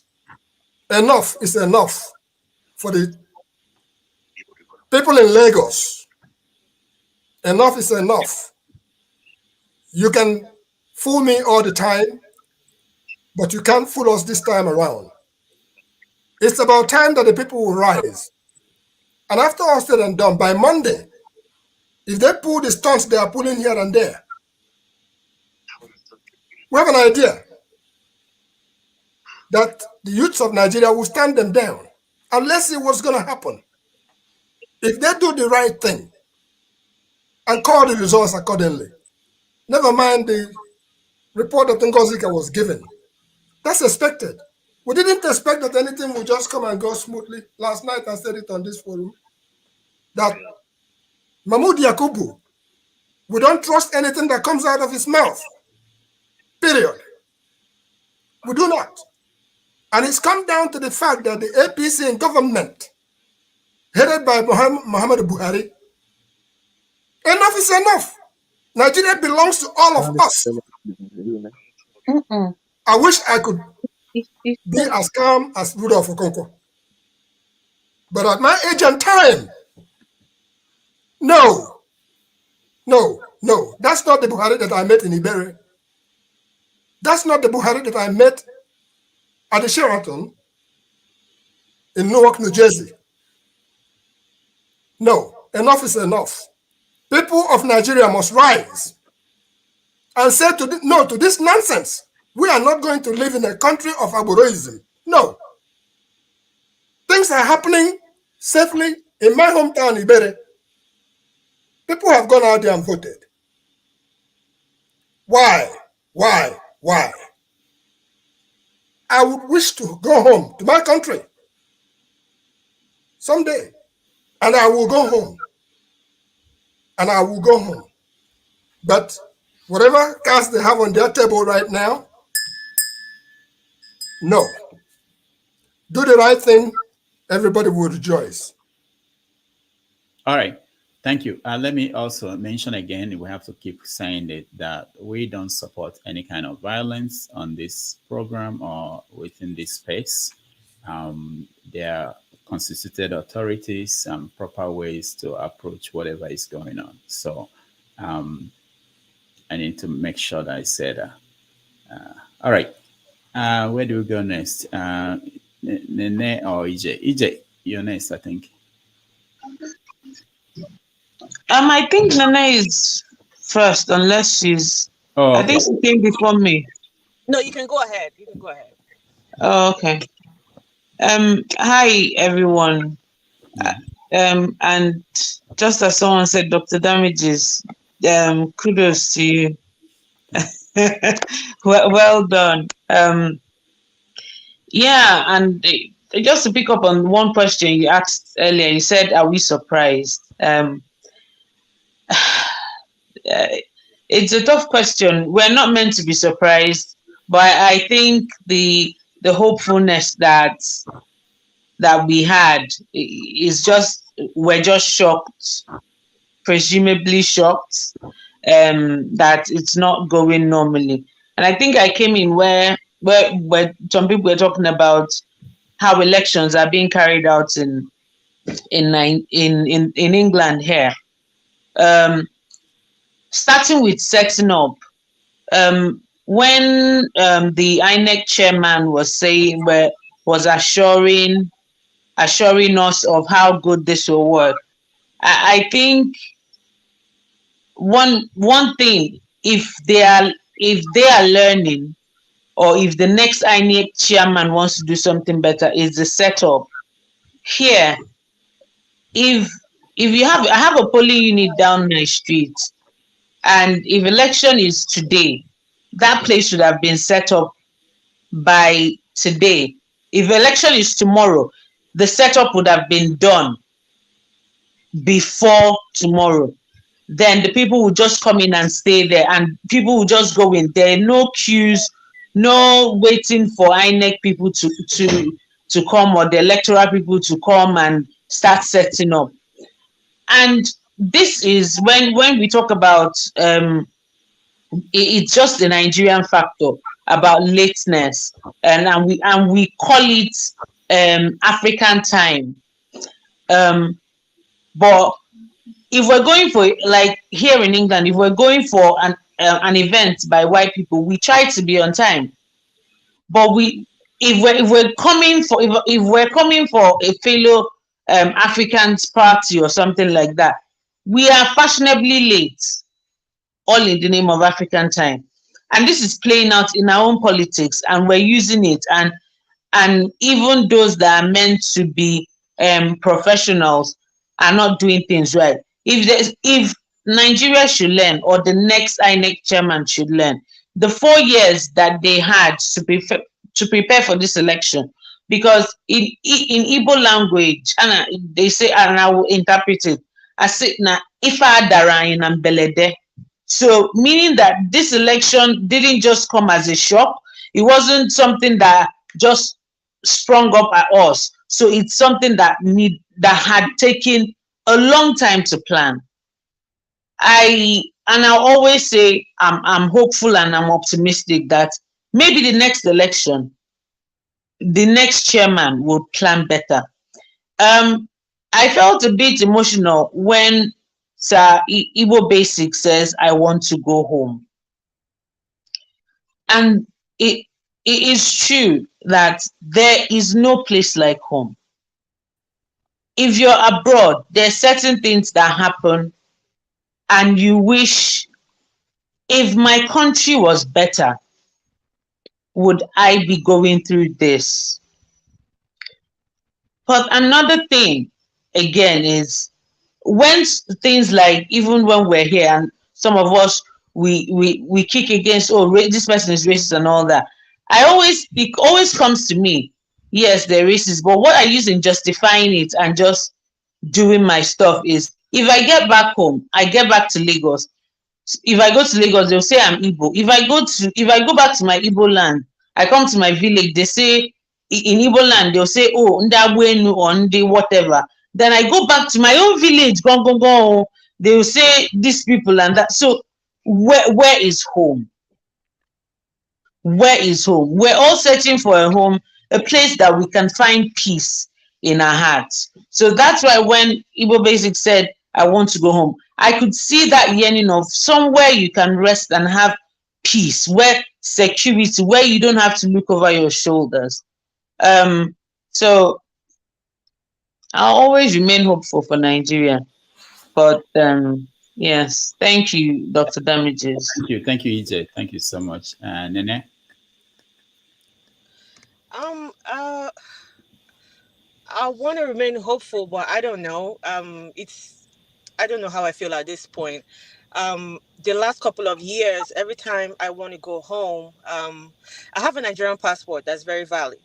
Okay, but every time I want to go home, I take my U.S. passport and I apply for Nigerian visa to go home because even in my own home, I did not expect to be treated as a Nigerian citizen with a Nigerian passport who was born and raised in Lagos. I did not expect to be treated, like with I did not expect to feel secure in my home. If I identify as a Nigerian in Nigeria, even going through immigration alone, I expect to be treated, I expect to substandard treatment. When I present the blue passport, I see their experience is very different. I expect if anything goes wrong in Nigeria with a blue passport, I know that the U.S. government is going to come, give me help. If I come into Nigeria with a Nigerian passport, anything happens to me in for the Nigerian government, it's whatever. And with this election, we're hoping that those kind of things, it was that hope that, we can try to, start to rectify some of these things. And when this kind of hope is just stolen so brazenly with such impunity, you begin to wonder, like, what am I even? I mean, what do I even have the Nigerian passport at this point? Why? We keep talking about hope, hope, hope, hope, but I mean, with what we're seeing, February 25, we saw what happened, and we're like, okay, maybe we can fix some of what happened with this election. And I'm looking at what is going on in Lagos, and I'm like, what is? I don't. I mean, somebody saying, I mean, we're focusing on just Lagos, Lagos, Lagos.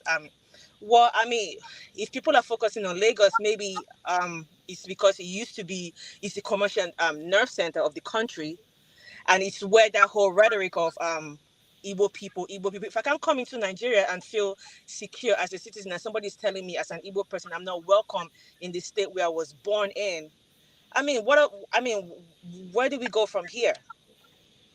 So it's just, I feel like we're just, I've been going round and round in circles talking about the same thing. And things are just going from bad to worse. I want to have hope, but based on what I'm seeing, I don't know. I really don't know at this point.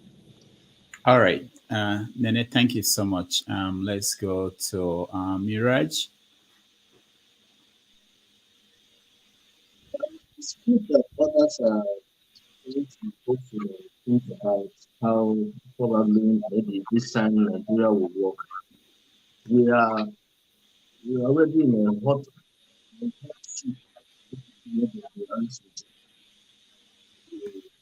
Miraj, your connection is not very clear. We skip you for now. We'll come back. Matt. Okay. Okay.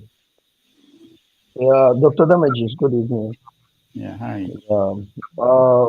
Yeah, Dr. Damages, biko gbali azụ ike, biko gbali m ga-asọrọ gị anya. Gbali azụ ike because ndụ wụ ofu mbịa, biko. Ma ọ bụrụkwa nna m ya ọsị biko. Dr. Damages, is a lot going on. I mean, I don't know where to start. I don't know where to stop. It's just funny what I'm saying. It's just funny what I'm saying. I've been sending you some videos through your email. I don't know, maybe you have seen them or maybe not. I've I seen don't know. Masquerade. Someone is talking. I don't know who is that. Someone is I'm talking. trying to find out. Please, if you're not speaking, can you mute yourself until we call you? Okay. Go ahead, Matt. Okay. I saw Masquerade voting. I don't know. I saw Masquerade voting, and I saw this lot of distraction. Like that. What do you call it? Traditional festival they are doing in Lagos. A lot of things, and people, talks come to disrupt the election. A lot of people crying, complaining. I mean, it's supposed to be like this. Sometimes I don't, if you come here, some people think that you are coming here to attack them because they are playing on our emotions. When you talk, they say that you are attacking them, or maybe they think maybe we are here to come and play and just laugh and go out. It's not. It's because we are living in diaspora, right? Like today, my parents they complain to me. They have no money. I gave them money, but they cannot get the money that I gave to them to eat. My father is just sick, but he cannot, lay his hand on anything to buy even the food that he will eat. But the money is there in his account. So when you come here, you are talking out of experience. Some people they think maybe we are here to joke or to play. I want Nigeria to be good. I want Nigeria to be a better place. I want Nigeria to be a place that other countries will be proud of to come and enjoy. And we ourselves that are citizens, we enjoy the country also. So all these things that is going on. Okay, look at that young boy that they sent to come and carry the ballot board. Maybe he has children. Now he is gone. What will the children say? A father letting himself down to carry buses to come and to be doing toggery. What are we turning into? So this is what we are saying. Nigeria, we should, change our mentality. Like what this guy Rufai said in his program one certain time. We need mental revolution, not even what we are talking. Mental revolution. We need to, reset our thinking. Think, different this time. All the time we keep doing the same thing. Some people they will say, "Oh, na politics." Yes, it can be joke, it can be serious, but myself, I don't take it as a joke. That is a expensive joke for me. All cannot be politics because people's lives are at stake. People's lives are at stake. People are suffering. People are dying every day. People are suffering. You know, so all these things, shenanigans, we need to stop it. We need to always, say the truth and stand on it. If 80% of Nigerians stand in the truth, I mean, saying this is why, these politicians will not be taking us for granted. You understand? Now, all these things they are doing after this election, now tell me what, Dr. Damage. They will go in, they will start playing us as they used to. Nothing will change. So what I pleaded to Nigerians, to the youth, to the masses, please let us give up. Even though these things are happening, let's keep moving. Let's keep this momentum to make a change in the country. That's the only thing that I will say for now. Thank you. All right, Matt. Thank you so much. Thomas. Hello, my brothers and sisters. Dr. Damages, thank you for having me, and thank you. Good evening, everyone. Um, uh, we are not there yet with the pocket of vote suppression I saw in Lagos, intimidating people. We are not there yet. I think the presidential election, we can say is a little bit fair. There wasn't this attack or snatching of ballot balls, but this governorship is is so crazy. And I suggested it that it's going to happen like that because the APC and their cohorts they are not happy about the Labour Party uh, winning Lagos State the last election. But this is Nigerian for you. We are one man. On one man went to more platform. We thought about this. I always suggested that this is going to happen. these pockets of attack. Dr. Rudolph, it's very saddening. It's very saddening. On 21st century, this is 2023, my brothers and sisters. People are still snatching ballots in this time and age. I was so disappointed. I was so disappointed. But we can't blame the INEC. We can blame ourselves, we citizens. We are the one that allow the politician to use us in this bad.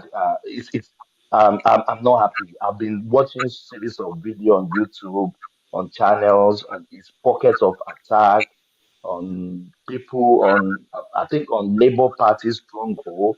I saw some attack, some ballot snatching, destroying the election material. It's unfair. It's uncalled for. It's just finally they will come out today now or tomorrow they will announce Sanwo-Olu the winner. Is that a free and fair election? No, it's not a free and fair election. They should give everybody a level ground to vote for who you want to vote for. Everybody have the right. I normally say this every time. Everybody have the right to vote for who you want to vote for. Be it Sanwo-Olu, be it the Gbadebo, be the other guy in PDP. Nigerians have the right to vote for anybody you want to vote for, and there should be not be any suppression or intimidation. It's very unfair. Dr. I'm very disappointed in Nigerians because we can't say this is INEC. It's not INEC that sent Tug to go and snap boxes. It's we Nigerians. We should be ashamed of ourselves. Thank you, Dr. Rugo. Thank All you. right. Thank you so much. Berichi. Oh, he's talking on the phone. So there are some results that we're seeing from some sites. So I wanted someone to help us. We don't have Sydney today. Help us to share some of these results when they appear. But there's some interesting results out of Enugu that I wanted to share. I just lost it on the on the other computer. But yeah, it will give us an idea of what happened whenever. Okay, Thomas, thank you. It will give us an idea of what happened at some places. You know, I saw River State too. It may not be give you a final picture of what will be announced, but at least it will help to give people the kind of concept of what's going on. So I think what we're going to do is let's take a little break. When we come back, we'll look at some results. And so we'll be able to say, because it helps because I know one election series that we were publishing results on Sahara Reporters and TV, and it stopped the people who wanted to rig it. So sometimes this is something that we think is also important, because when you see authentic results from polling units like the one Ngozika sent to me and the ones that other people are sending out, it helps to stop those who might want to rig it along the process. So there are some websites that are publishing it, like Premium Times are publishing some results. Sahara Reporters are publishing some results. So it's good to also see it and give people an idea of what happened wherever. So I'm looking forward to also seeing the ones from Lagos, the places where they had elections. So we'll take a break, maybe 3 minutes, and then we'll be right back.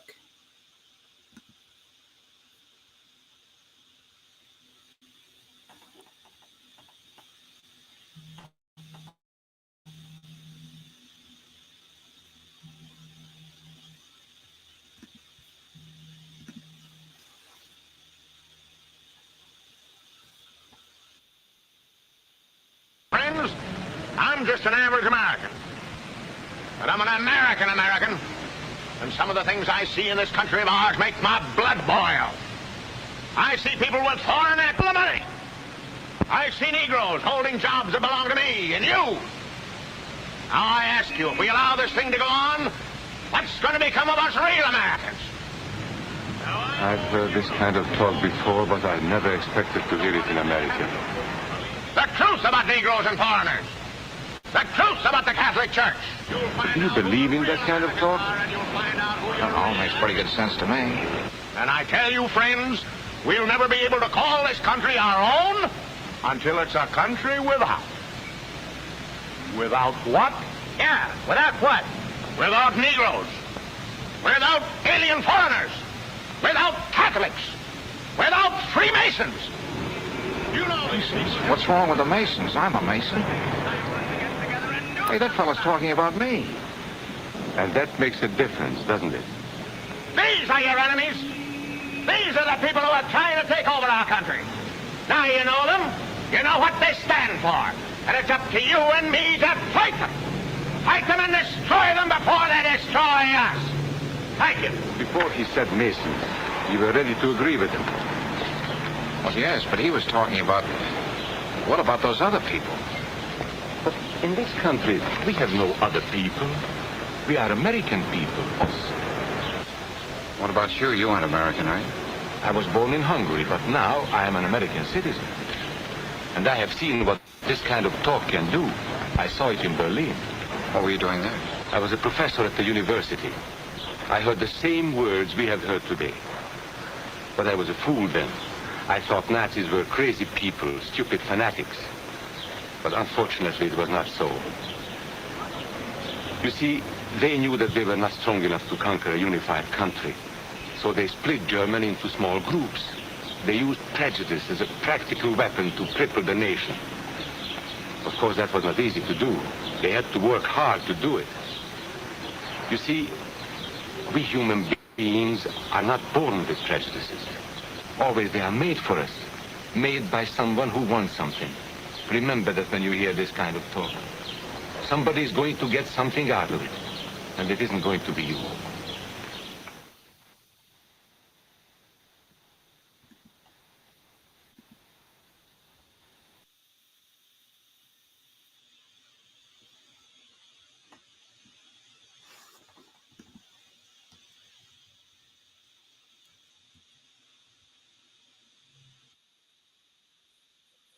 A.m. and we're set up, as you can see, fully set up here. Everything is completely organized. All the polling units are here.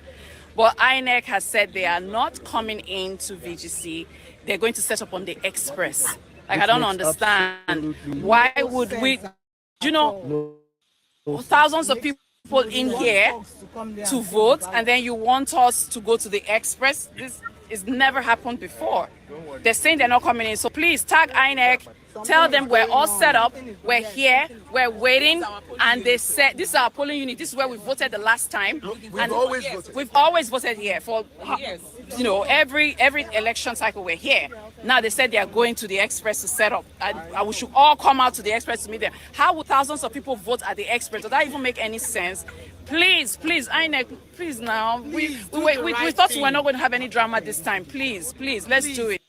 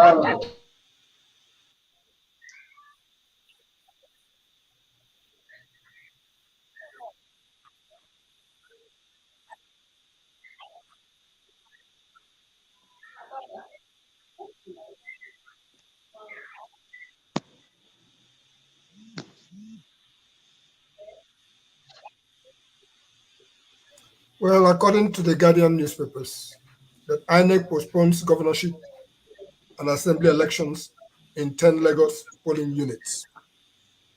How would they call a result?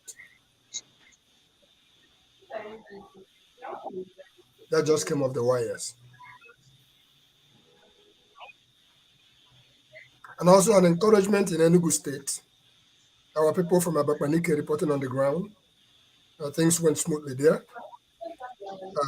Even though the PDP had induced some people with money and stuff like that, but people on ground are saying to them, no. People went in and voted their choice.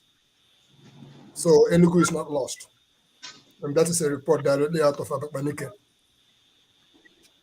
Our man, Igwe Casey, is on ground and participated fully in that station. All hope is not lost.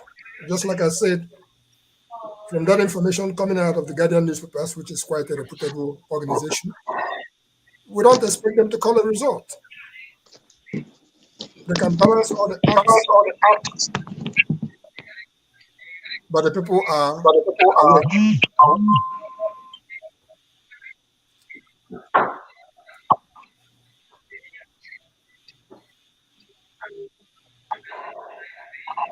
And for those who we just saw on the last video, I don't think they should go to any express.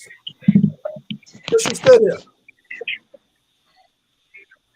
And if all citizens did not vote, how dare INEC announce results? We are not fools. You cannot disenfranchise the Nigerian voters and expect us to just lay down there. Enough is enough.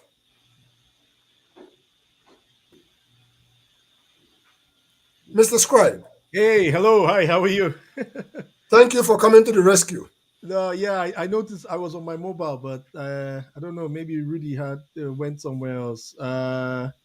Anyway, we can continue with the discussion. Gozika, any update from you from your polling unit? I already gave what I have. Mr. Scribe, I already gave what I have. Yeah, I was watching yesterday when you were showing the place you slept. I hope Nuno Lago of more. I didn't get up to 2 hours of sleep. Yeah. It was an uncomfortable place, but we did the best we could. Thank God it's all over, at least for now. Okay, that's good. Gozika, you are equal to the task. We are very proud of you. You're really doing very well. You're helping It's us. the likes of you that will rest on your shoulder, will lean on your shoulder. What will happen next? Let's create the work we did reflects what the choice of the people. Yes. Anyways, we can move on to something relatively. I don't know if anybody has any results from any of the polling units, or how's it going from your side? Any news filtering in? Logic, I'll mute you. Oh, you have background noise. Okay. Yeah. I don't think EJ has said anything, if I'm not mistaken. I for fathers, you've not been here. You disappeared when I was I was when I was complaining. Okay, sorry about that. It's all right. But I just saw the news. I don't know if everyone has that an LP agent was shot in Lagos and died. Wow, that's rather unfortunate. Yeah. Yeah, it's tough. Yeah, Matt, what's happening? Any news from Abia State or Imo State? Let me reach out to Abia. Kosil is supposed to be that is what I've been. If you watch, I'm with my phone. Yeah. I've been trying to, because all of them, they are busy right now. Mm-hmm. And from information, my father, they were supposed to be in Imo State to vote. Yeah. Because of health, he didn't go again. And the news that he's telling me in Omwa in particular is that, there are vote, guys, they didn't turn up like, presidential election. A lot of people were disappointed, but where they are majority, I won't say many, majority are looking forward towards LP and OT. You understand? So if you watch, I'm still, chatting them so that they can be able Mhm. to tell me something. So Mm. continue with our other Yeah, people. So I why will. I I will. Orizu, okay. Thank you. welcome. Is this Orizu from Newi, or which Orizu is Thank you, this? everybody. Thank You have the you. floor. Introduce yourself. Um, just joining, but I don't know. The audio seem to be having a little issue, except if because I'm not using my earpiece. Okay. No, we can hear you It's loud not, and clear. Can you hear us loud and it's clear? not very audible. Ah, Can you hear us loud and clear? I can hear you very well. okay, good. Yes, Yeah. okay. So I I think was it's saying, improving. I was alluding to the fact, are you one of the Orizus from Newi? Or which Orizu are you? Please introduce yourself. Yes, my own origin is greater. It will be greater than that of Newi. Which part of Igbo land are you from? I'm Anambra, Sophia. Oh, okay. Welcome, welcome, welcome, welcome. Sophia, that's. Actually, I asked Orizu to join us here. Oh, okay, nice. He's talking right out of Surulere. Please. Oh, please, that's even. Please give us a situation report from Surulere. How is Olumide? Is that the? Are you in the same thing with the? Okay. Yeah, go ahead. Yeah, Um, I was getting it wrong there. Hi, everybody. I greet you all. Okay, I don't know. I know that most of you are joining from overseas, so we are the people on ground here. I went to Sulere. That's my PU. It was quite okay, good, because the police men, they positioned themselves well from where issue would have, come from. They positioned themselves well. So when I got there, somehow, as I went there in disguise anyway. I tried to be one of them. One of them I mean is that where we're expecting the issue problem to come from. Everything about me tells them that I'm one of them. So, but I was just doing it because of I had to do a long trek to my PU. It was far from my residence because when I was to re-register, I didn't want to change my residence because if I have to do that, I might end up not even getting the PVC. So it was a ploy for me to make sure that I will exercise my franchise. So I had to do a long trek. On getting there, it was relatively peaceful. There's nothing. I voted, and I came out, straight down to my house easily. Nobody stopped me. Nobody disturbed me. Why? Because, like I told you, I was dressed like one of them, so that at least if any other thing is happening, I know You where don't it's mind me coming interjecting? Can you describe what you mean by, or in something close to graphic terms, what do you mean by dress? Because we're learning, right? So I'm a little bit confused. What do you mean by Yes, dress yeah, like one of them? in Wearing life. Balenciaga or what? I don't Okay, understand. okay. Can I explain that? Yeah, please go ahead. That's what I was. Yeah, the first law, the first law in life is self-preservation. So in any way, in any manner you find yourself, what comes to your mind first is how do I preserve myself? Because if there's no me, there will be no tomorrow for me. So what I did was this. I had to dress, and I know we are mixed crowd anyway, but let me just put it this way. I have something I'm doing with the state government here. So I made sure that I dress in a way that if they see me, they'll know that look, I'm a government person. That's it. And then two, that I had my identification card that I do pay tax with. I have the ID. It's just like an ATM card. Yes, I have it.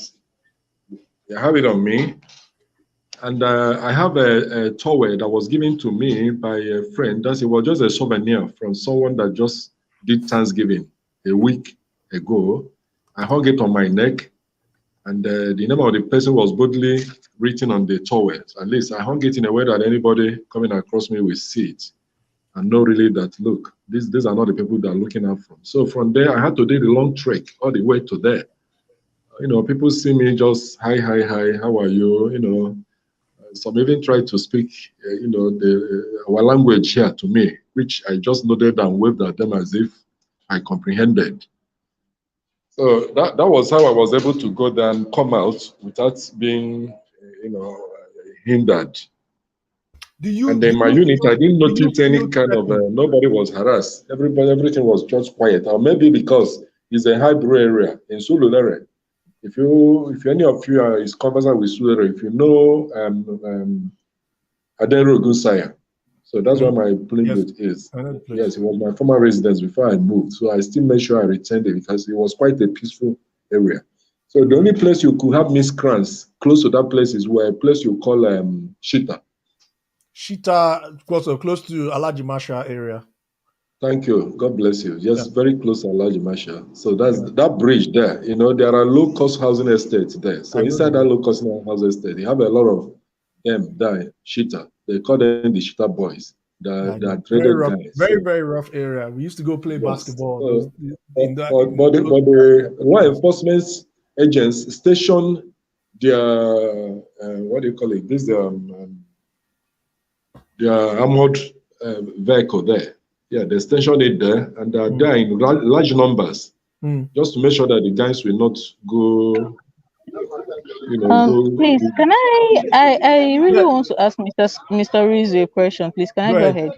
Please go ahead. So I take it you did not witness any violence at your polling unit, sir? It's very peaceful.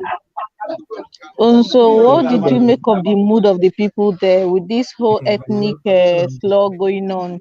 Did you feel any tension? Was there tension at the polling unit? People being scared to vote or anything? No, not at all. Maybe after I left, or maybe before I joined, or before I came and cast my vote, something like that would have happened. But I just came there. I mean, I voted and I left. I didn't want to stay back. I didn't want to stay back to come and start witnessing if something will happen or something. My business is just to vote. And when I voted, I went and when I came in there, everything was peaceful. Nobody is being harassed. Nobody is telling anybody that this is not the place for you to vote or to go back to your wherever. No, nobody ever said that. Maybe because it was a very closed. It was a very close neighborhood. You know Adero Gusa well. Yeah, I don't know the place, but it sounds as if you have so much faith in the people over there that you didn't bother staying back to sort of defend your vote or watch your vote being counted. Is it confidence or you couldn't care less? I'm just curious. Yeah, that place is a purely residential place. And it is a gated estate. I mean, every guy is gated. So there's no way they can allow those. Same argument could be made of Agor Palace. We've seen some violence in Agor Palace area, some other places. So what Ngozika's question is like, what actually gave you that unconscious confidence to leave right after voting? Is it like you trust I don't know. There must be something. Okay. I understand. What you mean is that I would have stayed to witness there. Yeah, being that the place is orderly, and I saw a Labour Party agent there. The same person I saw last time when I came there to vote. The guy was just there. I waved at him, asked him if there's anything. He said no. He told me nothing is there. Hey, my phone is. I've been online for long. Let me plug it on. So the guy told me there's no problem, there's no issue, and then people there were not really much as at then. Yeah, and people there was not really much. They were not much anyway. They were not much. They were just coming in trinkles. So I didn't quite stay long. I left for a reason that is personal anyway. That's what I would have stayed anyway. I know why you guys are. I am just curious because in my own polling unit, people sort of relaxed. They just stayed back in a leisurely kind of way after casting their votes, and they witnessed the whole vote count, and they witnessed it being collated, and then the party agents were on our net to upload it. So I just want to know if it is the same situation everywhere. That's what I'm asking. And our place was quite peaceful. Where is your own PU? Enugu. Okay, Enugu. Okay, yeah. Okay, Enugu. Okay. So far, Anambra State has. I think my place is Lagos now. That's my base, my location anyway. Yeah, Anambra Enugu So so far has been very, that's very just it good. anyway. Because in fact, my going there was just strategic because I knew that when they normally make such trouble is during the afternoon, evening time. During the afternoon time when they look at it and know that maybe their opponent is not Losing. getting what they want. So that's when they start it up. So I made sure I went there very early in the morning. Did what I was supposed to do. Okay. I would have stepped back anyway, but then I have a personal reason that made me to just detour, just get No, back that's home. fine. That's fair enough. Okay, thank you very much, Orizu. Blessing, I'm sorry, No problem. Gozika, do you have more things to say? No, that's I'm hoping to get more updates. We are still at the rack center. Little to nothing is going on here. Just everybody has finished collating the results and uploading it. They're trying to move the materials we used to the INEC office. Did So you guys maybe get when we the get there. passcode to upload your Yeah, in result? my own polling unit, we had trouble uploading in real time. Okay. So we uploaded offline. So what it Okay. means is that Okay. once So when it there is gets a there, we'll network, sync. yes, Yeah. yes, Okay. that's how what it did. No problem. Okay. What next? EJ, I want to I ask think you something were. to your question. Okay. Okay, Matt, you have the floor. 1 Hey, minute. Go ahead. okay, Angie, no, Angie, please, in Enugu, who is likely to be the winner of How governorship she? How election? she? More or less, because I'm like, I'm monitoring it on IREV, and it's looking like PUP is on the way out. who? I can share my screen and show you That's IREV, what I but was it's reporting still earlier too on. That early. Jesse on the It's ground. still too early to Too call early. it. It's too But early. more or less, just want to, and I just want to know the situation more or less. Not that is the real physical thing that is going to be, but just to get the basic information, just that. Patterns that are coming out, it looks like it's only Lagos that is that desperate to put in an APC government, which is for obvious reasons. Ah, Because okay. so it's looking like they want to undo what happened in the presidential. These are all speculation. It's still very early. I Okay. cannot say that because even in the north, there isn't any. There is pockets of resistance and voter suppression, but not as brazen as we have seen in some of the videos from Lagos. Yeah. So, and in Anambra State, we saw people enjoying themselves, APGA providing some refreshments, which is perfectly fine. They were drinking bottles of beer and everything. So in the eastern part of Nigeria, I think the stakes are a little bit low, So yeah. So far, it's I think it's going to be Labour Party is going to have a lot of it's going to have a food, but Lagos is going to be it's going to be tough. I think It's happening. Lagos, PDP is struggling in Abia. yeah, And they are deploying the Oluomo tactics in Osisioma local government in Aba.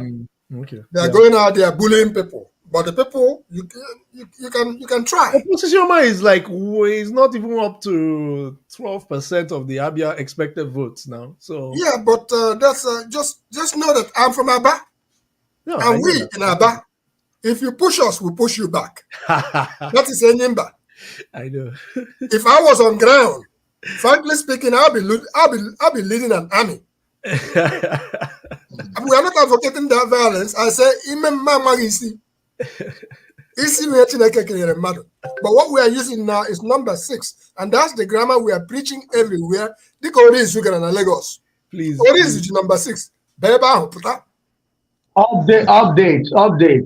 Okay, yeah, please go ahead. Please go ahead. Labour Party, but he hasn't given me the result. He said Labour Party winning in Umuahia Urban.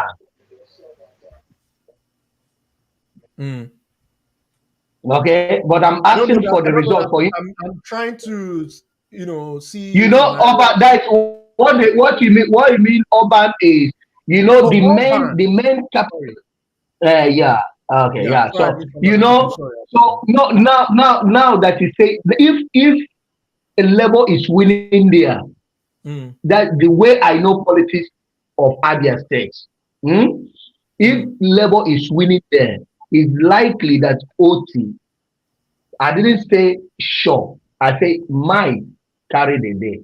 Because that place always determines, because you know the heavyweight there now, you know theology, you know the sun. So they are Yes. there. So if LP is gathering momentum there, meaning that all hope is lost for PDP. But I'm not concluding, but since this information has come, let's just hope that it will continue until the time the result Quickly, will people in come. the comments are Thank you. asking me the website for IREV. It's inecresults.org. Sorry, I can't share because of constraints. INECelectionresults.ng. That's where I'm getting the information from. Given what happened in the presidential, I don't think, and Dr. Damages isn't here, so I don't think I have the ability to, without authorization, sharing screens and things like that. So I'm trying to reach out to Dr. Damages to understand the format that we can proceed with. But anyway, just bear with me. But you can go individually to INECelectionresults.ng, and you can, follow the results. There's also, I think, iCivic. Where is it? I have it on my So iCivic Hub or like that. There are many of them. I'm following Google Trends. I know it's controversial. Some people don't agree with me, but I was during the presidential election, I did allude to the fact that you shouldn't just disregard search and sentiment analysis. Though Google will tell you that they'll try and push it back and say no, but these are what they call unfettered people just on the internet, just giving their own way of thinking, and then from those keywords, Google tried to make some sentiment analysis, and they draw these graphs. And to be honest, it reflected the last election, because I genuinely believe that these people that are doing these things to us, they are not they are a reflection of us. It's tough, I'm sorry, but they are a reflection of Nigeria. Let's be honest. Nigerians kind of this is our reflection. Bola Tinubu or whoever you're saying, or these guys, Sanwo-Olu and all, these are reflections of us. So when you look at Google Trends, you kind of make these kind of these things. But we're working on somebody who's an expert in sentiment analysis to come in and explain it. I'm not an expert in sentiment analysis, away from that, but at least I've been around people with sentiment analysis, and when I look at these things, it makes sense. It does make sense. So let's move on. Welcome, Rock. Welcome, Olamide. Welcome, Juden. Juden, you don't drink water now, Abi. No, na coffee I drink. Oh. In Ukwere, people, they have a very particular history. So sometimes when people misjudge Jude, I look at you and I just say, look, you just don't do that to an Ukwere person. Ukwere people like talking their mind. That's it. They don't. No, that one concern them. You see, now my brother is a. Wait a minute, Jude, are you from Nkwere? He's from Nkwere.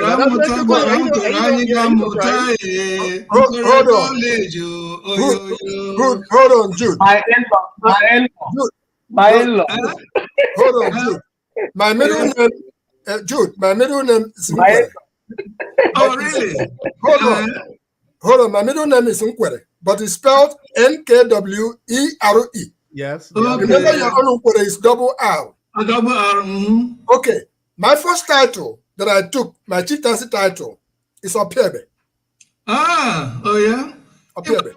I want to know Opiebe now. During the Nigerian Civil War, so many Egbe came from Nkwere. Even my dad, the Egbe La Biafra. Hallelujah. And I was also Piala Ebe. I was also Piala Ebe. I just sorry. I hate to break. I had to cut this thing, but there's some breaking news that INEC have agreed to return to VGC tomorrow and conduct the election in the estate and not outside like we. Yeah, but it's not only VGC now. There are so many places across. Anyway, this is the news that we're just hearing now. So anyway, we'll see what they're going to breaking do. We'll just news, I watch believe, and we'll just show slow it down and on, see. so They are still cooking. They are still cooking. But that ntropa roots where they put for that soup, now them go chop am. Okay, guys, we need to move on. Rock. News from Delta State, Plateau Yeah, State. go ahead. Benue State. Any news? Delta State, Plateau, Benue. No news so far. No news so far. But But do you have an intervention? Do you have something to say, Jude? I'll come to you, please. Do you have something to say, Rock? No, I don't. Nothing else. Dr. Eberechi, you've been very, very quiet, and I can't see you properly. Any news from Anambra State, my fellow Anambarian? Yeah. Hello. Can you hear me? We can hear you. We can hear you very well. Yeah. I saw a couple of results from Anambra. I haven't really been paying much attention to Anambra because I know. I think I'm more than optimistic. I mean, it's for me. I don't expect any. That's not where my focus actually is. But a couple of results come in. If I just have a minute, I'll be able to pull out.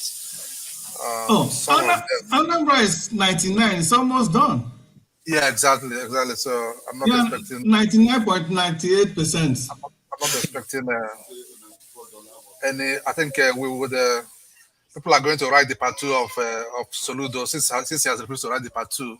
People are going to help him out, to articulate part 2 of his article. Yeah, so I think I saw a couple of results from Lagos State. What of thing is I saw a few minutes ago. I'm looking for where. So if you go to on Facebook, they're posting these things on their page, Sahara Reporters. Oh, really? Okay. Yeah, they're posting these polling units in Lagos, in Oyo, in some of the southwest states and some of the eastern states have been posted there. On Sahara Reporters, do you have the link? Can you direct me? Just go to Facebook, look for them on Facebook. Their Facebook link. Facebook. Okay. Yeah. Facebook Sahara Reporters. Okay. Yeah. We actually Foundation Democracy Initiative. We have a candidate, Vincent Akweki, Honorable Vincent Akweki in Benue State. I'm just reaching out to him to give us reports as to what's going on there. Okay, I see. Okay, guys, Eberechi, are you done? I have this result from Carson Gate, Main Gate, Chevron Drive. That is Lagos. Polling unit is 102. So it has a PDP 2, ADC 2, APC 27, Labour Party 148. Okay. Wow, that's good. But by the way, I'm not doctor. I'm biased. I have this one. I have this one from Lekki. Don't kill me in the comments if you see me celebrating LP result, please. I have this one. I'm not a journalist. Can you hear me? Scribe, Mr. Scribe, you can jump and celebrate it. That is your choice. That is your choice. You are free. You have. There are moderate. Nobody should do that because that is. I mean, that is your right. That's your right. I have another result from Lekki. And that's Admiralty Way, PU 017 Lagos. So here we have a PDP 2, APC 49, LP 232.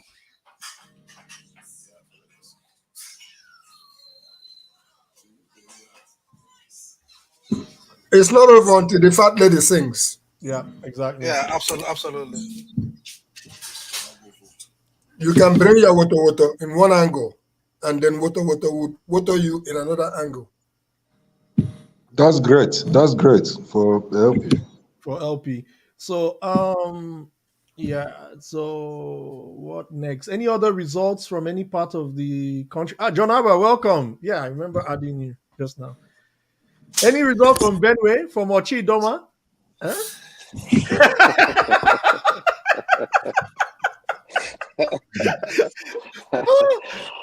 One day I'll tell you my history in I have one my from family history Lagos in that State. area of the world. All right.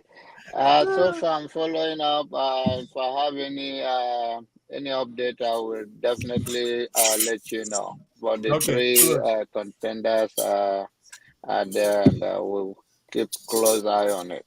But so So far, there what's is your this. impression so far? Sorry, somebody was trying to say something. I'm Yeah, sorry, I there is this didn't. one. There is this result Okay. from Crown Estate Gate. That is in Etiosa of Lagos State.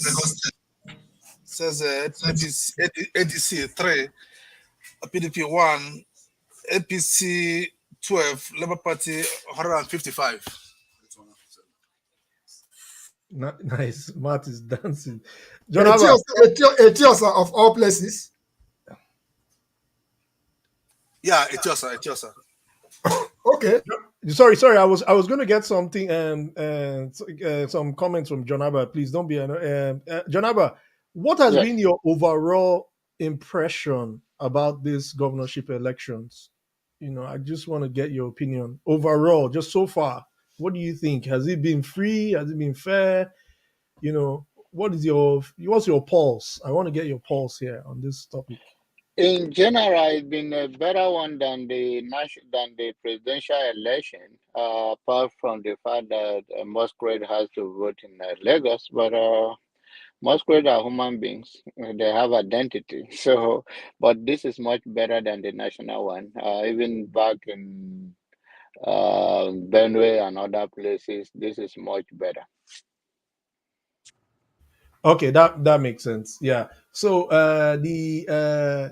so you feel like this election has generally given it's a lot better than the presidential one, but do you think it's free in truth? Do you think there isn't there's some hanky panky nefarious play going on somewhere?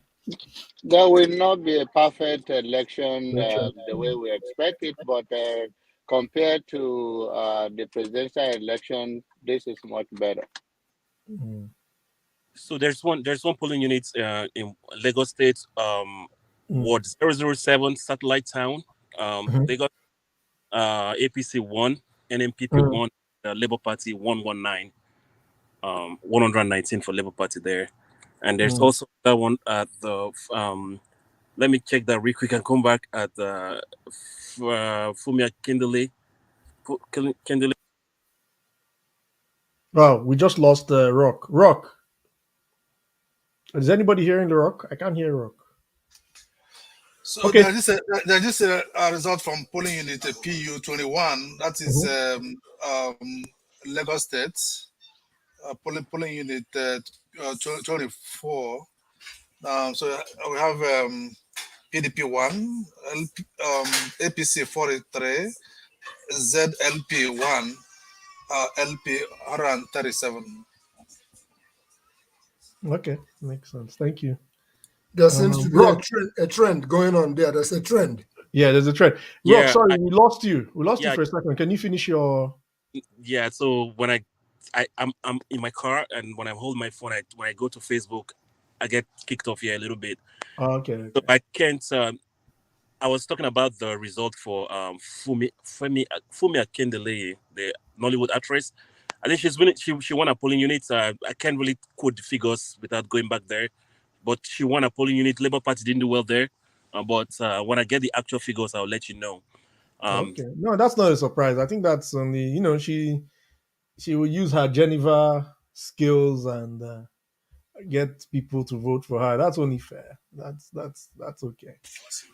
So That's Amen PU Estate, somewhere in Lekki Chevron area, right? I think that's where she lives. Right. Yeah. PU Dr. 025. Mr. Strike, Mr. Yes, Mr. sir. Strike, what I want to know if what about Kaduna and Kano? I'm interested to know what's going on there because I don't I think don't see any. I don't we see are any. getting, we I are don't not. know. We are just like nothing is coming out from there at all. Mm.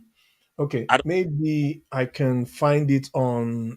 Let's see what they have uploaded on iRev. So you want from Kanu words. So far, okay. Let me share my screen, then we can see what is going on in Kanu as per what they have on iRev. Hold on, just bear with me 1 second. Just give me 2 seconds here to figure out the right tab to show. Share screen. Okay, so far, can you guys see my screen? Can you guys see my screen? Yes, we can. Is Okay. that So as you can see, uploaded expected about 8,000 votes. So percentage uploaded 35.16. Recent results.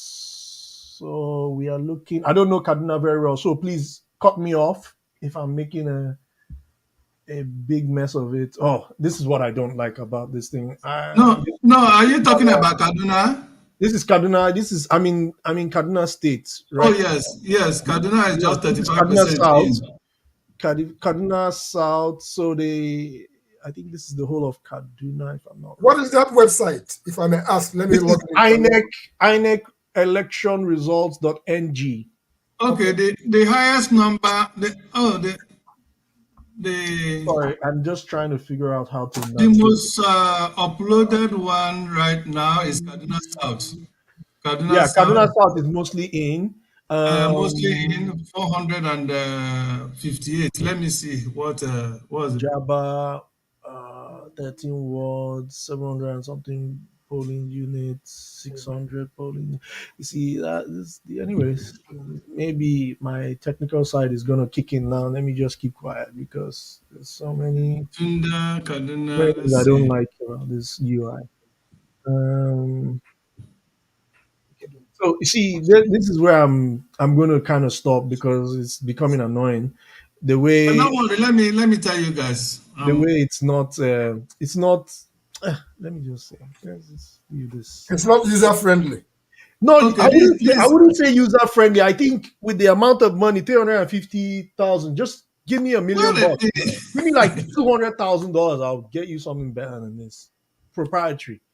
Like it's like already made software that can do this.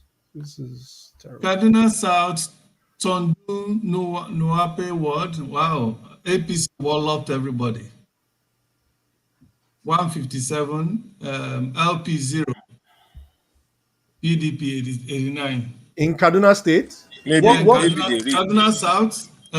Maybe they rigged. Maybe they rigged that unit. Kaduna South.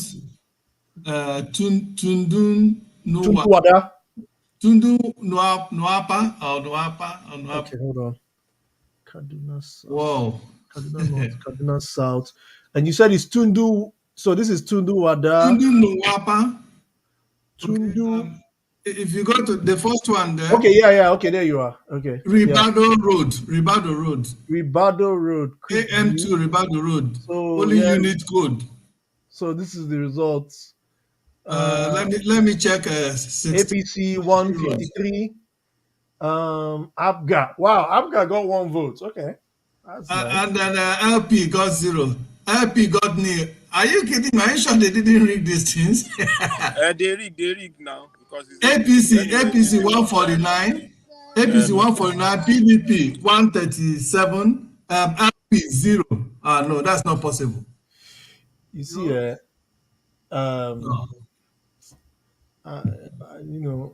this thing is so you could even write code. Let me be honest, right? You can write code to read this and convert it into digits and start doing some stuff. All this stuff is No. All the results there. LP 000. Come on now. It's disgusting. Like, it's just, come on now. Look at it. Like, you spent 350 billion for this. Like, come on. The whole of GDS budget, government digital service in the UK, is not even up to 350 billion. And they've been around for almost 10 years now. And I don't think it's up to 350 billion. And look at what they have, and look at what. I mean, let me ask this question. why do these people that rig this thing, why are they so foolish in their rigging? How can they rig election? For instance, in this particular ward, how many is several, and then all the results that came in, LP is 0. Who on earth would believe in Nigeria in a place there is no at least one single person that will vote for LP? That's not possible. Well, no. I don't agree with you in that respect. It is possible for LP to score 0 in those places. In anywhere. Sorry, no. For every, I mean, not just for only one place, for several units in that particular area. I disagree with you because it could also everything doesn't have to be rigged, so you kind of have to put an open mind. I don't know if you understand what I'm talking about. Okay, make me understand. I think maybe I've lost. Okay, for instance, okay, let me see. Hold on, let me. This is in Ward, 66 polling units, right? In the whole 66 polling units, right? So I've checked 5 or 8, 6 results there. LP score 0 in all of them. In about 6, I'm still checking them. I'm just taking them randomly, but so far this is the one I'm checking now is the 7th one. Let me see. LP 0 again. Okay, PDP 88, APC 121. So 8 units in 8 units so far. LP score 0, 0, 0, 0. How possible is that? It can be, of course. My Can brother, I say something? Can I say No, something? I know where you're coming from, but No, Kaduna South is AP stronghold. It can. I'm like that's just very curious because you're talking about Kaduna South, which is LP's stronghold in Kaduna State, right? So if you are finding 0, that should raise somebody's antenna. Maybe it's APC that got 0. We've seen it before last week. APC got 0, and then they put LP's results there. Exactly. If you're talking about the other part of Kaduna, then that probably would make sense, but not the south. Not the southern Christian part of which one is it the northern Kaduna that should show LP? No, he's saying southern. Please, Eberechi, could you clarify yourself so I don't put what? Yeah, because it's supposed to be southern Kaduna now that should go for. So what I'm saying is that southern Kaduna is LP stronghold. But that is where LP is scoring 0, 0, 0. That's what I'm saying. Both of you are saying the same thing. Both of you are saying the same thing. You're saying the same thing. Oh, he says it's not the LP stronghold. I'm saying it is. It is. So that is why I say it's worrisome. It's suspicious. Yeah. I am not saying that he couldn't fail in some units, but at least scoring 1 out of how many votes? 2 or 300 votes. He couldn't. There's no single one person that voted for LP. Okay. Jude, let's hear from BQB. He's on the ground. Let's see what he's. BQB, welcome. Welcome back. I only get the result in my polling units. I think I have two polling units in my station. One of them, APC had 92, Labour Party had 29. The second of them, APC had 49, Labour Party had 19. And the third has always been PDP. PDP has always come distance third. And most of the other local government, not on IRF now, at least in our own polling units, the one we collected in the local government is the same. So just like I always try to put out the knowledge of Lagos, Mr. Matt, that I know. I'm not surprised that Labour Party will win. Yes, I can see that you're smiling. I'm not surprised Labour Party will win most of those polling units in Chevron, Lekki. They are in Etiosa. You can't be surprised that Labour Party will win those places. Then those places in First Stack, you can't be surprised that Labour Party will win those places. Those are traditionally PDP's places. PDP will win those places before. So it's still that the same PDP's traditional vote is now going to Labour vote with new obedience movement. So it's still the same pattern that we see in Lagos. I'm just trying to, you know, Mr. Matt, now you know we're on the same page now. I'm just trying to analyze to what you expect. Yes. So where you expect, yes, of course, I know Mr. Matt now. Where you'd expect something to be different is Lagos Island. Let me be pointing it to you now. Lagos Island, Agege, Alimosho, Badagry, Ikorodu, Epe. Those are the areas which I think, yes, APC, they are going to either declare the right result or do their magic to win the election. So that is what I want you to know. That is the reality. So that reality might not, do you understand what I'm saying now? Might not be what we want, but that is what is going to happen. That is the Lagos. That is the politics here. So that is why if you look at it very well, they are doing rigging. Their own form of rigging now is voter suppression in a way. In LP stronghold, and don't allow them to vote. Do Oro in Ikate. Do some of those things in those areas. That's the strategy they are doing. So in fact, some of this information I'm giving you, so many of you are supposed to even be crediting my account for even giving you, but you will still come at me.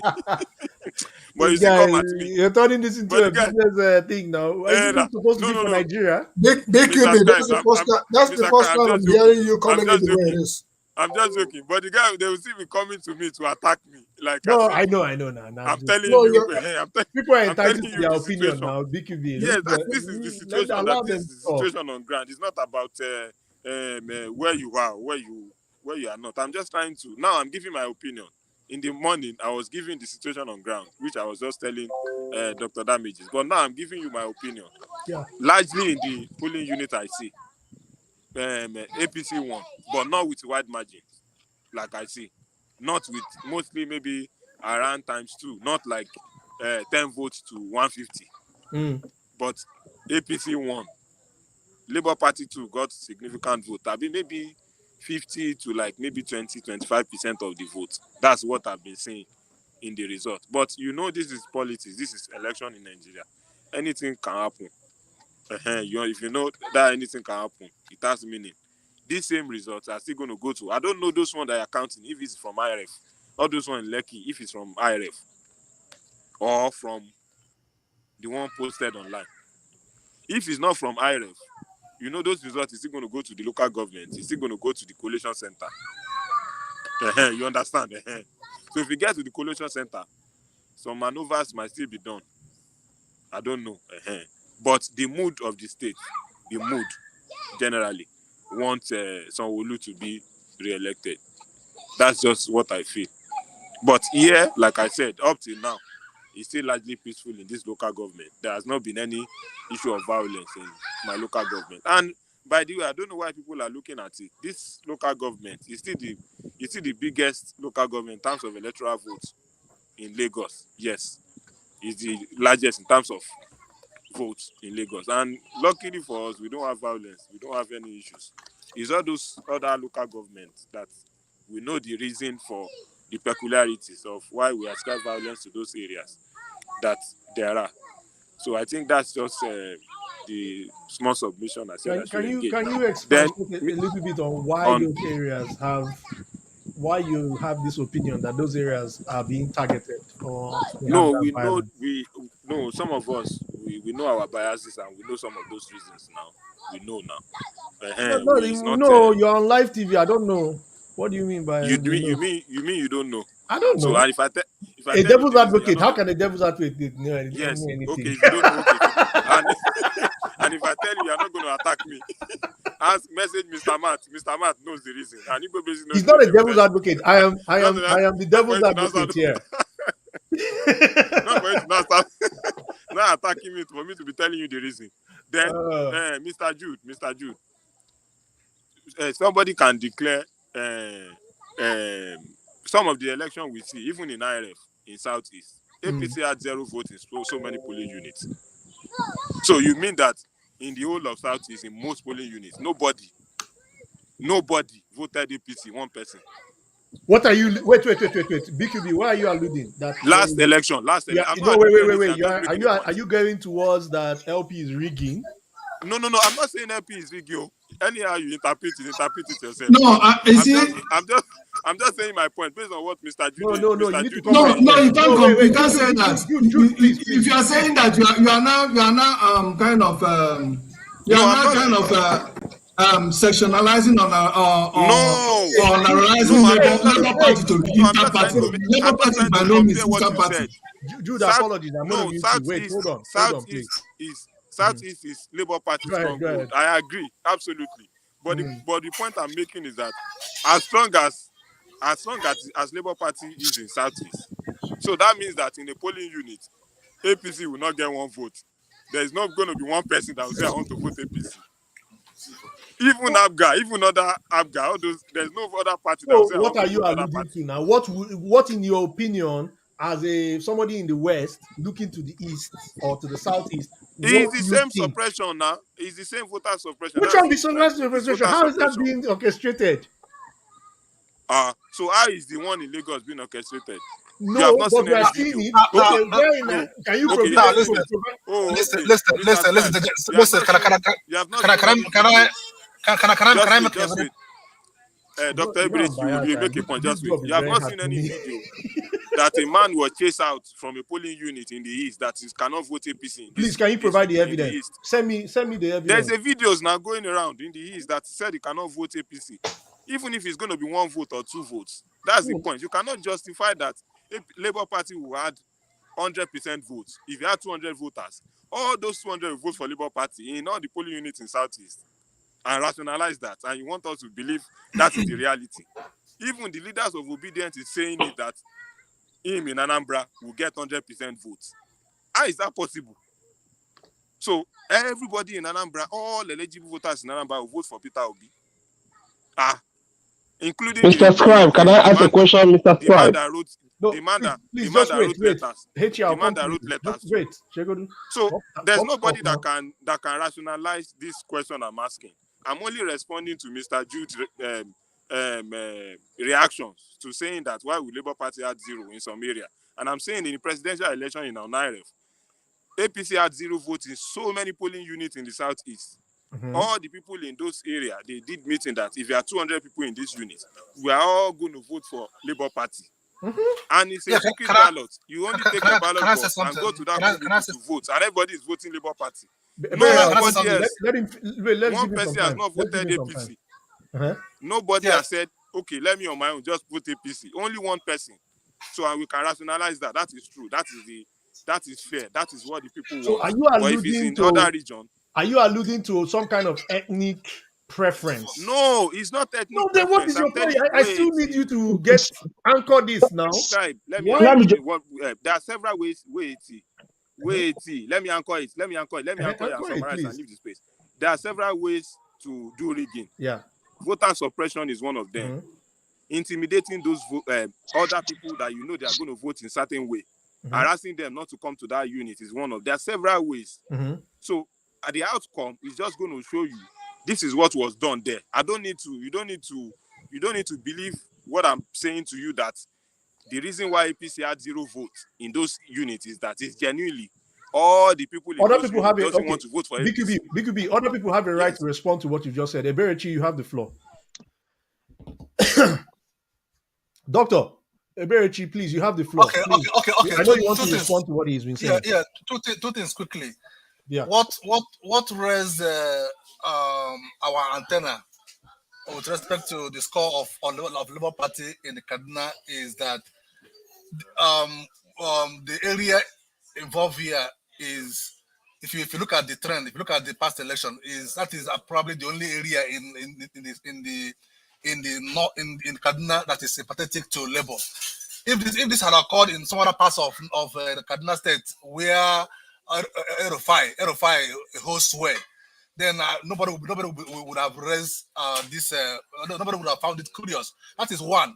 Then on the issue of possible rigging of election in the southeast in favor of PDP of Labour Party, that would be is quite interesting to hear because I didn't say rigging. Use my word. I never mentioned rigging. no, but you found that if I found the idea that a party like interpret NDC it could score the way zero, you like. zero curious, but just look at it. Yes. Right? Let me Found just that it, curious, right? It is very possible. Okay, guys, let's welcome the new people that have just come in, please. OJ, welcome. Ilu Blessing. I hope I pronounced that well. Yeah, Welcome. you're right. Hey, sorry, HE. So Ilu Mr. Blessing. Scribe. No, before Ilu Blessing, please, or OJ, HE. I apologize. Go ahead. You have the floor. Yes, Mr. Scribe. I think I wanted to just go back to somebody who was talking about Kaduna a few minutes ago, and I think the person was talking about Kaduna South. They were, mentioning some outcome from Kaduna South, and the person was wondering how come LP is having zero votes in those areas.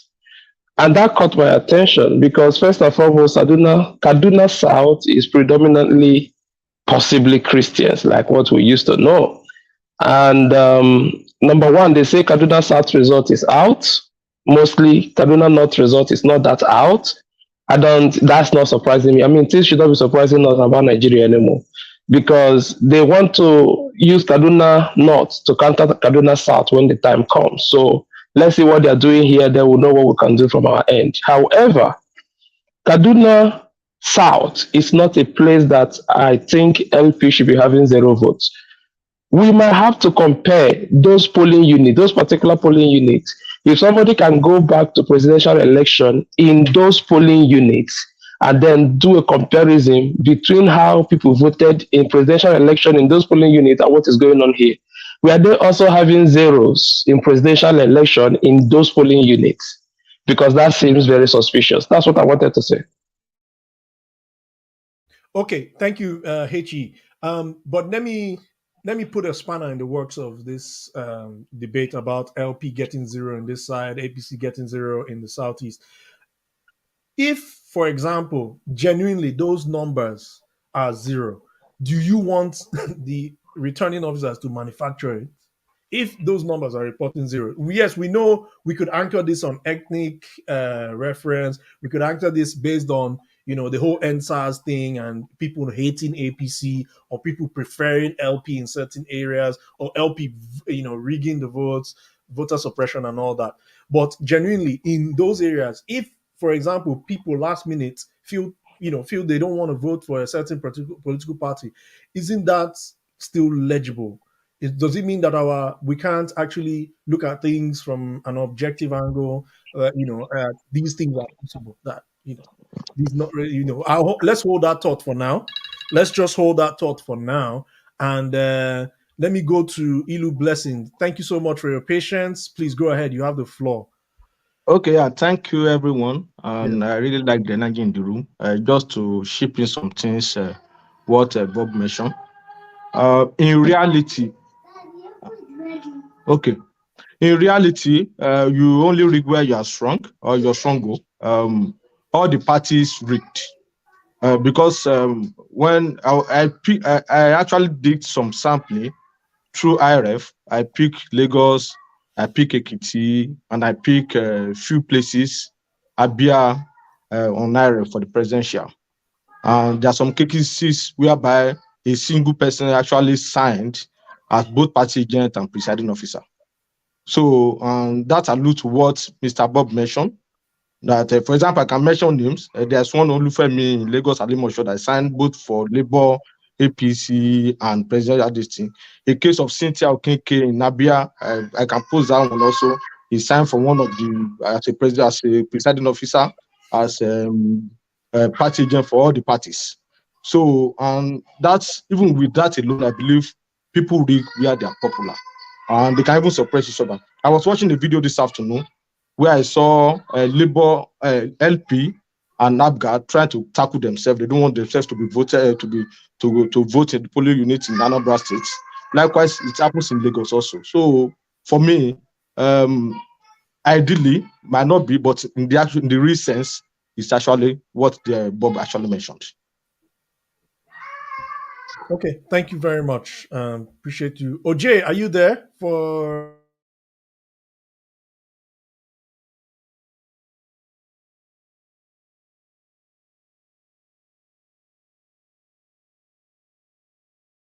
If we have capacity to go back to this argument about political parties scoring zero and how objective, I'm very interested in this debate. How objective do you think it will be? I know there's a widespread sentiment and irregularities, but let's put that aside for now. Isn't it still okay that honest, returning officers exist and they are recording zero?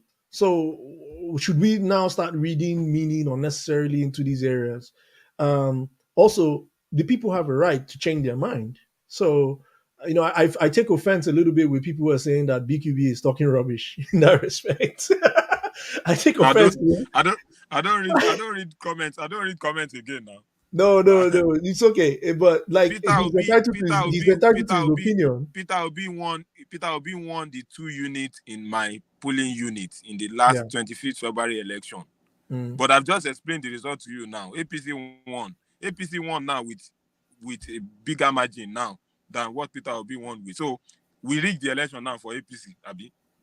No. Wait, Is BQB, it Peter Obi that is on the ballot today? BQB. Don't you think that those So voters now those have okay? commenters will say that I'm saying rubbish. Well, Don't, what do you expect them to say? don't you think the ethnic debate that has gone on since after that same presidential election has made a lot of these sort of like core Yoruba votes rethink?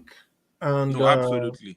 No, absolutely. so I how do you explained think it. that has played out? So do you genuinely Yes. believe that Badebo is not Yoruba enough to lead Lagos?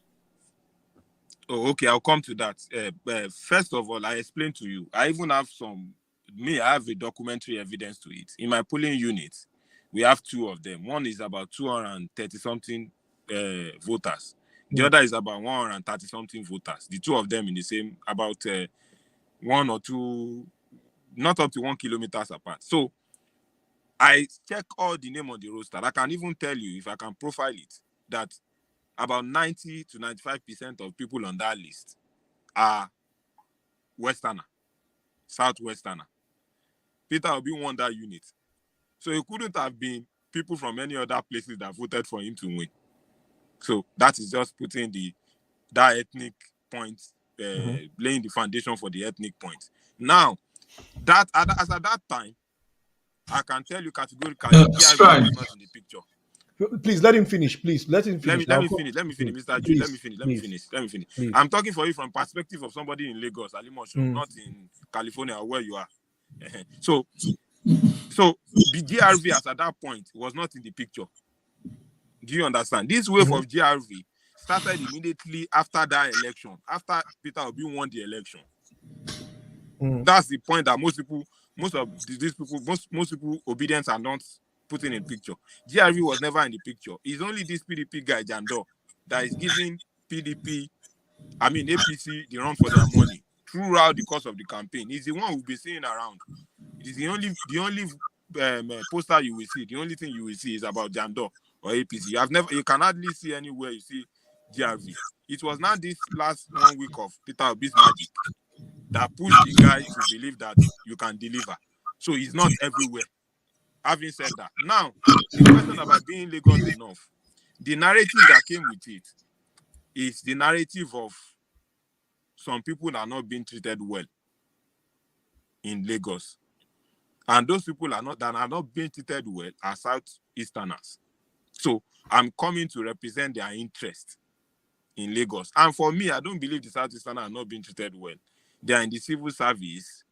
They are almost competing almost everywhere that you are. If you work in civil service, you know you have them in our civil service. So it's not being treated well. That's not true. So now coming to present it to us that they are not being treated well, they are not part of this. In fact, Tinubu's policy itself incorporated the Easterner more in the affairs and running. That's why we have sent them as commissioner, statutory commissioner. One was commissioner of budget. One is presently a commissioner and in charge of so many other ministries. So the propaganda that they are not being treated well, they're not part of the system, is even wrong. In fact, some Western and Yorubas believe that they have incorporated them too much in their affairs. That is why it's not giving them that liberty to even demand more.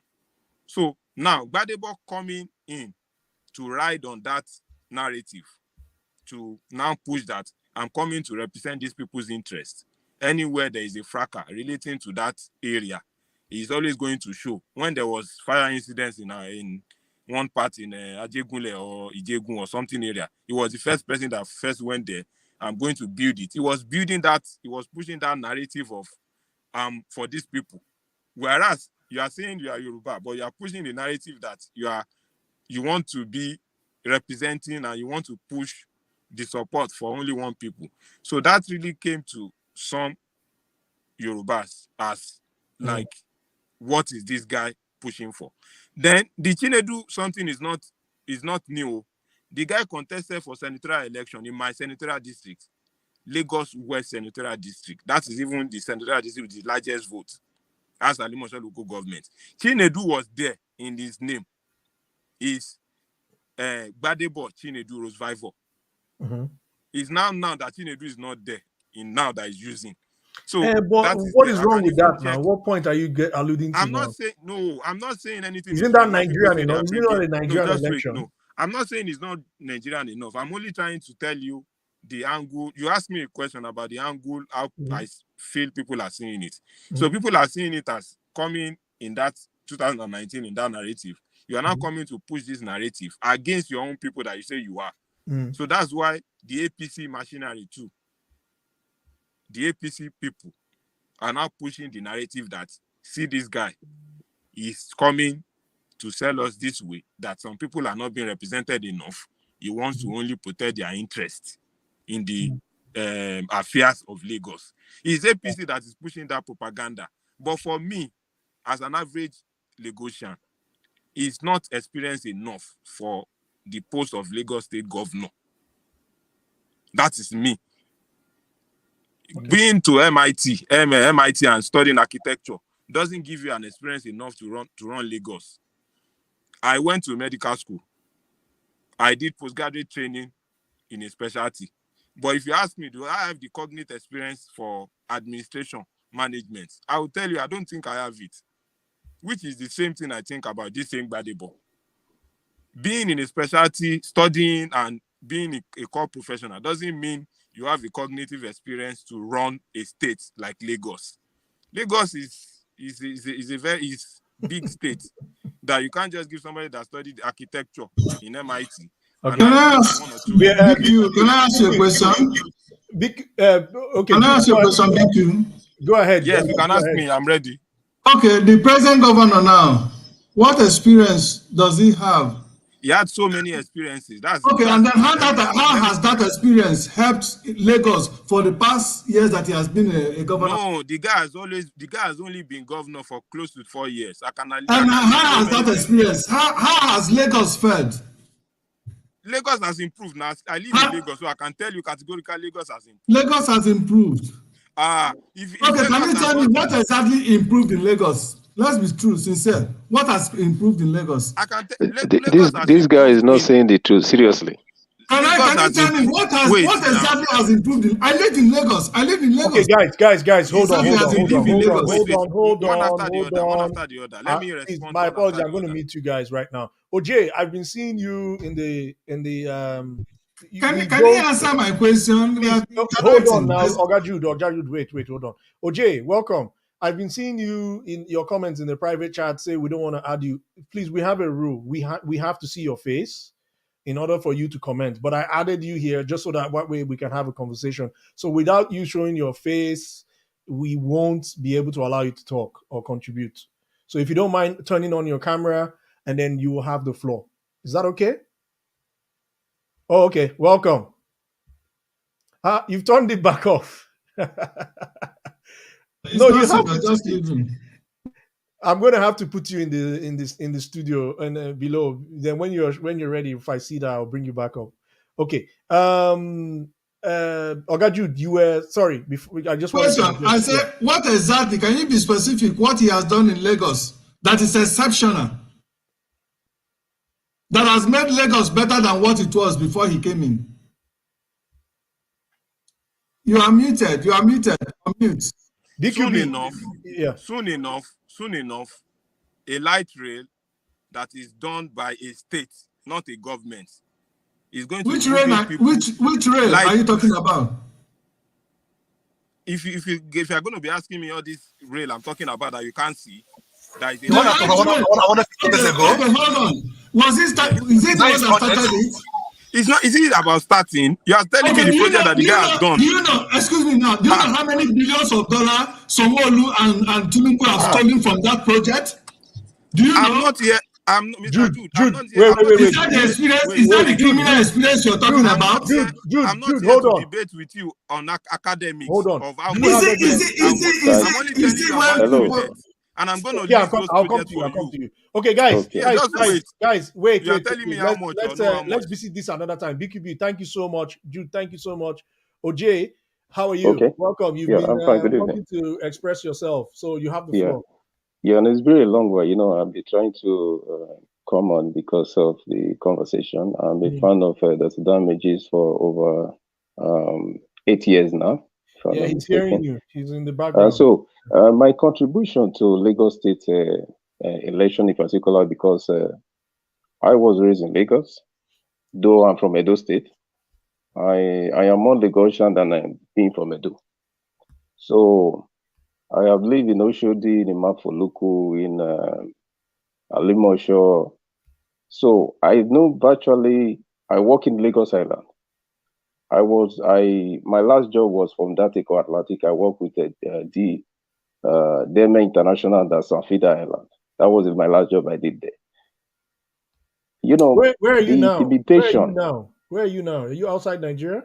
Yeah. But I just came a few days ago. I'm not going. I did a business. I'm always out in. So I'm not in Nigeria currently now. So the problem is, what I saw in this election, there are so much voters in intimidation, especially in Alimosho. When you go to Egbeda from roundabout down to Ikotun, Samo area, Shasha, if you are not Yoruba, they tell you straight, don't come out, because they know everybody there. The same thing applies in Oshodi, Owosheni, down to Ogoloko, if you are going to Mafoluku area. Somewhere, those who know where area I'm calling now, these are my former area. And Ikeja, the same thing. So why is all of this happening? We are all Nigerians. It's the government, APC government is for Lagos State. It's not a governor of APC. It's not governing APC as a state. It's governing Lagos, which is whether they vote is Labour Party, PDP, whosoever party that vote. You are governing everybody. You should let people go out. Let them go out, express.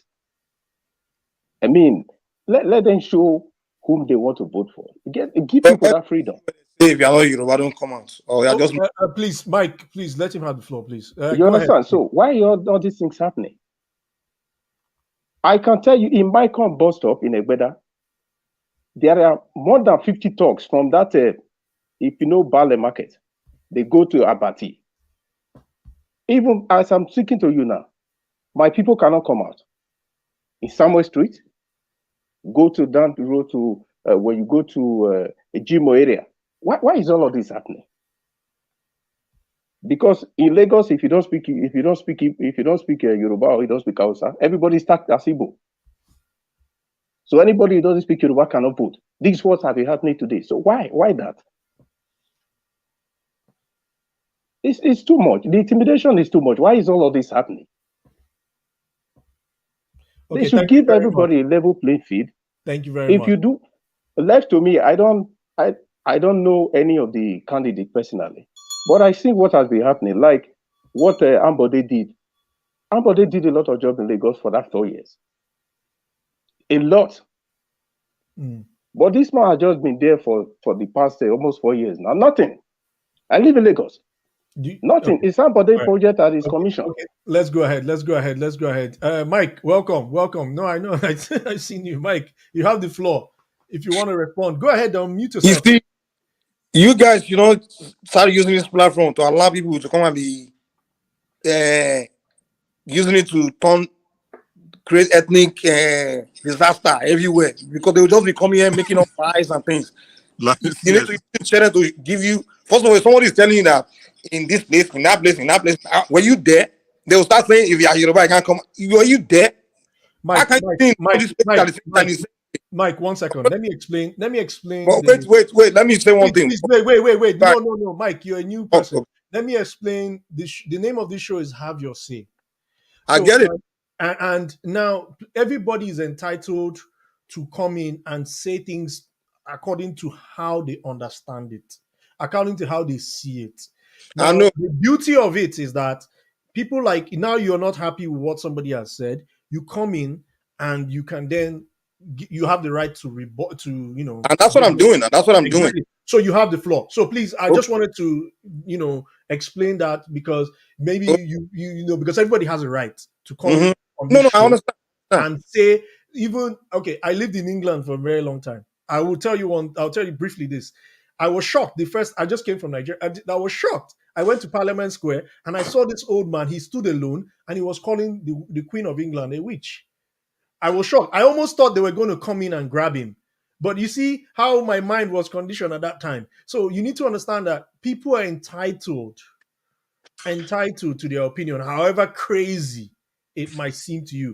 What your position is here, please, is to have a rebuttal. Please go. Yeah, I know. That's why I'm not attacking anyone for saying what they want to say. They are saying blatant lies. I get it. But sometimes there's some things people will say that are very ridiculous that you have to challenge, which is what I'm doing. I'm not attacking the man saying what he says. I'm just saying like certain things people say. Let's just. I might. Oh, okay. But Mike, like when somebody. Michael, no. I don't know when people start cutting people off. Whenever people don't say something, allow Mike. Please, Mike, you have 2 minutes. Exactly, but I would have finished talking when people start cutting me off. Okay, so I understand. That's when somebody will say in Lagos, there's the thugs say if you're not Yoruba, don't come out. As if the thugs in Lagos are all Yoruba. Agberos in Lagos are not just Yoruba. People born and raised in Lagos, Agberos in Lagos, ask them what tribe are you from? Papa, his tribe, ethnic. The Agberos in Lagos is not peculiar to Yoruba. You understand? It's just kids that grow up in Lagos, street kids. Igbos are among them, Fulani, Calabar, Ijo. And for that guy to say in 2073, everybody in Lagos, people in Lagos think if you're not Yoruba, you're Hausa or Igbo. Who's foolish? We always know Lagos. People in 2023 know who Calabar is. We know who Ijo is. We know who, in fact, we call people one more Bender. If you're from Delta Edo, we know you as a Benderite. Because in the old Western region, it was today's Edo and Delta was part of the old Western region. So Yorubas always know who's from Bende and who's from the Eastern region. The Eastern region were people of the Igbos, the Calabar, and Efi. We know the difference between a Bende like who's someone from Edo State or Delta State. So for someone to be saying in Lagos, if you're not Yoruba outside, they think you're Igbo. I think Lagos are just daft, ignorant people that don't know anything.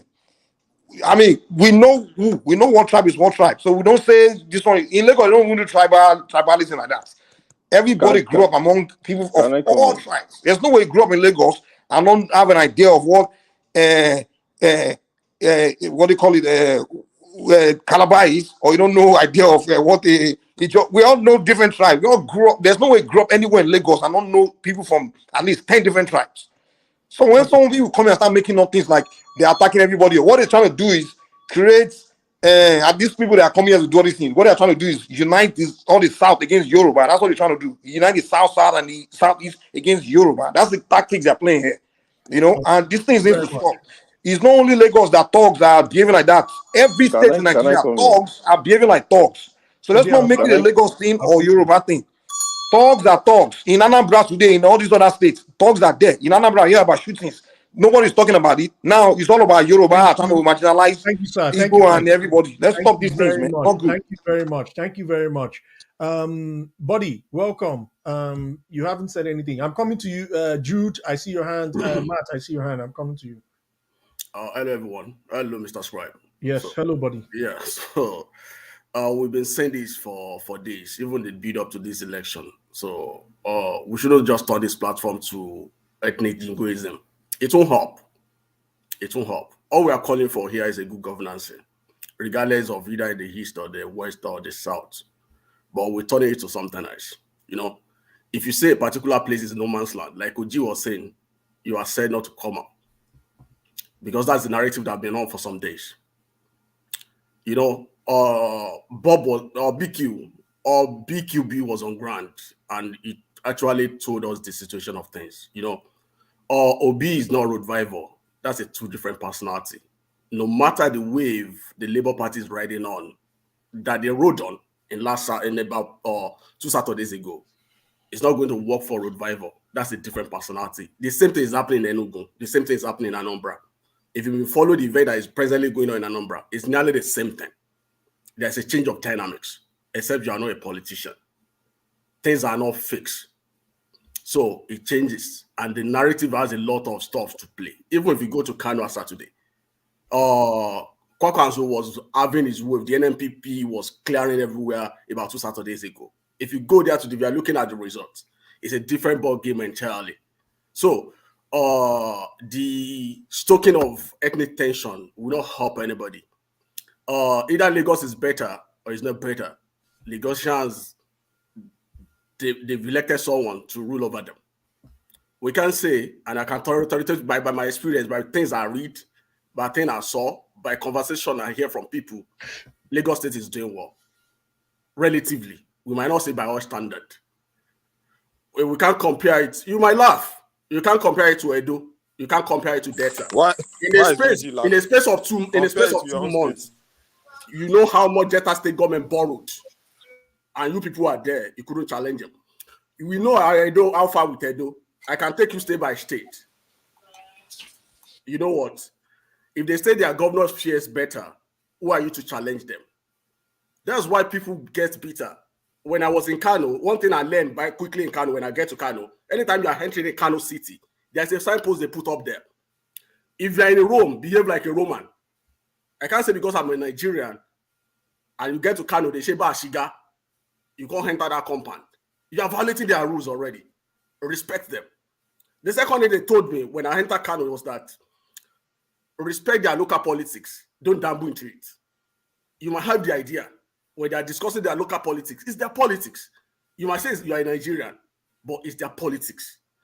If Yoruba say, oh, this is what they want, they're the owner of the land. Thank you, buddy. I have a question. You're not really making sense. Honestly, you're not making sense.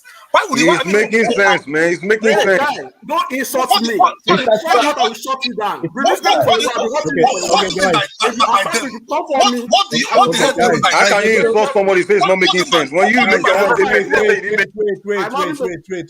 wait. Okay, I will give. Okay, I will wait. Buddy. We're gonna do this. Okay, wait, guys, wait. The debate now. I'm gonna give 3 of you: Dr. Eberechi, Buddy, and Mike. Myself. And Matt. And wait. I need to know who is for and who is against. Wait. BQB, of course. No. I'm not against. I want to put up directive. I'm not. Let them. Wait. Hey, wait. So, Buddy and Mike, let me understand your context here. Your context is that when you go to Rome, you behave like a Roman. The context is, in case of Nigeria, people have their culture, people have their differences. Mm-hmm. When you're in a place, respect their differences. There's a friend of mine, Paul, is from Enugu. Please. I just need to understand the point so that we can. I'm trying to explain the context for you. No, wait. I understand where you're coming from. So that's where you and Mike are coming from. Eberechi. Wait. Let me tell you where I'm at. Let me tell you my own definition of it. Before you say where I'm coming from. Okay. My own is if you go to Rome, understand the way of the Romans. I won't say you have to be a Roman or behave like Roman, but understand the way of the Romans and respect it. That's my own. Let me place that Dr. example. Eberechi, please. Buddy, I understand where you're coming from. Dr. Eberechi, please, can you explain your opposition to their own side? So what this young man seems to be saying is very briefly. Yes. So what he seems to be saying is that in Lagos State, right? When it comes to every thing, that there are those who own Lagos State and those who do not have any stake in Lagos State. on that, especially in political matters. When it comes to economy, these guys do their business. They pay taxes. They develop. They help to. I thought they probably are the biggest engineers of development of Lagos State. But when it comes to politics, they should stay aside and allow and wait and then. Okay, understood. Dr. Eberechi, thank you very much. Thank you very, very much. Okay, so Jude, what's your own stand? You have 30 seconds. 1 minute.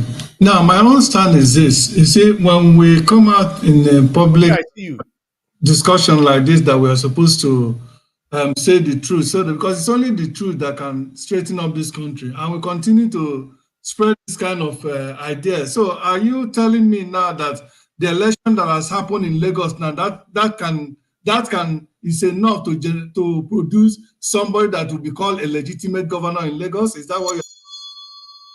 Okay, thank you. Thank you for your question. So let's go. OJ, what is your own point? OJ, okay, you need to Hello. unmute yourself. Yeah, go ahead. Hello. Go ahead. Yeah, I want to respond to Body and Mike. 30 seconds, When somebody briefly. when someone is bringing something that is happening, instead of we to address it, because we are all Nigerians. I don't want no separation. I don't want this narrative of you are this, you are that. They should allow people to exercise their right. That is what I'm all about. I'm not bringing ethnic. Okay, thank you very much. No intimidation. That's all. Scribe. OJ, thank you. Can you answer my question? Can you answer my question? Wait, guys, chill. BQB, please, chill.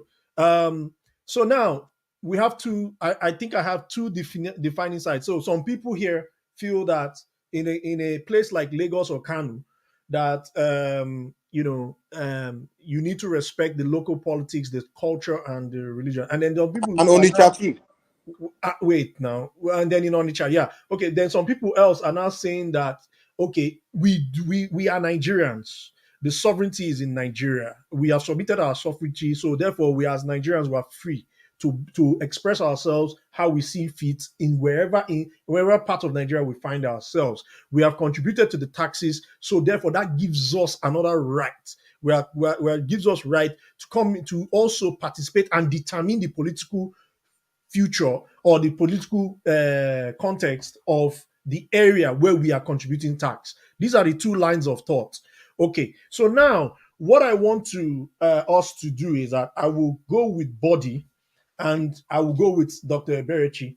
So, Body, can you go ahead and now explain to us how this actually is a valid way? Why is it Nigerian enough to think along this line? You have the floor. Oh, thank you so much. Yeah. A quick example that I would like to make is that if you come to United States or North America, you see large population of squirrel. You see them in good number. You see squirrel playing around. And where I came from, squirrels. Where I came from, there's no crime in you killing squirrel. You can like catapult them, shoot them, kill them, and eat. Because they are doing that in my place does not give me the right. Immediately you enter United States, you know it's against the law here. Even nobody will tell you. You see people, you see squirrel playing around, you dare not touch them. In Nigeria, if we want to live peacefully, we must respect one another. The issue we are having now is because we don't have respect for our individual differences. Okay. Though we are Nigerians, because once you get to a community, when we go to North especially, with the way people from the other side of the country, from the side, we usually look at them that these people culture are primitive. And that's a great prejudice that we don't look at. We always think that we are better than the others, which is not. So until we started having that respect, that you respect people's religion, people's faith, people's culture. So it's at that point in time when we start having that peace. To political whatever, when people in a particular place making their choice, either you are trading in a particular place, if you go to Sabongeri market today, I can boldly and authoritatively tell you that large percentage of Igbo dominated the Sabongeri market. But they can't turn out tomorrow and say, oh, because we are the major players in this market. We are the owner of this place. We shouldn't be having that kind of conversation. Everybody has a state of origin. That's why we have a state of origin in Nigerian constitution. And then you have local government of origin as well. Those things are enshrined in our constitution. It's not like America, whereby you can move from California down to Illinois and claim you are from Illinois. You can change from New York to Florida. We still have that identity politics in Nigeria. So which we must respect. Unlike America. All right. Thank you very much. My question hasn't been answered too. What question, Mr. Jude? My question is, can we say, I'm asking everybody on mic, can we say in all honesty that the election that has happened in Lagos, which since morning today we have seen, I'm sure on this platform, I'm sure you guys have watched not less than 10 videos of what happened in several polling centers. And myself, I watched more than 30. I have them stocked up here. And the voices of people telling people, get out. Go out. If you're not voting for APC, you must get out of this vote. And even prior before this election, we also heard that from Olumo. I guess Olumo is not a Yoruba man. I guess Tinubu talks. They are not Yoruba man. They are all. The question is, why are you not putting the videos of the talks in? Why are you missing me? My question is, Mr. Jude, did can you we say see in all anybody honesty asking that the Yoruba not election to that vote in happened in Edo Lagos or today Delta is or that a true election that should Anambra? produce Why is no referring Lagos video? Bad. No, as in, I'm not saying that's the right thing to do. Like people should attack people that are coming out to vote. I'm against voter suppression. Me, I'm personally against voter suppression. Like, if people comes out to vote, allow people to vote their conscience. Do not send them back.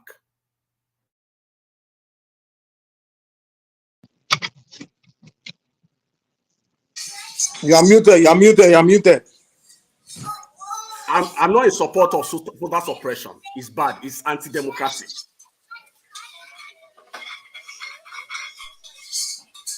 Can I come in, maybe? Yeah, you keep muting him, Mr. Scratch. Listen, I don't think that's my question. Okay, do you want me to answer you? Do you want me to answer your response? Is that yes or no? I think that's Oluomo case that you are talking about. That's a mischaracterization of an event that happened. The guy came out and the particular woman in question, and they debunked it. But you guys, you personally took it out of context because which context? He said it now. It's in the video. You want the Mama Chukudi, don't come outside. Do you want the follow-up video? My question is this. My question is, answer my question is either yes or no. I can't. My question is this. Can I ask the question again? Would you say, in all honesty, that the election that happened in Lagos today, you can say in all honesty that is true election that will produce a legitimate governor? Yes or no? Yeah, it's largely peaceful. Mr. Jude. The process Yes, it's largely peaceful. If the process are thrown and then the authority that is saddled with the responsibility of conducting election has come out to certify an election, and regardless of what we say, it's left to us. Yeah, but at the end of the day, we all feel the impact. Credible enough to throw up a winner. Whatever we say, I think this country called Nigeria should go ablaze and let everybody go their way. You don't have to go ablaze.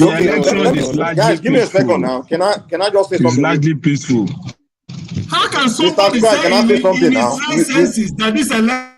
Mr. Strike. Okay, gentlemen, please.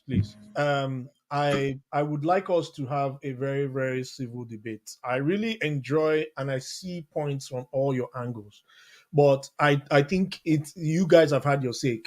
Doctor, are you ready? I didn't get it straight. I didn't get a response.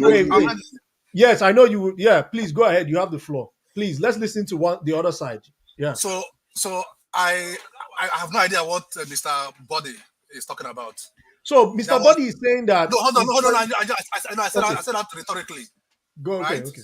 Go ahead. There is absolutely no issue here that relates to disrespect to custom or culture or this kind of stuff. Yeah, if there is anyone I'm not aware, what I'm saying is that for me the issue is does a person who lives in Lagos and who has invested in Lagos have the right to either contest for an election in Lagos State or vote in a free and fair situation? For somebody who lives in Lagos, who has invested there, does he have as much right in Lagos as he has someone else who lives in Anambra State has to either contest for or be voted for, to either be vote for or be voted for in an election? What is the offense of the non-indigens in Lagos State to a point where you're talking about? He said what Mr. L. almost said was a fluke. Have you what about the Obas, especially in 2019 when one particular Oba called the Igbos to his palace and warned them that if they ever tried, I mean, these are public domain, right? So I'm not saying that anybody who goes to a particular place should insult the institution or should do anything untoward. But I'm saying in this case, that is not even the issue. The issue now is that people want to go to vote. People want to go to the pool and exercise their right to vote. Some persons have decided that these guys cannot even vote because they are not from Lagos State. They are not indigenous. And you are coming here to justify that, and you're saying that because since they are there, it's even a privilege that they've been allowed to stay in Lagos, that they should just stay away and allow the Lagosians to do their thing. Like, are you seriously kidding me here? That is very annoying. And in any event, a lot of these guys who are making this noise, who all of a sudden have become the owners of Lagos, have made little or no contribution. The people who are being disenfranchised here are people who probably have paid the most tax, have invested more in this place called Lagos State than the so-called indigenous whose exclusive right it is to choose who they want to be their governor. That is as I don't want to use coarse language now, please. Okay, thank you very much, Dr. Berichi. Let's welcome. One second. There had never been a time the Igbos ever said that they are the owner of Lagos. I don't think. Hold on. No, they say they want to conquer Lagos. Thank you very much. Guys, please, let me welcome Mr. J. Welcome, sir. How are you? I know you must have an opinion on this ongoing heated debate. Yeah, actually, thank you. I've been watching it on YouTube since morning. I mean, for some hours now. I want to look at it from two perspectives. From the perspective of the Yorubas and from the perspective of the Igbos. And I will fall back on history of Nigeria, what has happened in the past.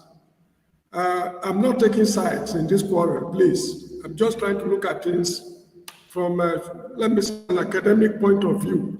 Nobody should quote me that I took this stand in this quarrel, because I don't know what tomorrow has in store for me. Right. Let me start from the Nigerian Civil War of 1967.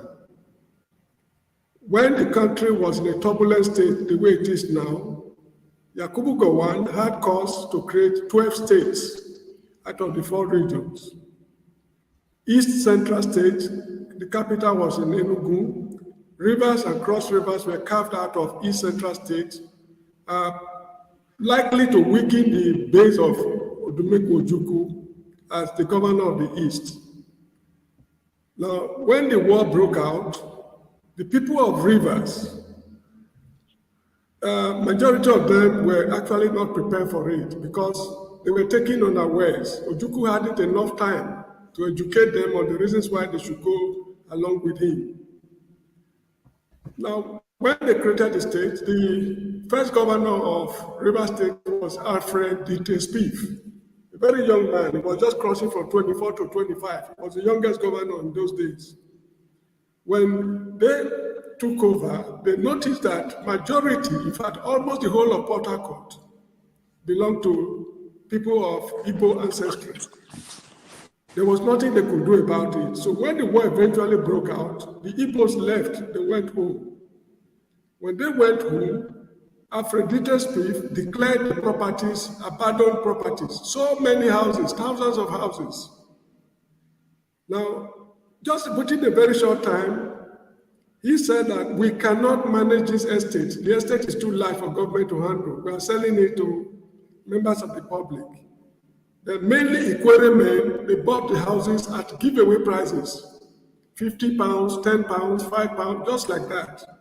So the states handed over the properties to Ikwere people. At the end of the war, the Igbos started coming back. They met landlords in their houses. The landlords told them, I'm sorry, my friend, I bought this house from the state. If you want your house, go back to the state. I have no business with you. That was how they lost Port Harcourt.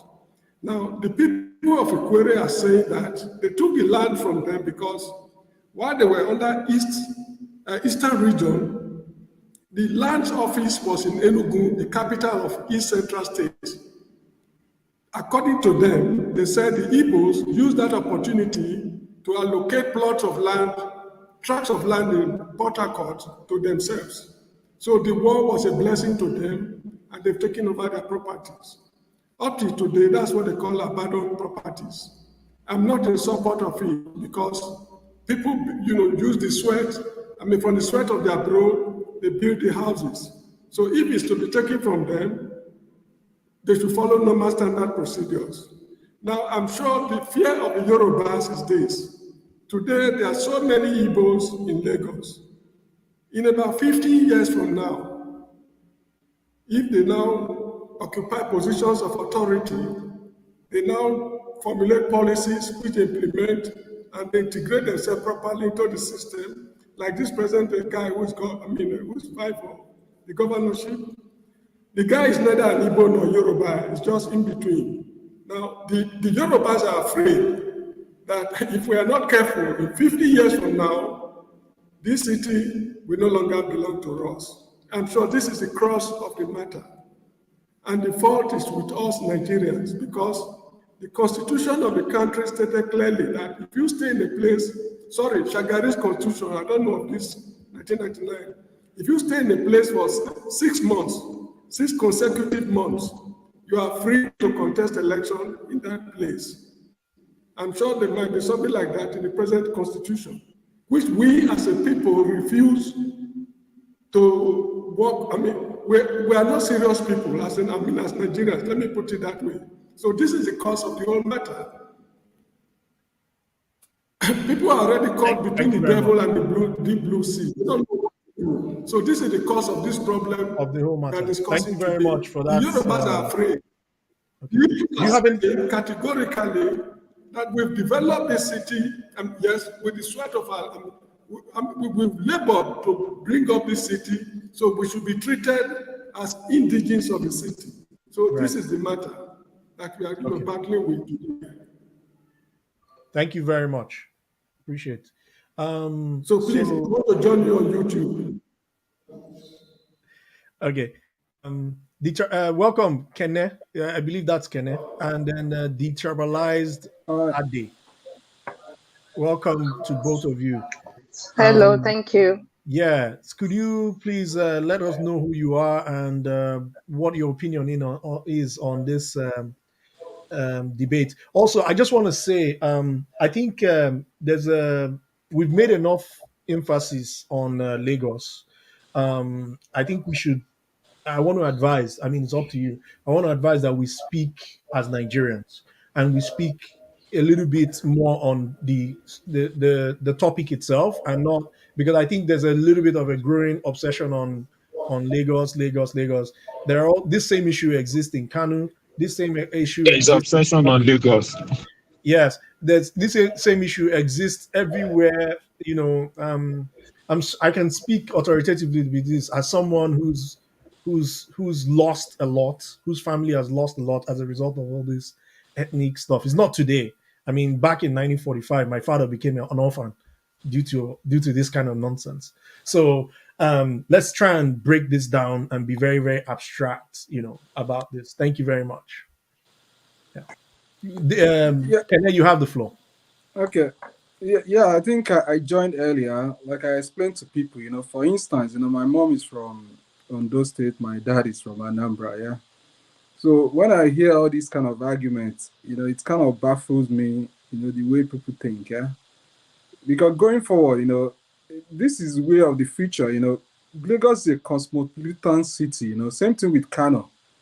We might be fighting of this ethnicity, this person is an Hausa, this person is a Yoruba, this person is an Igbo. In the next 100 years, yeah, it's not going to be, what we are thinking, and maybe Igbo will take over Lagos, or this other person will take over Kano. I mean, it's an example. For instance, I mean, Canada, the places that I currently live now, the Indians, contribute over 50% of the population. You understand? The blacks maybe about 25%, and the whites maybe takes over 25%. And you could see in the councillors, in the city councillors and everything, you see more of the Indians, in most places. That is the nature of it. So if we are craving and crying that, okay, for us to be accepted in other man's country, is there any difficulty for us to have the same thing in our country as well? Because you can't take it away. Where you have a lot of, maybe minority people that have come to settle in a place, there's no way you can take that, that fact away that they will contribute, as they contribute economically, they equally contribute, politically and everything. So you can't take that away, I mean, it's something, even if there is a trouble or suppression this year, in another 4 or 5 years or 20 years, it's something that is inevitable. We just need to live together and have that sense that wherever we are in Nigeria, that we are Nigerians and we are entitled to everything there. That doesn't mean you don't need to respect the culture. For instance, in Canada, you still respect the cultures of the Indians that first settled there. No one is doubting that. People still respect it. But the fact that if more people are living in the community, when it's come politically to contest, it's kind of given that they will equally put up their hand to contest an election and win an election. You can't take that away. That is a fact. So we should be telling ourselves the truth. So I come from both Yoruba and Igbo, and I represent both. This state of origin, I have state of origin from Anambra State. I have state of origin for Ondo State. I went to the local government to get my state of origin because that is my right. And when it's come to scholarship, when I was in University of Ado-Ekiti then, I collected my bursary and everything because those are my rights as a citizen of Nigeria and somebody that had 2 states of origin. I consider that as 2 advantages. And same but thing Mr. is Kenny looks like a Yoruba more than Igbo. Yeah, I'm an Igbo, and I'm also a Yoruba as well. Yeah, you sounded more like Yoruba. You sounded more like Yoruba than Igbo, Mr. Kenny. Yes, so it's a double advantage that I have, and nobody should deny me that, and nobody should deny Gbadebo that as well. Yeah, welcome. No, Gbadebo sounded more Igbo than Yoruba, but you sounded more Yoruba than Igbo. I wouldn't take that from you. Sorry. No, I'm only joking. No, this is just joke. Not anything. I think people have been saying that to me. Even among my own brethren in the Igbo, they consider me to be more Yoruba than an Igbo. Yoruba, you see now. No. I empathize with you as well. Even me, I'm not considered Igbo, irrespective of my name being Igbo. When I'm among my people, they think I'm from Lagos, so like they think I'm Yoruba. So, but then anyway, that's aside. Detribalized Ade, please. I know you have I can see from your face your gun is loaded. Please, can you unload it for us? Hi, Mr. Scribe. Hello, everybody. Yes, nice to be back here again. Yeah. I was actually. Can you hear me clearly? Yes, we can hear you. We can hear you. Oh, very good. Thank you. Yes, I was actually planning that when I come in next, I was gonna talk about we progressing towards discussing the solution to some of these problems. But I was pressured to come back, okay? Because these 2 guys who are Yoruba, like me, Buddy and Mike, they were saying things, and BQB were driving me off the wall, and I had to come in, okay? There's something Buddy said. He said MC Oluomo came out. Some even said he came out to debunk something. I didn't say you said he debunked, but he said he came out to explain. And some people use the word debunk because I've seen it elsewhere before. Let me correct something because I think we are all educated people here. You only debunk a lie, okay, a rumor. You don't debunk something that is out there in video evidence, audio. People can hear you. We saw everything he said. We saw everything he was doing. Now he came out and he sat with one woman who called herself Yoruba, Igbo, Mama Chukudi, and they were saying all that. I mean, for God's sake, please, let's speak the truth to power. That was Yoruba movie being acted to us. That was acting. He said it. He should actually hold out his chest and say, yeah, I'm sorry I said that. Maybe, look for another excuse. But for you to say that MC Olomo came out to, explain what he said, I didn't mean it that way, people misunderstood him. You are a proper Yoruba person, body. You cannot say that you don't understand that he actually meant what he said. And it wasn't about that woman. That woman was paid to come out with him. He actually said it, and it's not the first time. He said it a lot. A lot of them have said things.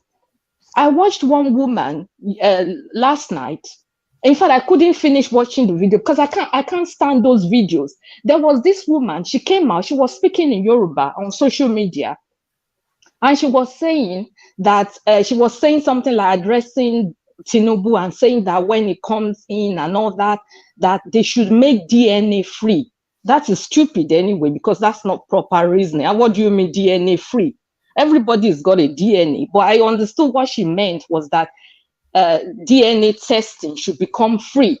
And what is she saying? She's saying that because certain people who call themselves Yoruba, I guess she's talking about people like me, who are not thinking like them, they should go and test them properly because maybe they're actually not, or they're not really Yoruba. She said they are Omoali, that there are some Omoali among us, that maybe their mother went to sleep with an Igbo man and gave them to their father, and that's why they are supporting Obi Labour Party and they are obedient and all that. What rubbish is that? What kind of, please, Mike, please just put your hand down, and I mean it.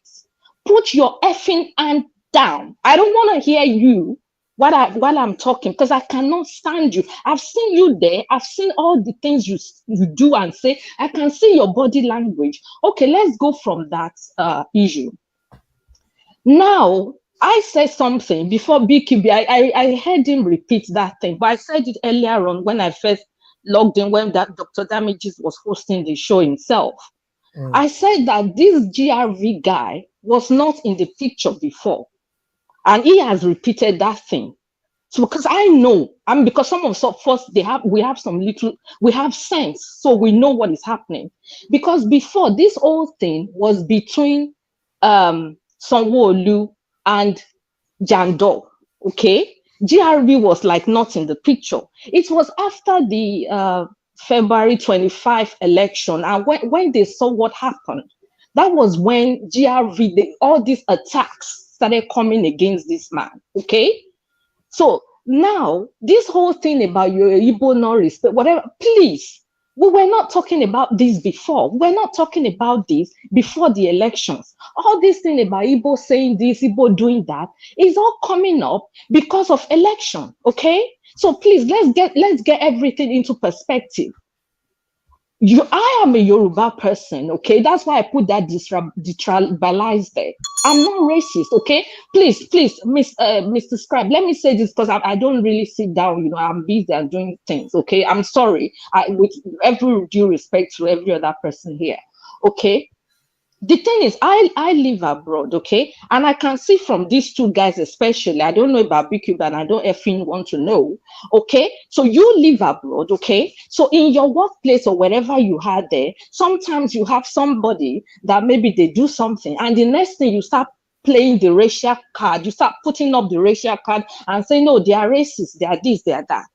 Meanwhile, in your own country, you are playing the same racial card against your fellow Nigerian, okay? Now, this whole thing about them saying that GRV does not speak Yoruba or whatever is not Yoruba enough, what the F is that? Okay, you are raising children in US or wherever you are living. If those children at some stage in their lives, they decide to go into politics in Nigeria, and they go to Osun State or your state or wherever you've come from or Lagos, and they want to contest, and some people are telling them that because they've got English accent, because they've got American accent, they've got Canadian accent, they are not Nigerian enough. How would you feel? So please, all this kind of talk, just stop it. Please, if people are not doing right, let us stand against them and say, please, this is not right. I'm not saying that Igbos are perfect. They might have their faults in some ways. Just the same way, none of us is perfect. We all have our imperfections. But please, when something is wrong is happening, we can see it all. You are not blind. I can see. I'm even the one wearing glasses. The two of you are not wearing glasses. You can see what is out there all over social media. You can see the voter suppression. This Mike has come here and he is saying, "Oh, who said this? Who said?" Are you not hearing? Are you not seeing those guys that are pointing to people right in their faces and telling them, if you're not voting for APC, don't come here. And you effing come here and telling people that they cannot do this, they cannot do that. What are they? How can they prove it? And someone in the background calling himself Kulata is saying, oh, we had enough about Lagos. Why won't people keep talking about Lagos? Because Lagos is the one that has been in contention. Please enough of allow this. us to Please respond. just stop. I'm sorry, just stop this topic. Wait. Hold your She hustle. mentioned, Please. she mentioned Effing names. shut up, So she please. must hear her Yes, response. I mentioned your name and You mentioned my name, up. so I will Yes, respond. You must hear your response, yo. And Shomo, please, Dr. so come and hear your please. response, so Mr. Tribe, let me don't talk. go. Mr. Tribe. Okay, guys, hold on. Mr.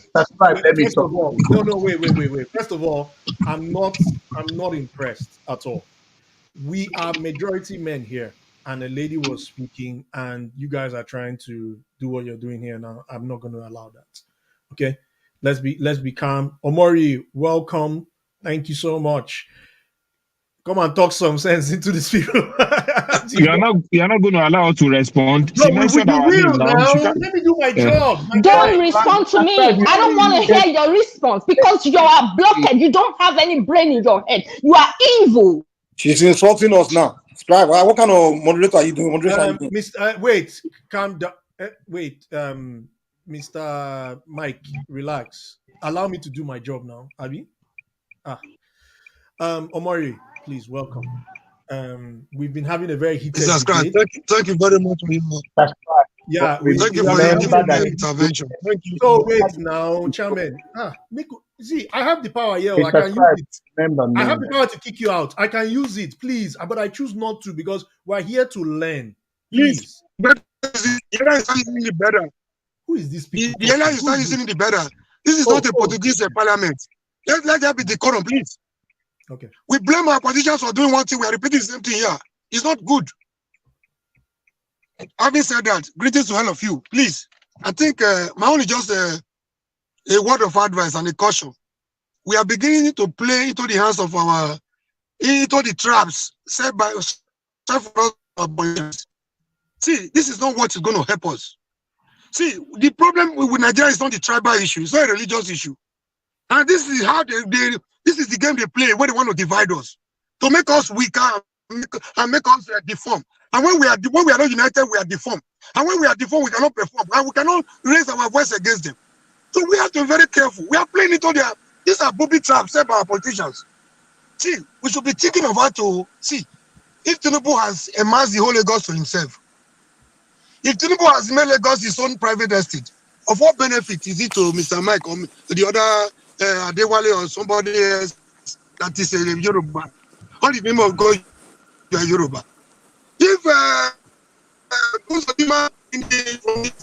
as a mass, the people's commonwealth to himself, of what benefit is it to Tinubu? Please be reasonable, please. Let's not play into this game we are playing with us.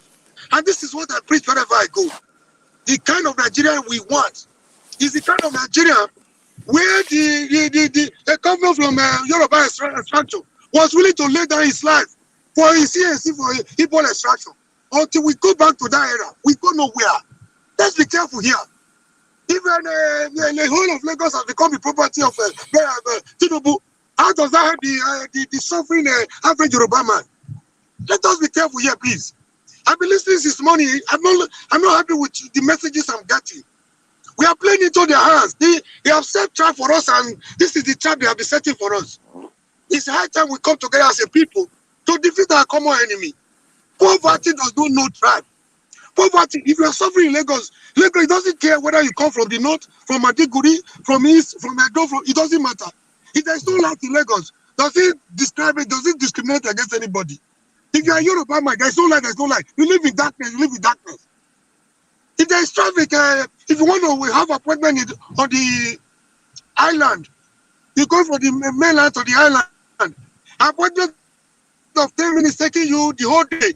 It doesn't care whether you're a Yoruba man or a Igbo man.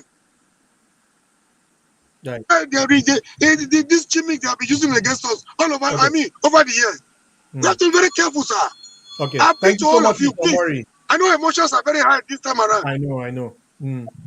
Thank you so much, sir. Thank you very much. Thank you. I have not spoken, no. I know, but other people just came now. I've given you opportunity before. Let me go to those people who have not There spoken. were questions I was asking. I know. We'll answer your question. Trust me. Your I question tell is you that I loaded. will just attend to other people, but you've Okay, not given me let's the chance. attend, exactly. Let me attend. Let's have a balanced debate. Let's have a diverse opinion and Okay. discussion. But I just want to talk not about this argument. I want to say another thing. Please, I'm not wait, interested about the please wait. Before I go on to EJ and Solo Co, I just want to say something that insults are not allowed on here. They had to we had to, it's not acceptable. Please, if you want to make your points, I understand emotions are high. Please make it in the most, objective way. Else, I have the power and I will do the needful. Okay, this is not a threat. This is what the rules are. We have to play, we have to be respectful to each other. Emotions are high. You understand? So people like me who Igbo people won't accept me, Yoruba people won't accept me. Where are we now? You don't understand? All right, EJ. You are a bat. You are a bat. I'm joking. I'm just playing devil's advocate. Igbo people accept me, absolutely. EJ, go ahead. Can we respond, please, Mr. Scribe? Mr. Scribe, I'd like to hear BQB and Mike respond. Okay, he's going to take your spot, though. Thank you. Okay. Wait, Solo Co, please, you have the floor. Since EJ doesn't want to take us. Thank you very much. Go ahead. I've been on this platform since morning. Let me just say hello to everybody on the platform. I've been there since morning, since we opened the morning with my friend Dr. Damages.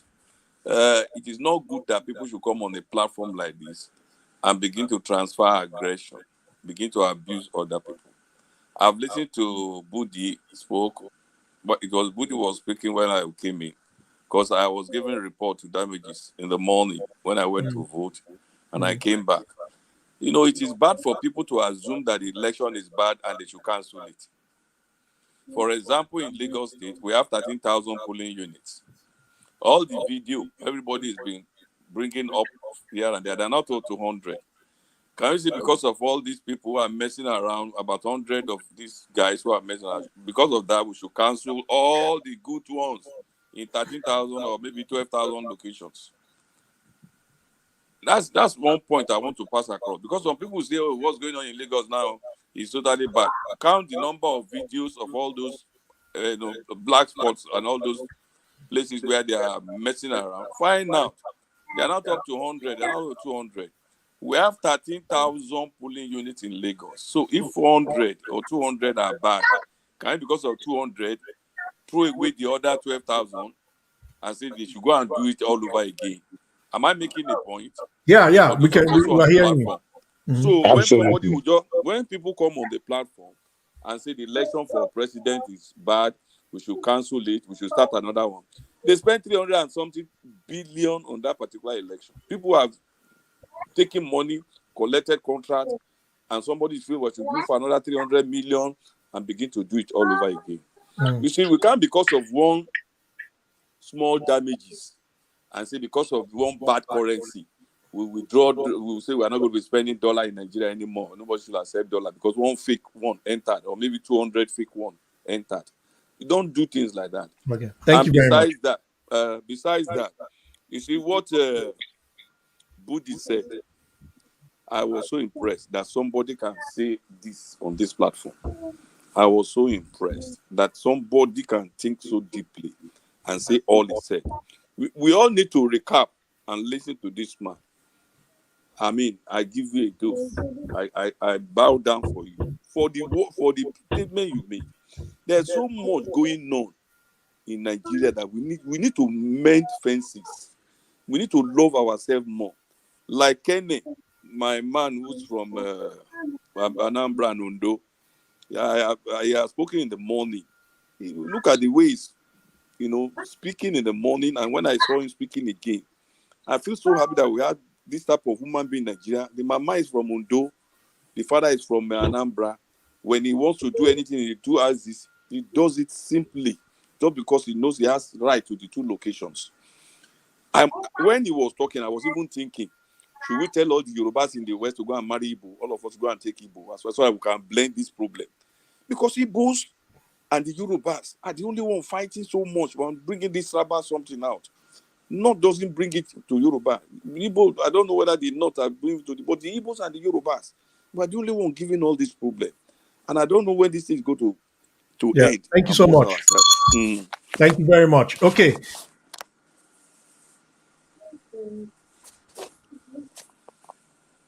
You are muted, Scribe. Mr. Scribe, you are muted. The speaker is muted. Oh, yes. Let's go back to the initial listing. Mr. BQB, you have the floor. Go ahead. Yes, I was. I don't understand. Since morning I've joined. In the morning, my submission was only about the situation report of what was happening in my polling units. I don't know if anybody watched in the morning. So there was no anywhere I made mention of any tribal or any issues. So even this second segment I've joined to hear my view about the outcome of the elections and the politics around it. Mm-hmm. If you have watched Mr. Scribe so far, I've only been trying to explain the kind of politics that is happening in Lagos. So I don't understand when somebody will now come to now start to attack, cast aspersion on my personality, attack me for presenting my opinion the way I understand it by living in Nigeria. But living abroad doesn't feel that, it doesn't make anybody better than people living in Nigeria. So if you feel that because you live in Nigeria, it means that you're better than people living in Nigeria. You slept and woke up on the wrong side. So I preach that if you are listening on the background, you can go and sleep back again and wake up and calm your nerves and come back to the platform again. This is an intellectual platform.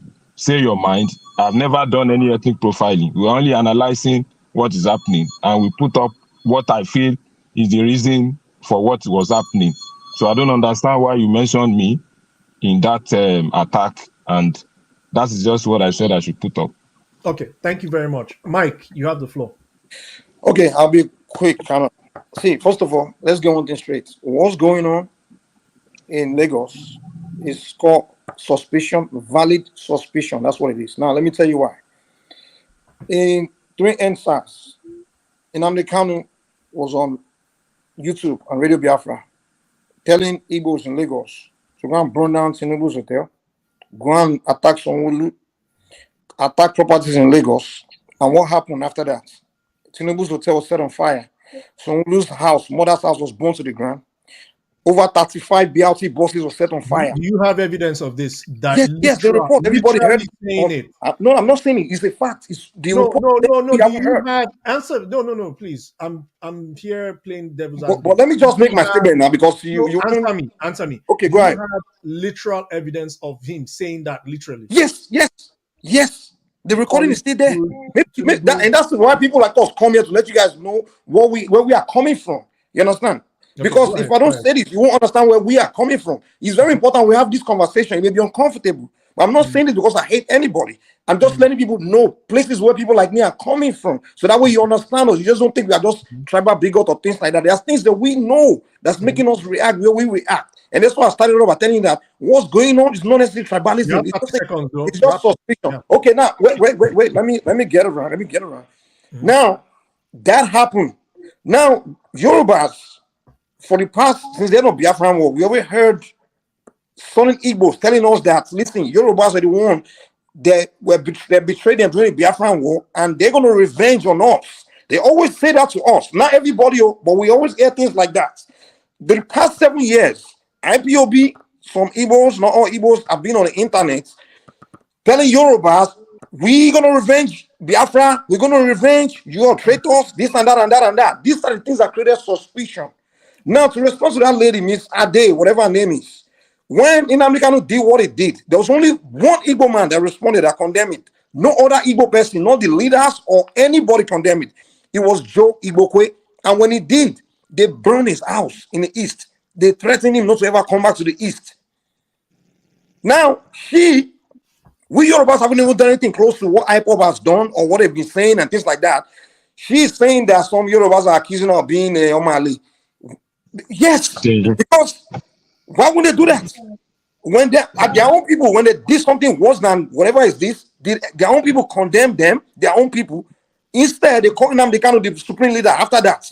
And the only Igbo man that spoke, that said, this is wrong. They burned his house. They told him not to ever come back to the east. They call me a fool.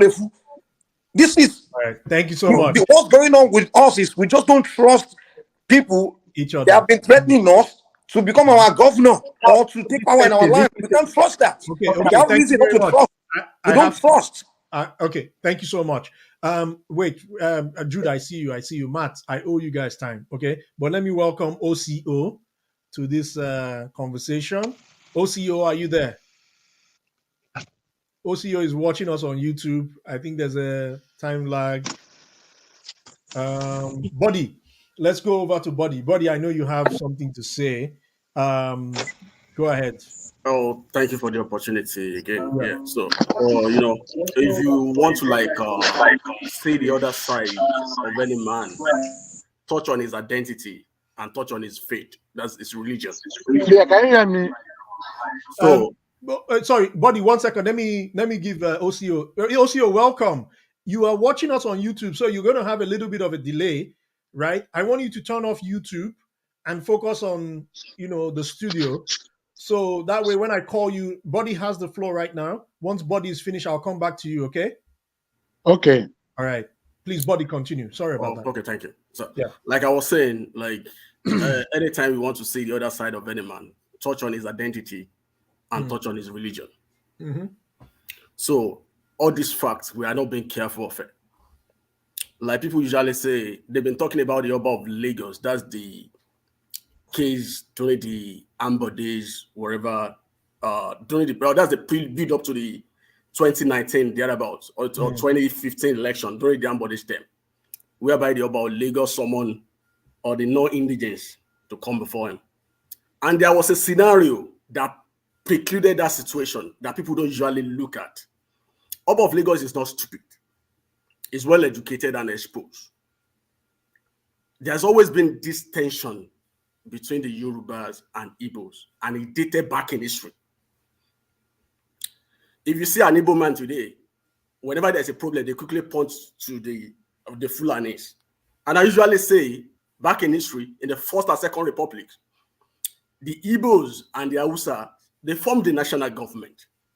Mm-hmm. While the Westerners are in the opposition, they were jolly good friends, whereby they sharing the national key. That's what they call it then, sharing. That's the word then.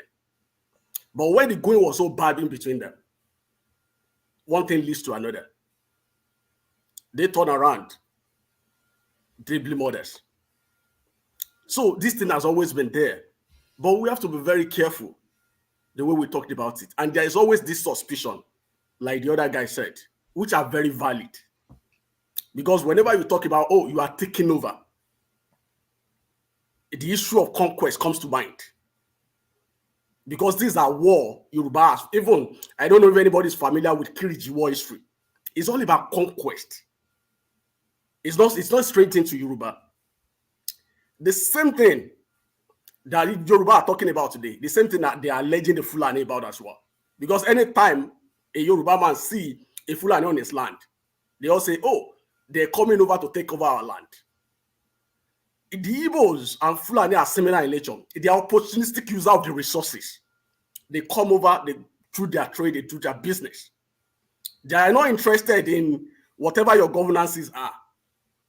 But things are changing now because the way some people are changing the history.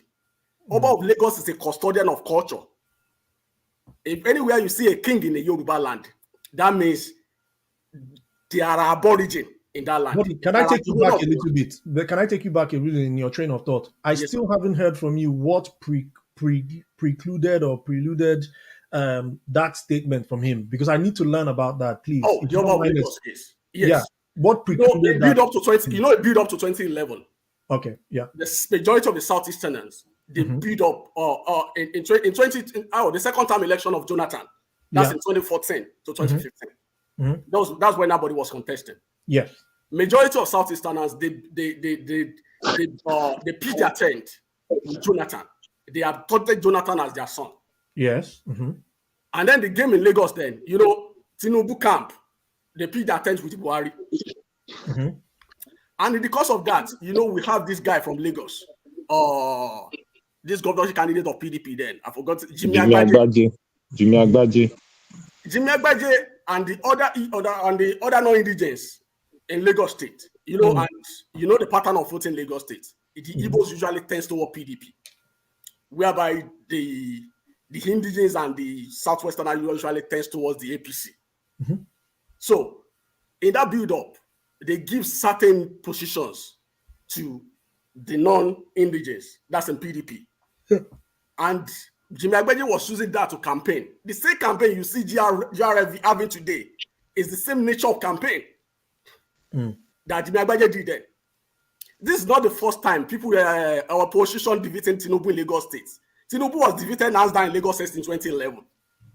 And there's no hope lie about it. We all went about our business. Even in 2017, in presidential election, Tinubu was defeated. And Fashola later came and won the election, the governorship election. So there's no opla. But when when we start having issue, the tribal issue came in at that point in time. The Oba of Lagos summoned everybody. Other tribes, the major tribes in Lagos. So wait. Now before you go forward, so the reason, as you've built up to, was that there was he sensed the Oba of Lagos sensed some kind of tribal dispute over the politics. Is that what you agree? Is that what you mean? That's what I'm saying. Okay, like, good. In that build-up, the Oba summoned everybody in Lagos to have a talk with them.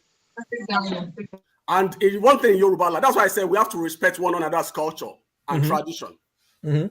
Whenever in Yoruba land, whenever sent for someone, you do not reject it, because we consider Oba as the owner of the land, and they have authority on what is on that land. So they rejected his invitation. As somebody in authority, what will he do? The man was so angry. That's natural of a man. That's natural of a man. And he made some pronouncement which are unheard. People are so bitter. Even the Yorubas come out to condemn him. That, no, this is not good enough. Nobody is celebrating that. And afterwards, we come together, we're living together. There's nobody talking about Igbo and Yoruba again. This election cycle again, we're still back to that point. Again. That means there are some people who are misters playing on that sentiment because it suits them. That is APC, right? That is APC playing on the sentiment. Let me land on my thoughts, sir. No, but let's call it this. It's APC playing on the sentiment. It's both sides. No, that's not true. Doctor, please, I'll have to mute you. Please. Let him finish. You have 30 seconds, buddy. So they were playing on that sentiment because it suits them. The reason I said it's both sides. During the presidential election, we have a candidate that campaigned on issues that touch the 40 line of Nigeria. Like I earlier said, the major 40 line of Nigeria are on religion and on ethnic identity. And if you have a candidate that campaign on those issues, you always have this kind of argument over and over again. Thank you very much, buddy. Ekene, welcome. OCO, welcome. OCO. Thank you. Thank you, Mr. Scribe. Yeah, Kene, I'll come to you. OCO, you have the floor, please. I want to guess that you know what we're talking about. We are in a heated, obsessive debate about, Yeah. I've been following the trend before I came in. Yeah, Yoruba versus Igbo politics. I'm still looking for somebody who can give me a historical perspective on this, but if you can't, that's fine. But I want to hear your opinion. Thank you. No, I will not be able to do that, because if I begin to do that, I realize that we are unfortunate, with all due respect. Most of us are hypocrites. We just want to pretend that we don't know the truth, whereas the truth is quite obvious staring at us. But I'm not bothered about the immediate problem. We are talking about what is the antecedent, what started all this. And when you look at the history of Nigeria and you look at how the political class inclined with the, permit my words, which is going to say history, inclined with the colonial master, you will understood that it is a game that is written how to suppress Nigeria. This problem we are having today was created many years ago, but let's not digress to that. But let's go to the point today. I was disappointed that I didn't see Mike. I would have advised him to calm down. Mike is back. Okay, Mike is back. Thank you. Mike, you are so educated and refined in my own assessment to have started involving in such some how I put this, ethnic retros. Listen, my brother, Nnamdi is speaking for a fraction of Igbos he believes for a cause. He's not speaking the mind of all Igbos. And if you are accusing Nnamdi, and which we are doing with all passion, that's what I'm saying, we're all hypocrites. You never even mentioned about the Yoruba man that was in London, abusing, destroyed Igbos. Is there any difference between what Nnamdi was doing and what that guy in London, who is equally a Yoruba boy? But you try to pick on Nnamdi. You never said anything about the Yoruba guy. That's why I said, this Nigeria case is a two-edged sword. I do not blame you, but I will tell you what is happening to you is what is happening to me. We were misled by our parents. In my family, whether you like it or not, we are being wired. Don't trust anybody that's not even from your tribe. That's the truth that you will not. I have a colleague who is a Yoruba person. Do you know what the person told me? He said, hey, Obi is the best guy, to be honest with you. But I will still vote for Tinubu. Even Tinubu, they shit for body. This is my brother, I will vote for him. And I was laughing. I became my man. You know why I call him my man? That was a first man that was honest. They said he cannot support him. This man lives and works in the United States. And he's sending money, telling people, if Tinubu is wearing the iPad, we will support him. But am I blaming him? No. At least he was sincere enough to acknowledge, say, man, Obi is son, but I'm not going to vote for him. I'll still build Tinubu. What does that tell you? Here is a victim of this cause. And let me be honest with you. As we are arguing on this thing, these guys are cashing out on it. The more divided the new generation are, the more united they keep their business. Nigeria is a business enterprise. And how do they sustain these businesses? Creating confusion, making sure that these guys will never come together to speak in one voice. Thank you. During ESA's protest we mentioned, are you aware that a lot of people that even inspired that, there are a lot of them were Igbo, they are all Nigerians on the road saying, we want a better Nigeria. And the mistake we keep on having, and that is why I said it's a movement. Obedience is not for Obi. These elements are saying obedience are so, they are so Igbo, LP is Igbo. That is the same people, the same cabal, trying to create problem. Obi did not win in Nasarawa because he's an Igbo man. Nigerians are tired of this system. Nigerians want a change, and that's why they run around. Thank you. See, that's something. Some say, if I begin to go, we will not. If I begin to go, I don't want to go like this. But before I surrender, I want to say something. Yeah. Ask Nigerian government, why did they remove the history of Nigeria from the Nigerian curriculum?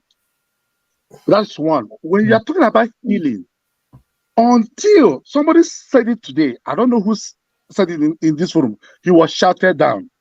Until we all sit down, like Mike said, what led this civil war? Because the people that fought the war, they all that most of them has died. Where do we go from here? What can we do?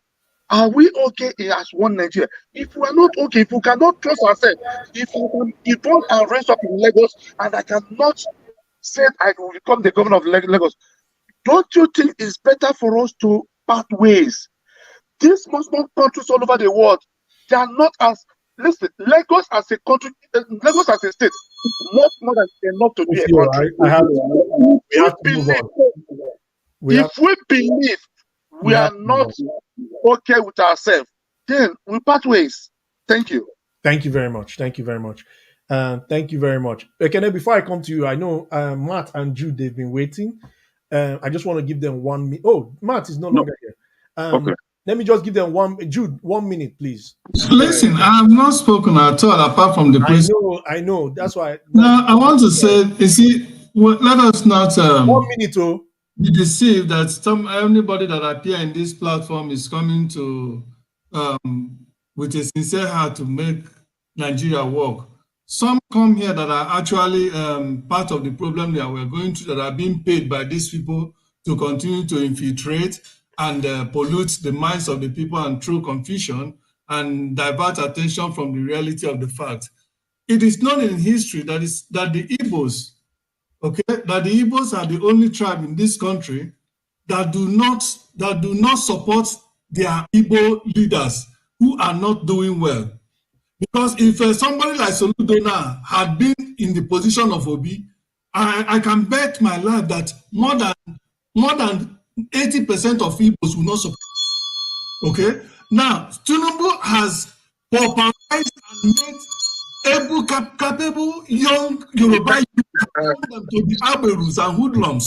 And yet, people come here to defend that same system that have impoverished, not only impoverished the entire Yoruba land, but have made their young children that should be involved in science and technology, should be, involved in so many things, compete with their counterparts all over the world.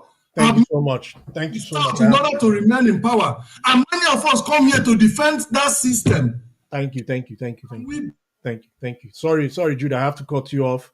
Matt, if you are listening to me, I would have given you time now, but I have to move on to Kene. Kene, welcome. Mr. J, welcome back. Thank you.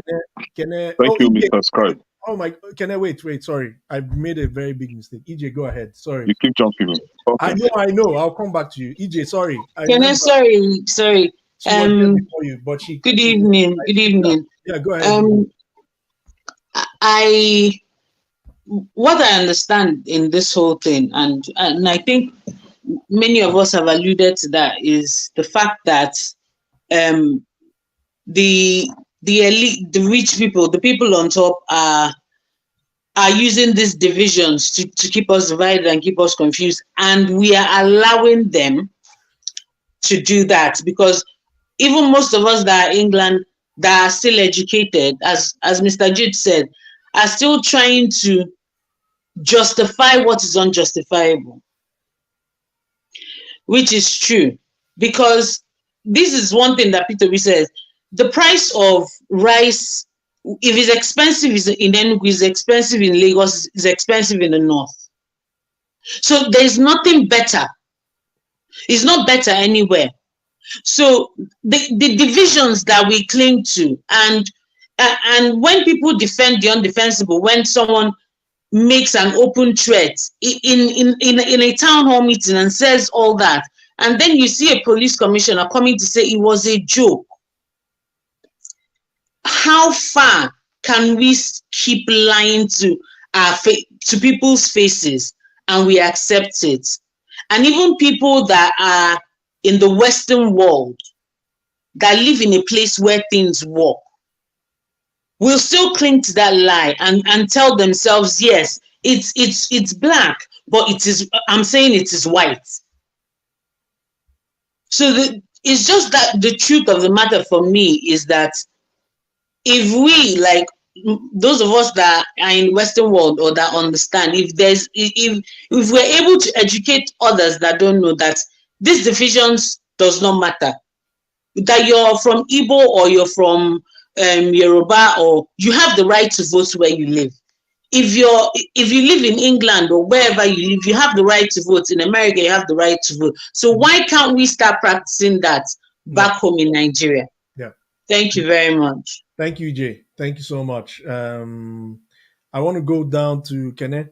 Kene, you have the floor. You have 2 minutes. I'm going to give you 2 minutes. Please, I think you should give me more, please. This is my first time 2 minutes. coming in today. 2 minutes. Thank you, Mr. Scribe. Yeah. I greet you, Judean, Mr. J. Good evening. So this is it. I would like to address what OCOC, is it OCO, right? When he was making his comment, he stated that he made a generalized statement that most of us were taught to dislike other ethnic group. I think that was what you're trying to say, right? But I would disagree with that because my parents taught me to love other people just as I love myself. So I was not brought up with that hateful sentiment. No, that didn't take place in my family, and I'm not teaching that to my children either. So I would like to correct that. If you grew up with that, I think that's in your own family. I don't think we witnessed such. And when you are trying to compare Nnamdi Kanu to Adeyinka grandson, I think you are making a fatal mistake there, because Nnamdi Kanu is calling for freedom of the Igbo people, the Igbo. I've never heard Nnamdi Kanu say, "Oh, go and kill Yoruba person or go and kill Asa person." What Nnamdi Kanu keeps saying is, defend our people from Boko Haram terrorists, defend our people from herdsmen killers. That is what Nnamdi Kanu has been saying. So trying to compare him with Adeyinka grandson that was literally calling for execution of Ndibo in Yoruba land, I don't know where you're coming with that view. There was this guy, Sunday Igboho, right? From the southwest, that was also calling for the freedom of the Yoruba nation. And when somebody like Mike, though I know Mike to be a tribal bigot, when Mike was alleging that Nnamdi Kanu called for destruction of Yoruba properties in Yoruba land during the NSAS protests, I don't know where he came up with that kind of allegation, because all I know was, as Sunday Igboho was calling for the freedom of Yoruba people, Nnamdi Kanu was also calling for the freedom of Igbo people. Lagos is not Igbo land. So I don't know why Nnamdi Kanu should be calling for destruction of Yoruba properties. I think that is an allegation that you need to really clarify. But let me come to this, right? When Body was making his own statement, he stated that the Yoruba people are being fearful of the Igbo taking up Yoruba land. Now, let us remind us that in the past, I think in 70s and 80s, there were Igbo governors, Lagos state governors, two Igbo Lagos, one Kano and one Ekwe. They were Igbo people and they were governors in Lagos state. They did not take over Lagos state. They did not hijack Lagos state. When Igbo people were coming to Lagos state, buying land and acquiring C of O, none of them claimed that Lagos is Igbo land. However, if I buy a land, if I paid for a land anywhere in the world, that land belongs to me. My property in United States belongs to me, does not belong to any Indian, American Indian. My property in Lagos state belongs to me, does not belong to any Yoruba person. The day I paid you for that land and the day I acquired the document, that property belongs to me, not to you. So have it at the back of your mind that you cannot eat your cake and have it. You've taken your money and that land belongs to me. So if you are being fearful of Igbo people taking your land, I don't know where your mentality, I don't know where your brain cells are. I really sympathize with I didn't say what you said. I really sympathize with Ade. when she came here and she was so emotional. I think maybe she's trying to understand Don't this what kind you're of saying, man. people and the Don't way they attribute what think. I didn't say. Don't You know, attribute what I All didn't right, say guys. to me. All right. no. Don't attribute what I Thank didn't you say so to much. me. Hey, no. Thank you so much. I have to stop this there. I saw that coming. I have to move on. Can I have to move on? Everyone, Mr. J. I want Please, Mr. J. Scribe, there's something that you're missing. If I'm not raising my hand, that is called civility. Somebody cannot just open his mouth. This is on tape. And say something and mention it. You need to give that person an opportunity to clear his thought. Okay, Obi, wait. Please just follow me first. Listen, I just want to But take. I need to I will correct come that back to you. I because know you I have the will right of respect you. reply. I'll reply him. Please, you will get the right of reply, but you people need to understand. Sometimes when I see that there's a sting in the discussion, follow me very well. I try to take the sting out because I understand that we have to return to an objective debate. We are humans. There's emotions. Emotions can run high from what people are saying. So by me moving on to something else, understand that I'm trying to take the sting out of it, and I will come back. I will come back. Trees, trust me, I will come back. I'm following the discussion very much. I'm very interested in this discussion. So, Mr. J, I don't know if you Yeah. want to answer. I want to throw some questions at you if you don't mind taking it on, because I know you come from a historical perspective. So, Mr. J, what in your opinion you think from a historical perspective has contributed to this whole Igbo Yoruba thing? Like, for example, in Ikeja, Nnamdi Azikiwe was the one that opened up that area. He went there and lived during the days of the Nigerian Youth League, and about Macaulay, when they were fighting the Governor General Bodilon and all those previous cultural generals, the Alumetu Pelerura of this world, and the Nnamdi Azikiwes and all the Igbo people that were there, they all united as Nigerians fighting towards our national goal. Etoni and Nahoro, Fani Kayode and all these people, when they were making declarations in the parliament at the time towards one Nigeria, Ewachuku, all these people, what went wrong? How did we now come down to where we are today from a historical perspective? I know you have that context. I want to hear from you, sir. Thank you. Yeah, actually, it's a very short answer.